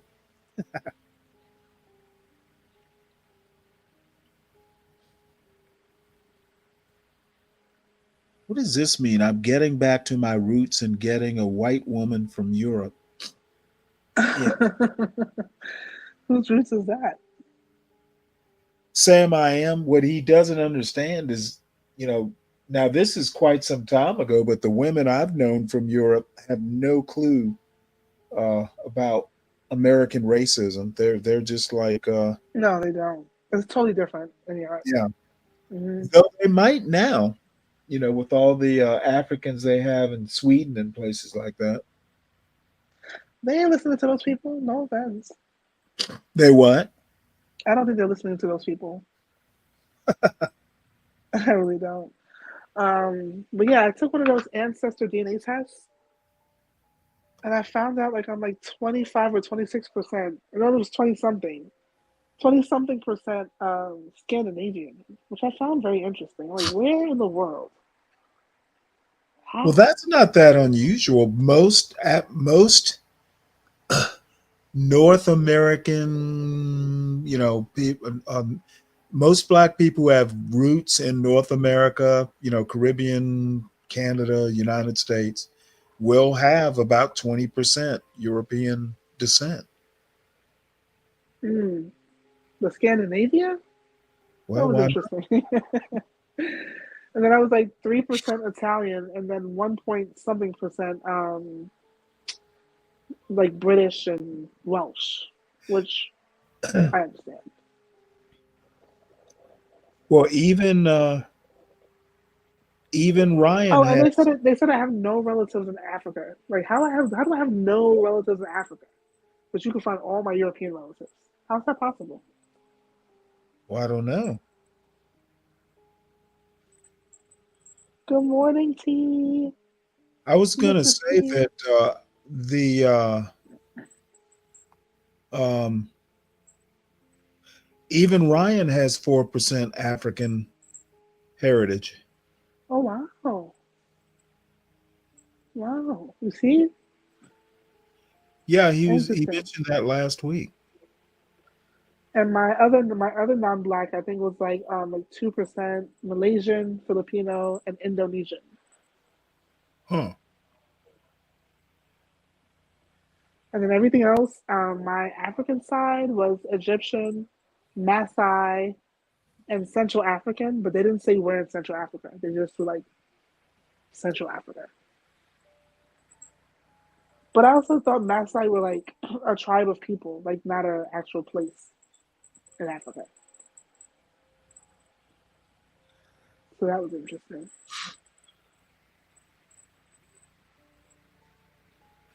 Huh.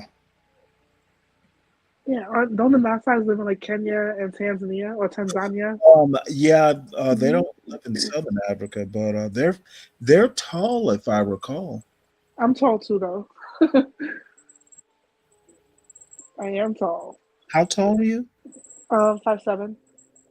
Okay.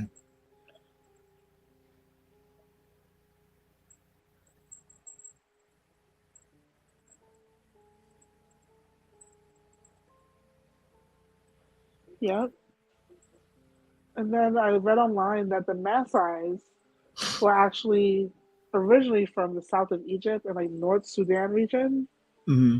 Like I guess where you would find like on an old map they'll call it Nubia, I think. Yep. And then they migrated from Nubia deeper into Africa, where they are today. Are you good with cows? Not really, but they are a Aren't they pastoral cattle tribe. drivers? They are very cat like yeah, no, yeah, they're very no, I'm not.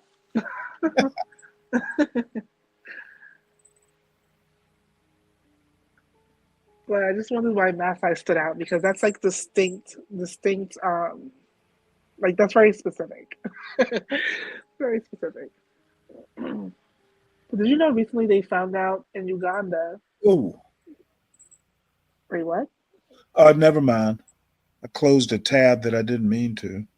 Oh, in Uganda they found out that there are many Ugandans with the same genetic markers as the Konahim, and the Konahim is like Jewish royalty because they're the direct descendants of Aaron from excerpts from the time of the Bible. Um, so they were. It was, I guess, shocking to find out that there were many people in Uganda with those same genetic markers.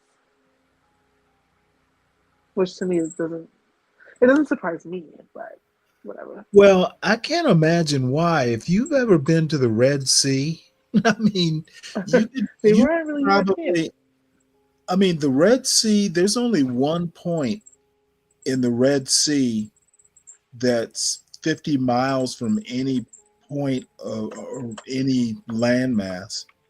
Um, it's extremely narrow. Like the closer you get to the Suez Canal, um, I mean, getting over to Africa from the Sinai is pretty easy. I mean, you're right because the Red Sea is kind of in between like Saudi Arabia, or what would be modern day Saudi Arabia, and I Yeah, think Saudi and Ethiopia um, or Somalia. Africa. Yeah, Yeah, I mean, it's literally a hop, skip, and a jump.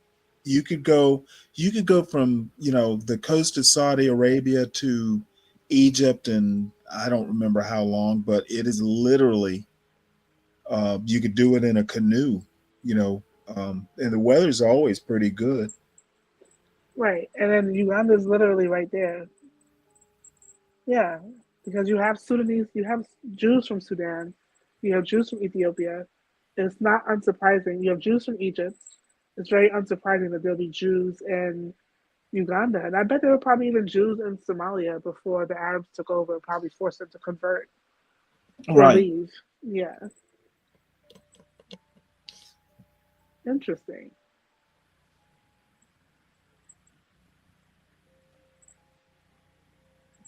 Deacon Dave says all Ugandans look the same.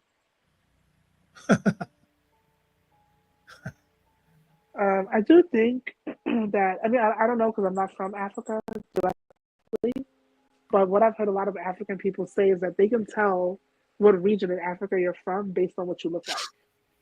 That wouldn't surprise me. Yeah, and even like because there's like a lot of like tribal things happening in Africa. Like they can even if they're from the same place, based on how you look, they can tell what tribe you're from. Like it gets that specific, and like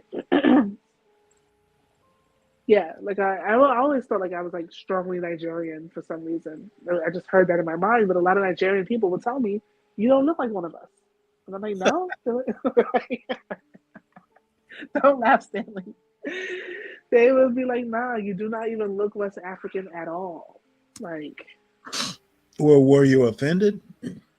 I was at first, but then I had to learn that they can kind of tell where in Africa, even when you're not directly from there, they can look at you and tell. Because there was one girl in my school, she was from Trinidad, and they were like, she looks 100% like from Ghana. Um, and then it turns out that she had direct descendants from Ghana that moved to Trinidad, so it made sense. Um, It made sense. But I've had anthropologists tell me that he doesn't even think I look African. He said he thinks I look South American, which I found interesting. And I had no South American in my DNA test. But when I was in Brazil, they kept talking to me in Portuguese Portuguese. and whatever other broken. Yeah, they kept asking me carioca, carioca, and I learned that they were asking me if I was like a black Brazilian. I was like, and I had to learn how to be like, no. I I thought was like, I what? thought they were asking you, is there karaoke this Friday night? We got to export show. There might be. Um, Well, no, that's what the Brazilians were asking. Speaking of which, you know what? One of these the white days, John Galt says African is not a look. Well, you tell that to the Africans. well, I think they know African is not a look. And I imagine a white man, imagine a white John Galt talking about African looks. I mean, I think there is a look to people from different places. But I was interestingly watching a documentary of like a lot of Americans, Black Americans, who moved excuse me, quote unquote, back to Africa, even though they've never been, because they want to escape racism and white supremacy in the U.S. And then what they find is that their lives suck in Africa. They get scammed. They don't get treated like Africans. Like they don't get the African prices on for things, and then like African prices. no, they don't. They don't get the African prices. They get like Well, no, they just assume Americans have American money. You know the I have never been called anything but American in Europe, including by same Americans. same here. I remember I think we were in Palma de Mallorca, and me and my roommate, um, he wanted to go shopping, souvenir shopping for his wife, and I wanted to go to the bars and drink. so, That's funny. I figured, yeah, well, we got to do a buddy system. So, I was, we went shopping, for souvenirs, and I'm like, we've been doing this for a couple hours. How long is this gonna take? So I said something like, Scott, fuck this. I'm ready to go to the bar. So out of the open, like out of nowhere, this little white college girl turns around and goes, "You're American." I was so, Well, it's funny I because want to be In Brazil, identified by the way I curse. I think it's the way we dress too. Because when I was in the Middle East, they'd be like, "Oh, I was with my friend who's also American, but she's first generation American like me. Her family's from Sudan, and they knew immediately she was from Sudan. Like, And with me, Right. they was like, "Your friend is American, right?" And she's like, "But I'm American too." They're like, "No, but you're from Sudan. Your friend's American."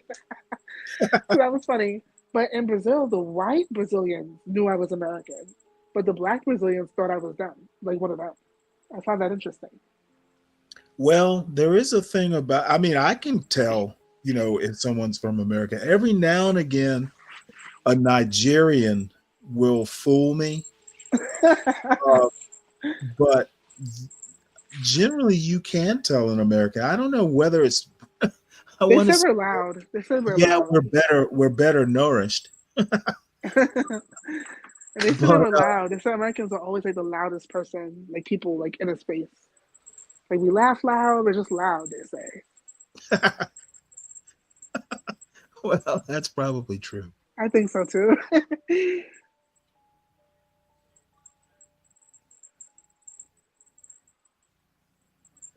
Now I'm getting a bunch of dog and cow videos in my algorithm now. Oh, interesting. Texas has the best rest areas in the country. Deacon Day says, "Sure, Stanley, the way you says motherfucker is so American."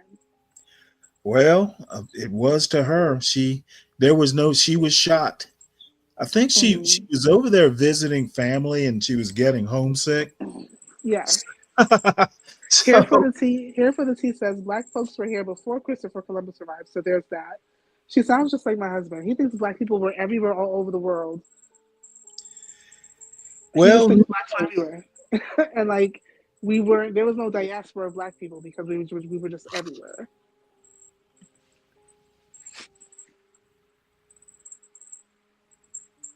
I won't, I won't, but there's, you know,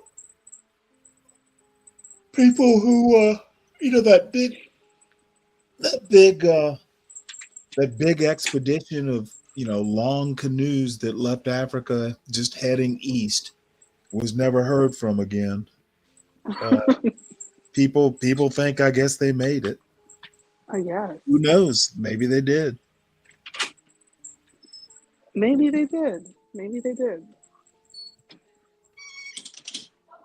But I wouldn't want to cross the South Atlantic in a canoe. Absolutely not. But that's why some people don't believe that that happened. I mean, I was looking at something, a ship, a little short video of a ship in a major storm. It was a tanker or a container ship. And these big old containers you see, in the middle of the ocean, literally coming out of the water as they crest a wave. The sea does not care.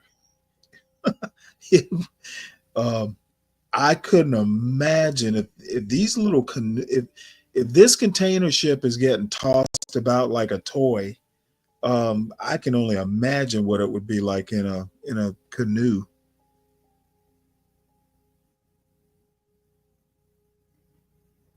I'm sorry, can you say that again? I was chatting.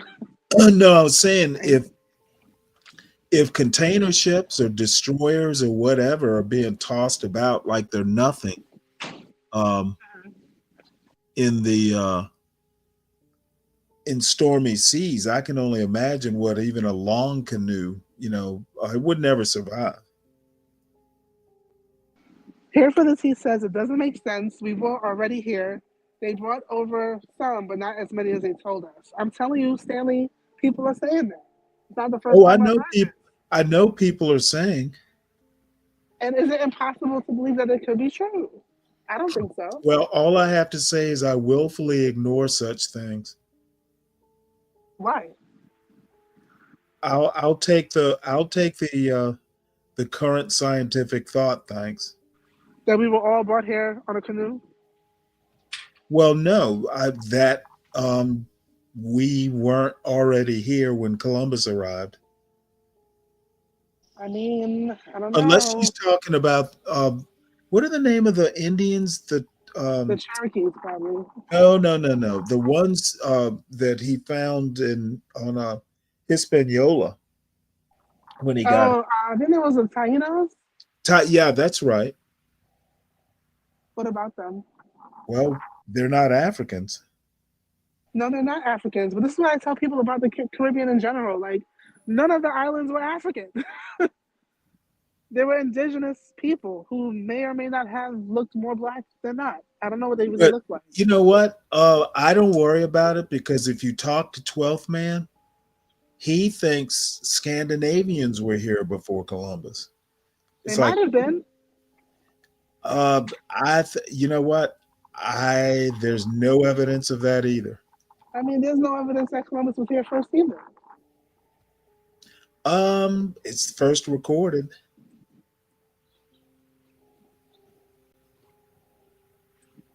Oh.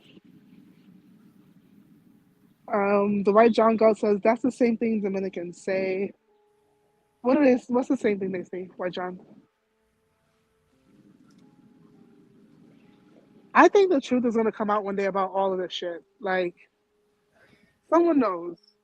And I think it's never gonna come out. I think Two bookends. I think I think we will never actually really know, and that's just gonna be our curse. No, I think people are gonna find out. I think people are gonna accept the fact that Jesus was a Jew and that he was black or blackish. I think they're gonna have. I think certain truths are just gonna have to come out.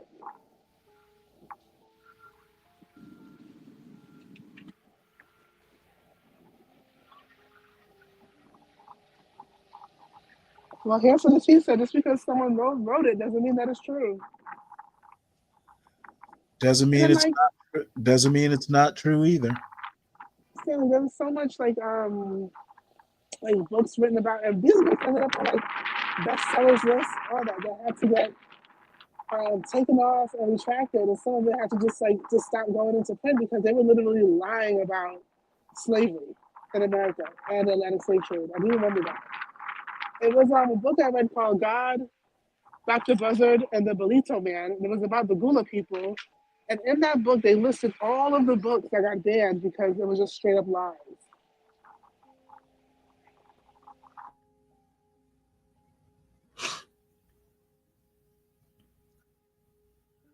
Oh man, Janelle James cut her hair. Who's that? She's the principal on Abbott Elementary. Oh, I don't know. I've heard of that show, but I've never seen that. It's actually pretty funny. I'd recommend the first maybe 3 seasons. I think they're beyond that now. Oh wow. The principal is actually like one of the prettiest women I've seen. One of the prettiest women I can think of, and she actually has had hair just like yours. It was just long, and I see that she's cut it. Oh wow. I cut mine too though, but it grows back like Cut it wildfire. into like a pixie cut. Oh no. I okay, gotcha. Even though I like how those hairstyles look, that's a lot of hair to cut.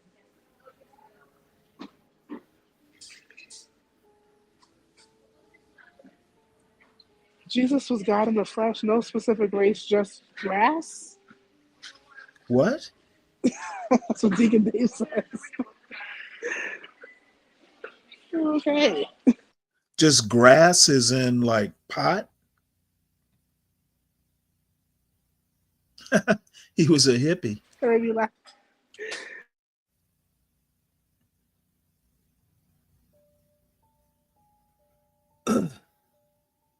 Let's see That was now hilarious. all these Yeah.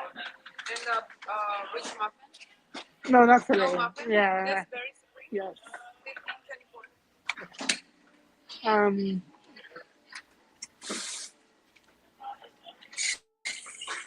You put no bananas, right? Okay.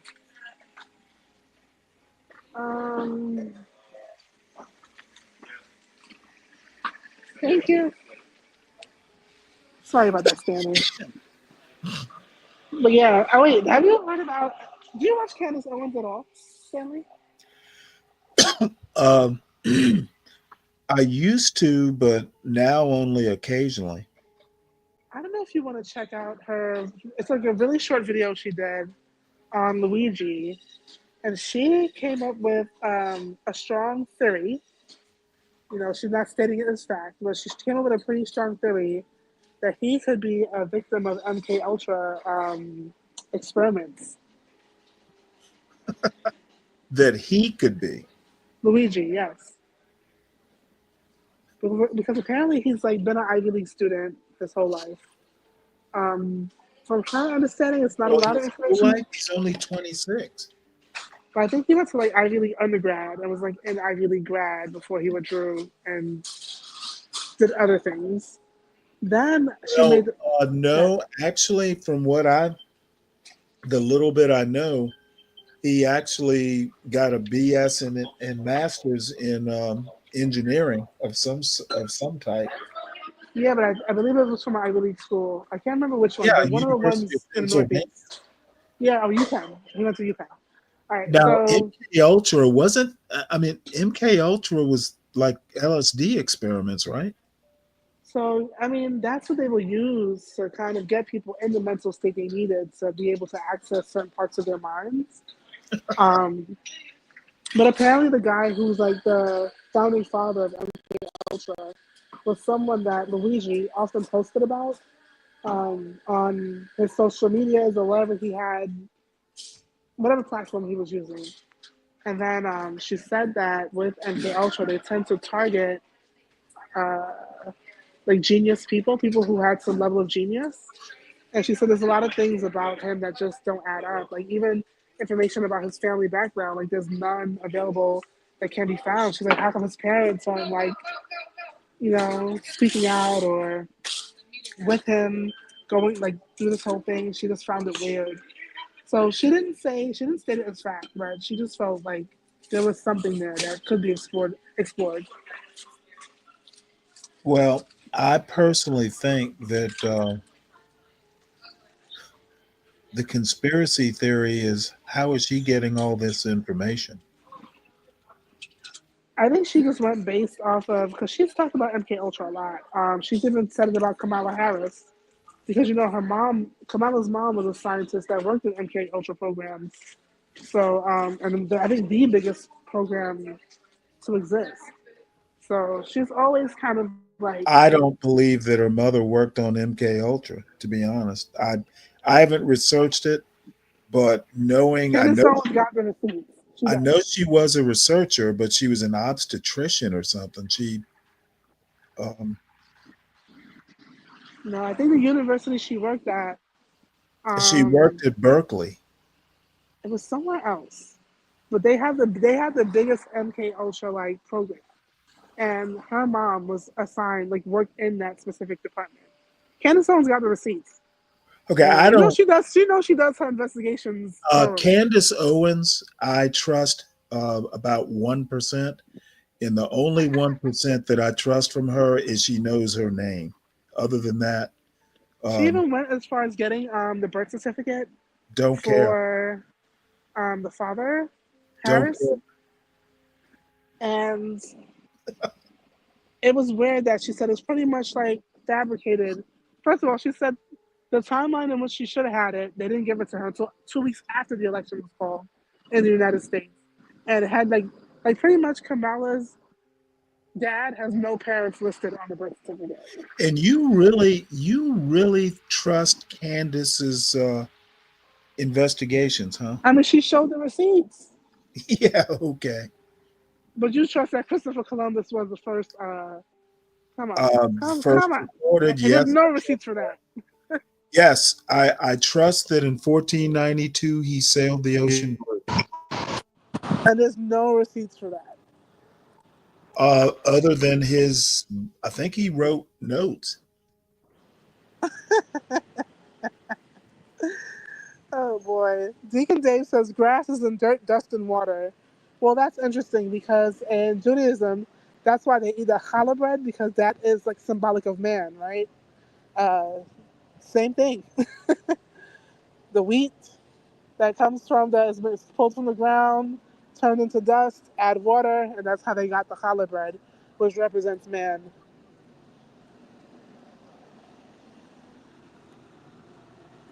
Grass. Stanley, you're funny. What? I think you're funny. Like you literally make me laugh, and I'm not Well, joking I about that. Like I you, enjoy being a source of entertainment.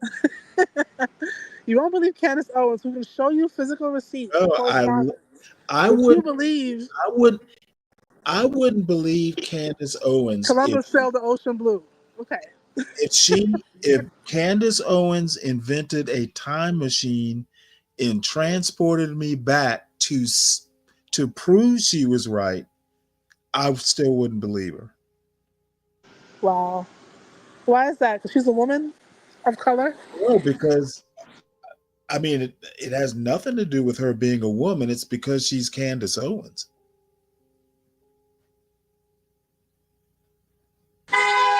Oh, so it's because she's a She's first of all, she's a Catholic. You can trust her with that, and it's I because don't. she's a conservative. think she is a converted Catholic. Is there a difference? Yes. Well, how can you be born But Catholic? number one, Catholic converts are more devout than cradle Catholics. So yeah, she's much more devout than I would be. Real Catholic, wow. But no one's a Catholic at birth because don't they become Catholic at like the age of 12 or something like that? Believe me, you're Catholic at birth. Oh, sorry. Let me mute myself. It's I guess what I should say is culturally Catholic. You know, there is such a thing as a cultural Catholic. I don't I would tend to trust a conservative or a quote conservative who has some solid research credentials. She just doesn't. I'm just gonna let it be, Stanley. Well, I that's hear fine. you. I hear you. I didn't bring her up. I never think about Candace Owens. I know. I did. I asked. I mean, my my resting state does not ever, my mind never drifts to what is Candace Owens researching right now. Mine either, but somehow I always end up catching these stories. What's in your algorithm, apparently. It is because I subscribe to her channel, so there's that. Now I'm out. Okay, I'm out now. Well, no, I know Portia likes Candace Owens too. I think a lot of people do.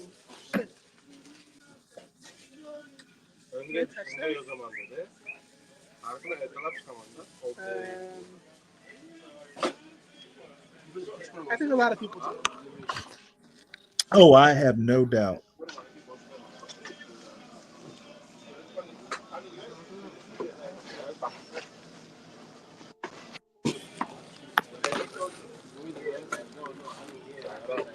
old is Stephanie Mills? She's a singer, right? Oh yeah, uh, she was a singer when I was a kid. Oh wow. Is she still alive? Oh yeah, and looking good. Oh wow. You know who I saw the other day that looks really good? Babyface's ex-wife, Tracy Edmonds, I think her name is. Oh, I know who she is. She looks amazing. And then I was reading because I was being nosy. I'm like, what has she been up to these days? And I don't know if it's true, but someone says she's with Deion Sanders or they're like on and off. Okay. God. I'm not fuck this up completely.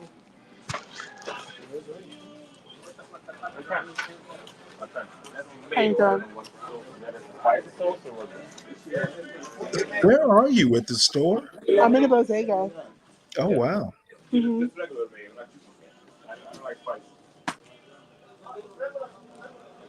This guy's upset because he asked for a sandwich with regular mayo, and they put chipotle mayo, and he was not happy with that. But I have to get my coconut water.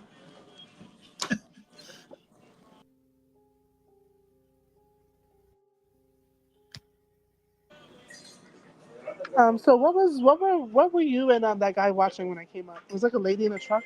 She was stuck in Hawaii. Oh yeah, this she calls herself Agnes Rose. I don't even know if that's her real name, but she's a young female trucker who has a vlog, and every now and again, when there's a new video, I'll watch it or watch an old video. When they pop up. But my one complaint is she has a lot of musical interludes. She'll fast forward uh, point A to point B, and she uses music. And I'm assuming all that music is copyrighted or something like that. So I have to fast forward through all of it. Oh, got it. But she's in a car. She's in a truck, so the music probably helps her out. Well, it helps the video. Yeah. Wait, I speaking of wish you trucking, when is wish you AC? would just do a cut. Oh, or when she edits her videos. I got you. Unless she's streaming live. She's streaming live now. No, I'm asking. I don't know if she edits or streams. I think she edits. I haven't so far seen her live.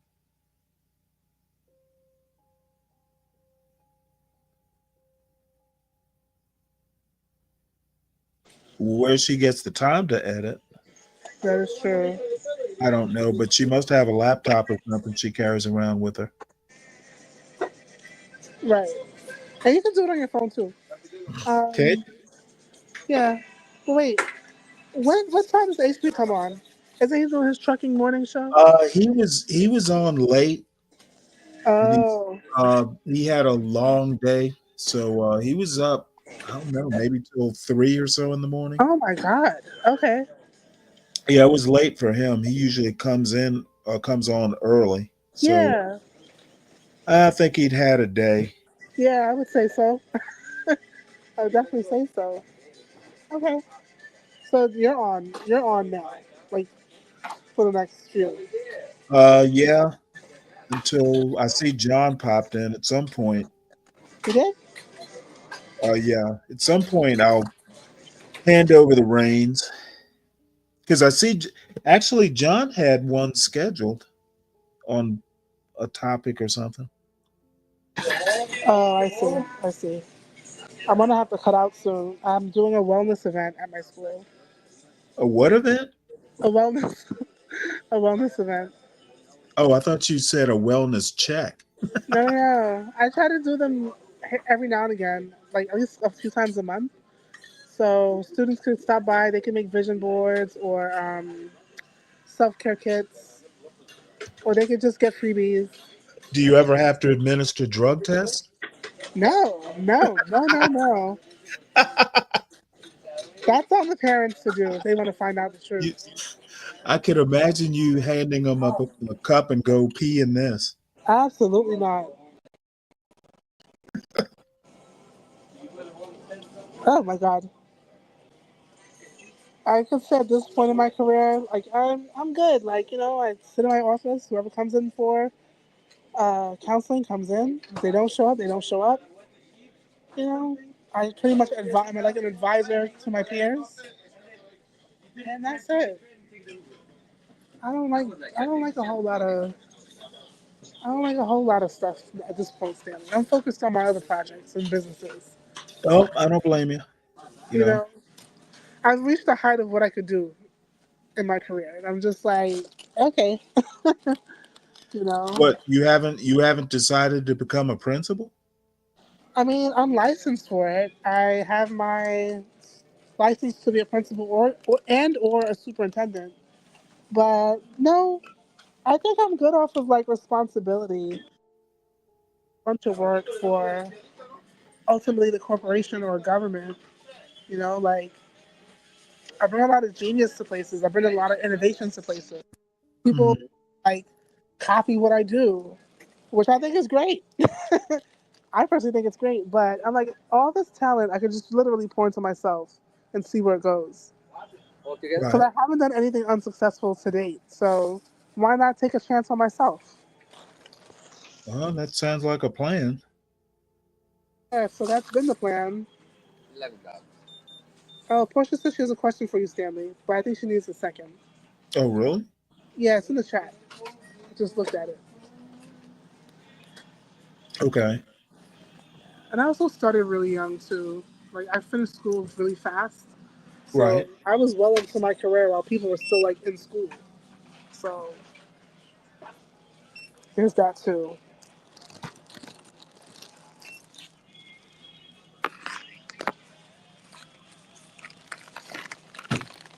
If I did anything scaly, I probably want to open my own school, but it's too much Do government. you know who Ian Rowe is? Who? Ian Rowe? No. Is he from New York? Well, I don't know if he's from New York, but he's Oh. got schools up there. Oh. He's a member. He's like a fellow at the American Enterprise Institute. What schools does he have here? Hold on one sec. Let me find out. I don't know the Yeah, because names of. education I is know. small. We kind of know each other across America, to tell you the truth. Well, he's right there in.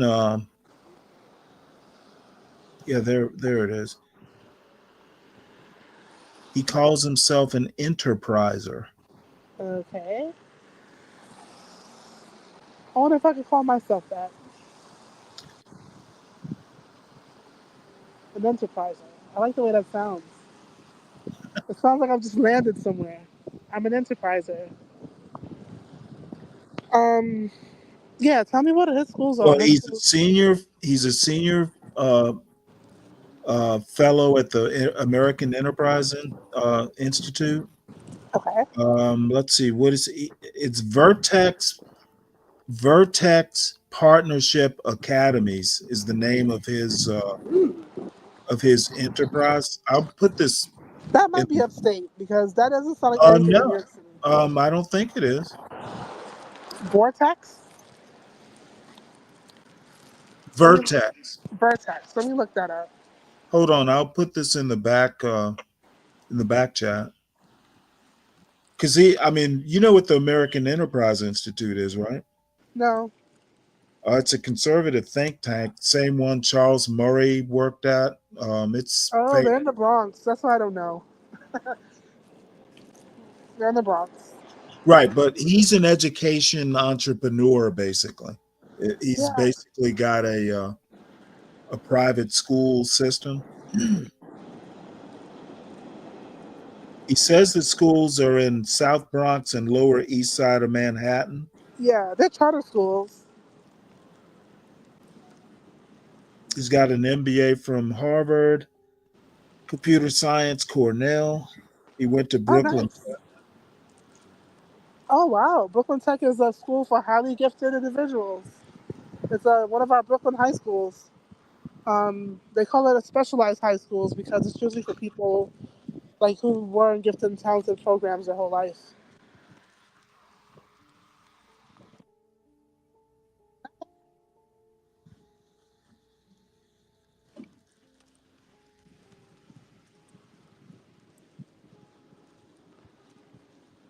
I'm gonna have to look into this. Yeah, well, he when you talked about opening your own school, I thought of it Yeah, but because I that's pretty much what he's done. yeah. Hi, Mr. P. Now, Um, see, aren't you glad you talked to me? I even know, like, I know of conservative education people. yeah, but I don't like schools anymore, Stormy. The government's Contemporary or a over colleague of involved. Glenn Lowry.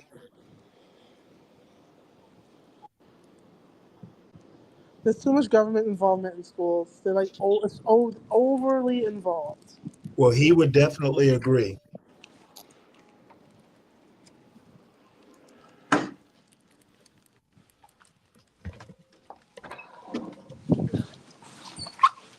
It feels so good to be back inside where it's warm.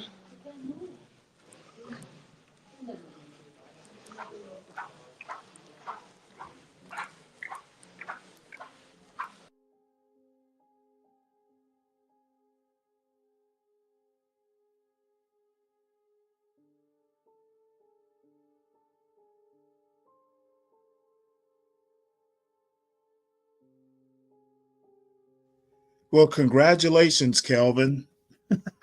You lived to Um, work another day. Black Knight, you went to Brooklyn Tech. Looks like Black Knight went to Brooklyn Tech as well. No, I've never read Ian Rowe Universal. I'm not that much into his education stuff.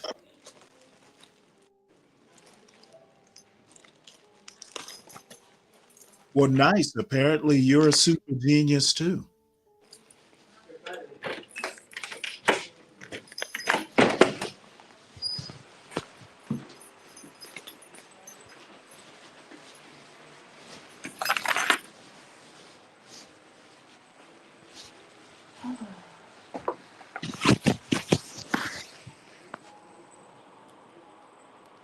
hello. I'm still here. Yeah. So Black Knight went to Brooklyn Tech. Apparently he did. Oh, I tested in, but Said he I didn't want to graduated. go. Hey, did you know Ian Rowe Black Knight? He probably would have been a contemporary of yours, or maybe he'd be a little bit before you.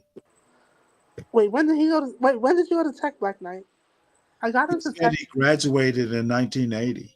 Oh my God, I wasn't even born yet. Okay, sorry, Black. I didn't mean anything by that. I just thought we might have crossed paths.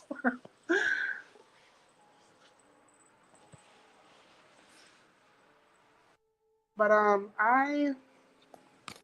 I tested into Brooklyn Tech.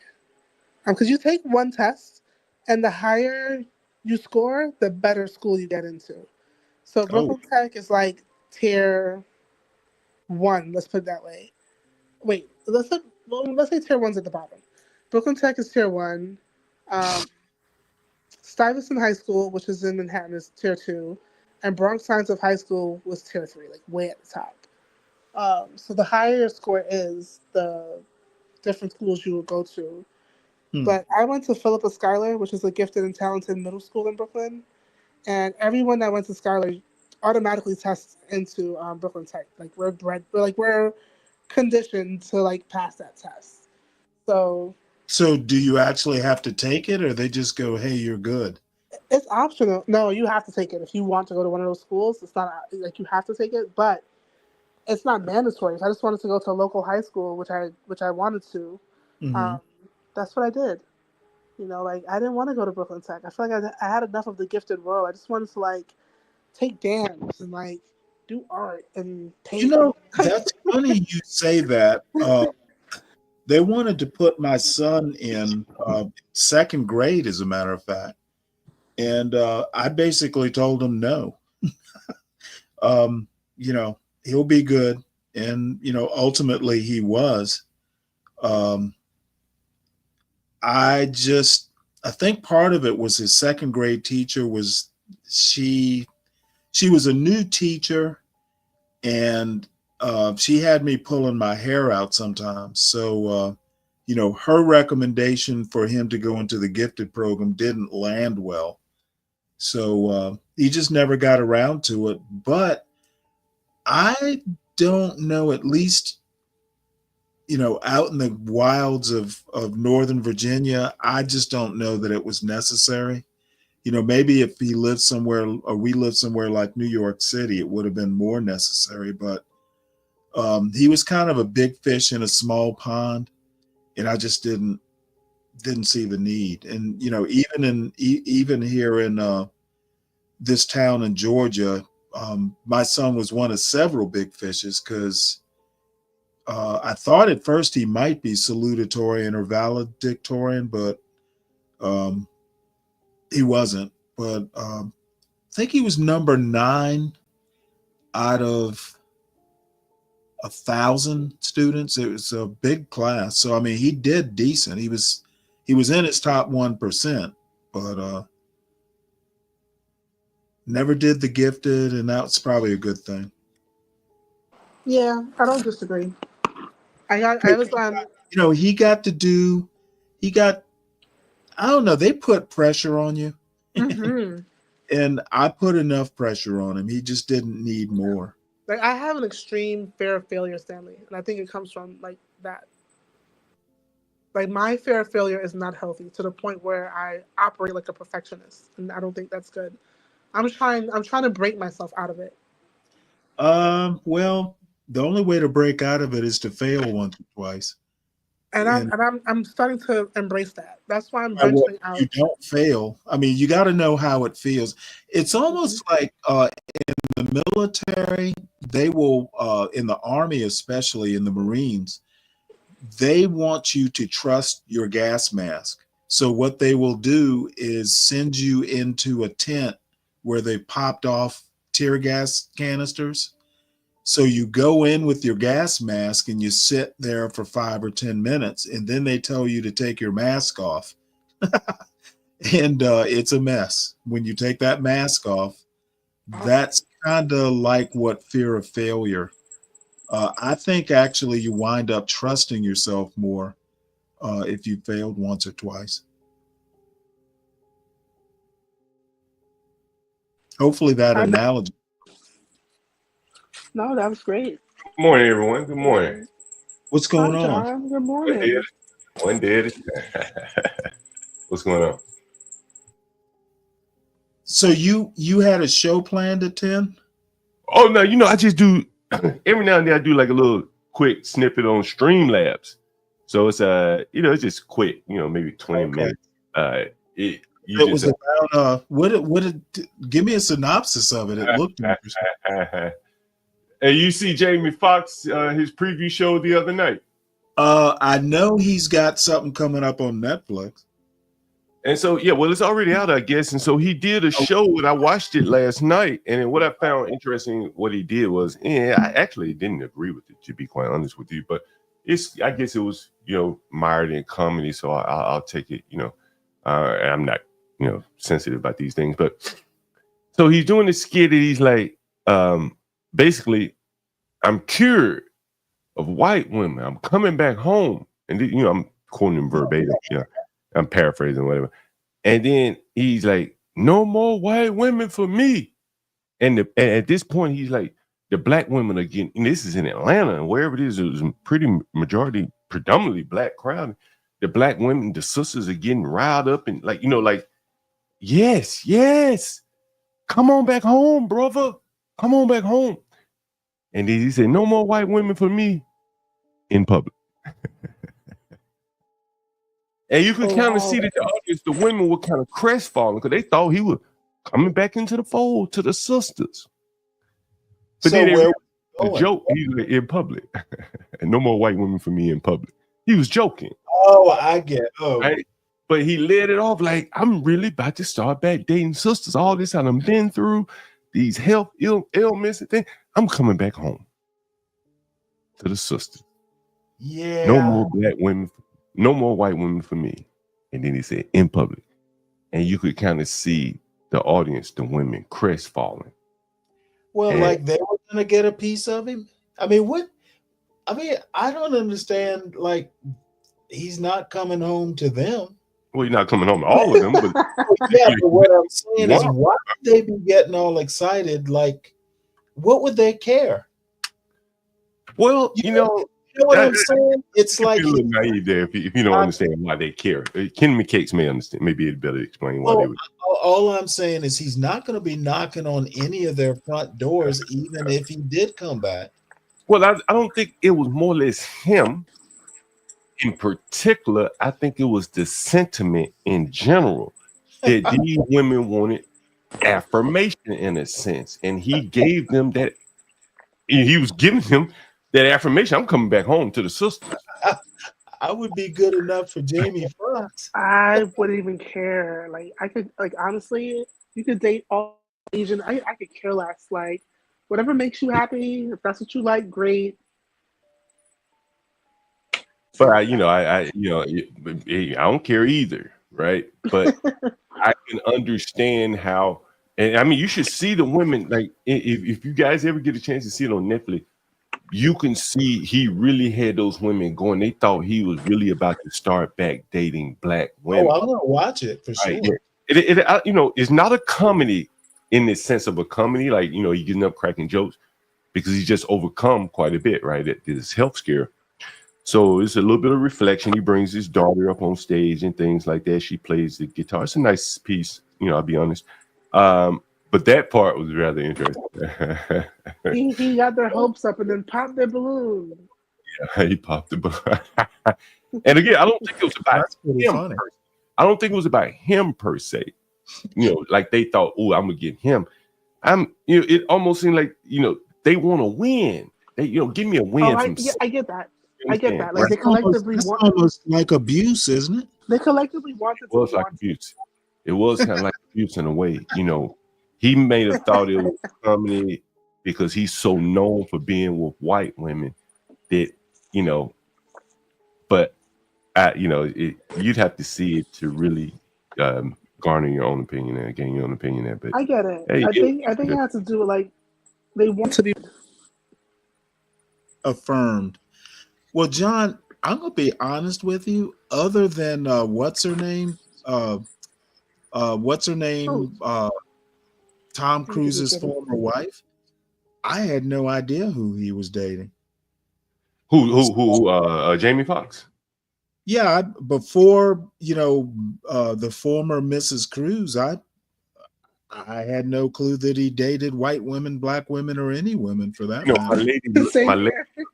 My lady looked up the woman. I mean, it's pretty well known for people that follow that kind of stuff. You've seen some of the women, and maybe the later one kind of hipped you to it. But if you his daughter looks mixed. Yeah, she's mixed too. She came up on the stage in a nice guitar set. But, I just think it's one of those things. So it was rather interesting to me. And then, as I said, my lady friend, she went and looked up his daughter, the daughter's mother. And assuming that was the right woman, I was surprised she looked that way today. But things, people change. Anyway, just rather interesting. Jamie Foxx. Yeah, I hope he takes a rest. I think he's back better now. He seemed to be in good shape. Emotionally, he's probably still overcoming being near death like that. Yeah, but I thought it was a different kind of show. I thought it should have been billed as not a comedy. If it was billed as a comedy, or at least I went into watching it thinking it was a comedy. But I think it was more of a not inspirational, but I don't know. Kind of look back and look forward. Well, he's a talented guy. Yeah, he's very talented. He went through some of the things he's done. Man, the guy's been around a long time. A long time. He's done some very successful things across different, music, video, things like that. Man, right? Very talented. Can't take anything away from him. Extremely talented. Mm-hmm. Yeah, Jamie Foxx is like one of the ones that he sets himself apart from the rest for more reasons than one to me. He can sing, he can act, very knowledgeable in numerous areas. He's a comedian. He's very funny. Like he is like the peak of, you can't tell me what I can't do because I can do it all, and he does it all. Instrumental. He plays instruments. He's really, really, really good at what he does.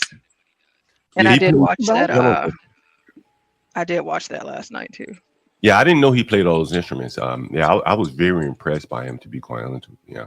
Mm-hmm. Yeah, I didn't know. I'm always impressed by like people that make music and that can play an instrument. This is like taking an extra step. So I was very impressed by him.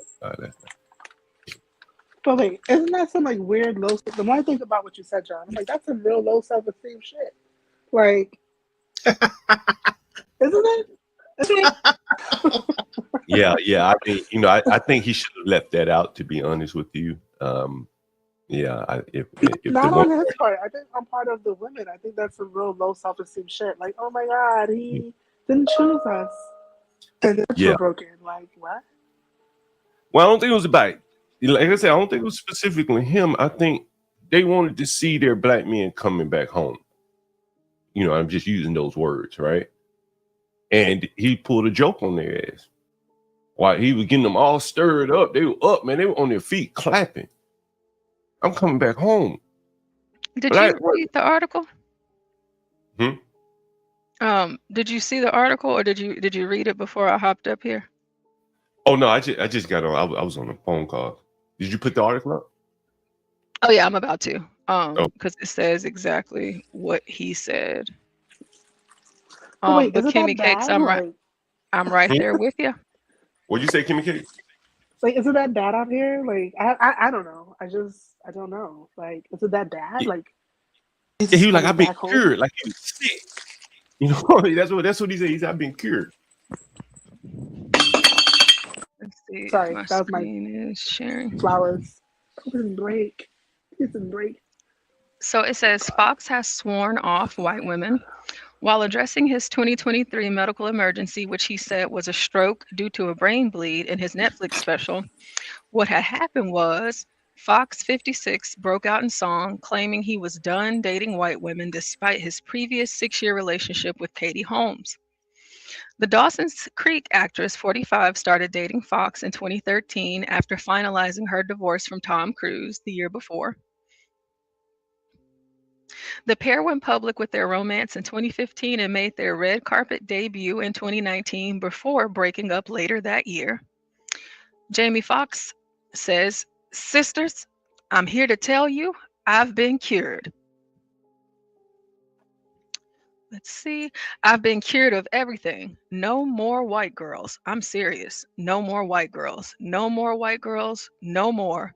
No more white girls," he said as the audience excitedly applauded.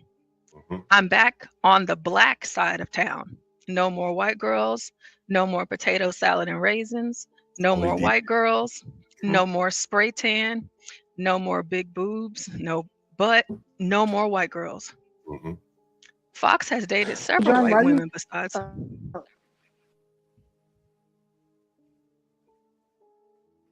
Go ahead, Kimmy. I just wanted to know why John thought he could have left that out. It sounds funny to me. He's a comedian. I think the way it was delivered, it like he worked those people up. You know what I'm saying? Like he was throwing out, potato salad and raisins and spray tan. I mean, the women were up, man. They were, he coming back home, y'all. He coming back home. And Well, no, apparently he said, "I'm coming back to the black side of town." I mean, Yeah. what else could that mean? Black side of town. No more potato salad and raisins. And then Stanley, he do just you dropped. think it was a cruel? Yeah, I think it's a little cruel. I mean, he could have said everything, but that coming back to the black side of town. I mean, how do you come back from that? Right. And then that is very specific. I didn't hear you, Kim. You're kind of low. Go ahead, boy. Oh, nothing. I'm just taking pictures. This is one. Right. Go ahead, boy. Fox has dated several white women besides Holmes, including his daughter's mother, Connie Klein. The duo began a relationship in 93 and welcomed Corinne in February of 1994. In 2005, Fox was linked to beauty queen turned actress Layla Arcieri before welcoming his second daughter, Annalise, with Kristen Granis in October 2008. He also dated Haitian-born Real Housewives of Beverly Hills star Garcelle Bouveau between 96 and 2001, but his long-term romance was with Holmes. Now, I never knew that they dated, but I guess for the white folks, they had to say Real Housewives because, of course, I'm like, oh, that's from the Jamie Foxx show. While his comedy audience liked the white woman bit, not everyone on social media believes he'll stick to it. Interesting. It took a stroke. One person reacted, Jamie funny as stuff because he's lying like hell. I don't believe him, but I'm going to mind my business. Jamie knows he's lying. These are comments from social media. Fox's dating declaration isn't the only one he made during the what had happened was set. The comedian also opened up about his medical emergency and addressed accusations that Sean Diddy Combs was reportedly responsible for his hospitalization. The Oscar winner shared that he had a brain bleed that led to a stroke. April 11th, I was having a headache, and I asked my boy for an aspirin. I realized quickly that when you're in a medical emergency, your boys don't know what to do.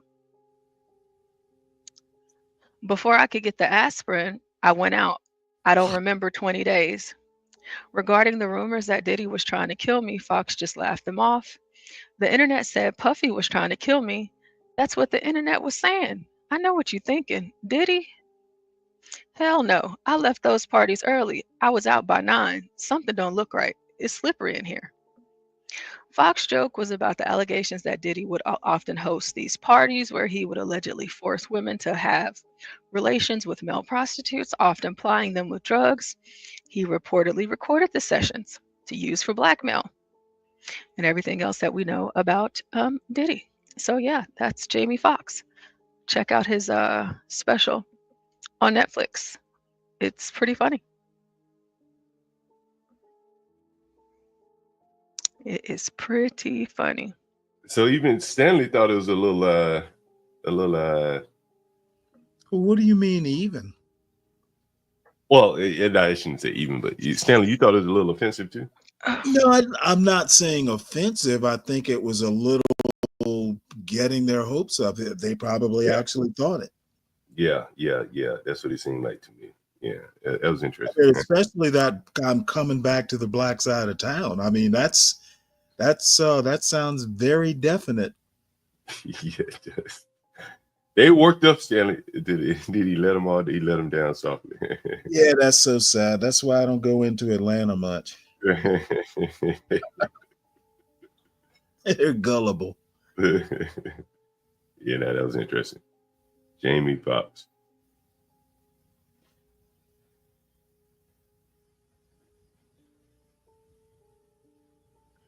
Portia, you had a question for me?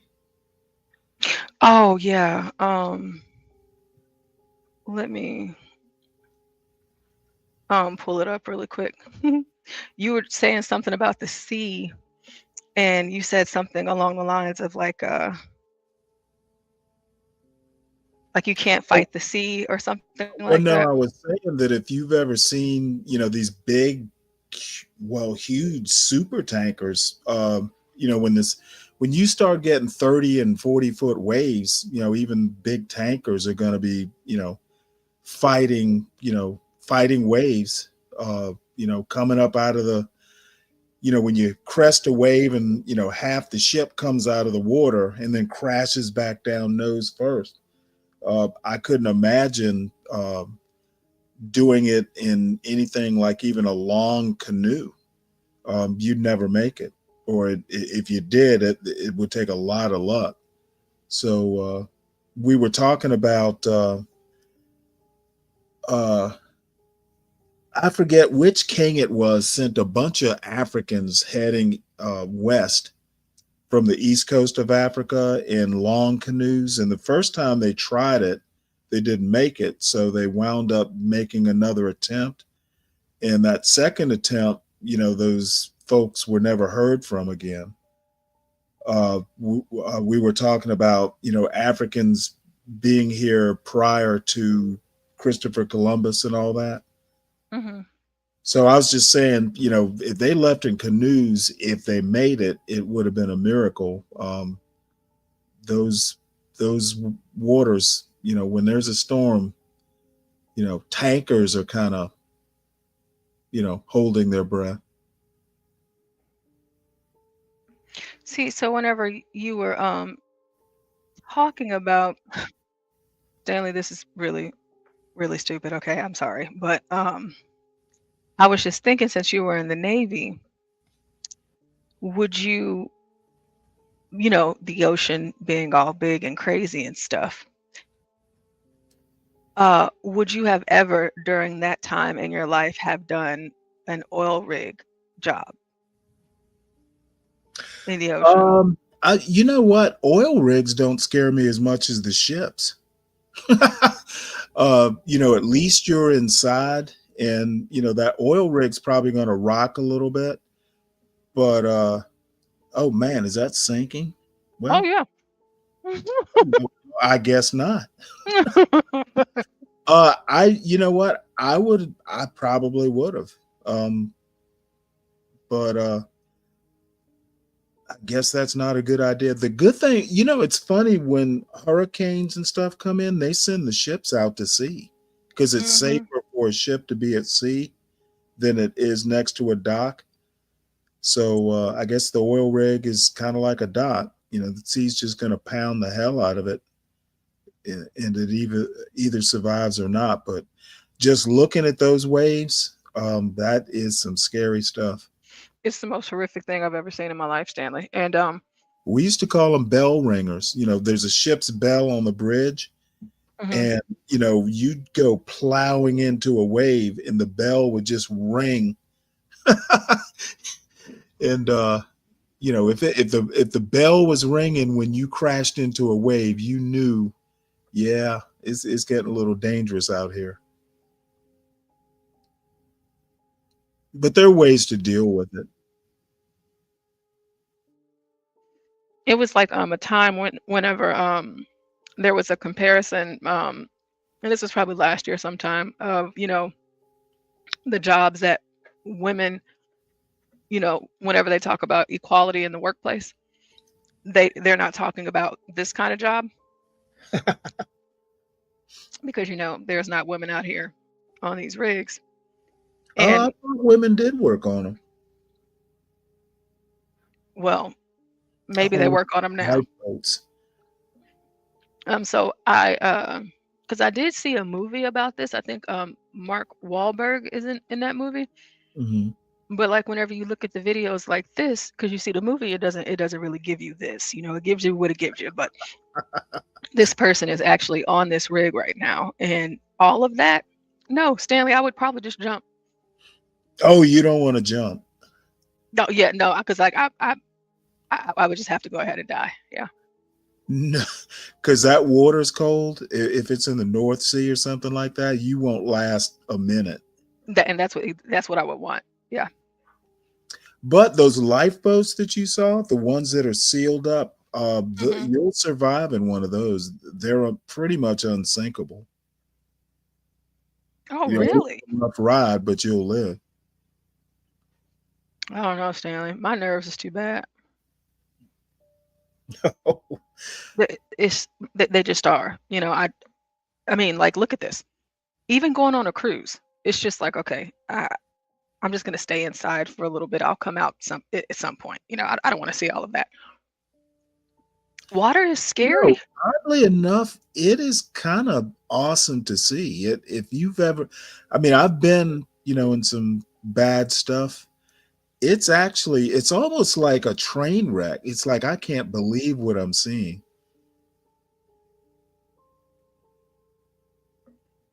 And Yeah. it's really weird when you can feel the screws on the ship come out of the water because they start over speeding. It makes a weird whirring noise. And yeah, it's scary, but Navy ships, you rarely hear of ships sinking. It's usually they'll hit rocks or a reef or something. Ships usually don't sink, just because of bad weather. Yeah, well, that's nice to know. I believe that we've come far past the Titanic. Well, the Titanic hit something. You know what? If I you nearly hit an forgot. iceberg, all bets are off. Yeah, I guess you have a point there, Stan. It's just this job is so crazy to me. And Yeah. like seeing See, the guys like do the job, it's like, what is wrong with y'all? But somebody has to do it. Somebody has to do it. You ever seen the video how they make those things? How they put them together? That's amazing. Yeah, John, I have. Amazing.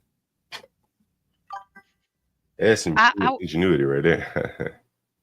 I got into like whenever you fall into the abyss of YouTube, I fell into the abyss of making the oil rigs, getting them in the water, and making Navy ships and releasing them into the water. And I'm like, you know what? This is just insane. This is amazing. All of the manpower it takes to do this. And we don't even know. We don't even know. Well, Stanley knows, and you know too. Well, I don't even know. I mean the divers and stuff going down there. Diving and welding is a different world. I actually had a chance. He tried to get me to be a Navy diver, and I was like, no thanks. But look at what this guy's doing. Mm-hmm. Is that not insane? This stuff, it just is so interesting to me. And it just blows my mind because it's like somebody does this job. Oh yeah, they get paid a lot of money to do it. They sure do. They get paid a lot of money. Yeah, that's just one of those things, Everything ain't for everybody. Sam says, I love any type of building videos, especially ships and trains. Yeah, I like watching that stuff too. I like watching them build dams. And I also even like with the lighthouses. Have you ever seen like the lighthouses whenever the waves hit them? Yes. Gosh. Never been in one though. Yeah, no, Stanley. Let me see if I can find one really quick. Wave hitting lighthouse. And with the lighthouses, it's only one person. And I'm just like, dude, not me. Mm-mm. There's other things that I could be doing. And it's not this. And like it seems like they never fall. Oh, they definitely shift. I'm like, how can it withstand all of this? Look, you can't even see the lighthouse anymore, Stanley. It's gone. It's gone. Where is it at? Now watch. Now watch. It's like nothing ever hit it. Yeah, okay. Take that. And all of those people standing right there. Oh, that makes me think about that one girl that was on vacation and the waves were high like this, and she decided to go and do some yoga on the rocks. Oh my And God. she got washed away. Yeah. You know what? Actions have consequences. They do. They do. This is true. I mean, in the Navy, they don't even send sailors out in weather like this. It's like, you know what? I remember once we hit a storm. We just got into the Mediterranean from clearing the Suez Canal, and I was officer of the deck, and we hit this big storm. And one of my pieces of equipment were flip down antennas on the fantail of the ship. And usually we lower them when we were receiving a helicopter, landing a helicopter. So we landed a helicopter before the storm, and my guys forgot to flip that antenna back up. So, so we're going through the storm, and I get a call from the aft lookout. Well, sir, the antennas are gone. And I'm like, what? They're gone. So I called my chief. I'm like, you didn't have them flip those antennas up? So I forget how much those antennas were, but they were like $100,000, some ungodly amount. And it was negligence. We didn't flip them up. And my captain Yeah. was too pleased because you got to report it. Yeah, that's crazy. There's none too pleased. So that's what storms do. They just wash away stuff eventually. Not this lighthouse. Oh, not today, but Yeah, no. it's gonna Like go. you see the guy right there, Stanley. Yeah. He Oh, so he's he's crazy. just yeah he's just standing right there. And Well, now he's you on know the he's on the lee side. He'll actually be okay. yeah Stanley. I don't my nerves. This is That is making me crazy. anxious. And look at him. He just standing there. Shoot, that might be the safest place on that platform. It's like go inside and shut the door. No, believe it or not, maybe you want to be on the inside of that door, but that's probably one of the safer places because if it all topples over, he'll probably survive there. Oh wow. You see, and this is the number one. So this one is supposed to be the worst one. So what is the person shooting the film with? Is he in a helicopter or Yeah, something? he looks like he's in a. Yeah. You see the Yeah, I see helicopter the propellers rotor. at the top. Yeah, right. Mm-hmm. Well, I can't believe they're out there in a helo in this wind. Yep. They're getting all of this great footage for everybody. Yeah, it Yeah. must be dangerous for a helicopter to be out there in that level of wind, That's right? that's what I'm thinking. Damn. Mm-hmm. That's to stay on Lighthouse top of workers. that. What do So, lighthouse workers do, by the way? they I flash the lights for the ships. I would think there's a lot of maintenance to them. Mm-hmm. But beyond the maintenance, what is it? What does it do? Are they still active? Yeah, they still have lighthouses Oh everywhere. yeah. But I mean, are they manned lighthouses? I thought they were. Yes. I would think so. Yeah, John, like so lighthouses, they are manned. There's usually just one man, one person in there, and their job is to flash the lights for incoming ships. And even in some instances during hurricanes, whenever ships are out at sea, they are responsible to shine that guiding light in the event something happens with like the coordinate system, or Wow. just to guide them to what is it called whenever to landing or docking, or to guide the people there, the Oh, the the captains lighthouses? of yeah. Oh yeah, they're nav aids. Basically, it's funny. You should be able to see them at a certain distance, and they're basically navigation aids. And There you go. they do get used. I mean, ships do actually look for them and all that jazz. And chart them, and yeah, they're important. I'm surprised you didn't know about that, John. Well, I didn't know they were manned. I was reading something about them a few years back. But yeah, I didn't know all of them were manned. That's interesting. There's some that aren't, man. Yeah.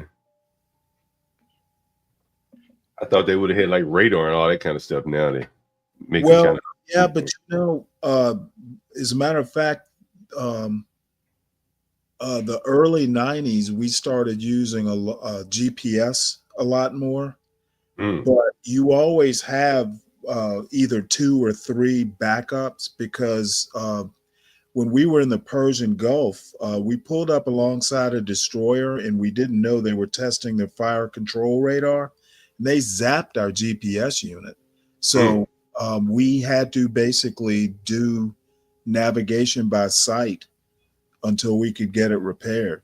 So, And when you say they zapped your GPS, what do they mean? They just knocked it all out like a jammer or something? Fire control radars are real high intensity. They shoot like, well, they're almost like energy beams. You know, these energy weapons. Yeah. Stand in front of a radar, you'll fry. Yeah. Wow. Yeah, Okay. they're highly, like, they shoot out, all that stuff is radiation, microwaves, and so anyway, it got fire control radars are high intensity, and our GPS, you know, for some reason or another, the GPS was in the path of, you know, what they were testing. Damn, that's amazing technology. Yeah, you that's why lighthouses there, even with the GPS, you're still charting by hand. The Navy still charts courses by hand on charts, mainly for records. You know, all that stuff gets put away and you know, in archive.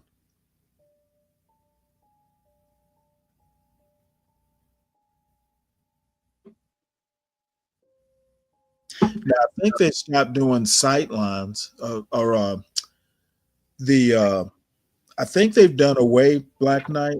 I don't think they do sun lines or anything like that anymore. They stopped teaching it. They might still teach it to quartermasters.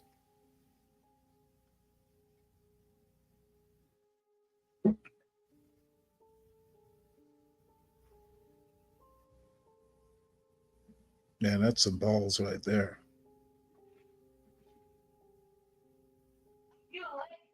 John and Stanley, y'all climbing it? Not unless I have to. I wouldn't be afraid to climb. I'm not really afraid of heights. You know, as long as I'm harnessed in. Yeah, I'd have to have two harnesses. Mm-hmm. Yeah, I'm not doing it. So, you know, that's just me. I don't, you know. I were paid to do it and I just had to do it. Like, you know, it's the only job I can get and I need to feed a family. Yes, I would do it, but it would have to come to that.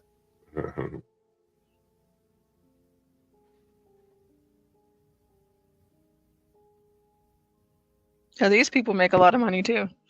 Oh, I knew someone who painted those. They have to paint them.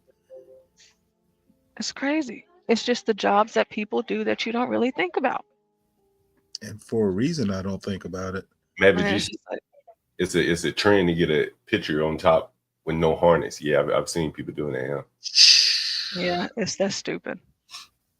Somebody was showing me the other day a guy doing was it El Capitan rock climb with no harness. Basically, he did it free, whatever it is. And I'm just like, man, that dude is crazy.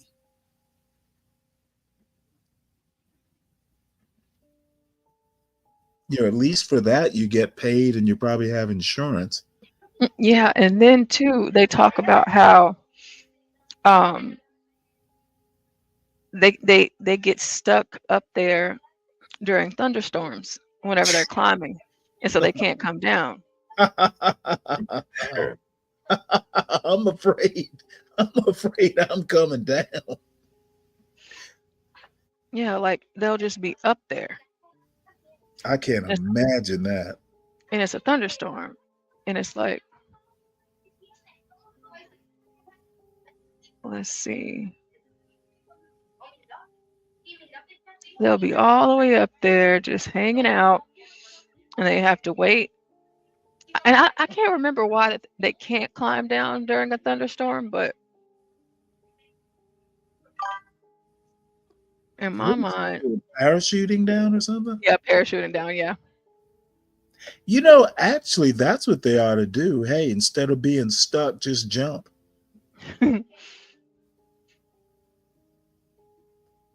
Let me see if I can find.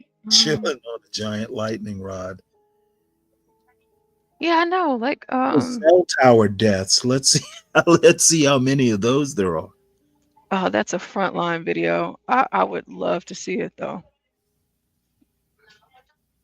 That they have to do a special on it means it's not good news. Maybe if we put the picture up. No, I can watch it on my own. Let me You give know, you I a link. would have Click back never up. thought they'd make a video called Cell Tower Deaths. Yeah, because a lot of these kids, it's like trending, Oh man. and it's like and these people they go up there and they're doing these little trends and stuff. Like here, this video it says illegally climbing 1,200-foot decommissioned radio tower in Texas. Like, so imagine if it wasn't decommissioned, any tower, and you're climbing it and you get up there and you mess something up and people are out of. Not only that, but all those electronics, I'm sure they have to tag it out or, secure it so none of the, all that stuff is high energy stuff. Mm-hmm. You'll fry or Well, get here's burned. a video about a tragedy. So let's see what this tragedy is.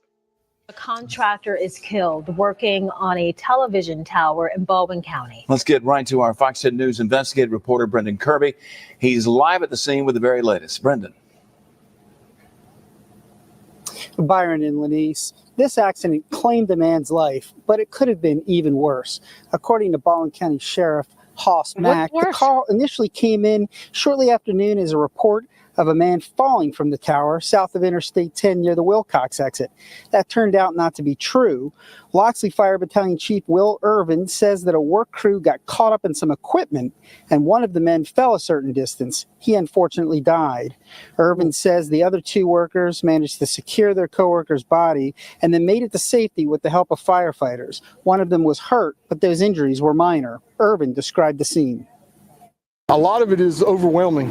Okay, so who do we need? Where do we call? So luckily, we had the first couple guys on scene recognize that. That's our big thing, is to get closure for the family and to also make sure that all our responders go home. We got there as quick as we could. We don't make that distinction. The big thing is to be safe, and that's why it took so long. These things are not quick moving scenes. We take our time because we don't want to get 1,500 feet, or I think this one they say was closer to 1,700 feet up in the air, and not have a good plan and a good idea of what we're getting into. The technical rescue team was from Escambia County, and meanwhile, teams from Mobile and Foley stood by on the ground as backup. Now, Sheriff Mack was withholding for now the name of the man who died, pending next of kin notification. Now, this operation featured participation from some 13 different agencies. Reporting live in Baldwin County, Brendan Kirby, Fox 10 News.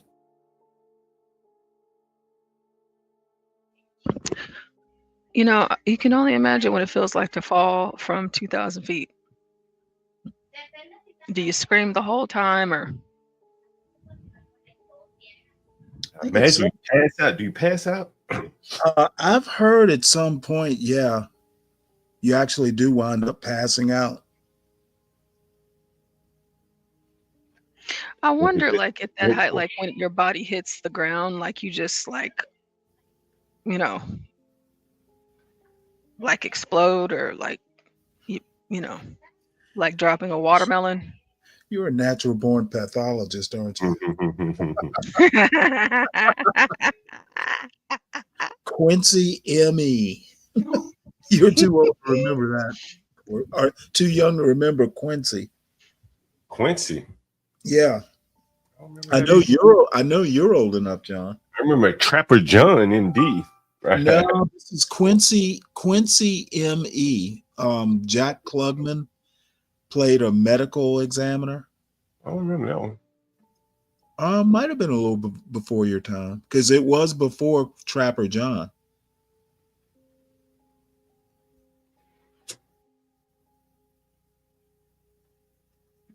But basically, it was about a medical examiner. You know, all the adventures. It was part detective show, part medical examiner show. Mm.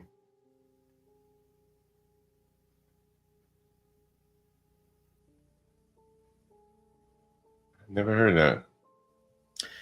Yeah, let's see what years it came on. I want to say it was a contemporary of Columbo, but I don't remember.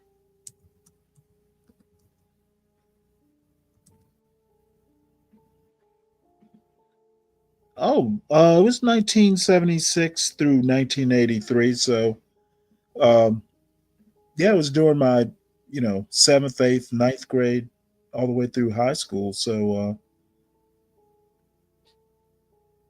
still might have been too young though.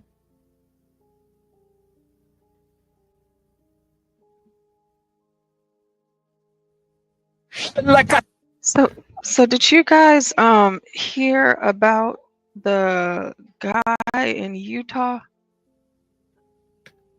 that crashed his car through the dealership window after I saw claiming that. he was denied a refund? The ultimate lemon law. Yeah, so this guy says angry Subaru driver crashed his car through dealership window after claiming he was denied a refund. Says he hit a breaking point. Let's see if I can get this video up here. I mean, the guy he just runs right through it, you know. Oh, hold on, wait, there's sound. Whoa!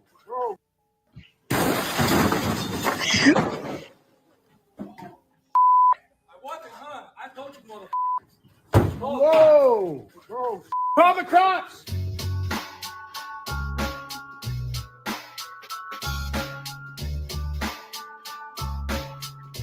Damn.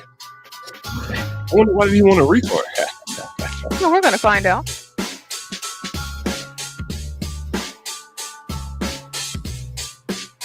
Oh, he got that for 4,000.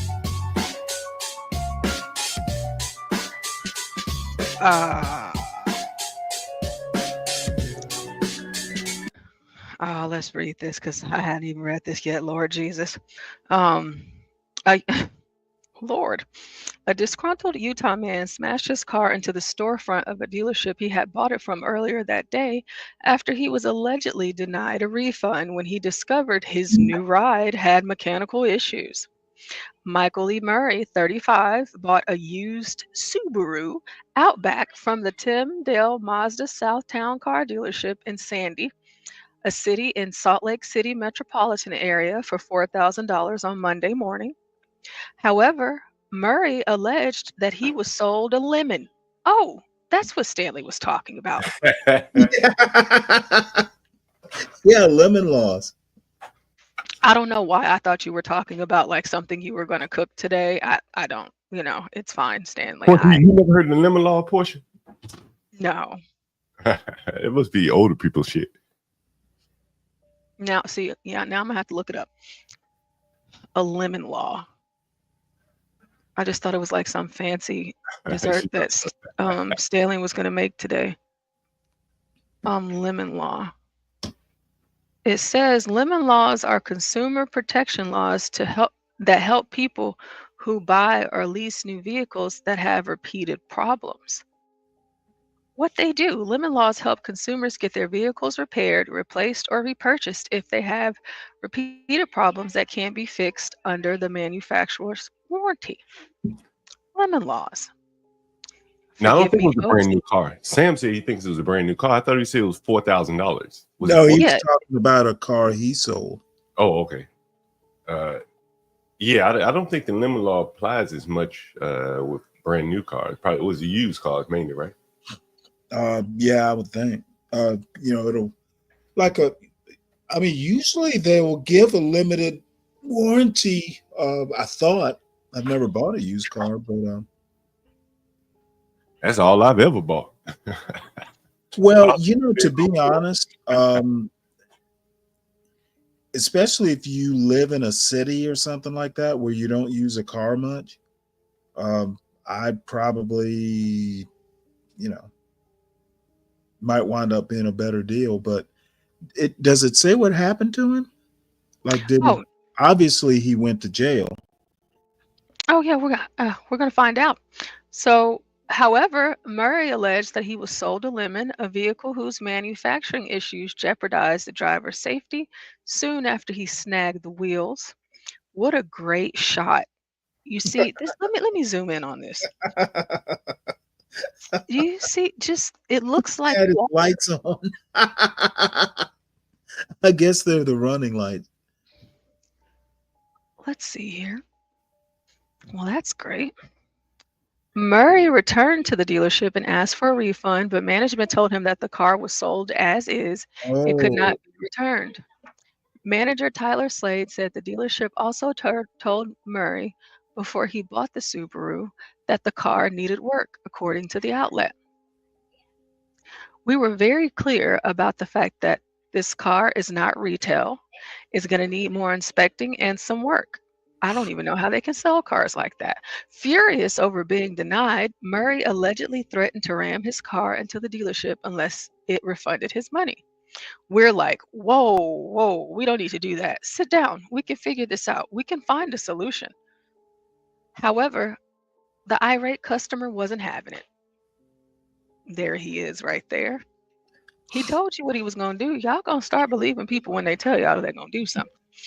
Murray then exited the dealership and got into his vehicle and within minutes drove the vehicle through the front of the building.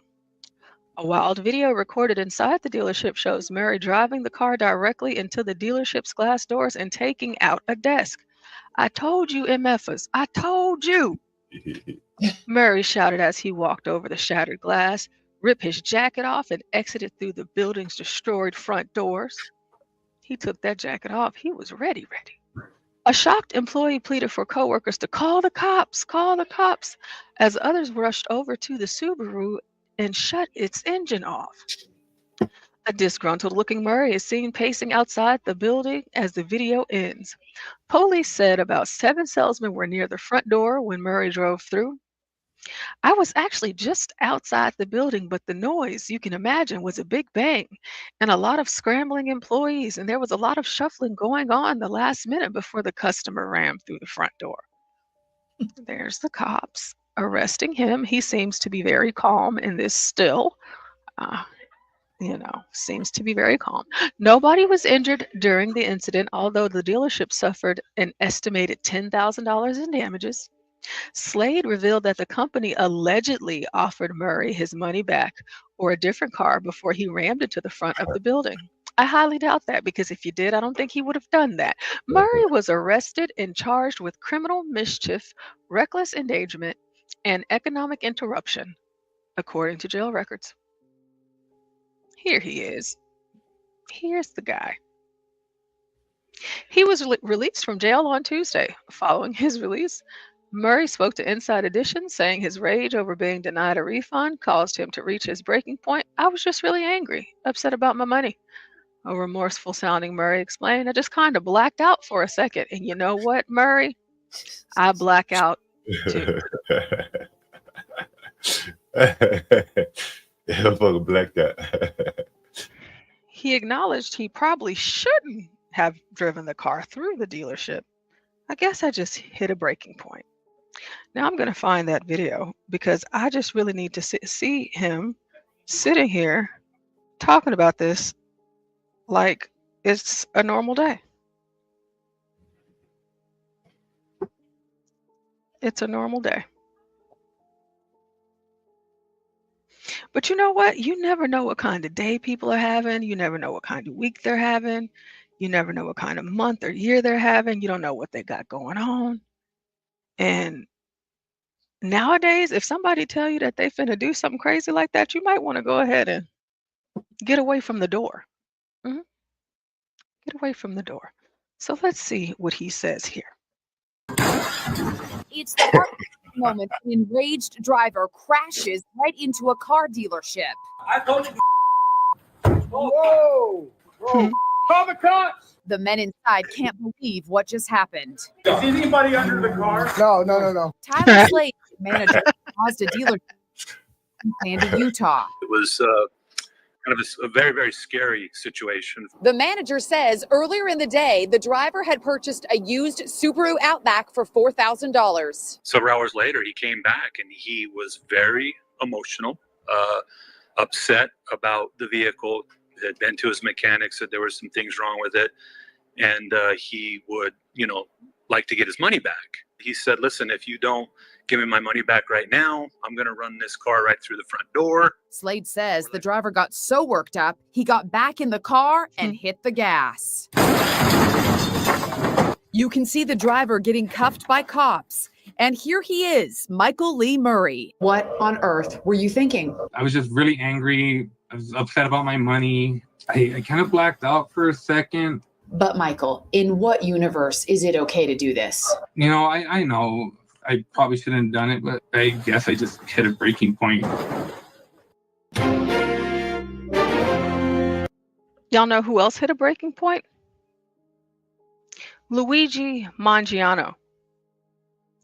And so we know what happened with that situation. That manager should be glad that he's alive today. People are doing this sort of thing, They're taking people out. They are getting them up out of here. Cars are expensive. Even Yes, the used. they are. Yeah, these used cars are they're costing more than a lot of the new ones. So yeah, that happened in Utah. Now I have something that is going to be very ridiculous. I'll be right back, Portia. Yes, but it is very real. And Stanley, I don't know if you've seen this or talked about this already, but you know how Luigi Mangiano, how he killed the CEO of United Healthcare.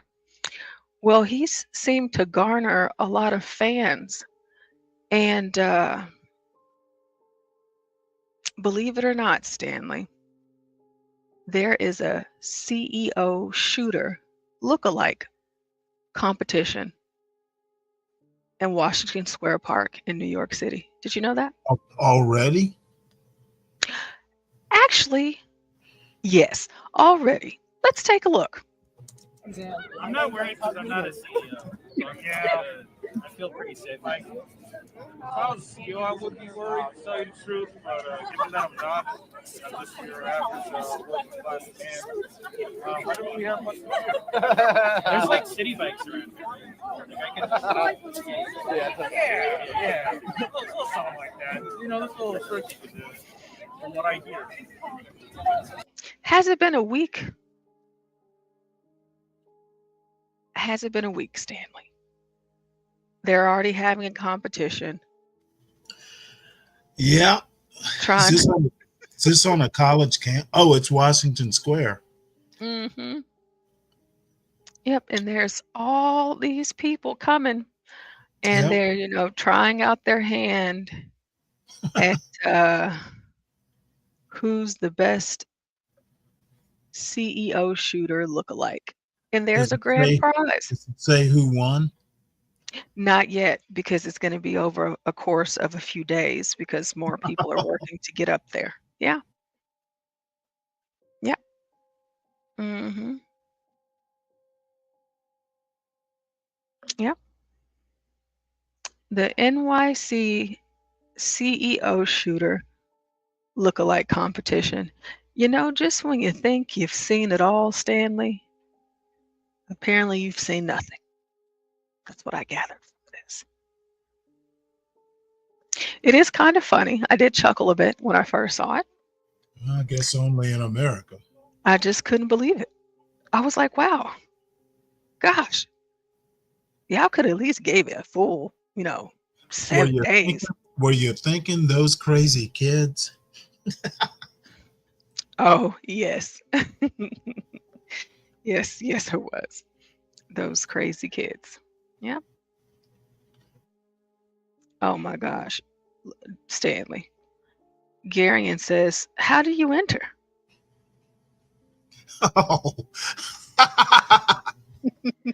Oh, I have a response, but I'm not gonna. It's too soon.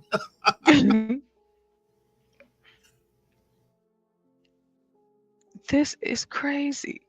Like Stanley, like it's really like let me show you this one. And Gary and I will let you know how you can do that. But look at this, Stanley. Like these people are going all out for this. I just wear a green. Steal his look. I just have a green jacket. Look, it's what it said on the bullet casings. Yeah.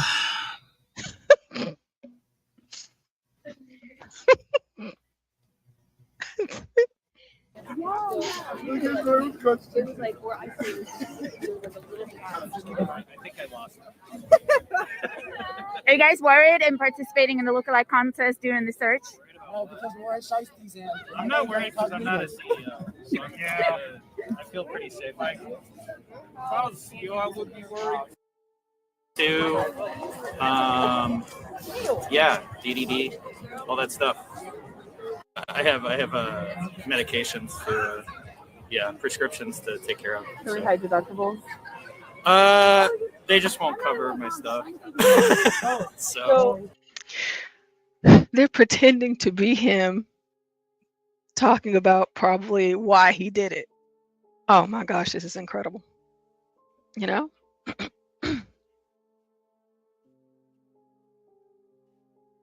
Yeah.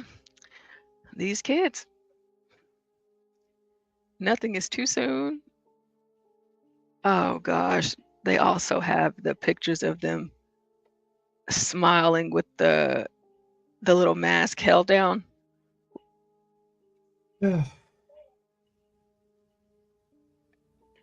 Yeah, so Garion, the way that you compete is all you have to do is show up. It started yesterday and it ends on Sunday. And in Washington Square Park, it starts at 1 p.m. every day and it lasts for roughly 2 to 3 hours. And there is going to be a cash prize. They are raising money on Cash App right now for the number one winner, and people will be able to enter and vote for their grand pick. And we'll find out who won that competition on Sunday the 15th. I have no doubt you'll win.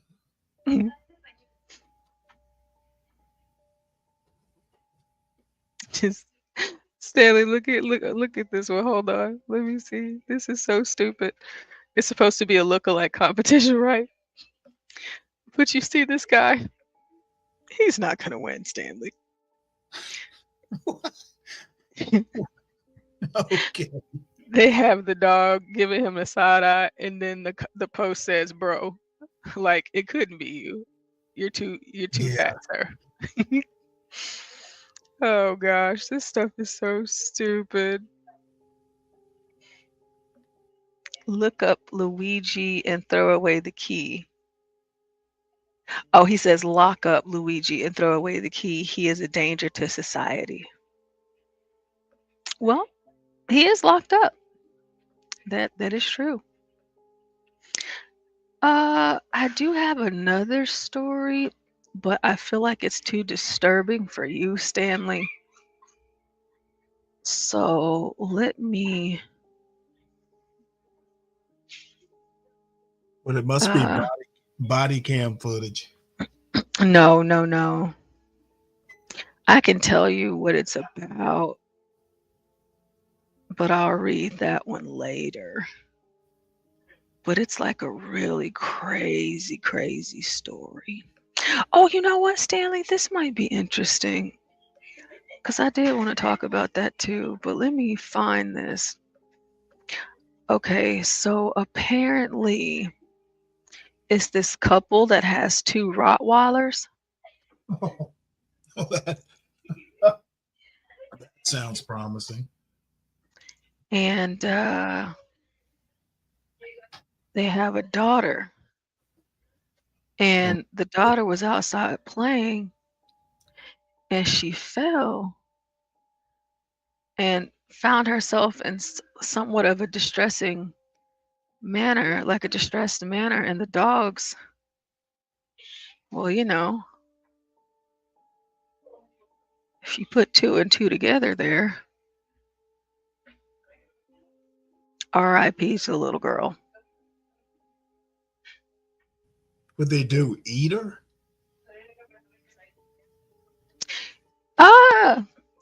You know, they, you know, they tore her up pretty good. They were her own Rottweilers? Pretty good. That's crazy. So Usually Rottweilers are actually pretty good family dogs.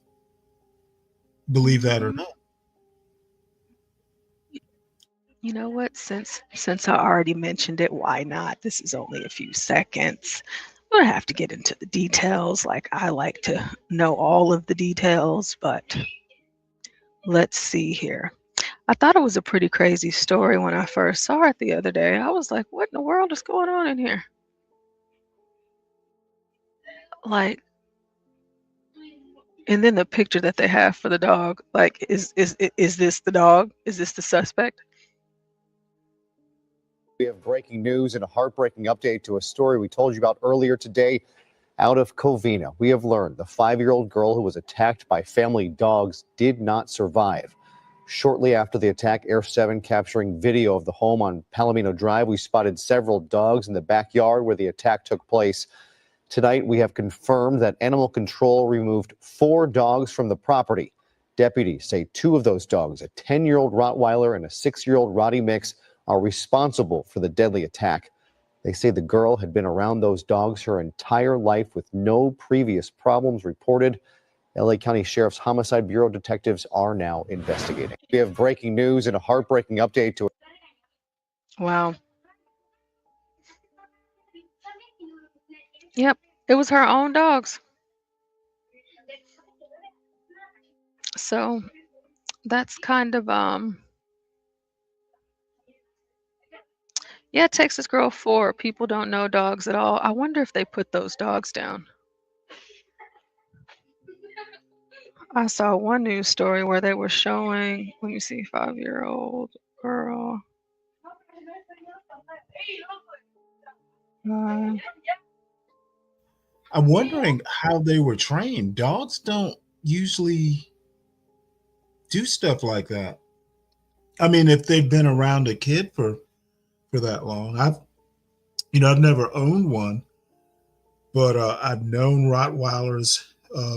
Once they become attached, they're more protective than anything.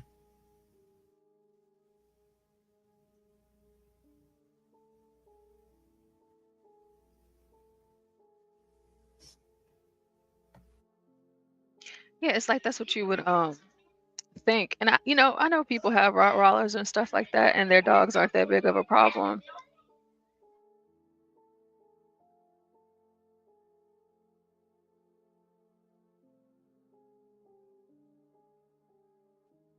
Sorry, these kids. Jesus Christ. Is dead But after the dogs attacked her this weekend. Happened at a home on Palomino Drive in Covina. Deputies said the 2 dogs have been around the little girl her whole life, adding there were no red flags with these dogs. Eyewitness News reporter Leticia Juarez spoke to shocked neighbors. It's a tragedy. I feel for the people. Residents of this tight-knit West Covina gated community are in shock after a 5-year-old girl was mauled to death by her family's 2 dogs. Neighbor Ann Evans was home and thought the dogs had attacked another neighbor. At first, we thought it might have been because they had said something about the dogs getting loose, that it was someone in the neighborhood other than that. And then when we heard it was their own child, you don't think about anything other than what happened. Air 7 was over the scene on Palomino Drive Sunday afternoon as animal control and deputies were at the home. According to LA County Sheriff's Department, deputies responded to the home following a 911 call. They say a 10-year-old Rottweiler and a 6-year-old Rottweiler mix attacked the child in her backyard. Despite efforts to save the child's life, she died at the hospital. I just feel horrible for that family, and I honestly feel like it's Christmas time. I think they have like another child, and I just can't imagine that my worst enemy. Like, this is absolutely horrible. Allison Cuevas lives on the same street, but didn't know the family and was unaware they had Rottweilers. Everybody walks their dogs. I've never once seen Rottweilers walking around, so I was like very, very surprised that there was even Rottweilers. However, some neighbors were familiar with the dogs. Evan said her husband encountered the dogs on their property and informed the homeowner who leases the property. She says the family was new to the community, moving in over the summer. The people are fine. It's just the dogs kept, every time you go outside, they bark. Investigators say the girl had lived with the dogs, along with 2 other dogs, all her life without any prior incidents.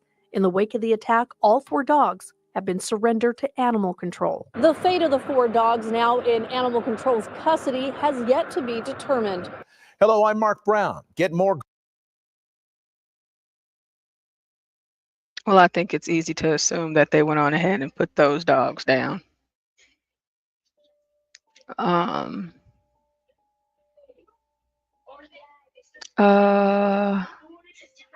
Texas girl says these people had no idea how to have a Rottweiler. Daniel Nixon says 4 dogs. Why? Should have been 4 monkeys. Daniel, let us know. Texas girl says very strong and intelligent. They must be dominated by all members in the home.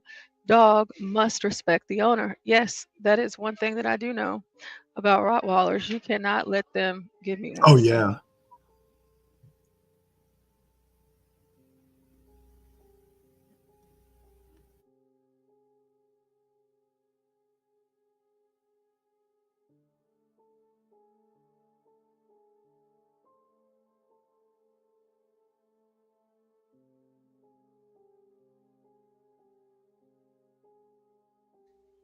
Jesus, sorry.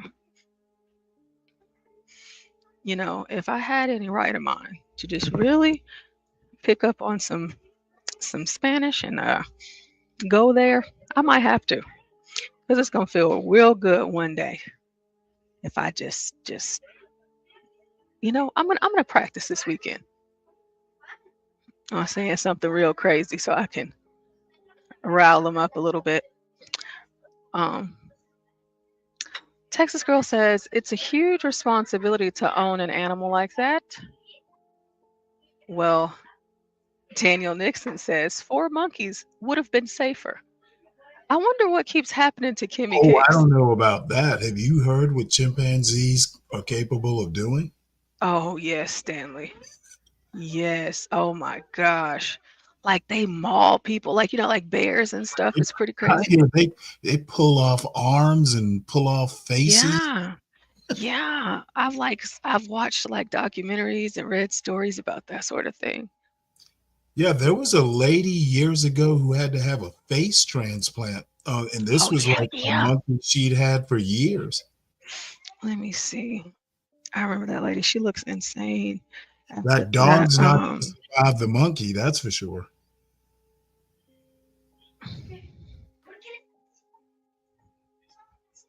Of course, it depends on the monkey. I mean, like a chimpanzee, dog's not going to survive that probably. oh god.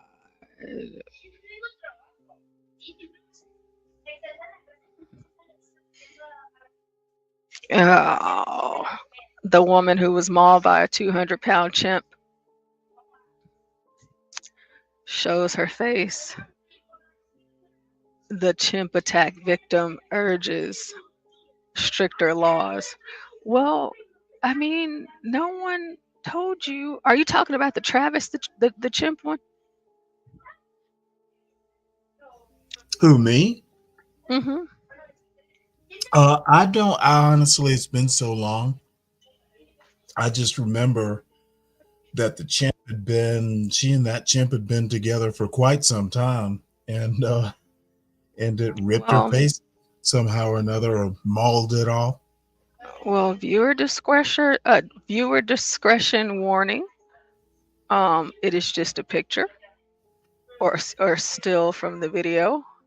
I won't put her on the main screen there, but the Travis the chimp, he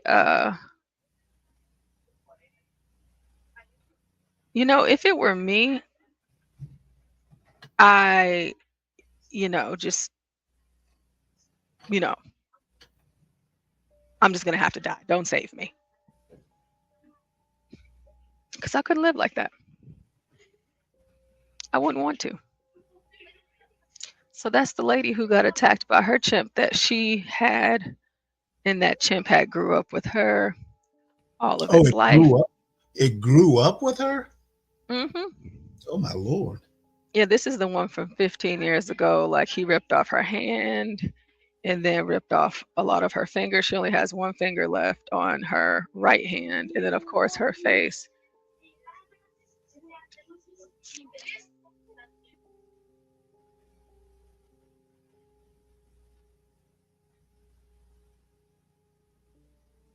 Yeah, I know they're strong enough to rip off arms and stuff.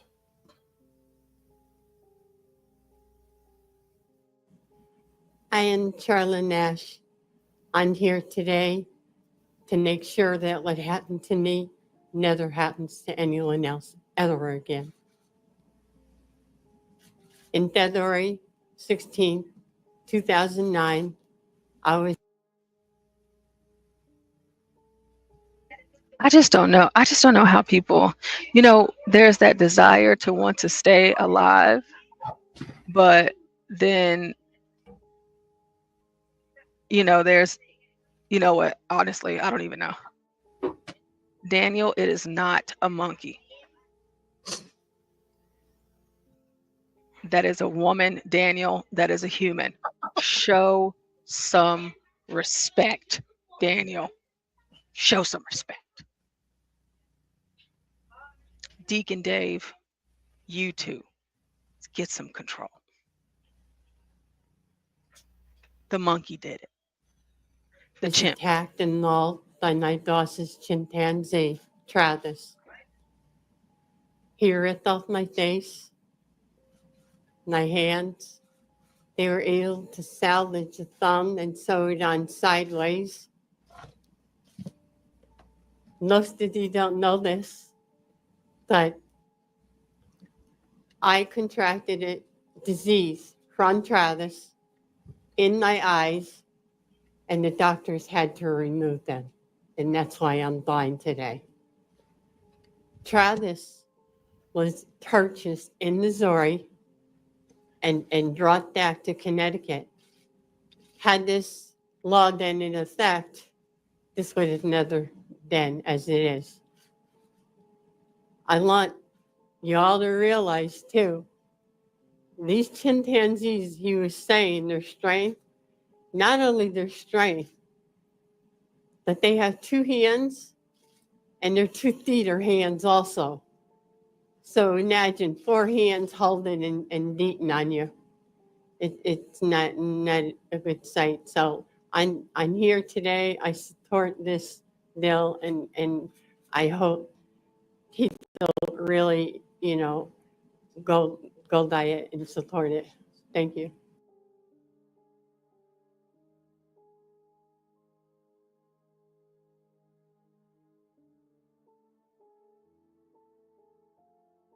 Yeah, so chimpanzees, just like bears, just like some dogs, if they're not properly trained, you can find yourself in a very unfortunate position. So be careful around animals. We don't want anything to happen to anybody. We want you to stay safe. Now, she did mention how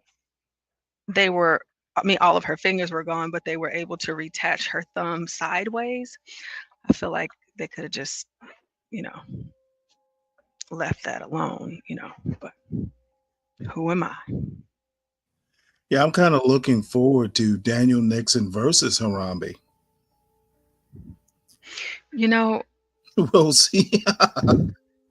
We'll see how he's that been, gosh, Stanley, I don't even know if it's been a year and a half or 2 years or however long, but Daniel always says Harambe, always. And it's just funny every time because it's either Harambe or he inserts monkey into everything, and it's so silly. It's so funny to me.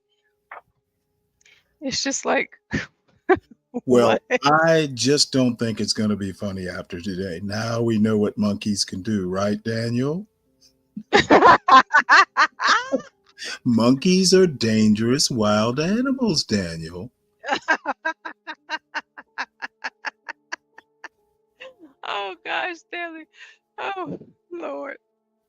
Can't we get you a safer pet like a hamster?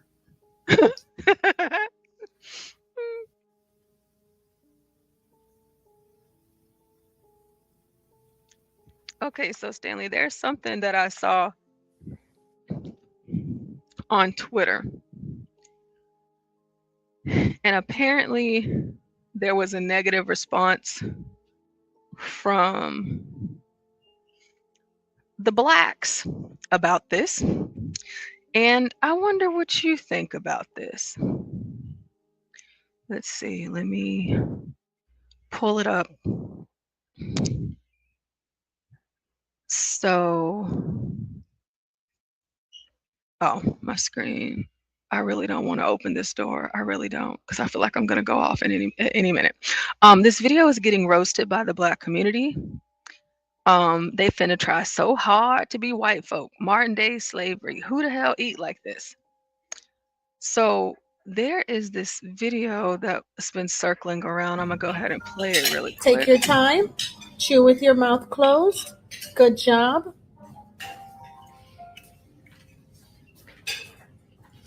Chew with your mouth closed. Take your time. Chew first before you cut again.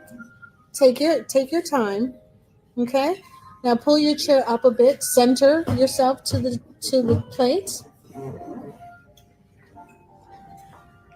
Take your time. I need that handle in the palm of your hand. That's too big. I need you to cut that again, please. Because what's going to happen is it's going to be bulging out the sides of your mouth, and that's not eating gracefully. Good job. Good job. Yes, that's what I'm talking about. Excellent job. Good job. So you're dining in the continental style, right? Good job. Remember to lower the knife when you rest it, okay? That's too big, too big. Let's cut.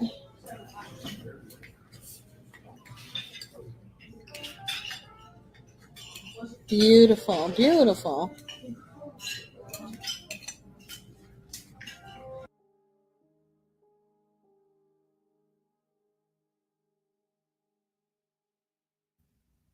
Well, I have to kind of ask, how were they roasting this?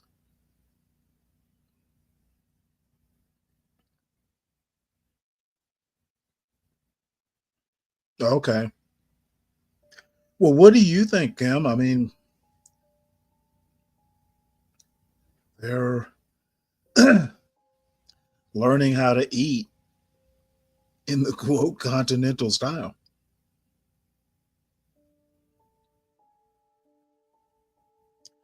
Why would it be punishment?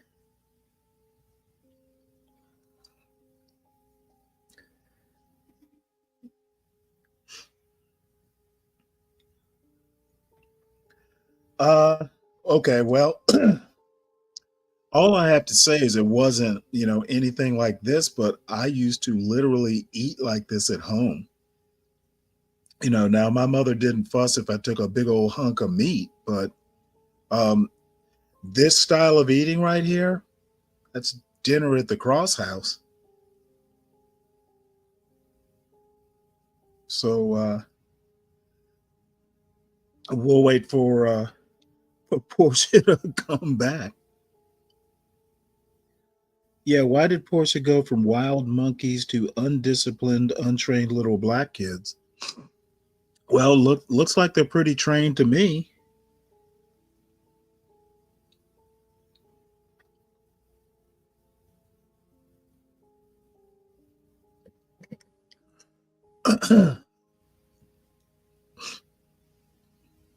I'm going to assume no one was trained to. This is like table manners, didn't y'all? This is how you learn table manners. I didn't get like trained at a school or anything like this, but it was pretty. How do kids? You have to train your kids. It's called home training there, Mavid.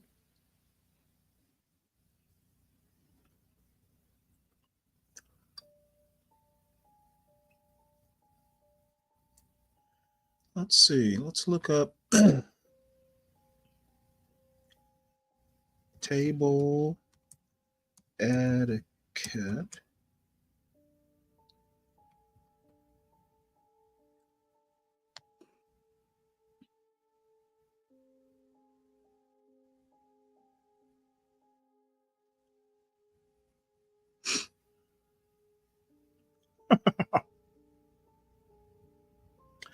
Well, there's a whole YouTube thing about table manners.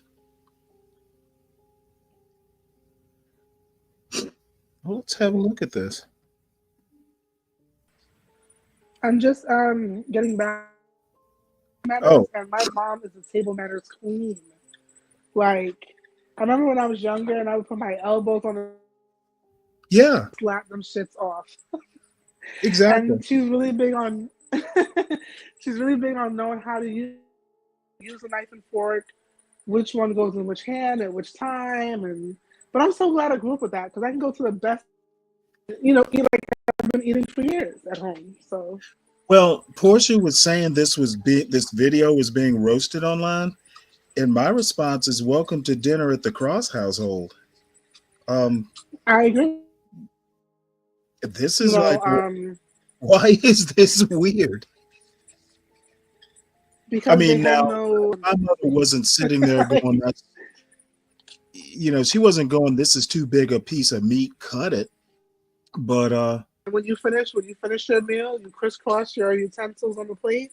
no, Like no, there's a no. whole. We took the dishes to the sink and My mom said, "Well, that's more so when we're going out.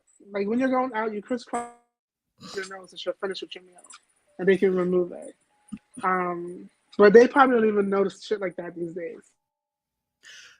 Well, you know what? The thing is I'm assuming at some point you'll be at some banquet or you'll have to take an important client out to lunch or Exactly.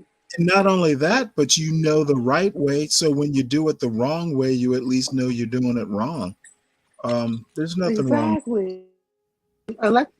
Eclectic Element says has been learning etiquette mostly made me less tolerant of others. That is so true. Why aren't they barbecue? BBQing cats in the backyard. This is oppression. I don't Yeah. even think I understand. Or As a cat person, I don't like that. yeah, I never took an etiquette class, but my mother taught me how to do this sort of stuff. That was your etiquette class there. Yeah. So well, Portia may be busy, but I actually just went out on YouTube. There are tons of these things.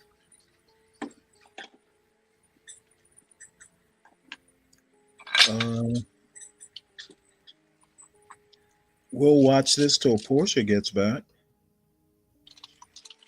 Yeah.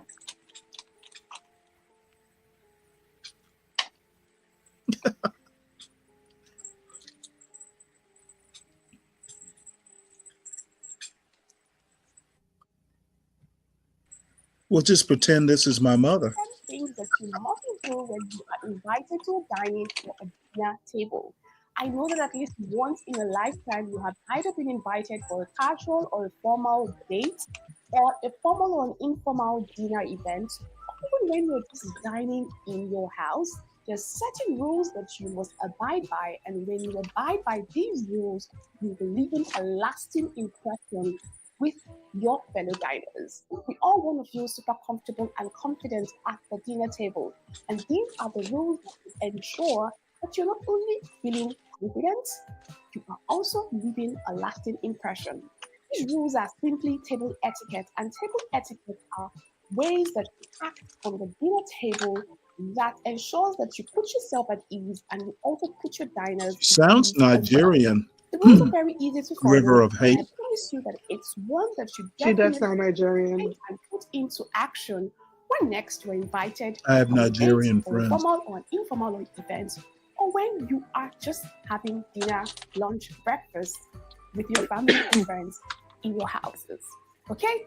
All right, so I'm just going to go right into the rules, and I hope that you put these things to work. So I had initially planned to film this at a proper restaurant, but Hello. I wasn't able to follow through with the You logistics over there smoking involved, chronic, Stanley? considering the period that we are in. And so I decided to do a little restaurant style setup in my kitchen just to show you exactly what I'm talking about, a little more emphasis on what I'm saying. But by all means, To be honest, that she had all the silverware and enough stuff for a table setting's kind of amazing. Got the baby fork. Yeah, for the shrimp fork. Yeah, for the shrimp and There's even a crustacean. crab fork. I can't remember if you use the crab fork and the shrimp fork. There are like all kinds of forks. Yeah, the small one is for like the crustacean and shit. The small spoon is for dessert. The spoon with the deep is there was a video. Oops. What I always forget is if the spoons go left to right or. Well, apparently there's a video that Portia was showing before she had to go. She'll be back. That these black kids sitting around the table, and there's an instructor, I guess an etiquette instructor. They're basically having a table etiquette lesson. Apparently, the video got mocked on Twitter.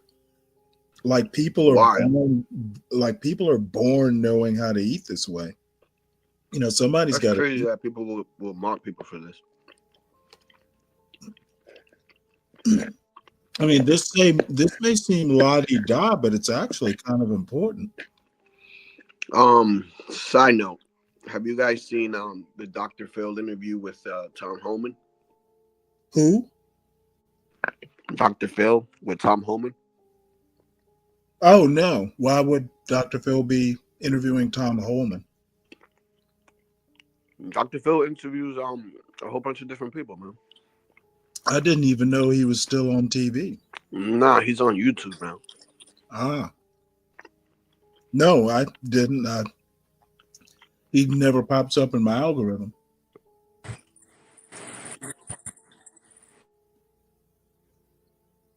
It's crazy, man. No. What's up? Legal migrants, like not illegal. Legal migrants make up at least $100 billion a year in this economy. They do what? They bring in tax money and revenue, about $97 billion a year. And we are well, not we, because I'm a citizen.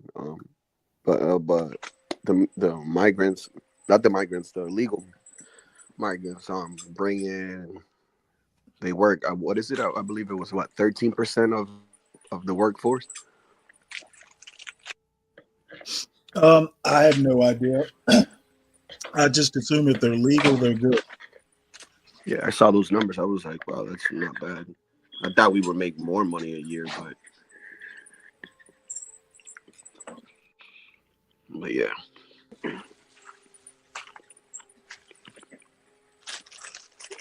Hey, Virgo. Hi, Virgo. Hi, Kimmy Case. Hi, Portia. Hey everybody, what's going on? Virgo. Not much. Can y'all hear me? I could hear. Who's that? Kimmy? I could hear you, Kimmy.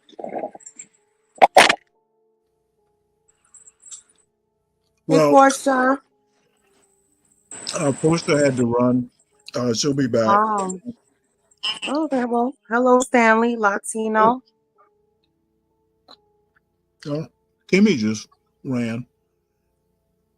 Yeah, the reason we're watching, there was a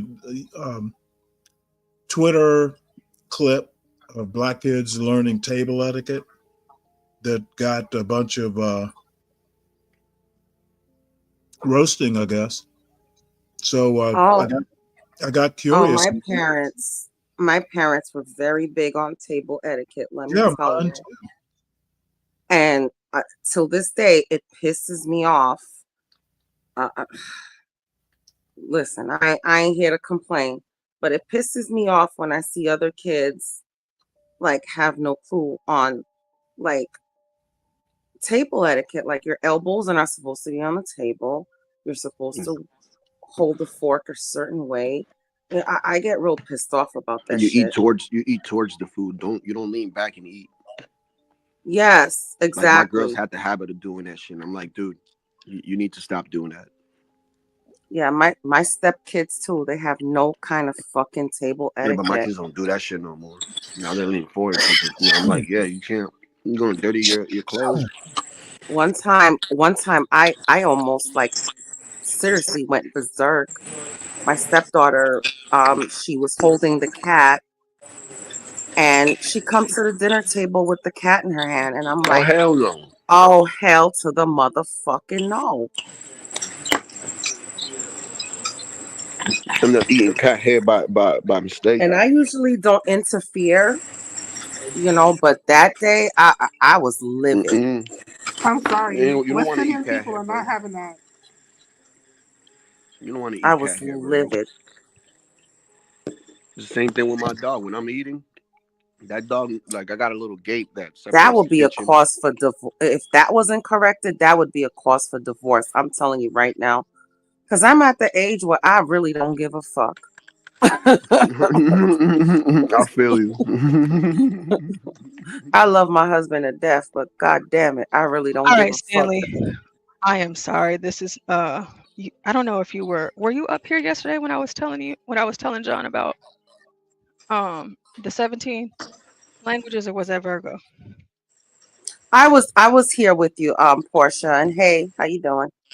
Good. Hey, I had to step away for a second because I had a Is your situation. day going okay? It is now. It is now. Okay, good. I'm glad because yesterday wasn't so great, so I'm glad it's better. Yeah. Just want to let you guys know that I'm back. Hello, Portia. Oh, hey, look at all y'all. Y'all done popped up here. Yeah, so I was telling Stanley about this continental video, the dining style, and on Twitter, why do I keep doing that? On Twitter, the black people were reacting in a very negative way, and it was strange to me. They were saying that they were acting white, eating white, trying to be like white people. They're trying to force black people to eat like this. It's So they want modern them day to eat with their hands. slavery. Modern day slavery. Oh my god.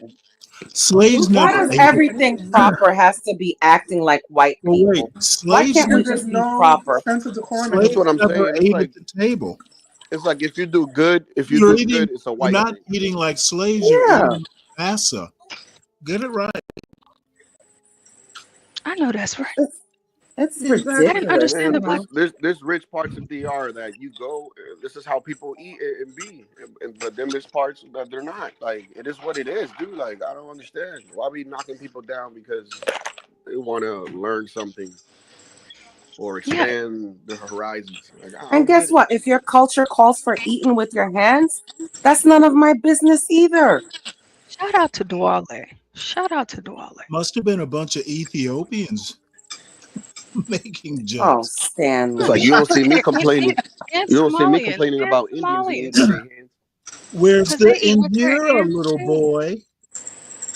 Shout out to Dwale. But you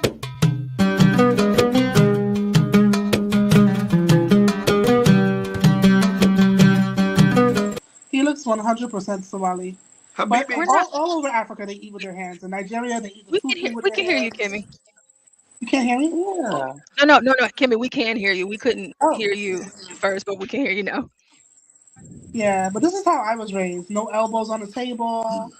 How to set Right? the table, which fork to use, when to use it. Like, my mother cannot stand a lack of table manners.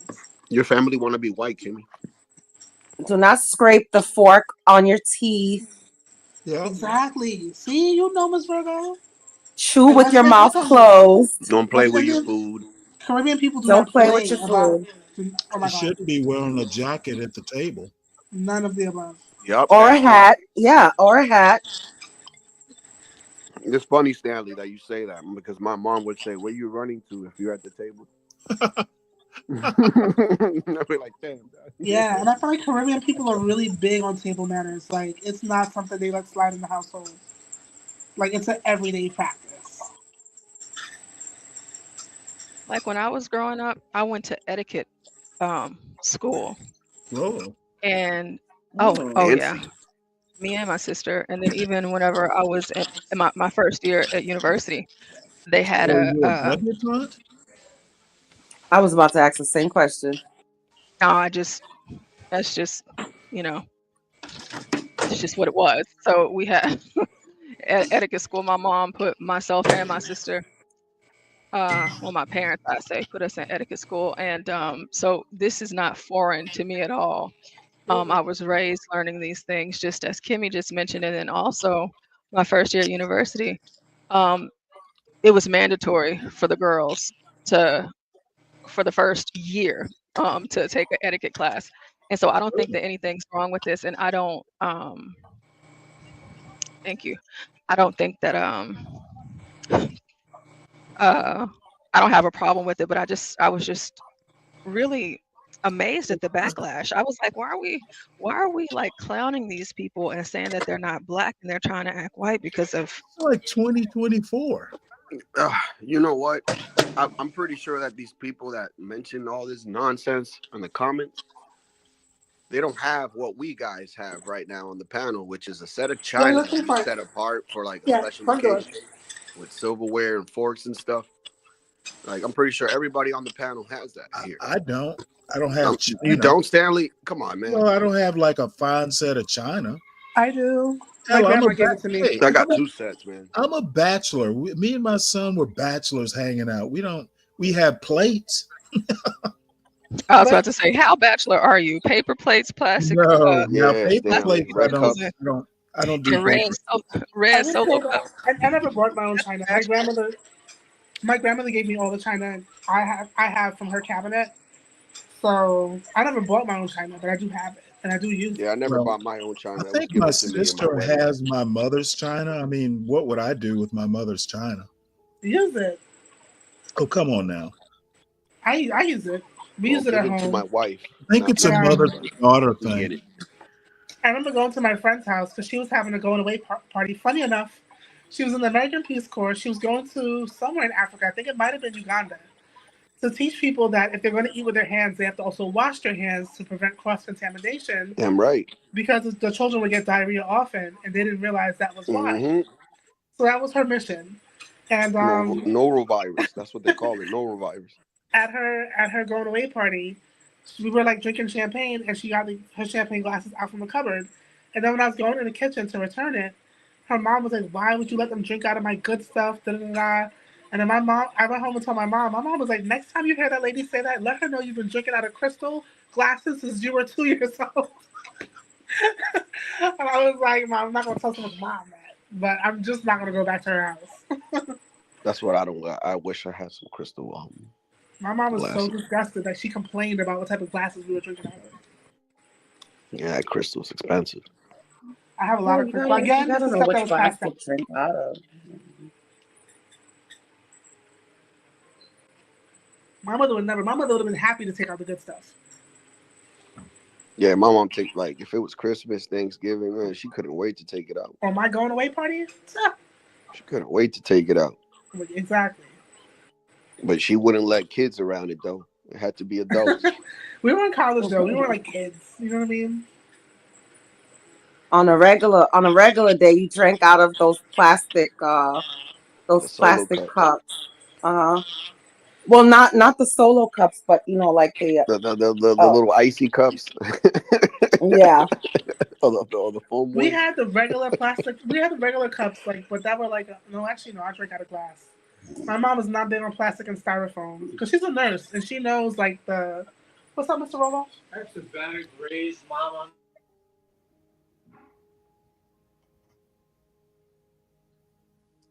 You see, you never know when it's gonna happen. Portia, Did you watch the Tom Homan and Dr. Phil interview yet?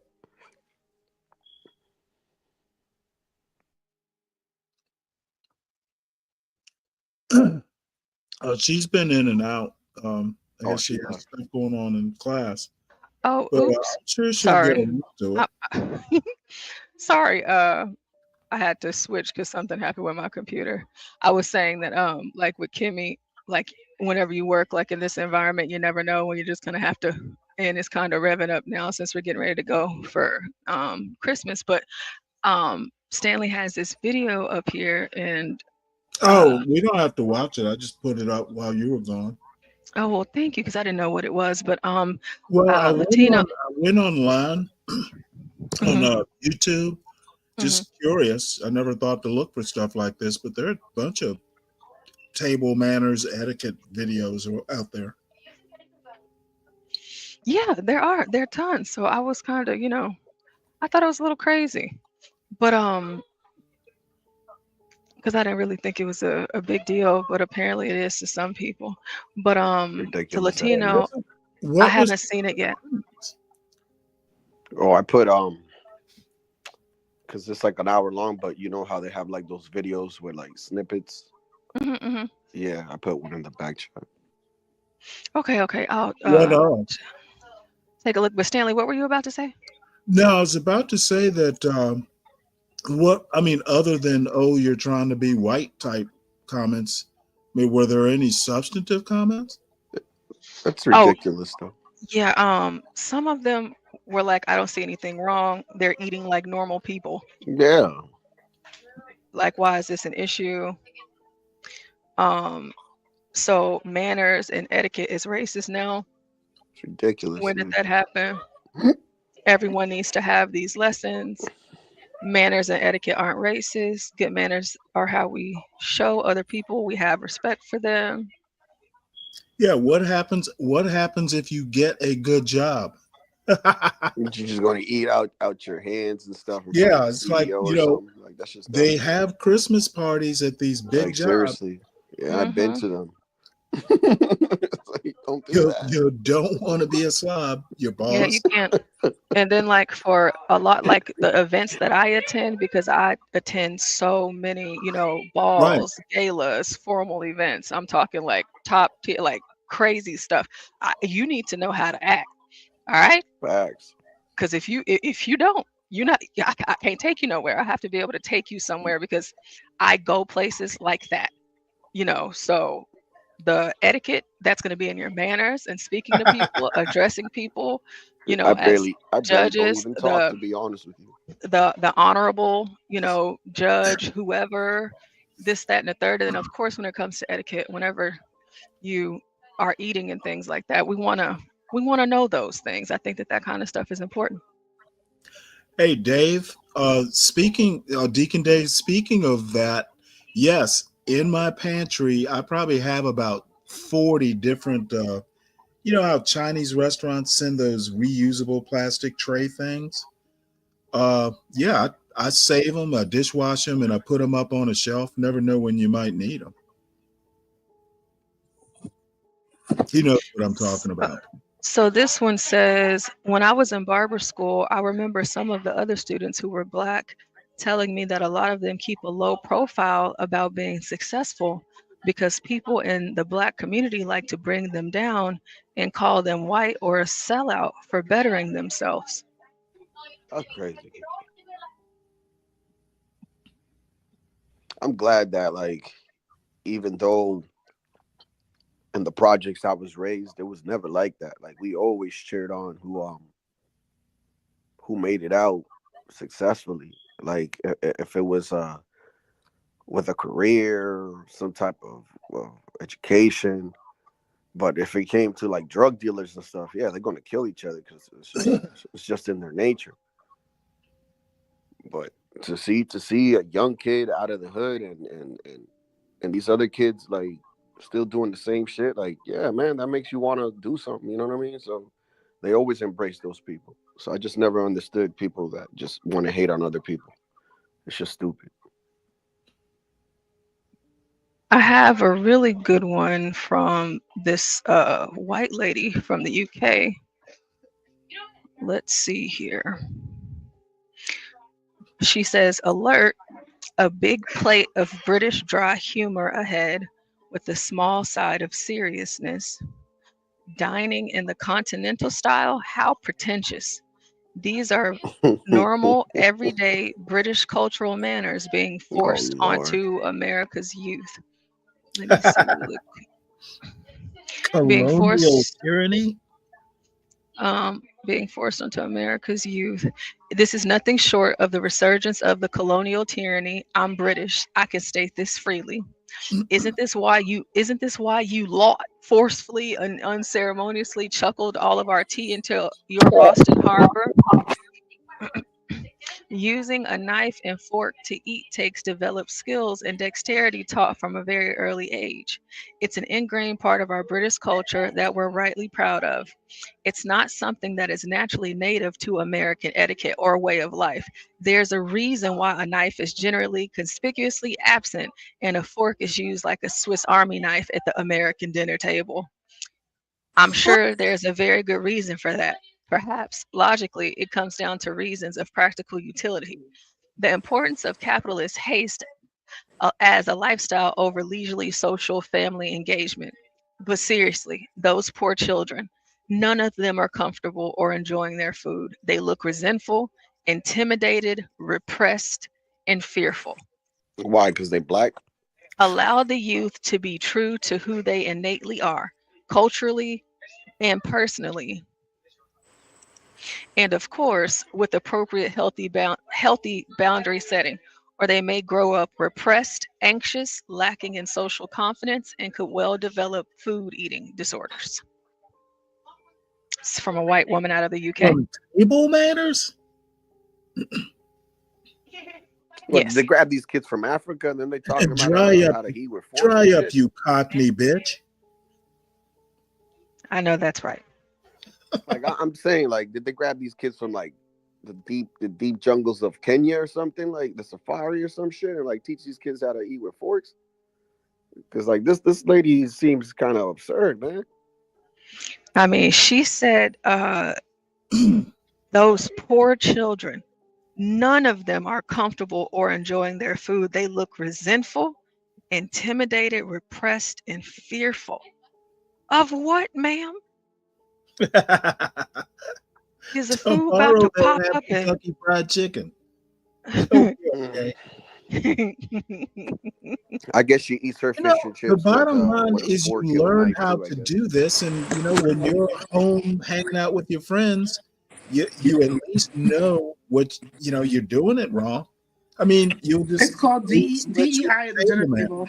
manners.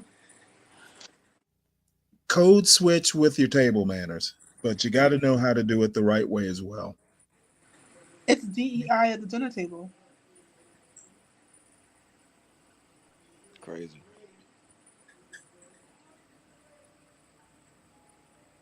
Like she had the time.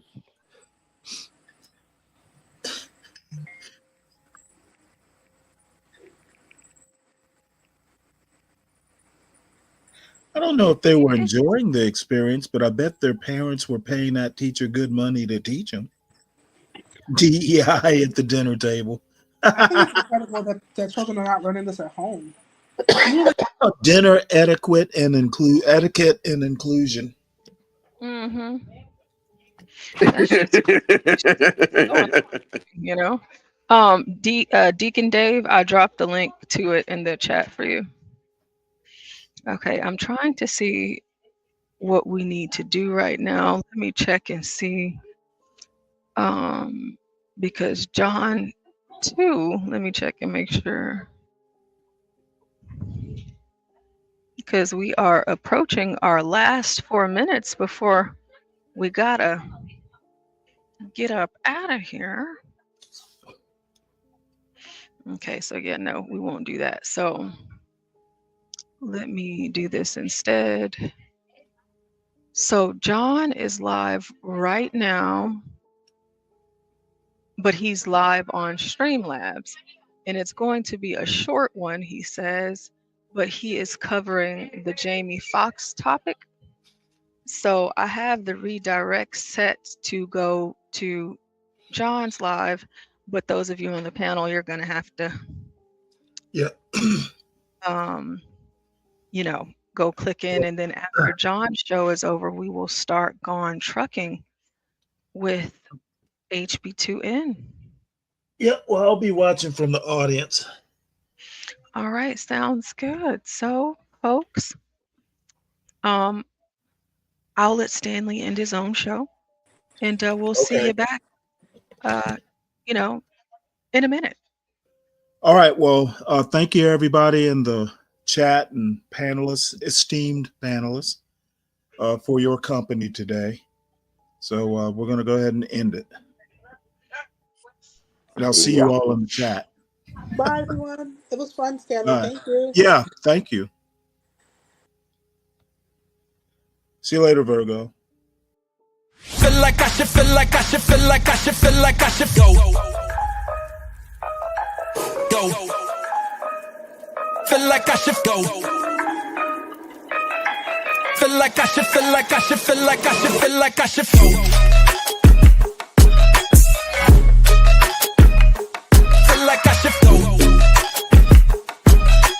Feel like I should, feel like I should, feel like I should, feel like I should.